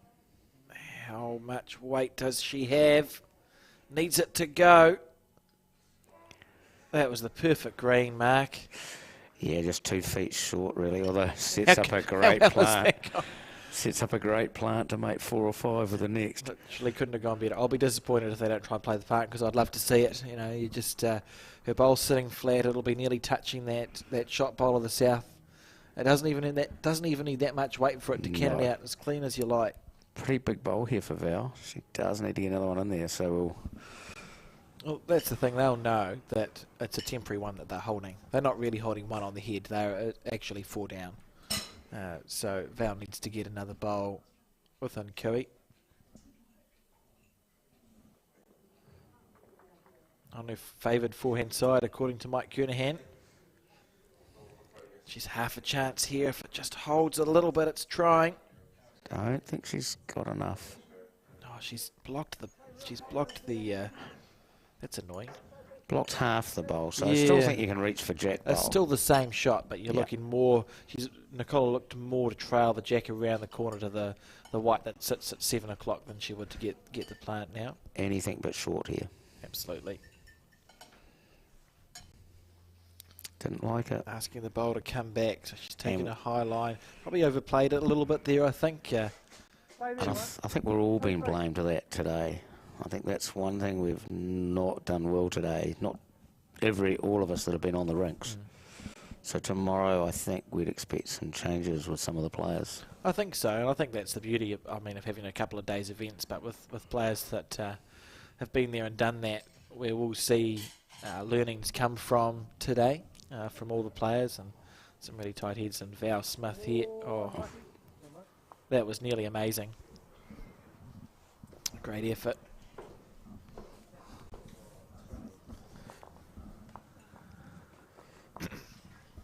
So we see 1 to the South team there. And here's the mat going back. So they've got to play through. Yeah, I like it, eh? Through the house. I think, I'm pretty sure Mike just said something about then to Jonty. I like that. That's good stuff. Imagine if you lobbed it over the house. There's often, if it's raining, there's a trick for... if you're playing on a wet green, these puddles and stuff, you're actually better to lob the jack. Just throw it over the puddles. You can't misdeliver a jack if you throw it over the wet stuff. Just chuck it up. As long as the greenkeeper's not watching, it's a good trick. I worked out by the end of our game that when Mike did that, if I'd swapped hands earlier, I would have gone a lot better. I persevered on the hand I'd played well on. But at this length, I struggled on. But when I swapped over to the other hand, it was much easier. And it's a big decision, isn't it? Changing hands. It is when you're going well. When you think you're going well enough. Yeah. Exactly. Interesting. It was interesting too how the length of an end does dictate the green that you take. It's easy to oversimplify it sometimes, and you think, oh, the green must be the same. But it's not. If the bowl's travelling a shorter distance, you should be taking less green because the bowl's not running as long. If the bowl's travelling a longer distance, you need to take more green because it's going for a longer time. So the green does change based on the length of the jack. It's quite an intriguing match, this, isn't it? While I've been sampling what they provide in the kitchen there. Been keeping an eye on it. It was a pleasant. I was impressed with the what the kitchen did provide to very us, good. John. So compliments to the whoever it was. Chef is probably close-ish. A big term. Just had a message from Lisa White saying, "Be kind to Nine-Eye John." We were talking about the indoor stadiums earlier, and it's a very good facility, as we said, but it's, as people say, it's a bit cold to play in the winter. If you know it's cold, you're fine. Yeah. But all you do is you wear more clothes, eh? Yeah, just come very well rugged up.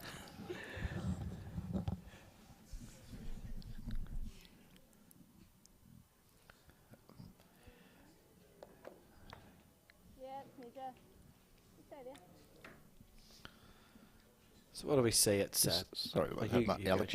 You sort of wonder if Kernaghan was still available for the New Zealand team, he'd be in the picture, wouldn't he? Well, he is current world champion. Yeah. So he would. Yeah, I think he was quite. Well, yeah, he's a handy backup to have if he's the manager, and look, someone's a bit crook. I'll step up. Yeah, he would have been fine. I think you can understand, he had a very long international career for New Zealand on and off for 25, 30 years. I think winning a World Fours gold medal, that's a good note to just go, look, I could stay playing here, he's still playing good bowls. I could keep going for another 5 or 10 years, but he probably thought, a world gold, that's a good enough, that's a good enough space to sort of bow out of your international playing duties on.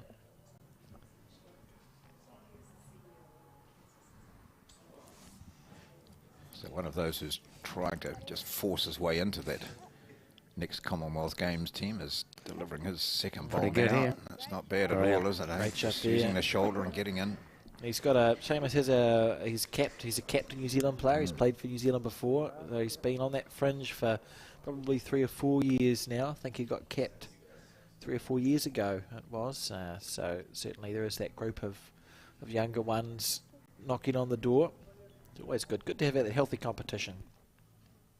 And it adds that nice layer at a national event as well, when you have our open nationals and you've got your established teams and then the younger ones with their teams where they might have someone else in, and they know what they're playing for. Everyone's watching, talking about who might be where and when. It's a good layer of intrigue to have at bowls. It's a good way to get noticed as doing well at the nationals, isn't it? Absolutely.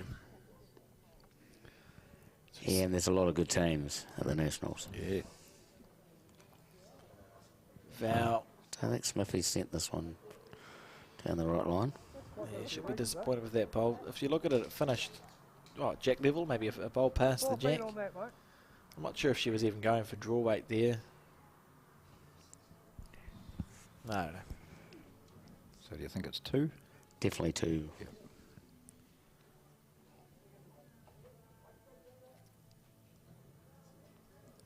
So this is the second to last game going tonight, isn't it? There's one more after this, but it's already in progress. You can see on the right they've just about finished their first set. So when this game is complete, we will go to watch the end of that, and then our coverage for the day will be over, and we'll be back tomorrow at whenever it was, 10 o'clock in the morning, was it, John? Yes, it is 10. Yep.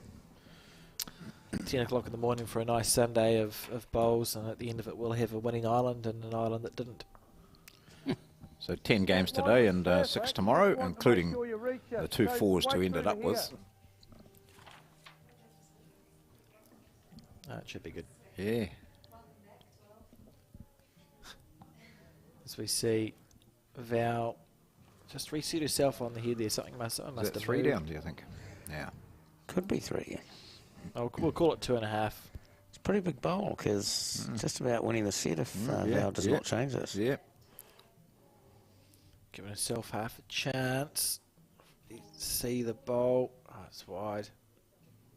It's fascinating that Speed was perfect. with that reaching weight, the bowls do seem to have a late. They break late, don't they? So your breaking point is sort of extended out and past. Favourite 3, says Seamus. Just have a gentle draw. Yeah. Pretty safe, to Yeah. be fair. Yeah, can't do any damage really, can you? Unless, for some reason, she trickles Don't the say jack it, John. back. She can draw a 4 here. Oh, I think just take good line. Yeah. Yeah, you focus on your green in these situations, eh? Yeah. You know, you just want that nice. Oh, she's not narrow. Yeah, just play nice safe line, and if you draw back and count. Yeah. Absolutely.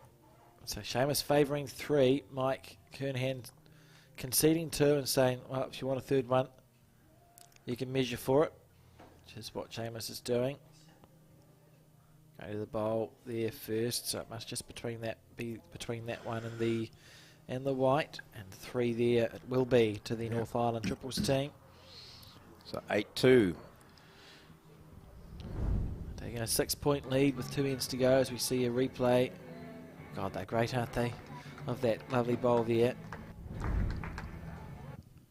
Oh, just about pressed the wrong button. That wouldn't have been good. Don't panic, everyone. So, what have I done? Why is it 12-5? I don't think this is my fault. Anyway, the score is 8-2. For sure. So the North Island triples team is leading by 6 points with 2 ends to go. Was that the first set score? No. Yes. There we go. It's come back. No need to panic. The good thing is we did get a replay. That's fine. And 8-2. So 6 points with 2 ends to go. It should be defensible for the North Island triples team, shouldn't it? They'll be thinking we should be going to an extra end here. Well, they might not, but that's what they... I think the key is no more than 2 down here. Yeah. Play the board a wee bit. 3 is livable, but to drop a 4 here means it's game on. Yeah. Because the South just need the draw, clearly. Absolutely. As we see Selina here on the backhand side, just a bit of a lazy bowl, just held that little bit. That's pretty good there. Although again, those bowls, they look like they're far away. I can assure you they're not very far away from the jack. They are definitely inside the metre stick. Yeah. Well and truly. Jonty, a bit of a grimace on his face with that one. Fair enough. Yep.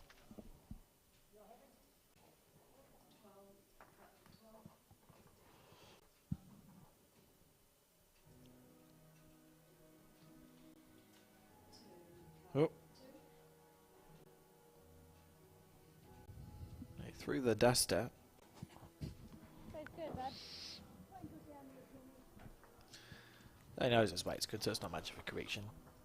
We see Kernaghan switching to the back end.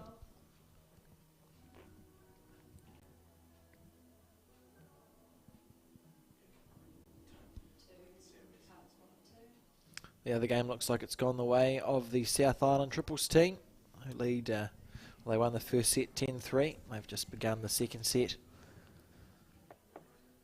As Kernaghan draws in there, so this could be a massive finish of the day for the South Island team if they were to get over the line in both the triples. That's 6 points on to 5. They'd lead by 8 going into tomorrow, which is not insurmountable by any stretch of the imagination, but it looks good, doesn't it? Yeah, very good. Yeah, I think the North have to get one of these 2 games. Yes, yeah. I don't think we can afford to drop any further behind. Going in tomorrow with just the 2-point gaps, nothing. It's only one game appears. We'll see that pressure domino across once this game is finished, because the players will hang around and support their the next door rink once this game is finished. Look at this from Kernaghan. Well, not quite. He was, yeah. That last bowl which sat out to the right there as we view it was handy for him. He had something to use. And a chance here for the South Island team. Those 3 bowls are in a good catching position. Yeah. If Val plays her forehand, which is the top left of our screen, moves the jack down to those 3 black bowls, that's how you sit with 4 points. And that makes it game on the last end. So I'm feeling that Nikki should be down to try and land on those. Or turn Seamus's last bowl over 1 roll to put it in the way. Yeah, it becomes the jack, doesn't it? That black bowl. Still a counter then, That group of black's just your jack, that's what you're drawing to. Could even scoop the jack away from that, and that would end South's hope altogether. Sounds good. Not that I'm biased for the North Island. I'm extremely biased. I've never made any... I don't apologise for it either. He's been inconsolable so far.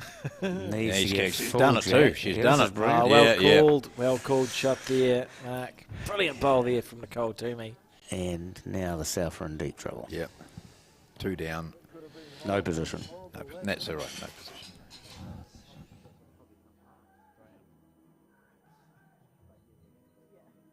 We see Val Smith with a hard bowl to play now. They really need to score 2 on this end. No, 1's not enough, being 5 down. It's a big ask. The 4's possible, so she needs both her bowls to be effective here. It looks like this one's very close. Yeah. Great shot there from Val Smith, sitting with 1. It's halfway there to what she needs to be doing, but a great bowl there from Val, considering the fact that she crossed over and the jack wasn't there at all.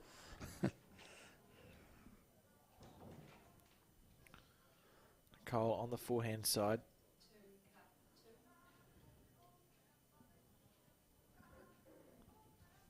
And that's a great angle there. So brilliant bowl from Val Smith. Look for a rinse and repeat situation. Not a lot else on. Yeah, just do it.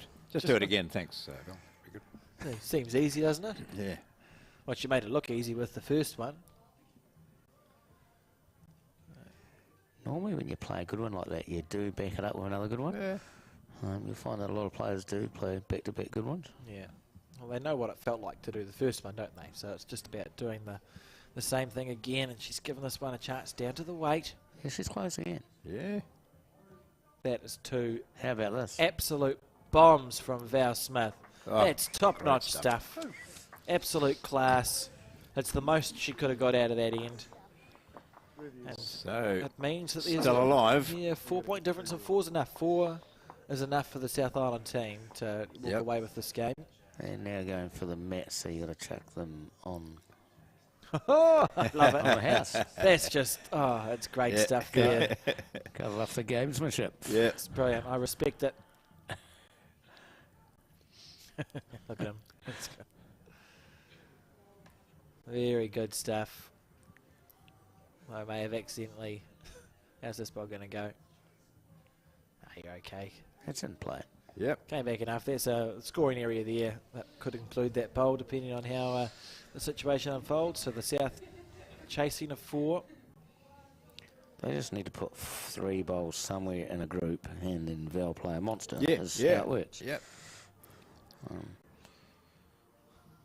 Similar to probably my last end of against Michael. Oh. Try and put 3 bowls together and then play the winning bowl. You were, to be fair, an entire quarter of a bowl narrow mark. That's right, yeah. At least. Not a chance.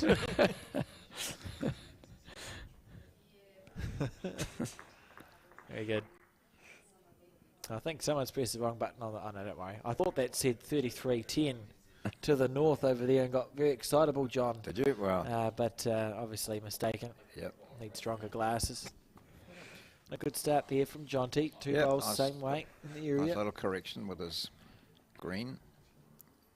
See Selina now on the backhand. Oh. Well. It's so hard to read her body language.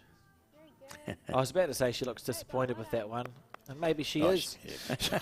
Definitely disappointed with that. Yeah, that still doesn't hurt the South. South just got to build 3 and then work on the head. Yeah, and there's enough of that white bowl for Val to see later on. You can see two-thirds of it. Yeah, the key things in these sort of things is not to panic chasing the 4.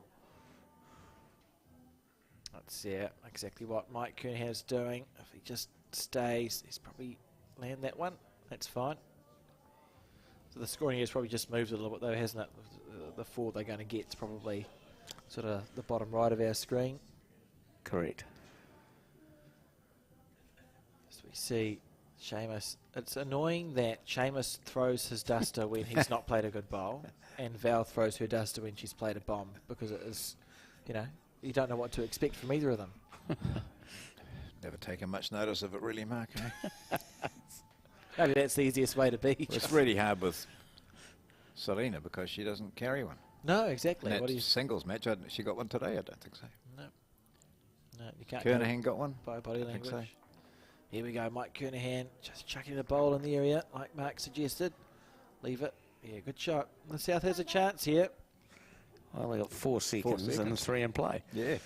Absolutely. Trail on the other hand, and also got the white bowl out for 4 or 5. Yeah, options left, right and centre. It's pretty important that Seamus makes this one count. Got to be close. They need to stop being coached well and having good body language, Mark. I prefer it when I can tell when someone's let go of the bowl if they think it's good or not.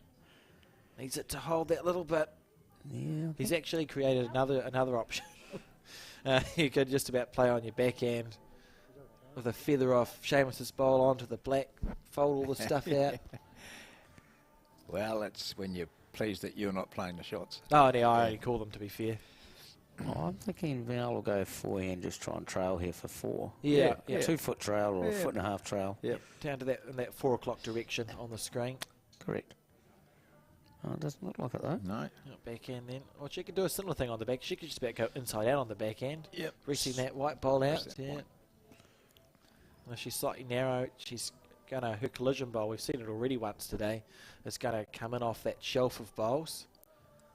What sort of weight is she playing with here? As we see this bowl on a high line. Come on, hurry, Val. That's not bad. Needs it to run. Not up. Well, Kearney was interested there for a moment. She had a real chance there. She'll be disappointed with that bowl. Seamus just saying, please get one. Please get one close. Nicole. Yeah, let it go pretty smooth. It's always a good start. So it's quite good that we're not allowed to go to the head on these games, because it does speed the game up quite a lot. I like it. John and I were talking about some of the ways in which the game can be sped up. Same thing with a fixed jack Or even if you just went down the indoor route where it's if you overthrow it once, the opposition gets to place it. The amount of time that's wasted by, an overthrow and then someone places it is ridiculous. Mike, looking to see if he... White. Yeah, hitting the white. Yeah, white onto black onto Get white. both them out. It'll be worth at least 3. Oh, I think 5. Oh, maybe I'll agree with 4. I don't know what that bowl's going to do. Well, the white bowls will go. Yeah, well, both whites disappear. And the south will hold 5. Yeah, I'll get on board the 5 bandwagon. I think it's worth 5. Needs to get it square or the outside half. Here we go. Val Smith on the forehand. She's watching it. She's close. It's going to hold. Oh, my word. I was excited for a second. Oh. And here we got the one end play off. Yeah. Oh, no, we've got the last end still. So they've got a... Oh, who scored on that end? I wasn't even... A 1 to white. 1 to white. Yeah. Which is... I think good people. 9-4. 9-4. Well... It's because I've logged out of the internet. That's what's happened. That was an exciting last end. It was actually... there was a lot of class shown there by the South Island team. They built themselves a good opportunity to score that number. And gave herself a pretty good chance too, did Val. One there. Okay, so South won the toss. Do you want last ball, they said? I To Val, yeah, thank you. I enjoy that Mike asked Val a question and she said okay.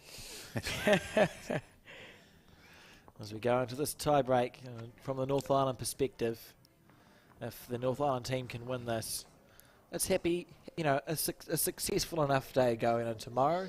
If they lose this game, it becomes really important that the next game doesn't go down. Well, big numbers tomorrow, aren't they? Way. It's so 2 points in each game at least, and 4 each in the 4 points in the last 2 games. Yeah. 6 games tomorrow. So has anyone in these tie breaks had a crack at Jack in the Ditch first bowl yet? No, haven't seen that. Haven't seen I that was yet? just about to be checking, so Selina just tried, but that would be overselling us a little bit. That'll be interesting because you can place the mat, can't you? So you could put how close to the 23 metres house up the can green. you put the mat? Yeah. So I respect that attempt. I think that'll be pretty cool because you can get the mat quite close to it, and it's a short enough jack. So at the very least, you're probably going to get the jack on the 2 metre if you don't hit it right. yes. I just wonder if anyone had tried it yet. No, but I mean, the way you're talking, I'm looking forward to you encouraging your teammates. Oh, I guess in the 2-4-2 pairs, if it was to happen tomorrow, I probably won't be able to help myself. So yeah, fair enough. I'll call it out now in case it happens tomorrow. Tell you what, we'll be at the commentary box saying, Mark Noble said. He's going to go. So for any non-bowlers who are watching this, what Mark is talking about is if you got the first bowl on the end, a tiebreaker end, and you drive the jack into the ditch, then it's very hard for anyone else to get close to it. You stay with it, of course. If you've hit it square on, as you would have, you stay on, and you're closest, and you're in the ditch, and Happy it's a live days. bowl. And then the rest have got to say, "Oh, good luck." Yeah, damn you, Mark Noble. Hopefully, we've just predicted something that'll be pretty cool. So we see Jonty. He's drawn 2. See, like here, like Seamus could consider going jack or the 2 bowls. Yeah. Could consider it, but I don't think they are. No, I like that. I like it, though. It's good. It's exciting bowls. So we see Seamus on the forehand. He's got a couple of feet to draw within. And he's looking at it like it's close. Here we go. We see it break back into the head now. That's a good shot there from Seamus Curtin, holding 1. This is, of course, the tiebreaker end. And Val just essentially saying to Mike, you do you, Yeah, you play your backhand. You've been playing that all day, so you might as well stay with it. Backhand looks like it's got a few more chances. If he plays with good weight in the area, he's going to get a good result. So if he does miss high, Alex, he puts a good positional bowl on for later. Yeah, in this case, it's a bit like we were talking about when you're adding a bonus bowl. He'll be super focused on having that nice arc on the bowl. Focus on your green being Not good. Miss high here, is he? He's just going to miss high and perfect home. Yeah. So just perfect bowl. Yeah. You can make a good commentator one day, Mark. Yeah. A great shot there from M.Kernaghan, and this head building nicely for the south. Do all 3 blacks go? We're going to get that aggressive? No, not now. Okay. We've got the shots. Moments past, So we see Seamus, again, the the toss of This was a good toss, I think. Yeah, I got no idea. I think it was. Yeah. Look at that stuff. That's good stuff there from Seamus Curtin. Yeah. 2 bowls reasonably locked together. I'm still not liking the head for the north. It's a pretty good head for the south to play to here. I think so. I think there's lots of options. And all Mike is going to do is add more options as we see him play his backhand side. And he's close to promotion. Yeah, great effort here from... Oh, it's drifting. Oh. He drifted. That wasn't the house's fault. It drifted before it got to the house, John. Yes. Yeah. A little bit. It was a well-played bowl. I would hesitate to say it was unlucky, but it was well played. He couldn't have done much more than that. Probably just a yard heavy if you have a big thing about a yardly straight. He drops for one of those. Yeah. What do we do now for the North? What's the North Island team's next shot? Anyone? Got to draw a touch up. Or beating the front blacks on the inside of them. Is it like Seamus has just suggested here? Yep. So there, that's just about the perfect bowl. Because their logic is there's too much room to leave it like that because the opposition is too classy. Yeah. So you can't, there's no point in being defensive. You must still play a proactive bowl in this situation. Look, at worst, if she trailed and went one down, she'll have 4 or 5 bowls to 1 on the head. So Nicole's just got to play a nice positive draw down there. Here we go.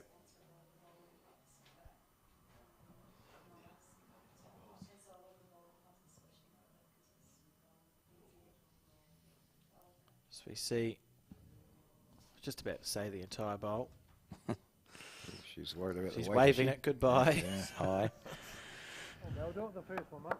Yeah, that's good, and I like that towing from M.Kernaghan there. Just that positive. You know, do it with the first one. You got it. Clever stuff as it comes down to these last 3 bowls. Oh, on the forehand too. Yeah.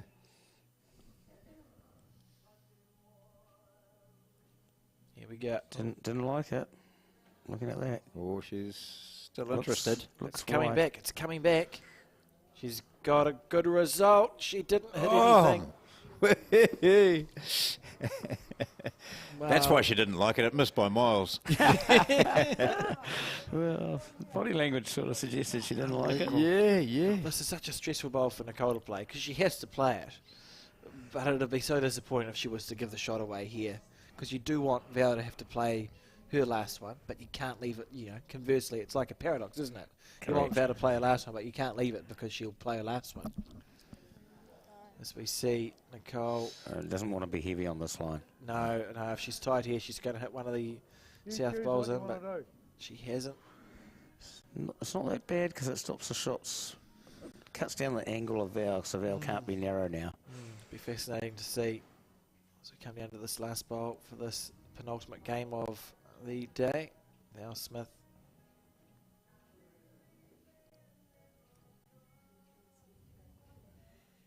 Here we go. She just missed last time. She's tracking it this time. What does she think? She's played it well. Oh, she has. High. Played it well. High.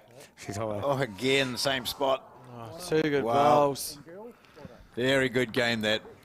And the North at last get back on the board.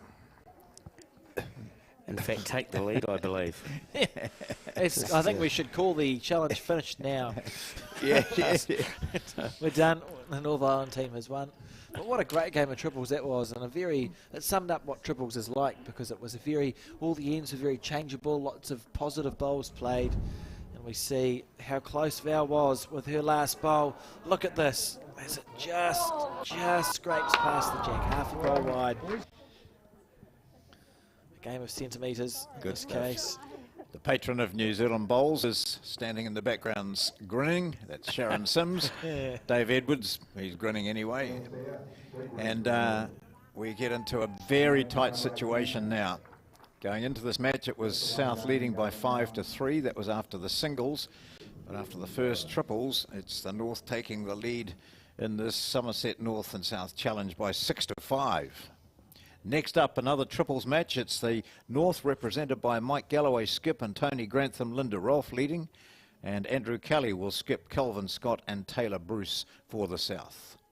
And we've already got an indication of how well that game's going with the first set completed, and the South winning that by 10-3.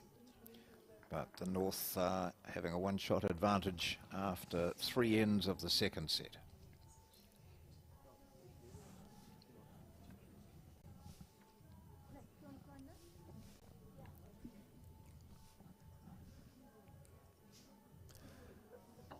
As we see the players just sort of talk about their days, I suppose, and how things have gone. A few spectators hanging around. I see Mark Cameron was there as we switch to that triples game that you just mentioned, John. And they are halfway through. Unless this is the other. This is not the triples game, is it? This is the same week we were just on. Correct. If you look to the left, the other triples game's going, because that's the one where there are bowls. Oh, right. Here we go. There we go. That makes more sense. And we switch to a good head here from the North Island team. I think the North are leading 4-3 in this set as well. Yes, yeah, and 3 bowls pretty close. Looks like it's been a pretty dynamic game of bowls. And they'll just be deciding the best shot for Mike. That looks like a Mike to play. He indicated on his backhand. Yep, he's got out of the shorts now. He's into the long pants as we get into, what's that time up there, 8:30? 8:30, yep. So Galloway now. So there's the score. The South winning comfortably that first by 10-3. The North holding 3 on this end, which is the 4th, which would give them a sizable advantage if they can hang on to that. Andrew Kelly wandering in the background. He's the skip. He'll have another bowl to play.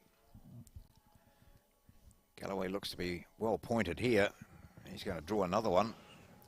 Is he? Not quite. Not quite, but he's finished in a good spot. It means that the backhand shot, or there was half a backhand shot on from Andrew Kelly to hit it. It's harder now because that bowl's sort of in the way. I think he'll be driving this. It's got the tee covered. On the forehand. Yep. He's not short. Close. Look at this. What a shot there. I can't tell if Mike's last ball was a help or hindrance, to be honest, because he did use it. The good news for the North is they're still holding 2.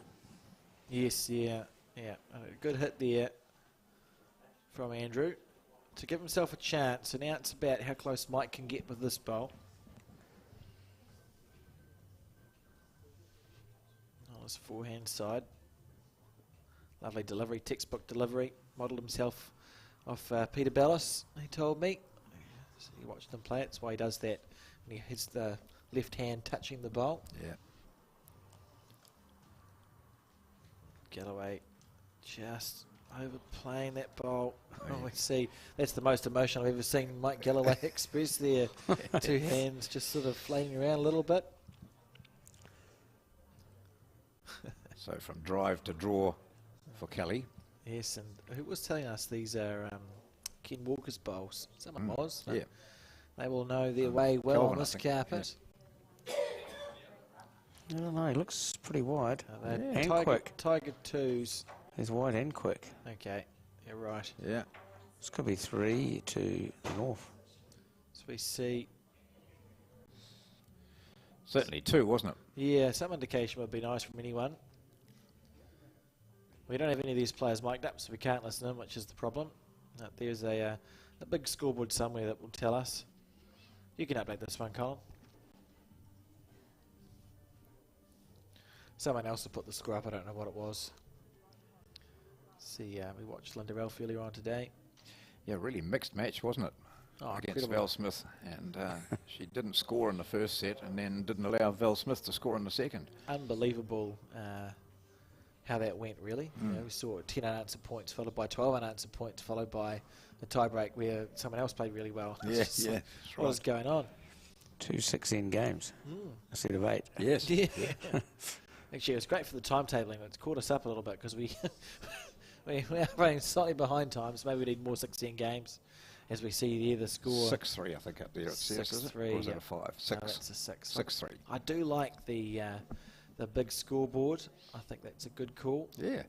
We used to have them way back when, the big scoreboards, and they sort of, I don't know why they stopped, but I'd like to think that we're going to bring them back for some of the national championships here and made that. And I think, how good would that be at the next Somerset National Championships, have a massive core flute sign with the score, there it is, the score for the event. I think that's top notch. Great work from whoever did that. See Linda on the back end. A little bit of a grimace after she let go of that bowl. She uses it. Yeah, right, if she flicks Tayla. Oh, no. I was going to say she'll be smiling if she Yeah, uses yeah. that. Not too bad though, because those bowls only just less than a mat away.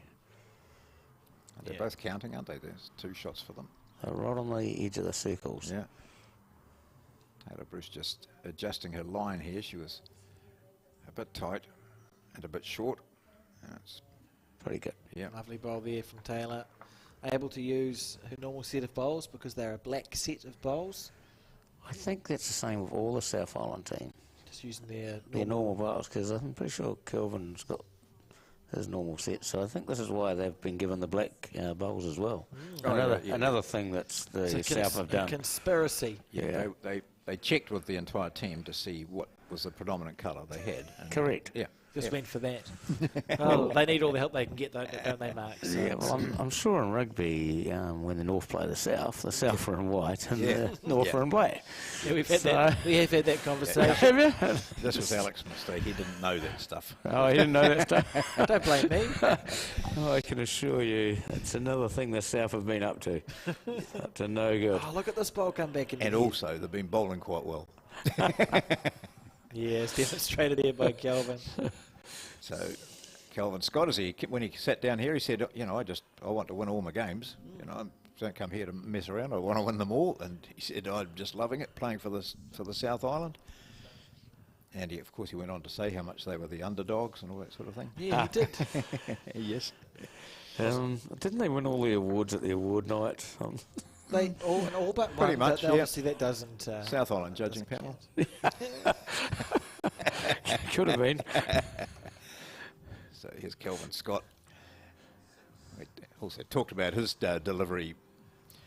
Mark, you know, the fact that his feet tend to point straight down and you can never tell what hand he's playing. Yeah, that's right. He argued and with he us, said, though, didn't he? I don't believe I do that. I'm not aware of doing them. He certainly is. It's pretty much straight up the middle, Kelvin. That's okay. But as he said, well, it's where they end up. It's effective, isn't it? So the South Island holding 2 here, down by 3 on the board, playing the 5th end. I think we'll see Galloway play a positive bowl here. Oh, that's right, I should be doing that.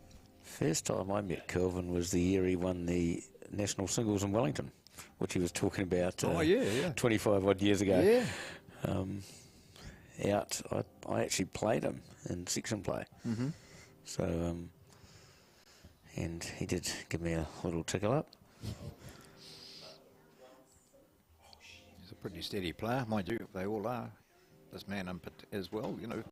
I hadn't seen much of Galloway until that bowls 3-5 when he was playing out of his Auckland club. And I'd forgotten about it, you know, how good he'd been when he was playing out of Palmerston North. Here. He is close here. This is a great shot. Yeah, great shot there. Great bowl. That's wow. perfection. Isn't it? Perfection on a bowling blue. Yeah. Oh, you couldn't have asked for that to go any better than what it did. That's absolutely brilliant. Brilliant stuff there from Mr. Galloway. Yes, well, North firing back here. Yeah, I'd be scratching my head too, Andrew. That's not a great situation to be in. As we see decisions being made. I do like that the skips can't come to the head. You know, it means that you have to put a lot of faith in your 2. And it's quite cool. You can see that's possibly the reason you've got T.Grantham and Kelvin Scott playing 2. That's 2 wise heads. You know, they've played a lot of bowls. They will have a good, trustworthy opinion, and they can have a good chat with their skip and talk to them with confidence, I think. Be quite good to see just what Kelvin's saying down there and directing, wouldn't it? Because he is, he's obviously been quite animated down there. But Kelvin's very direct in his comments, isn't he? He just calls it, you know exactly what's required. No messing, no misinterpretation, likely. Absolutely. As we see Andrew here on the forehand. Yeah, just be looking to draw a shot. Cut it down to 1. Yeah. Big late swing on these bowls. We're going to see this come right back into the head if he's got the weight right. She hasn't quite managed, but perfect green there. Great line. And it's quite nice to watch the old heavy bias bowls just come back into the head. You know, they just almost come back at those right angles once you get used to it. Yeah, that's why I quite like using them down at 9-eye, the Yeah. wide sweepers. We spoke about that today, didn't we? The grooves. You're just not out of the head, so you can get out of any head, and you can confidently just draw a shot if you're in trouble. Yeah. So M.Galloway on the backhand, stalking this one. Grantham just asked him to showed him the line he wanted, just up there. If he gets an inside edge of that black, which would have been great, they would have had 4 easy. Beautiful effort there. Yeah. No, I think he was trying to sit that, wasn't he? Yeah, I think so. God, he's got lovely weight control. I was lucky enough. I played lead for Mike at this year's Inter-Centre and the Peers. Don't have to do anything. Just put 3 bowls anywhere. Yeah. Just go, cool, thank you very much. much. He wouldn't say anything. No, he wasn't upset. It was fine. Lovely weight control he has. Right, a metre on here. Flustered, as we see. From your last, Andrew. That's going to be hanging. I think he just added too much weight there. Yeah. It's interesting. It's a good angle there. Oh, the finger measures are out again. 2. Did he say 2? 2 there. Okay. 2 there to this North Island Triples team in the last game of today. They lead by 8-3. We've played 5 ends. So we could well be facing another tiebreaker, and that would be an exciting way to end the first day. Oh, yeah, absolutely. We started off with a tie-break. Why not finish with one? Yeah. And hopefully the same as the first tie-break as well, like a win to the north. Yes, I agree, Mark. Yep. I can't help it as we see Mr. Gunnar there enjoying his dinner. Better not have a pie because they claim they were out of pies, John. Yes, they are. I'll be grumpy if they've if they've not been truthful there. As we see that first bowl, pretty good there from L.Ralph. So consistent she is, and always, you know, has been for as long as I've known it. But she's up against Commonwealth Games star for the New Zealand team. See this bowl. Need to hold or swing onto that one. Yeah, not quite. Lovely green.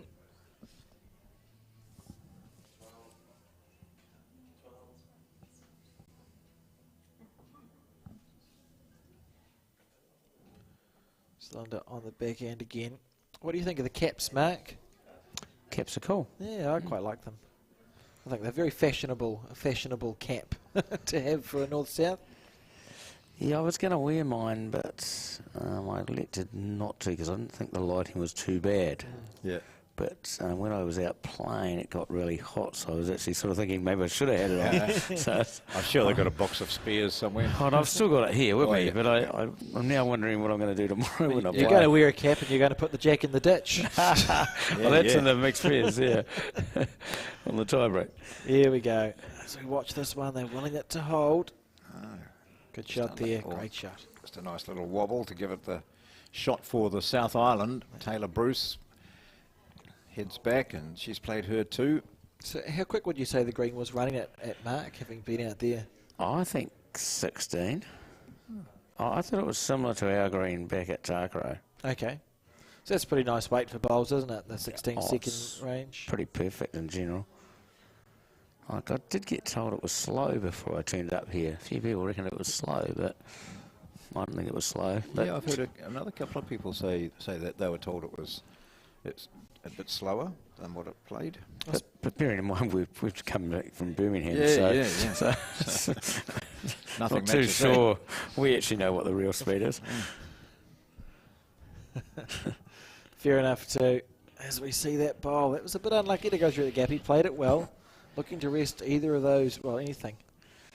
It just shows how some of our players have been able to go to Birmingham, come back, chuck up bowls as good as what we've seen. Yeah. From virtually 10-second greens. Not an alien game, a different game, isn't it, over there? It's so hard to explain how different it is to have a slow green if you haven't played on it. Yeah, a lot of people think they've played on a 10-second green, but they never have, unless you've been there. Yeah. And as Val Smith was saying, it wasn't as if they only bowled while they were in Birmingham. It was the build-up, you know, the practices you had on whatever greens you've found that were almost, but not quite replicating what you got over there. So they've been a long time playing on totally different speed rinks to these. Right, well, Kelvin, not your best bowls. And North got a great head to play to here. Oh, that's perfect for triples, isn't it? You've got 4 bowls that are past the jack. Could just about sew up the set here. Yeah. And it covers many angles, doesn't it? You know, where the bowls are spread out. That's essentially a bread and butter shot for M.Galloway. It's something he'd back himself to do every day of the week, 8 days a week. So I think we'll see a good shot here from Mike, and Andrew Kelly under some pretty extreme pressure with his 2 bowls. Yeah, this is the sort of heads you want to get back to the mat and play, because you don't normally get this good a head to Yeah, play exactly, exactly. Let me at it. So we see M.Galloway. Yeah, that same pre-shot routine every time. Just stabilises the bowl with his left hand. Smooth as silk. This bowl. Down to the weight. Looks under, doesn't he? Yeah, he's undercooked it. It's disappointing. Yeah, I think he'd be very disappointed with that. Do you think he was just trying to get the shot? I suppose, well, take the shot out. So the angle go a bit narrow, because they haven't got shot, have they? But they can still drag the jack for 3 or 4, can't they? I thought that's the shot he was playing. Yeah. I suspect he just let I it would go imagine ugly. so. That's a safer shot too, isn't it? Yeah, I'm thinking he'd be very disappointed. Yeah. So Andrew Kelly given an opportunity to put a fly into the proverbial ointment here. Not managing to do so. Mike has another big opportunity.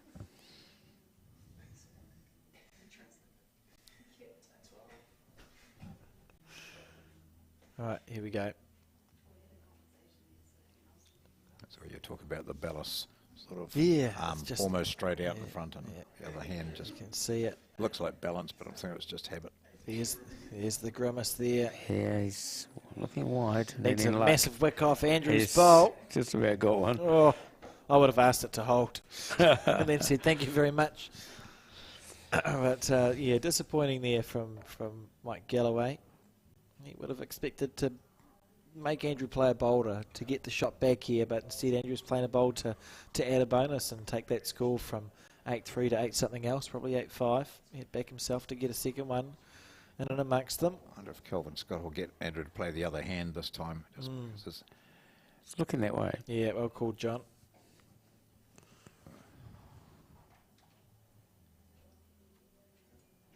There it go. I think the other thing that annoys me about these players is they've all got lovely deliveries, so even if it's a bad bowl, you can't tell by the way they let it go. Yeah.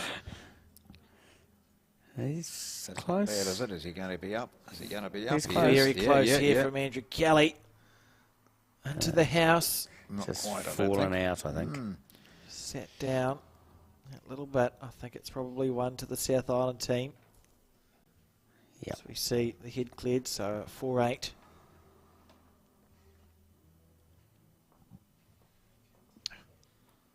It's still game on here, isn't it? 5 ends gone, 4-8, or 6, 5 ends, 6 ends gone. 6 ends gone. Yeah. I'll press the right button a second and our scoreboard will update. There we go. I'll get there one day, John. They've given 2. Oh. That looked like they were putting up a 5. Yep, it was a 2. 5, 2. Yeah. 2. Yeah. Goodness gracious. So he made it. It's Great quite shot. deceptive, isn't it? That, look, from here you couldn't see how that was a 2, but they're slightly closer to it than we are. Well, the fact that we're literally in another room. Can't even see what's I couldn't see the bowls if I wanted to. I could just a screen in front of us. Those people there that you can see would have a better... In fact, we've been doing a radio commentary this entire time. Yeah. This is sad. This is tense now, isn't it? So 7th end, 2 ends to go. It is, and the players will be aware of the situation. The South will be thinking, well, we just watched our team lose next door. We'd like to win before we all go home. And the North's going, oh, we just saw our team win. Let's back it up. So tension on both sides there as we see L.Ralph on the backhand, looking to just sneak underneath that bowl. And does. Well done. Good shot. Well played into the house. That's where she wants it to be. Great shot. Tayla Bruce, very focused. And you look at that delivery there and then have a look at Ralph's afterwards. You know, she sort of holds it almost like her arm is twisting as she balances and gets ready to go. Yeah, yeah. It's a different. So it's totally different. I think Linda started her bowls in South Africa, and they have very slow greens in South Africa, and often slow greens equal deliveries that don't look quite as smooth because they need to. You have to have that push there. So we see that score. So just have a look at this.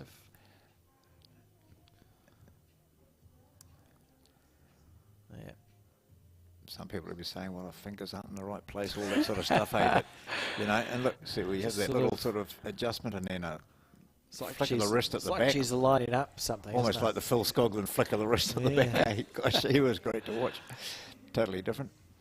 But again, as we say, no matter what style or it's the end result. It's the end result, and Linda Ralph has got a record that's so impressive, isn't it? Yeah, you'd be hard pressed to beat it. She's been a good player for a long time, showing no signs of slowing down either, as Linda. And here she's put 2 good bowls in play. Yeah. And that's all you can do. Put the bowls in play, and the players behind you do the hard yards, clearly. Kelvin either on his forehand or his backhand. No one could possibly know. There you go. That's exactly right. I was going to say this has got to be forehand, but you can't. You look, even the way he holds the bowls, we'll just square until he steps forward. Good shot here. Promotion. Yep, good shot here. Good shot there. And there's that back ball came almost into play. Yeah. Well, that's the thing about triples. It's just that sort of chasing the jack around the place. It'll be interesting to see how low that bowl is. Oh, it's probably. I was going to say the forehand looks nice, but it's probably too low, isn't it? That black bowl. You can't get half of the bowl onto the jack. You'd be one or the other sort of situation. Well, it depends whether you're trying to build the head or you're trying to score with this bowl. So you could try and build the head on the other hand, but they are choosing the same hand as Kelvin played. On the backhand looks narrow out of his hand as we see it past Mike's watch. I know it was knuckle, sorry. And not horrible. Probably one that Tony feels he can correct from nicely. Yeah, Tony gets another good second here, then Mike can actually start looking for that bowl too. This is the second to last end of this game. And the North team is leading by 3. As we see Kelvin on the forehand this time, John. Yeah. Need to have an indicator. It's not bad either, is it? Indicate to the right or the left there to see. That's pretty damn good. Great shot there from Kelvin. Yeah, two great bowls from Kelvin. Classy operator. The forehand must be tempting now. Looks like a staggered split. Well, the backhand still looks on too from there, to be honest. I don't know. Pick one. Like if you see what Galloway does. Yeah. We can see him. The forehand looking for attack. That forehand spot will be the shot that's shouting out to them to play. It's that natural. You'll have that instinctive. I've got a 2-bowl target or a 3-bowl target. I know I can do that. Yeah. So people having a look at that will be understanding that you can sit in between those and split them. The two blacks will go. Close here from Tony Grantham. Not his own though. Unlucky. Well played. Inside half of that, he would have trailed the jack back for a couple. Yep. Perfect weight. Good shot. And all those white bowls are in good place too behind, aren't they? So to get a 3 out of this, it's a good bowl. Well, the question is how many do the South hold here?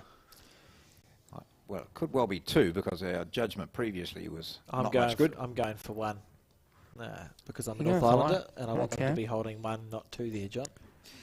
But it could easily be 2. Yeah. Well, I got no idea. So the angles with the TV is quite deceptive. Yeah. I think what we do know is that he's holding 1 and it's a nice 1-bowl target for the North Island team.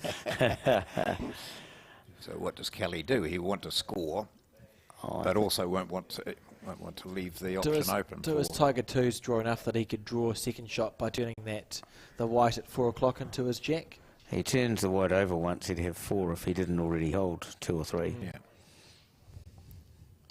That's what we see him do on his backhand here. Andrew Kelly, lovely delivery. Watching this bowl intently. He's taken a nice arc. When's it going to start breaking? That's the question. It's close to landing. A little feather off anything. Sit there. Good home. Yeah. Well, he chucked it in the area. Yeah, it is a good home, I agree. Because Covers the tee. Yep, absolutely. So we see M.Galloway here. Oh, his forehand.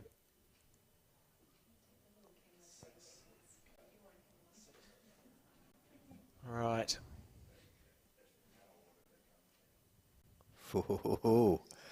Quick. Going over, yeah. Slightly overplayed. Interesting it is. It does feel quite tense, doesn't it, this game? So Kelly, yeah. Kelly could do what Kelvin Scott did and promote or just slide in. Yeah, you know, if they're holding 2, then they'll be quite comfortable. This is only the 7th end. There's 1 to go. Trailing by 3. Like I say, he could sit this white ball for 4. Yeah, he's watching it. He wants it to come back. If he's got the weight, it will. That's the green. He's died in the rough there a little bit. He's not happy with that. Away. Disappointing. Oh. So Mike can actually win the game here by trailing Jack. It's about 6 inches to a foot for 3. Yeah, he'll back himself. Here we go. Mr. Galloway.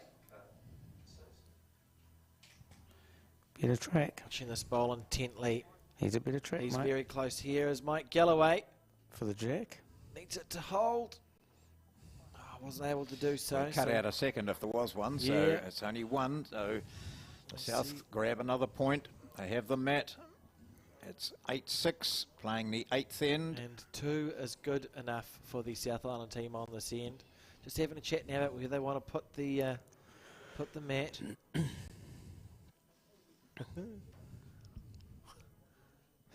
Do you do your extreme plan here, Mark? Let's go, Tayla. We're a bit stressed out. Can you please pull the mat up as far as it'll go? Put the Jack in the ditch. We can shake hands and go home. The South won't be doing that. No. Because they need 2. Yeah, that's right. Oh, that works, yeah, fair point. It's getting late. I didn't get to have my pie for dinner, so I'm not thinking straight. So the South are not thinking that. No, maybe the North are. They can't do it because they don't have the I mat. think the North are thinking 1 up or 1 down will do. Yeah. No, you're actually entirely correct there. I got a bit excitable, I'm sorry. I just want to see someone put the Jack in the ditch, Mark. Well, tomorrow it could happen. Yeah. And a good start. That's a good start. That's a good first bowl there from Tayla, Bruce. Nice catching area. We see what John was talking about with Linda's delivery. It is. It's like sort of just line it up. And then nice and through.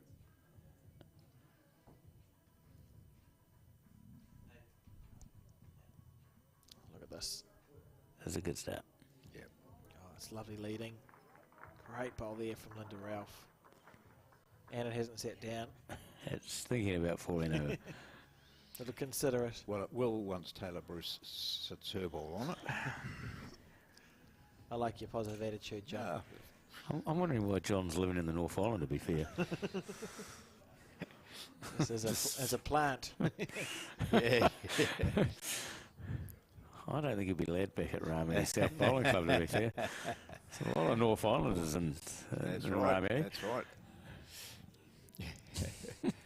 Look, I switch, you know, whenever it suits. Yeah, I'm sure. Fair enough. We see Linda Ralph at their second bowl. She's put a good one there already. Leading by 2 points on this last end, potentially last end of day 1 of the Somerset North vs South Challenge. It's another good ball from Linda. She's targeted it nicely for the final end. Lovely shot. It's almost time for a proactive bowl, isn't it? You could play your backhand for the South. You know, look to inside half of Linda's bowl, trail the Jack back to where the 2 blacks are. I think you're at 2 feet through at least, 2 feet through to a metre. And What hand is he on? the backhand. See, he frightened me that time. It's close. Very close here from Kelvin Scott. He's got this, I think. Oh, yes. Guts it. Good bowl. Yeah. That's plan B, but it was a good shot and a well-played bowl. Means if he does a very similar thing again, he's sitting with 2. Tony's got a great shot on here if he could touch the Jack round the corner. He played a couple of bombs like that in his match against Andrew Kelly earlier. See this end. On this hand too. Here we go, watching this bowl. Good time. Yeah, great effort. He'll be happy with that. That's a good one to quick from. See, Kelvin, rinse and repeat. I'm thinking same bowl. Yeah. Yeah, just two to sit on. If you're tight, it's okay. So you can do a, even if he does roll that, his shot black bowl, 3 or 4 rolls, it's going to give Andrew another opportunity to score there. So it's just the same bowl, same area on his back end. We think. Someone needs to show him his delivery. No, he's on the back end. Yeah. If there's anything else, we'd be a bit worried.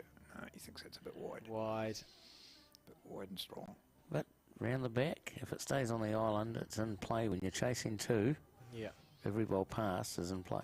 Here's an opportunity here for Tony. If he plays a perfect bowl, it's going to make it extremely difficult for Andrew Kelly to get a 2 out of it if this is good.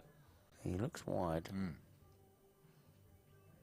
Not to be. But once again, covering Kelvin's bowl. It's not that bad. And he is on the 2. You see that little chalk mark there. So still a challenge for Andrew.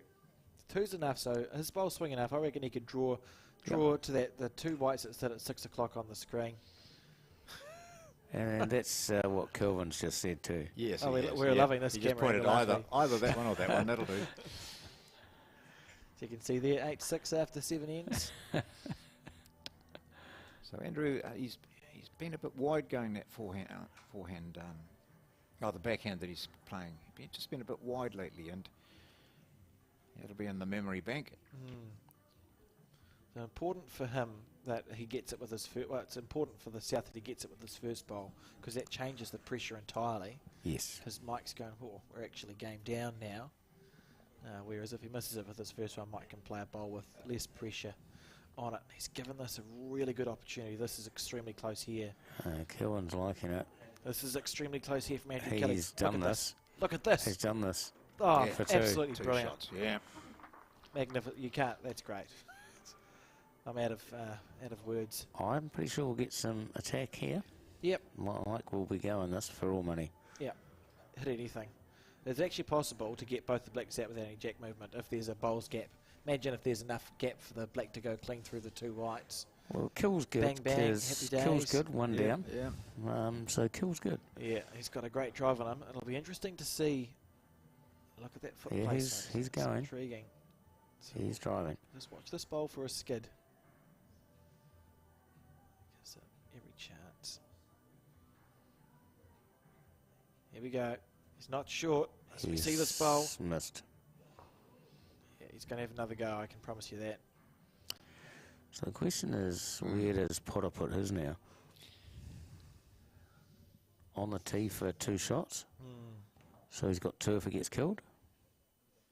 I think if the tee is 2 down, that's where you put it. And if it's not, I almost want to put another black bowl in there to try lock something in. So it's dependent on the tee situation.